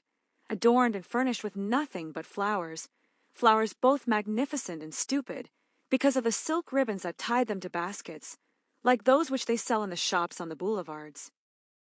Et alors, soudain, je me tus, ébloui par la lumière. Oui, une lumière éblouissante au milieu de laquelle j'avais été déposée. Je me dressai sur mes pieds.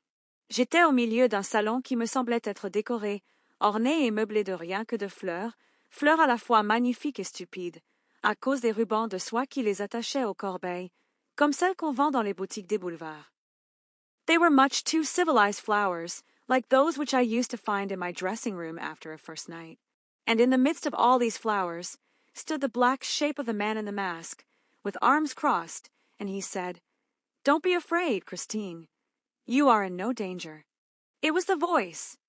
C'étaient des fleurs beaucoup trop civilisées, comme celles que je trouvais dans ma loge après une première. Et, au milieu de toutes ces fleurs, se tenait la forme noire de l'homme au masque, les bras croisés, et il dit, « N'ayez pas peur, Christine, vous n'êtes en aucun danger. » C'était la voix. My anger equaled my amazement. I rushed at the mask and tried to snatch it away so as to see the face of the voice. The man said, "You are in no danger, so long as you do not touch the mask." And, taking me gently by the wrists, he forced me into a chair and then went down on his knees before me and said nothing more. Ma colère est égale à ma stupéfaction. Je me précipitai sur le masque et essayai de l'arracher, pour voir le visage de la voix. L'homme dit, « Vous n'êtes en aucun danger, tant que vous ne touchez pas le masque. » Et, me prenant doucement par les poignets, il me força dans un fauteuil puis se mit à genoux devant moi et ne dit plus rien.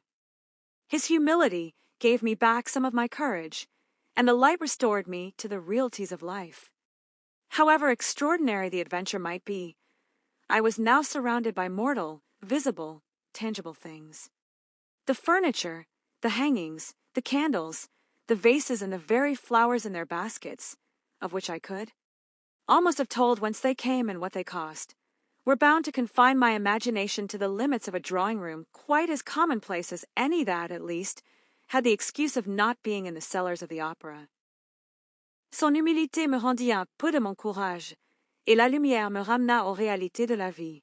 Si extraordinaire que pût être l'aventure, j'étais maintenant entouré de choses mortelles, visibles, tangibles. Les meubles, les tentures, les bougies, les vases et les fleurs même dans leurs corbeilles, dont j'aurais presque pu dire d'où elles venaient et ce qu'elles coûtaient, étaient destinés à confiner mon imagination aux limites d'un salon tout aussi banal que n'importe lequel qui, du moins, avait l'excuse de ne pas être dans les caves de l'opéra. I had no doubt to do with a terrible, eccentric person who, in some mysterious fashion, had succeeded in taking up his abode there, under the opera house, 5 stories below the level of the ground. And the voice which I had recognized under the mask, was on its knees before me, was a man, and I began to cry. J'avais, sans doute, affaire à une personne terrible, excentrique, qui, de quelque façon mystérieuse, avait réussi à établir sa demeure là, sous l'opéra, 5 étages au-dessous du niveau du sol. Et la voix que j'avais reconnue sous le masque, était à genoux devant moi, était un homme. Et je me mis à pleurer. The man, still kneeling, must have understood the cause of my tears, for he said, "It is true, Christine. I am not an angel, nor a genius, nor a ghost. I am Eric." Christine's narrative was again interrupted. An echo behind them seemed to repeat the word after her. L'homme, toujours agenouillé, dut comprendre la cause de mes larmes, car il dit, "C'est vrai, Christine. Je ne suis ni un ange, ni un génie, ni un fantôme. Je suis Eric." Le récit de Christine fut de nouveau interrompu. Un écho derrière eux sembla répéter le mot après elle. Eric! What echo? They both turned round and saw that night had fallen. Raoul made a movement as though to rise, but Christine kept him beside her. "Don't go," she said. "I want you to know everything here." Eric! Quel écho? Ils se retournèrent tous deux et virent que la nuit était tombée. Raoul fit un mouvement comme pour se lever, mais Christine le retint près d'elle. « Ne partez pas, dit-elle. Je veux que vous sachiez tout ici. »« But why here, Christine? I am afraid of your catching cold. We have nothing to fear except the trapdoors, dear, and here we are miles away from the trapdoors. And I am not allowed to see you outside the theater. This is not the time to annoy him. We must not arouse his suspicion. Mais pourquoi ici, Christine? J'ai peur que vous preniez froid. Nous n'avons rien à craindre sauf les trappes, mon cher, et ici nous sommes à des lieues des trappes. Et je n'ai pas le droit de vous voir en dehors du théâtre. Ce n'est pas le moment de l'agacer. Il ne faut pas éveiller ses soupçons.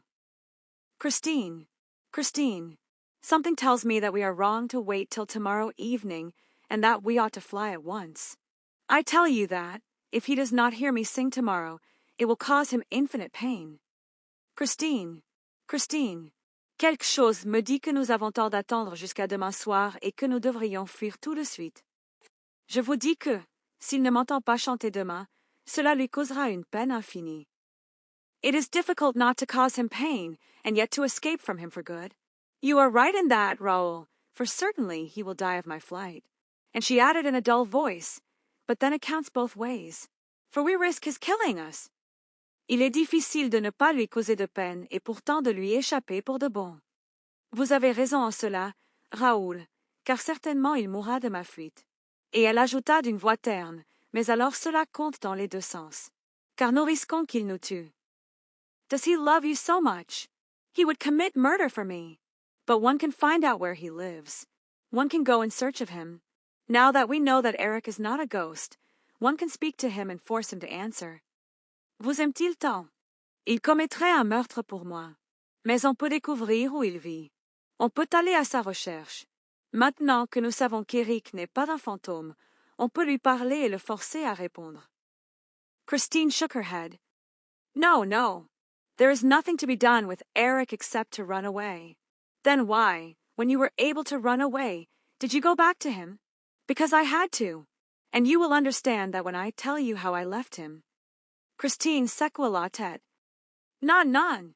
Il n'y a rien à faire avec Eric sinon de fuir. Alors pourquoi, quand vous pouviez fuir, êtes-vous retourné vers lui? Parce que je le devais. Et vous comprendrez cela quand je vous dirai comment je l'ai quitté. Oh, I hate him, cried Raoul. And you, Christine, tell me, do you hate him too? No, said Christine simply. No, of course not. Why, you love him. Your fear, your terror, all of that is just love, and love of the most exquisite kind, the kind which people do not admit even to themselves, said Raoul bitterly. Oh, je le hais, s'écria Raoul. Et vous, Christine, dites-moi, le haïssez-vous aussi? Non, dit simplement Christine. Non, bien sûr que non. Mais, vous l'aimez. Votre peur, votre terreur, tout cela n'est que de l'amour et de l'amour de l'espèce la plus exquise, celle que les gens n'avouent même pas à eux-mêmes, dit amèrement Raoul. The kind that gives you a thrill when you think of it. Picture it, a man who lives in a palace underground. And he gave a leer. Then you want me to go back there, said the young girl cruelly. Take care, Raoul. I have told you. I should never return. Le genre qui vous donne un frisson, quand vous y pensez. Imaginez, un homme qui vit dans un palais souterrain. Et il eut un rictus. Alors vous voulez que j'y retourne, dit cruellement la jeune fille. Prenez garde, Raoul. Je vous l'ai dit, je ne reviendrai jamais. There was an appalling silence between the three of them, the two who spoke, and the shadow that listened, behind them. Before answering that, said Raoul at last, speaking very slowly, I should like to know with what feeling he inspires you, since you do not hate him. Il y eut un silence épouvantable entre eux trois, les deux qui parlaient et l'ombre qui écoutait, derrière eux. Avant de répondre à cela, dit enfin Raoul, parlant très lentement, j'aimerais savoir quel sentiment il vous inspire, puisque vous ne le haïssez pas. With horror, she said. That is the terrible thing about it. He fills me with horror, and I do not hate him. How can I hate him, Raoul? Think of Eric at my feet, in the house on the lake, underground. He accuses himself. He curses himself. He implores my forgiveness. L'horreur, dit-elle. Voilà ce qu'il y a de terrible. Il me remplit d'horreur et je ne le hais pas. Comment puis-je le haïr? Raoul, pensez à Eric à mes pieds, dans la maison sur le lac, souterraine. ILS accuse. ILSE maudit. Illinois implore mon pardon. He confesses his cheat. He loves me. He lays at my feet an immense and tragic love. He has carried me off for love. He has imprisoned me with him, underground, for love. But he respects me. He crawls, he moans, he weeps. Il avoue sa tromperie. Il m'aime. Il dépose à mes pieds un amour immense et tragique. Il m'a enlevé par amour. Il m'a emprisonné avec lui, sous terre, par amour. Mais il me respecte. Il rampe, il gémit, il pleure. And when I stood up, Raoul, and told him that I could only despise him if he did not, then and there, give me my liberty, he offered it. He offered to show me the mysterious road. Only he rose too. And I was made to remember that, though he was not an angel, nor a ghost, nor a genius, he remained the voice. For he sang, and I listened, and stayed. Et, quand je me levai, Raoul, et lui dit que je ne pouvais que le mépriser s'il ne me rendait pas, sur le champ, ma liberté. Il offrit de me montrer le chemin mystérieux. Seulement il se leva aussi. Et je fus amené à me rappeler que, bien qu'il ne fût ni un ange, ni un fantôme, ni un génie, il restait la voix. Car elle chanta, et j'écoutais, et restais. That night, we did not exchange another word. He sang me to sleep. When I woke up, I was alone, lying on a sofa in a simply furnished little bedroom, with an ordinary mahogany bedstead, lit by a lamp standing on the marble top of an old Louis Philippe chest of drawers. Cette nuit-là, nous n'échangeâmes pas un autre mot. Il me chanta pour m'endormir. Quand je me réveillai, j'étais seule, étendue sur un sofa dans une petite chambre simplement meublée, avec un lit d'acajou ordinaire, éclairé par une lampe posée sur le dessus de marbre d'une vieille commode Louis-Philippe. I soon discovered that I was a prisoner and that the only outlet from my room led to a very comfortable bathroom. On returning to the bedroom, I saw on the chest of drawers a note in red ink which said, My dear Christine, you need have no concern as to your fate. You have no better nor more respectful friend in the world than myself. Je découvris bientôt que j'étais prisonnière et que la seule sortie de ma chambre menait à une salle de bain très confortable. En retournant à la chambre, je vis sur la commode un billet, à l'encre rouge, qui disait « Ma chère Christine, vous n'avez pas à vous inquiéter de votre sort. Vous n'avez pas de meilleur ni de plus respectueux ami au monde que moi-même. You are alone at present in this home which is yours. I am going out shopping to fetch you all the things that you can need. I felt sure that I had fallen into the hands of a madman. I ran round my little apartment, looking for a way of escape which I could not find. Vous êtes seul, présentement, dans cette demeure qui est vôtre. Je sors faire des emplettes pour vous apporter toutes les choses dont vous pouvez avoir besoin. Je fus certaine d'être tombée entre les mains d'un fou. Je courus dans mon petit appartement, cherchant un moyen d'évasion que je ne pus trouver. I upbraided myself for my absurd superstition, which had caused me to fall into the trap. I felt inclined to laugh and to cry at the same time. This was the state of mind in which Eric found me. After giving 3 taps on the wall, he walked in quietly through a door which I had not noticed, and which he left open. Je me reprochais ma superstition absurde, qui m'avait fait tomber dans le piège. J'avais envie de rire et de pleurer en même temps. C'était l'état d'esprit dans lequel Eric me trouva. Après avoir donné 3 coups sur le mur, il entra tranquillement par une porte que je n'avais pas remarquée et qu'il laissa ouverte. He had his arms full of boxes and parcels and arranged them on the bed, in a leisurely fashion, while I overwhelmed him with abuse and called upon him to take off his mask, if it covered the face of an honest man. He replied serenely, You shall never see Eric's face. Il avait les bras chargés de boîtes et de paquets et les disposa sur le lit, sans se presser, tandis que je l'accablais d'injures et l'appelais à enlever son masque, s'il couvrait le visage d'un honnête homme. Il répondit sereinement, Vous ne verrez jamais le visage d'Eric. And he reproached me with not having finished dressing at that time of day. He was good enough to tell me that it was 2 o'clock in the afternoon. He said he would give me half an hour, and, while he spoke, wound up my watch and set it for me. Et il me reprocha de ne pas avoir fini de m'habiller à cette heure de la journée. Il eut la bonté de me dire qu'il était 2 heures de l'après-midi. Il dit qu'il me donnerait une demi-heure. Tandis qu'il parlait, remonta ma montre et la régla pour moi. After which, he asked me to come to the dining room, where a nice lunch was waiting for us. I was very angry, slammed the door in his face, and went to the bathroom. When I came out again, feeling greatly refreshed. Eric said that he loved me, but that he would never tell me so except when I allowed him, and that the rest of the time would be devoted to music. Après quoi, il me demanda de venir à la salle à manger où un bon déjeuner nous attendait. J'étais très en colère, lui claquai la porte au nez et allai à la salle de bain. Quand je ressortis, me sentant très rafraîchie, Eric dit qu'il m'aimait, mais qu'il ne me le dirait jamais sauf quand je l'y autoriserais et que le reste du temps serait consacré à la musique. What do you mean by the rest of the time? I asked. 5 days, he said with decision. I asked him if I should then be free, and he said, You will be free, Christine, for, when those 5 days are past, you will have learned not to see me, and then from time to time, you will come to see your poor Eric. Que voulez-vous dire par le reste du temps? Demandai-je. 5 jours, dit-il, avec décision. Je lui demandai si je serais alors libre et il dit, Vous serez libre, Christine, car, quand ces 5 jours seront passés, vous aurez appris à ne pas me voir, et alors, de temps en temps, vous viendrez voir votre pauvre Eric. He pointed to a chair opposite him, at a small table, and I sat down, feeling greatly perturbed. However, I ate a few prawns and the wing of a chicken, and drank half a glass of Tokay, which he had himself, he told me, brought from the Königsberg cellars. Eric did not eat or drink. Il me montra une chaise en face de lui, à une petite table, et je m'assis, me sentant très troublée. Cependant, je mangeai quelques crevettes et l'aile d'un poulet et bus un demi-verre de Tokay, qu'il avait lui-même, me dit-il, apporté des caves de Königsberg. Eric any men heya and I any but. I asked him what his nationality was, and if that name of Eric did not point to a Scandinavian origin. He said that he had no name and no country, and that he had taken the name of Eric by accident. Je lui demandai quelle était sa nationalité et si ce nom d'Eric n'indiquait pas son origine scandinave.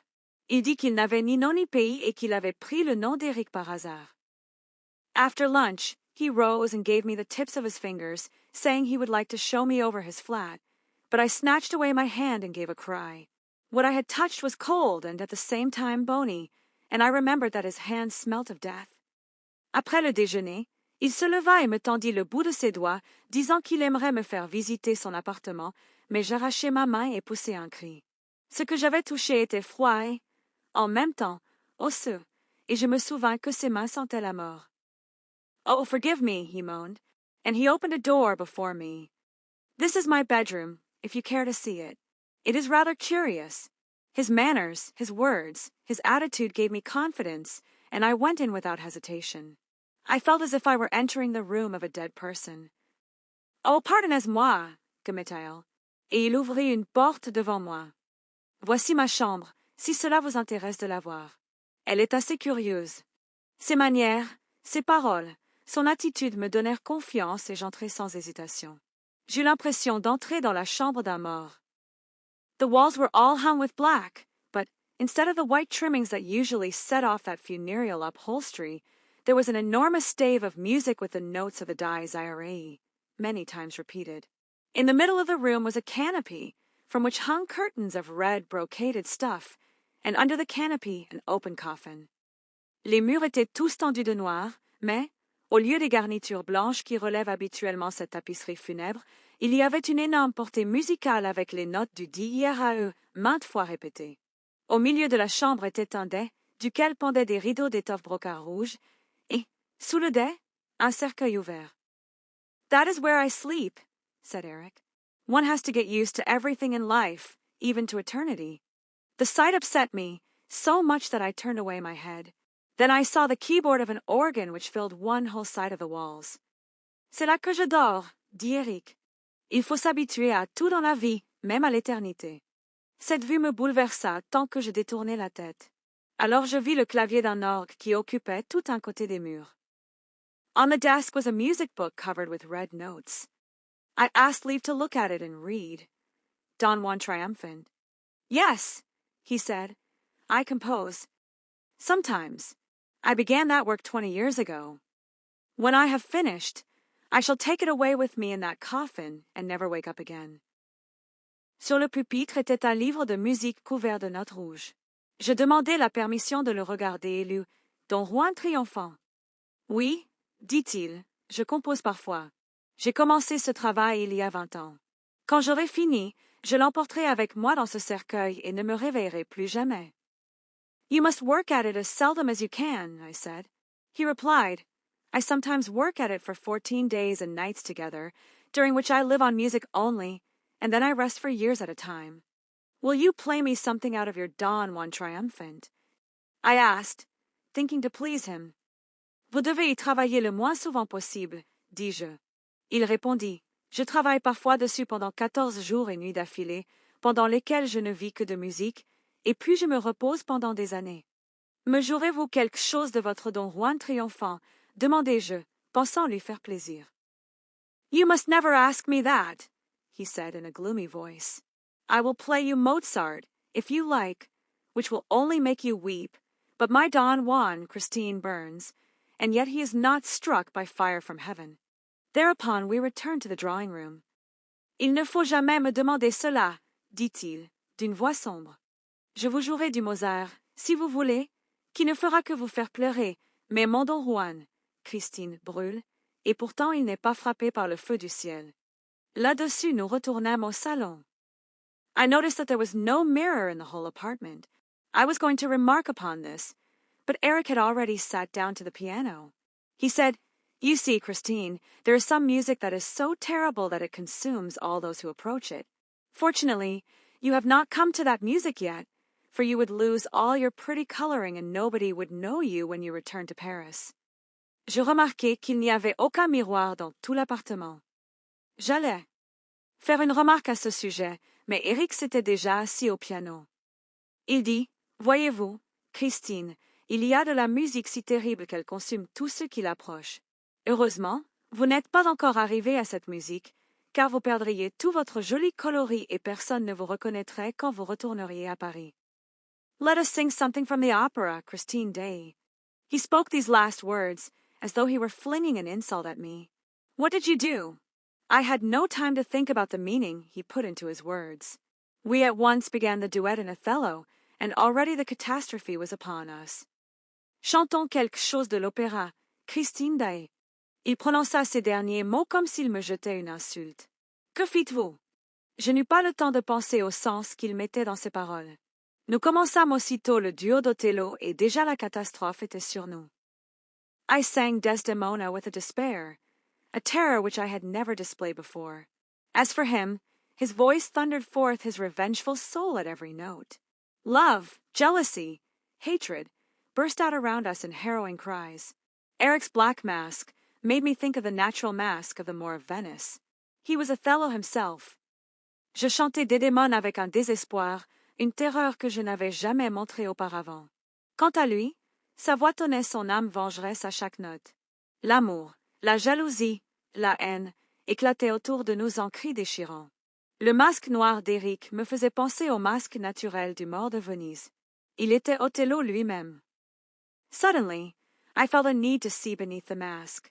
I wanted to know the face of the voice, and, with a movement which I was utterly unable to control, swiftly my fingers tore away the mask. Oh! Horror! Horror! Horror! Soudain, je sentis le besoin de voir sous le masque. Je voulais connaître le visage de la voix, et, d'un mouvement que je fus absolument incapable de contrôler, rapidement mes doigts arrachèrent le masque. Oh! Horreur! Horreur! Horreur! Christine stopped at the thought of the vision that had scared her, while the echoes of the night, which had repeated the name of Eric, now thrice moaned the cry, Horror! Horror! Horror! Christine s'arrêta, à la pensée de la vision qui l'avait effrayée, tandis que les échos de la nuit, qui avaient répété le nom d'Éric, gémissaient maintenant 3 fois le cri, Horreur! Horreur! Horreur! Raoul and Christine, clasping each other closely, raised their eyes to the stars that shone in a clear and peaceful sky. Raoul said, Strange, Christine, that this calm, soft night should be so full of plaintive sounds.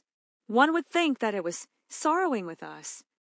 Raoul et Christine, s'étreignant étroitement, levèrent les yeux vers les étoiles qui brillaient dans un ciel clair et paisible. Raoul dit, Étrange, Christine, que cette nuit calme et douce soit si pleine de son plaintif. On croirait qu'elle s'afflige avec nous. When you know the secret, Raoul, your ears, like mine, will be full of lamentations. She took Raoul's protecting hands in hers and, with a long shiver, continued, Yes, if I live to be 100, I should always hear the superhuman cry of grief and rage which he uttered when the terrible sight appeared before my eyes. Quand vous connaîtrez le secret, Raoul, vos oreilles, comme les miennes, seront pleines de lamentations.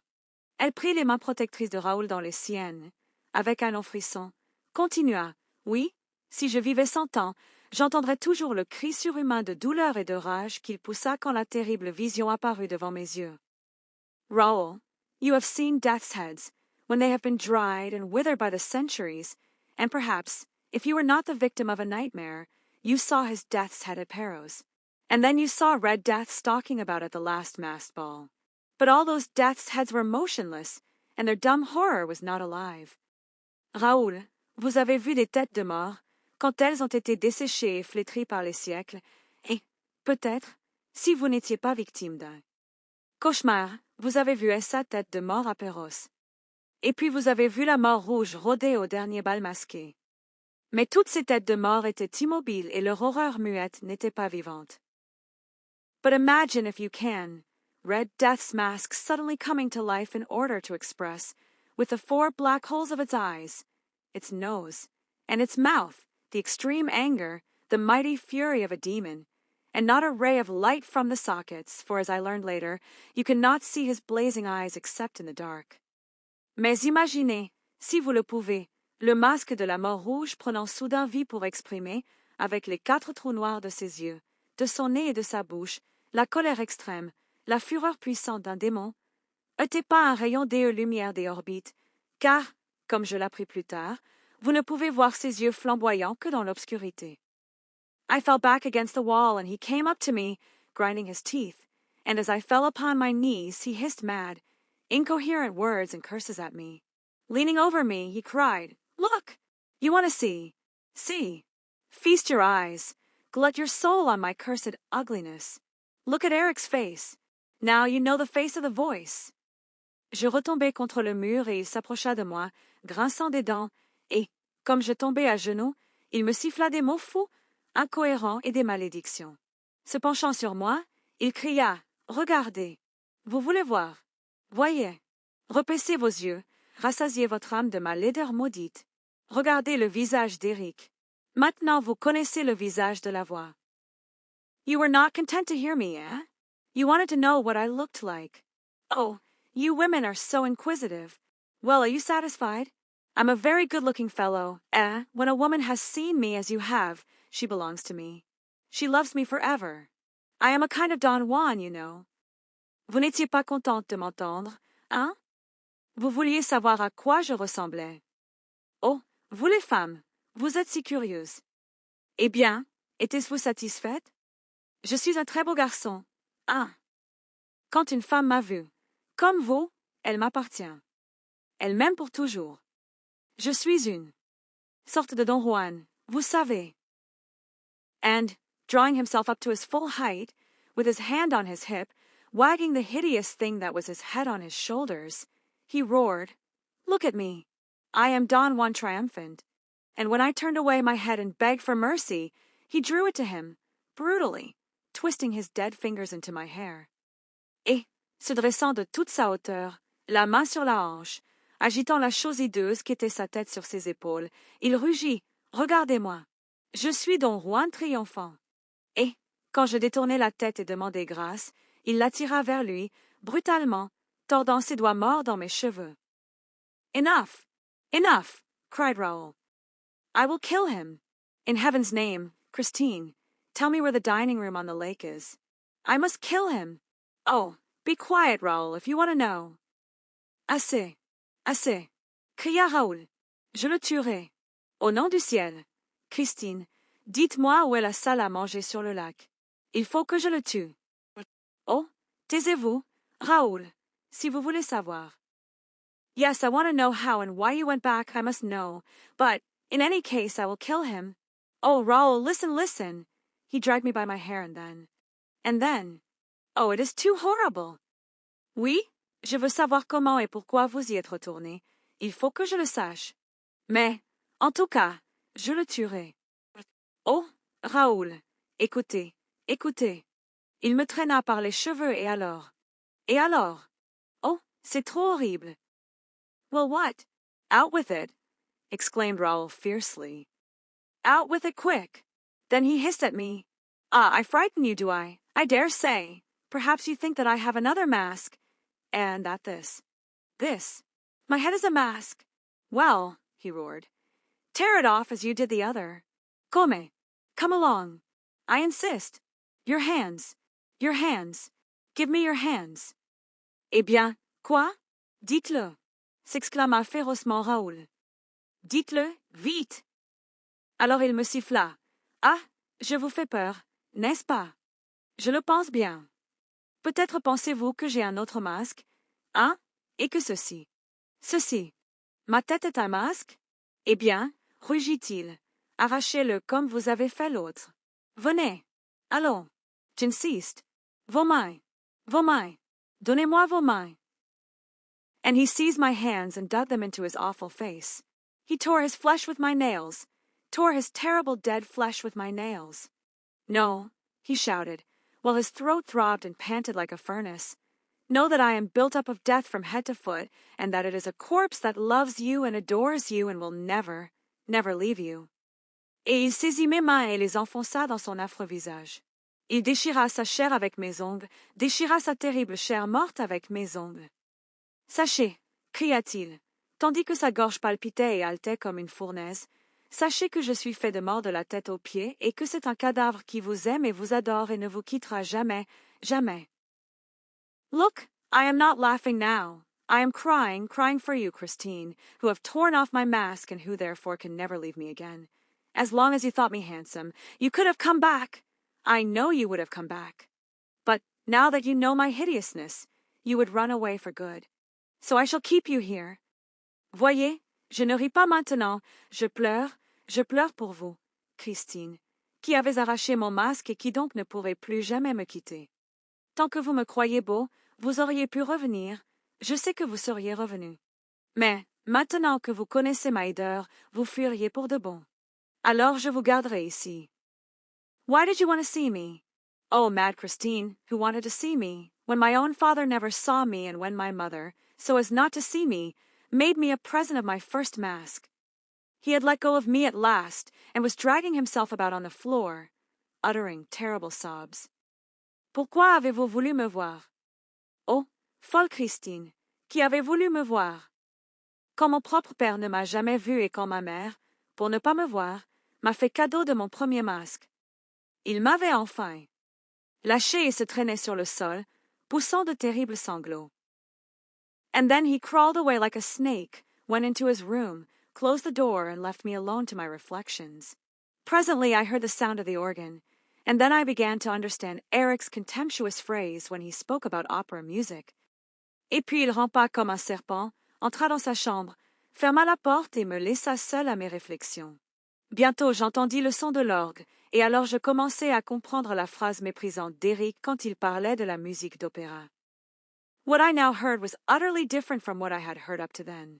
His Don Juan triumphant, for I had not a doubt but that he had rushed to his masterpiece to forget the horror of the moment, seemed to me at first one long, awful, magnificent sob. Ce que j'entendais maintenant était complètement différent de ce que j'avais entendu jusque-là. Son Don Juan triomphant, car je n'avais aucun doute qu'il s'était précipité vers son chef-d'œuvre pour oublier l'horreur du moment, me sembla d'abord un long, affreux, magnifique sanglot. But, little by little, it expressed every emotion, every suffering of which mankind is capable. It intoxicated me, and I opened the door that separated us. Eric rose as I entered, but dared not turn in my direction. Eric, I cried, show me your face without fear. I swear that you are the most unhappy and sublime of men, and if ever again I shiver when I look at you, it will be because I am thinking of the splendor of your genius. Mais, peu à peu, elle exprima toute émotion, toute souffrance dont l'humanité est capable. Elle m'enivra, et j'ouvris la porte qui nous séparait. Eric se leva, quand j'entrai, mais n'osa pas se tourner dans ma direction. Eric, criai-je, montrez-moi votre visage sans crainte. Je jure que vous êtes le plus malheureux et sublime des hommes, et, Si jamais je frissonne encore en vous regardant, ce sera parce que je pense à la splendeur de votre génie. Then Eric turned round, for he believed me, and I also had faith in myself. He fell at my feet, with words of love in his dead mouth. And the music had ceased. He kissed the hem of my dress, and did not see that I closed my eyes. Alors Eric se retourna, car il me crut, et moi aussi j'eus foi en moi-même. Il tomba à mes pieds, avec des mots d'amour dans sa bouche morte. Et la musique avait cessé. Il baisa l'ourlet de ma robe et ne vit pas que je fermais les yeux. What more can I tell you, dear? You now know the tragedy. It went on for a fortnight during which I lied to him. My lies were as hideous as the monster who inspired them, but they were the price of my liberty. Que puis-je vous dire de plus, mon cher? Vous connaissez maintenant la tragédie. Elle dura 15 jours pendant lesquels je lui mentis. Mes mensonges étaient aussi hideux que le monstre qui les inspirait, mais ils étaient le prix de ma liberté. I burned his mask, and I managed so well that, even when he was not singing, he tried to catch my eye, like a dog sitting by its master.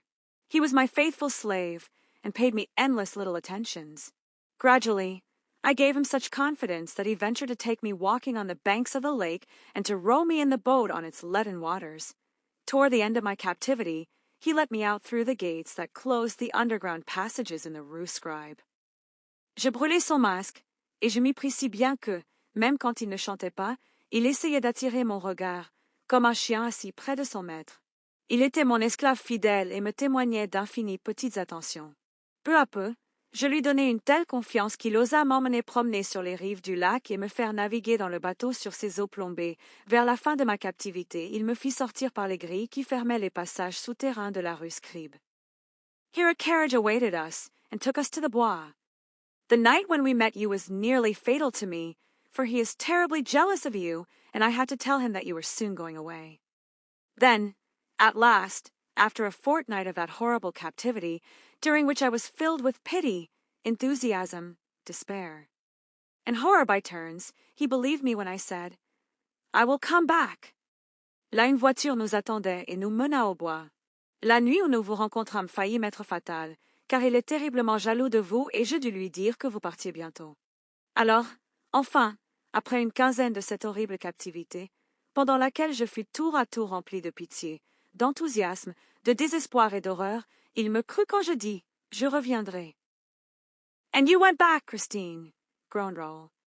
Yes, dear, and I must tell you that it was not his frightful threats when setting me free that helped me to keep my word, but the harrowing sob which he gave on the threshold of a tomb. That sob attached me to the unfortunate man more than I myself suspected when saying goodbye to him. Poor Eric! Poor Eric! Et vous y êtes retournée, Christine, gémit Raoul. Oui, mon cher, et je dois vous dire que ce ne furent pas ces affreuses menaces en me rendant la liberté qui m'aidèrent à tenir parole, mais le sanglot déchirant qu'il poussa sur le seuil du tombeau. Ce sanglot m'attacha au malheureux plus que je ne le soupçonnais moi-même en lui disant adieu. Pauvre Eric! Pauvre Eric!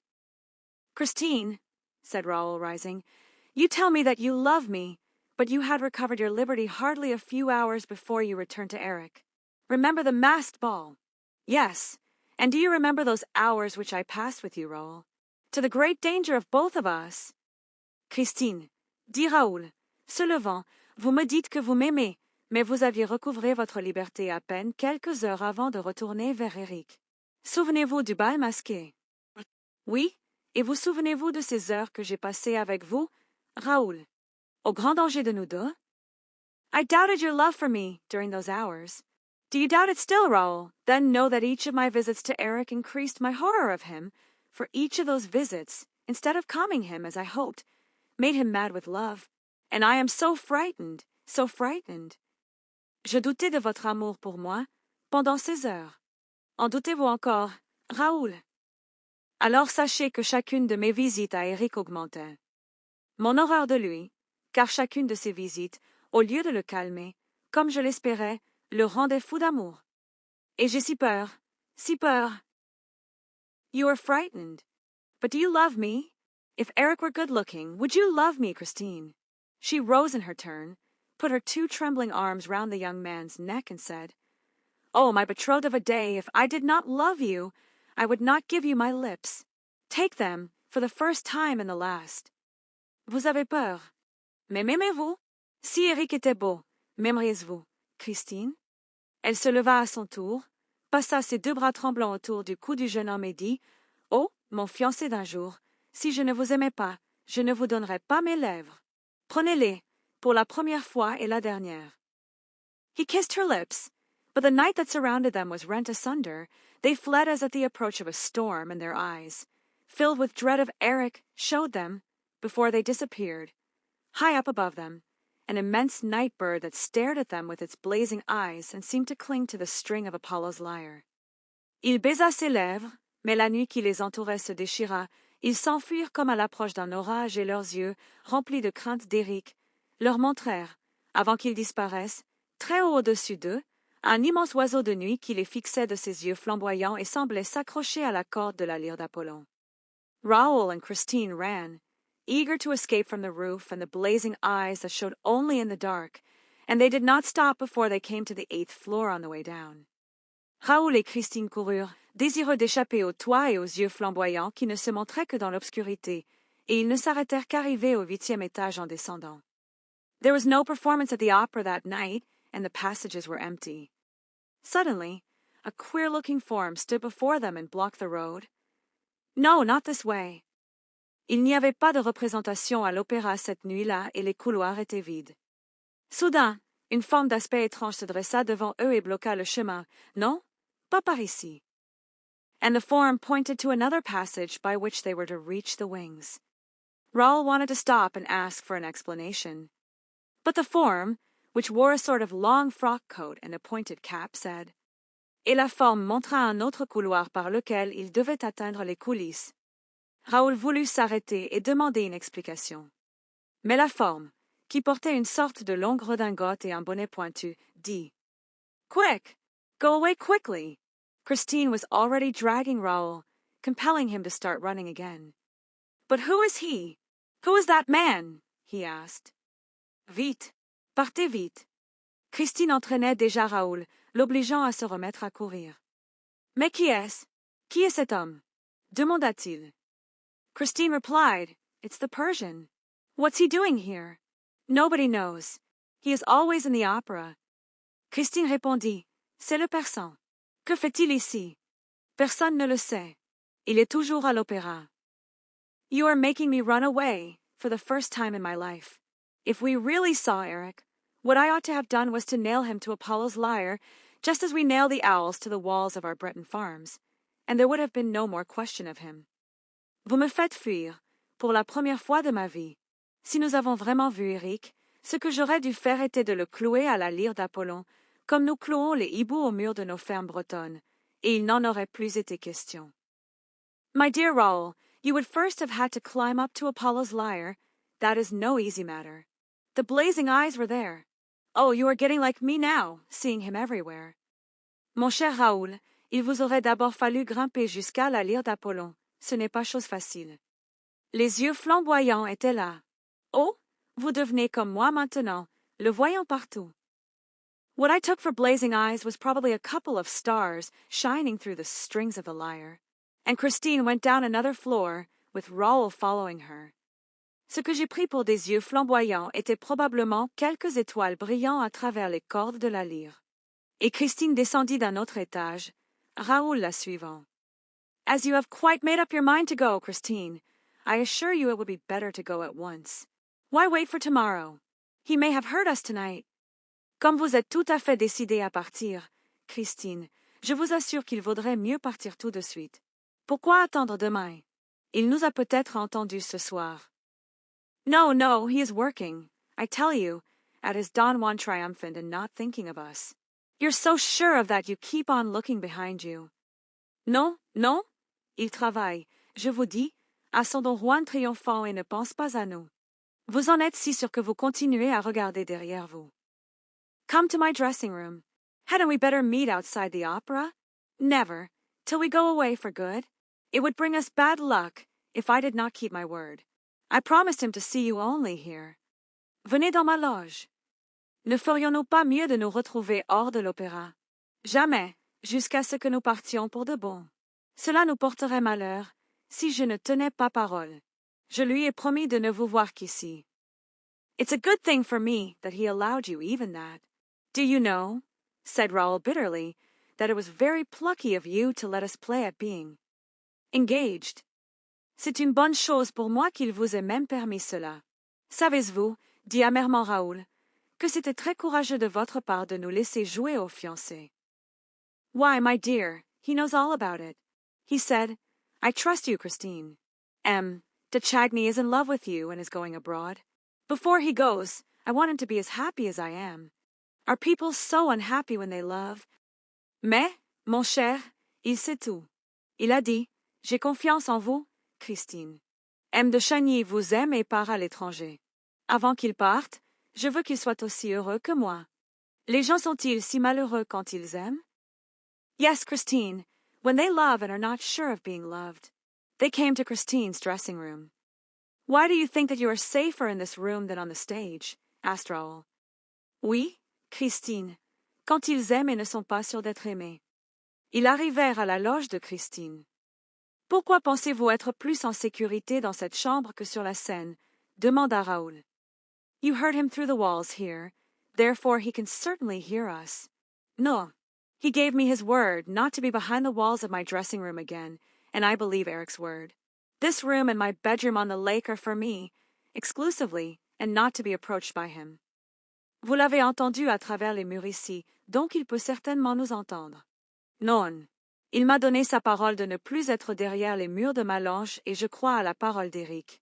Cette chambre et ma chambre sur le lac sont pour moi, exclusivement, et ne doivent pas être approchées par lui.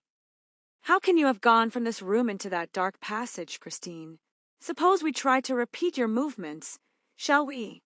It is dangerous, dear, for the glass might carry me off again, and instead of running away, I should be obliged to go to the end of the secret passage to the lake and there call Eric. Comment avez-vous pu passer de cette chambre dans ce couloir sombre, Christine? Supposons que nous essayions de répéter vos mouvements, voulez-vous? C'est dangereux, mon cher, car la glace pourrait m'emporter encore, et, au lieu de fuir, je serais obligée d'aller au bout du passage secret jusqu'au lac et d'y appeler Eric. Would he hear you? Eric will hear me, wherever I call him. He told me so. He is a very curious genius. You must not think, Raoul, that he is simply a man who amuses himself by living underground. He does things that no other man could do. He knows things which nobody in the world knows. Vous entendrez-il? Eric m'entendra ou que je l'appelle. Il me l'a dit. C'est un génie très curieux. Il ne faut pas penser, Raoul, que c'est simplement un homme qui s'amuse à vivre sous terre. Il fait des choses qu'aucun autre homme ne pourrait faire, il sait des choses que personne au monde ne sait. Take care, Christine. You are making a ghost of him again. No, he is not a ghost. He is a man of heaven and earth. That is all. A man of heaven and earth. That is all. A nice way to speak of him. And are you still resolved to run away from him? Prenez garde, Christine. Vous en refaites un fantôme. Non, ce n'est pas un fantôme. C'est un homme du ciel et de la terre, voilà tout. Un homme du ciel et de la terre. Voilà tout. Voilà une belle façon de parler de lui. Et êtes-vous toujours résolu à le fuir? Yes, tomorrow. Tomorrow, you will have no resolve left. Then, Raoul, you must run away with me in spite of myself. Is that understood? I shall be here at 12 tomorrow night. I shall keep my promise, whatever happens. Oui, demain. Demain, vous n'aurez plus de résolution. Alors, Raoul, vous devez fuir avec moi malgré moi? Est-ce entendu? Je serai ici à minuit demain soir. Je tiendrai ma promesse, quoi qu'il arrive. You say that, after listening to the performance, he is to wait for you in the dining room on the lake? Yes. And how are you to reach him if you don't know how to go out by the glass? Vous dites qu'après avoir écouté la représentation, il doit vous attendre dans la salle à manger sur le lac. Oui.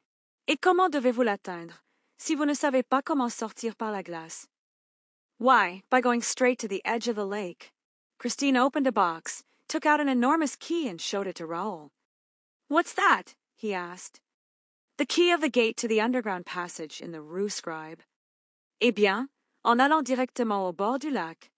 Christine ouvrit une boîte, en sortit une énorme clé et la montra à Raoul.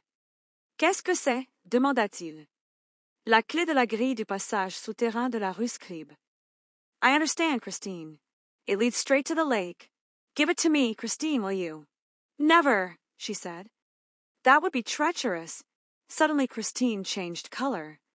A mortal pallor overspread her features. « Je comprends, Christine. Elle mène directement au lac. Donnez-la moi, Christine, voulez-vous? »« Jamais, » dit-elle. Ce serait traître. Soudain Christine changea de couleur. Une pâleur mortelle se répandit sur ses traits. « Oh heavens !» she cried. « Eric, Eric, have pity on me. »« Hold your tongue, » said Raoul. « You told me he could hear you. » But the singer's attitude became more and more inexplicable. « Oh ciel !» s'écria-t-elle. « Eric, Eric, ayez pitié de moi. »« Taisez-vous, » dit Raoul. « Vous m'avez dit qu'il pouvait vous entendre. » Mais l'attitude de la cantatrice devenait de plus en plus inexplicable. She wrung her fingers, repeating, with a distraught air, Oh heaven! Oh heaven! But what is it? What is it? Raoul implored. The ring. The gold ring he gave me. Elle se tordait les doigts, répétant, d'un air égaré, Oh ciel! Oh ciel! Mais qu'est-ce que c'est? Qu'est-ce que c'est? Implora Raoul. L'anneau. L'anneau d'or qu'il m'a donné. Oh, so Eric gave you that ring. You know he did, Raoul. But what you don't know is that, when he gave it to me, he said, I give you back your liberty, Christine, on condition that this ring is always on your finger. As long as you keep it, you will be protected against all danger, and Eric will remain your friend. Oh, alors Eric vous a donné cet anneau. Vous savez qu'il l'a fait, Raoul. Mais ce que vous ne savez pas, c'est que, quand il me l'a donné, il a dit, je vous rends votre liberté, Christine, à condition que cet anneau soit toujours à votre doigt. Tant que vous le garderez, vous serez protégé contre tout danger et Eric restera votre ami. But woe to you if you ever part with it, for Eric will have his revenge. My dear, the ring is gone. Woe to us both. They both looked for the ring, but could not find it. Mais malheur à vous si vous vous en séparez jamais, car Eric aura sa revanche. Mon cher, l'anneau a disparu. Malheur à nous deux. Ils cherchèrent tous deux l'anneau, mais ne purent le trouver. Christine refused to be pacified. It was while I gave you that kiss, up above, under Apollo's lyre, she said. The ring must have slipped from my finger and dropped into the street. We can never find it. And what misfortunes are in store for us now? Oh, to run away! Christine refusa d'être apaisée. C'était pendant que je vous donnais ce baiser, là-haut, sous la lyre d'Apollon, dit-elle. L'anneau a dû glisser de mon doigt et tomber dans la rue. Nous ne pourrons jamais le retrouver. Et quel malheur nous attend maintenant? Oh, fuir! Let us run away at once, Raoul insisted once more. She hesitated. He thought that she was going to say yes. Then her bright pupils became dimmed and she said, No, tomorrow. Fuyons tout de suite, insista encore Raoul. Elle hésita. Il pensa qu'elle allait dire oui. Alors ses pupilles brillantes se ternirent et elle dit, Non, demain. And she left him hurriedly, still ringing and rubbing her fingers, as though she hoped to bring the ring back like that. Raoul went home, greatly perturbed at all that he had heard. Et elle le quitta précipitamment, se tordant et se frottant encore les doigts, comme si elle espérait faire revenir l'anneau ainsi. Raoul rentra chez lui, très troublé par tout ce qu'il avait entendu. If I don't save her from the hands of that humbug, he said, aloud as he went to bed, she's lost. But I shall save her. He put out his lamp and felt a need to insult Eric in the dark. Si je ne la sauve pas des mains de ce charlatan, dit-il à haute voix, en se couchant, elle est perdue. Mais je la sauverai. Il éteignit sa lampe et éprouva le besoin d'insulter Eric dans l'obscurité. Thrice over he shouted, Humbug! Humbug! Humbug! But, suddenly, he raised himself on his elbow. A cold sweat poured from his temples. 2 eyes, like blazing coals, had appeared at the foot of his bed. Par 3 fois, il cria, Charlatan! Charlatan! Charlatan! Mais, soudain, il se souleva sur son coude. Une sueur froide coulait de ses tempes. Deux yeux, comme des charbons ardents, étaient apparus au pied de son lit. They stared at him fixedly, terribly, in the darkness of the night. Raoul was no coward, and yet he trembled. He put out a groping, hesitating hand toward the table by his bedside. He found the matches and lit his candle. The eyes disappeared. Il le fixait, terriblement, dans l'obscurité de la nuit. Raoul n'était pas un lâche, et pourtant il tremblait. Il tendit une main tâtonnante, hésitante vers la table près de son lit. Il trouva les allumettes et alluma sa bougie. Les yeux disparurent. Still uneasy in his mind, he thought to himself, "She told me that his eyes only showed in the dark. His eyes have disappeared in the light, but he may be there still." And he rose, hunted about, went round the room. Toujours inquiet dans son esprit, il se dit, "Elle m'a dit que ses yeux ne se montraient que dans l'obscurité. Ses yeux ont disparu dans la lumière, mais il peut être encore là." Et il se leva, fouilla, fit le tour de la chambre. He looked under his bed, like a child. Then he thought himself absurd, got into bed again, and blew out the candle. The eyes reappeared. He sat up and stared back at them with all the courage he possessed. Il regarda sous son lit, comme un enfant. Puis il se trouva absurde, se recoucha et souffla la bougie. Les yeux réapparurent. Il se redressa et les fixa en retour avec tout le courage qu'il possédait. Then he cried, "Is that you, Eric? Man, genius, or ghost, is it you?" He reflected. If it's he, he's on the balcony. Then he ran to the chest of drawers and groped for his revolver. Alors il cria, "Est-ce vous, Eric? Homme, génie ou fantôme? Est-ce vous?" Il réfléchit. Si c'est lui, il est sur le balcon. Alors il courut à la commode et chercha son revolver à tâtons. He opened the balcony window, looked out, saw nothing, and closed the window again. He went back to bed, shivering, for the night was cold, and put the revolver on the table within his reach. Il ouvrit la fenêtre du balcon, regarda dehors, ne vit rien et referma la fenêtre. Il retourna au lit, frissonnant, car la nuit était froide, et posa le revolver sur la table à sa portée. The eyes were still there at the foot of the bed. Were they between the bed and the window pane, or behind the pane, that is to say, on the balcony? That was what Raoul wanted to know. He also wanted to know if those eyes belonged to a human being. He wanted to know everything. Les yeux étaient toujours là, au pied du lit. Était-il entre le lit et la vitre ou derrière la vitre, c'est-à-dire sur le balcon? C'est ce que Raoul voulait savoir. Il voulait aussi savoir si ses yeux appartenaient à un être humain. Il voulait tout savoir. Then, patiently, calmly, he seized his revolver and took aim. He aimed a little above the two eyes. Surely, if they were eyes, and if above those two eyes, there was a forehead, and if Raoul was not too clumsy. Alors, patiemment, calmement, il saisit son revolver et visa. Il visa un peu au-dessus des deux yeux. Sûrement, si c'étaient des yeux et si au-dessus de ces deux yeux il y avait un front et si Raoul n'était pas trop maladroit. The shot made a terrible din amid the silence of a slumbering house.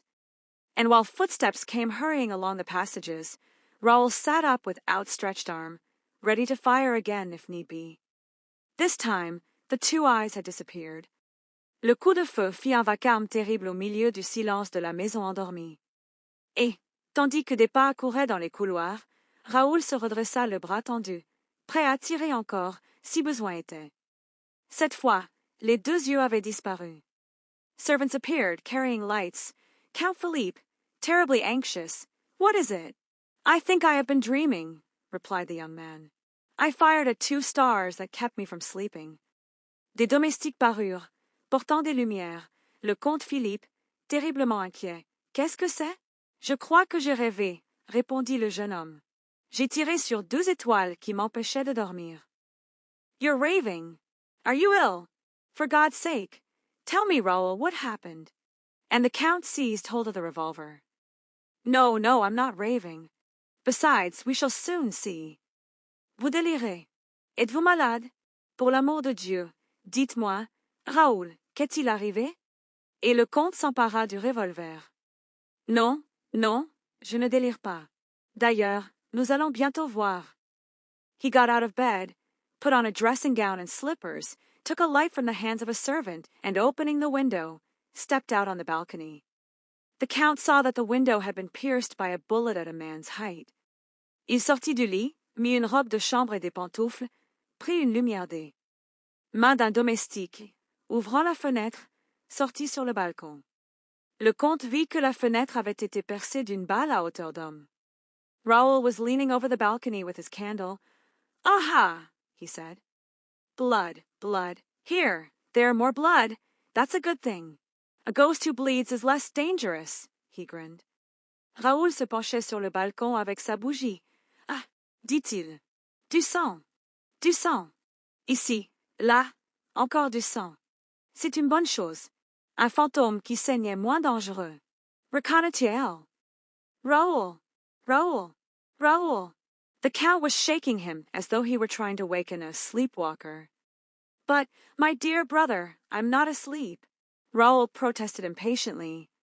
"Raoul, Raoul, Raoul." Le comte le secouait comme s'il essayait de réveiller un somnambule. "Mais, mon cher frère, je ne dors pas," protesta impatiemment Raoul. "You can see the blood for yourself. I thought I had been dreaming and firing at 2 stars. It was Eric's eyes. And here is his blood.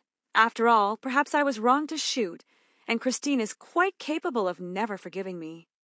Vous pouvez voir le sang par vous-même. Je croyais avoir rêvé et tiré sur 2 étoiles. C'étaient les yeux d'Eric. Et voici son sang. Après tout, j'ai peut-être eu tort de tirer, et Christine est bien capable de ne jamais me pardonner. All this would not have happened if I had drawn the curtains before going to bed. Raoul, have you suddenly gone mad? Wake up! What still? You would do better to help me find Eric. For, after all, a ghost who bleeds can always be found. Tout ceci ne serait pas arrivé si j'avais tiré les rideaux avant de me coucher. Raoul, êtes-vous devenu fou soudain? Réveillez-vous. Quoi? Encore? Vous feriez mieux de m'aider à trouver Eric. Car, après tout, un fantôme qui saigne peut toujours être trouvé. The Count's valet said, "That is so, sir. There is blood on the balcony." The other manservant brought a lamp, by the light of which they examined the balcony carefully. The marks of blood followed the rail till they reached a gutter spout. Then they went up the gutter spout. Le valet du comte dit, "C'est vrai, monsieur, il y a du sang sur le balcon." L'autre domestique apporta une lampe, à la lumière de laquelle ils examinèrent soigneusement le balcon. Les traces de sang suivaient la balustrade jusqu'à une gouttière, puis elles remontaient la gouttière. "My dear fellow," said Count Philippe, "you have fired at a cat. The misfortune is," said Raoul with a grin, "that it's quite possible. With Eric, you never know. Is it Eric? Is it the cat? Is it the ghost? No, with Eric, you can't tell." "Mon cher ami," dit le comte Philippe, "vous avez tiré sur un chat."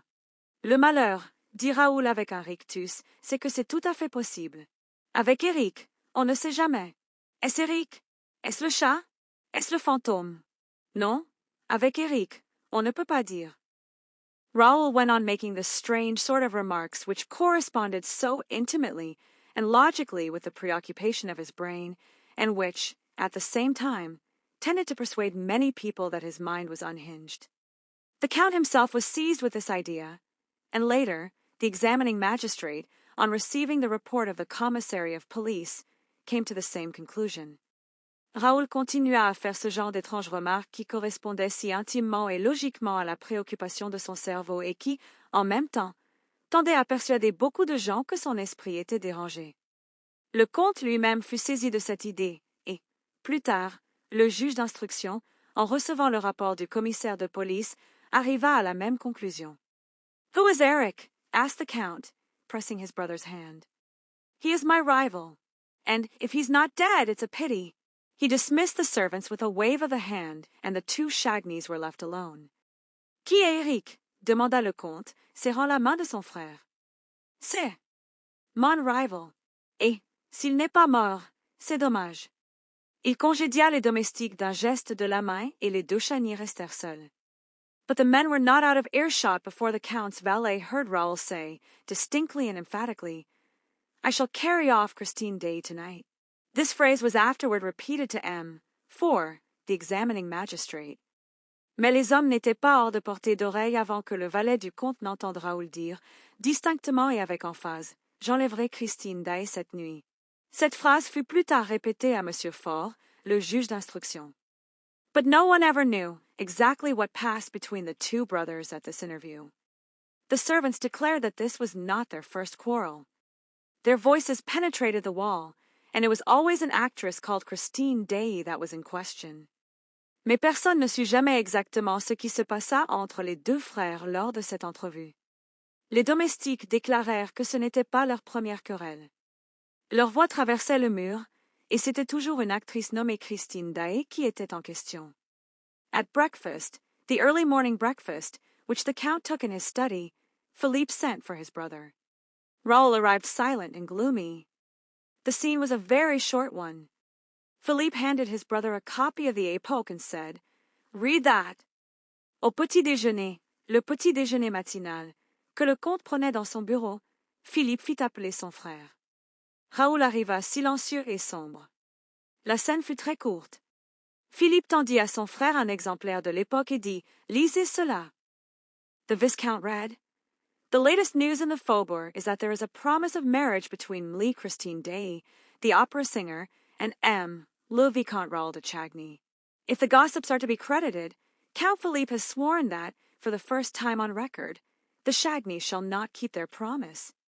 Le Vicomte lut, "La dernière nouvelle du Faubourg est qu'il y a une promesse de mariage entre Mademoiselle Christine Daaé, la cantatrice d'opéra, et le Vicomte Raoul de Chagny. Si l'on en croit les commères, le comte Philippe a juré que, pour la première fois de mémoire d'homme, les Chagny ne tiendraient pas leur promesse. But, as love is all-powerful at the opera as, and even more than elsewhere, we wonder how Count Philippe intends to prevent the Viscount, his brother, from leading the new Margarita to the altar. The two brothers are said to adore each other, but the Count is curiously mistaken if he imagines that brotherly love will triumph over love pure and simple. Mais, comme l'amour est tout-puissant, à l'opéra comme, et même plus que, ailleurs, nous nous demandons comment le comte Philippe entend empêcher le vicomte, son frère, de conduire la nouvelle Marguerite à l'hôtel. Les deux frères sont censés s'adorer, mais le comte se trompe curieusement s'il imagine que l'amour fraternel triomphera de l'amour pur et simple. "You see, Raoul," said the Count, "you are making us ridiculous. That little girl has turned your head with her ghost stories." The Viscount had evidently repeated Christine's narrative to his brother during the night. All that he now said was, "Goodbye, Philippe."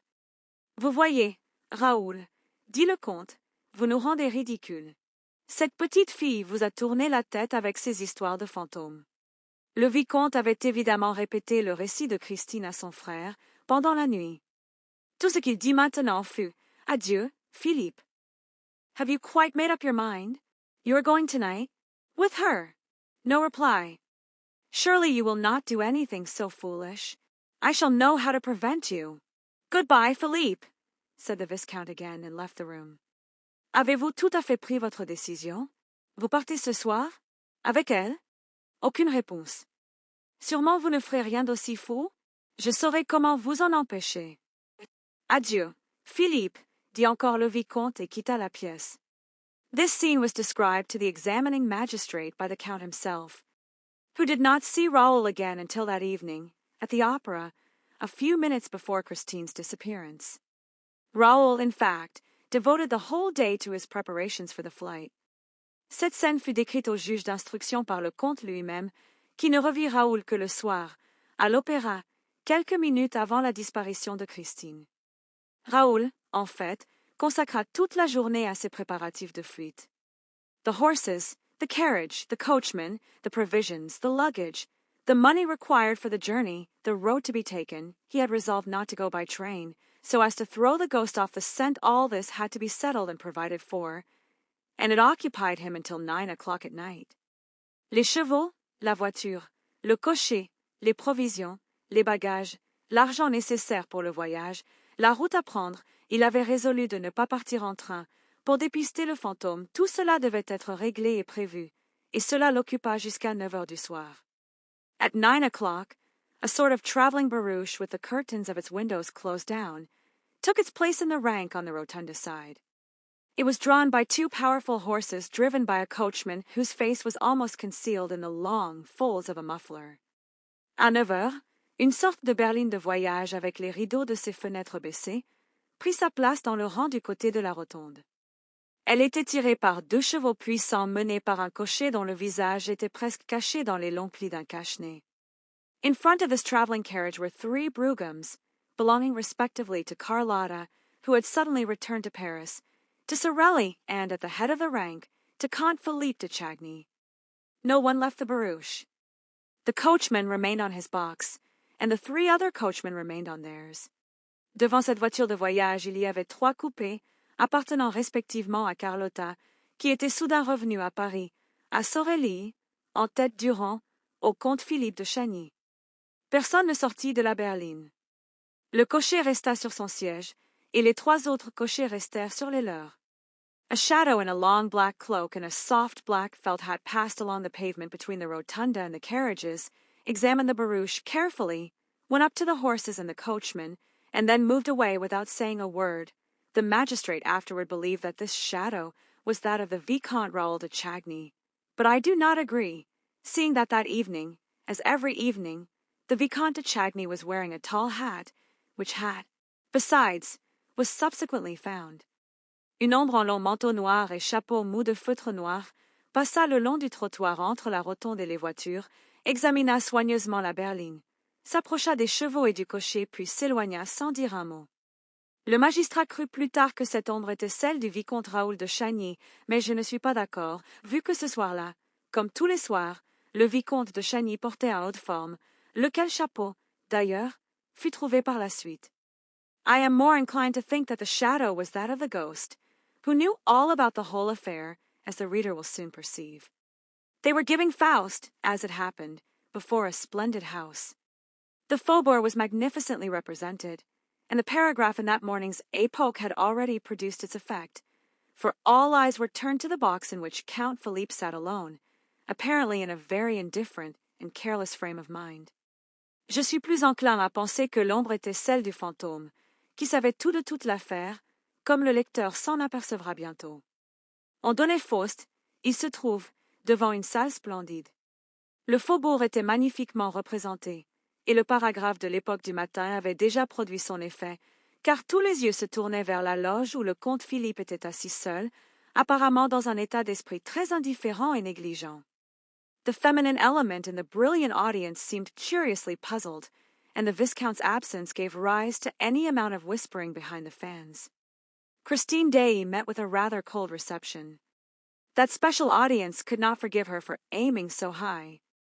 L'élément féminin de l'audience brillante semblait curieusement perplexe, et l'absence du vicomte donnait lieu à quantité de chuchotements derrière les éventails.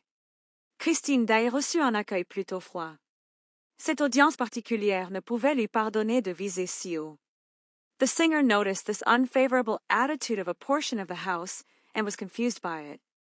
The regular frequenters of the opera, who pretended to know the truth about the Viscount's love story, exchanged significant smiles at certain passages in Margarita's part, and they made a show of turning and looking at Philippe de Chagny's box when Christine sang.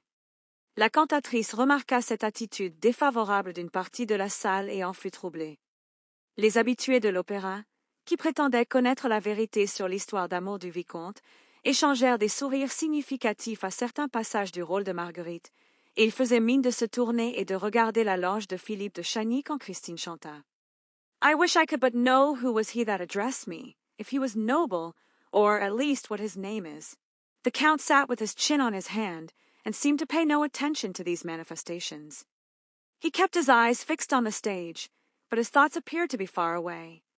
Je voudrais bien savoir qui était celui qui m'a adressé la parole, s'il était noble, ou, du moins, quel est son nom.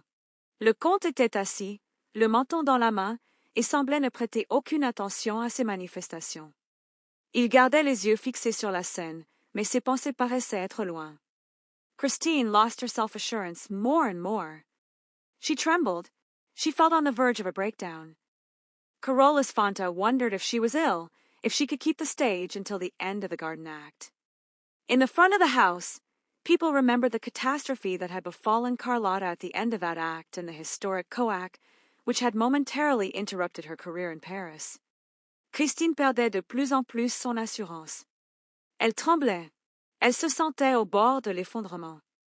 Carolus Fontas se demandait si elle était malade, si elle pourrait tenir la scène jusqu'à la fin de l'acte du jardin. Dans la salle, les gens se souvenaient de la catastrophe qui était arrivée à Carlotta à la fin de cet acte et du fameux coac qui avait momentanément interrompu sa carrière à Paris. Just then, Carlotta made her entrance in a box facing the stage, a sensational entrance. Poor Christine raised her eyes upon this fresh subject of excitement. She recognized her rival. She thought she saw a sneer on her lips. That saved her. She forgot everything in order to triumph once more. Juste alors, Carlotta fit son entrée dans une loge face à la scène, une entrée sensationnelle. La pauvre Christine leva les yeux sur ce nouveau sujet d'agitation. Elle reconnut sa rivale. Elle crut voir un ricanement sur ses lèvres. Cela la sauva. Elle oublia tout pour triompher une fois encore.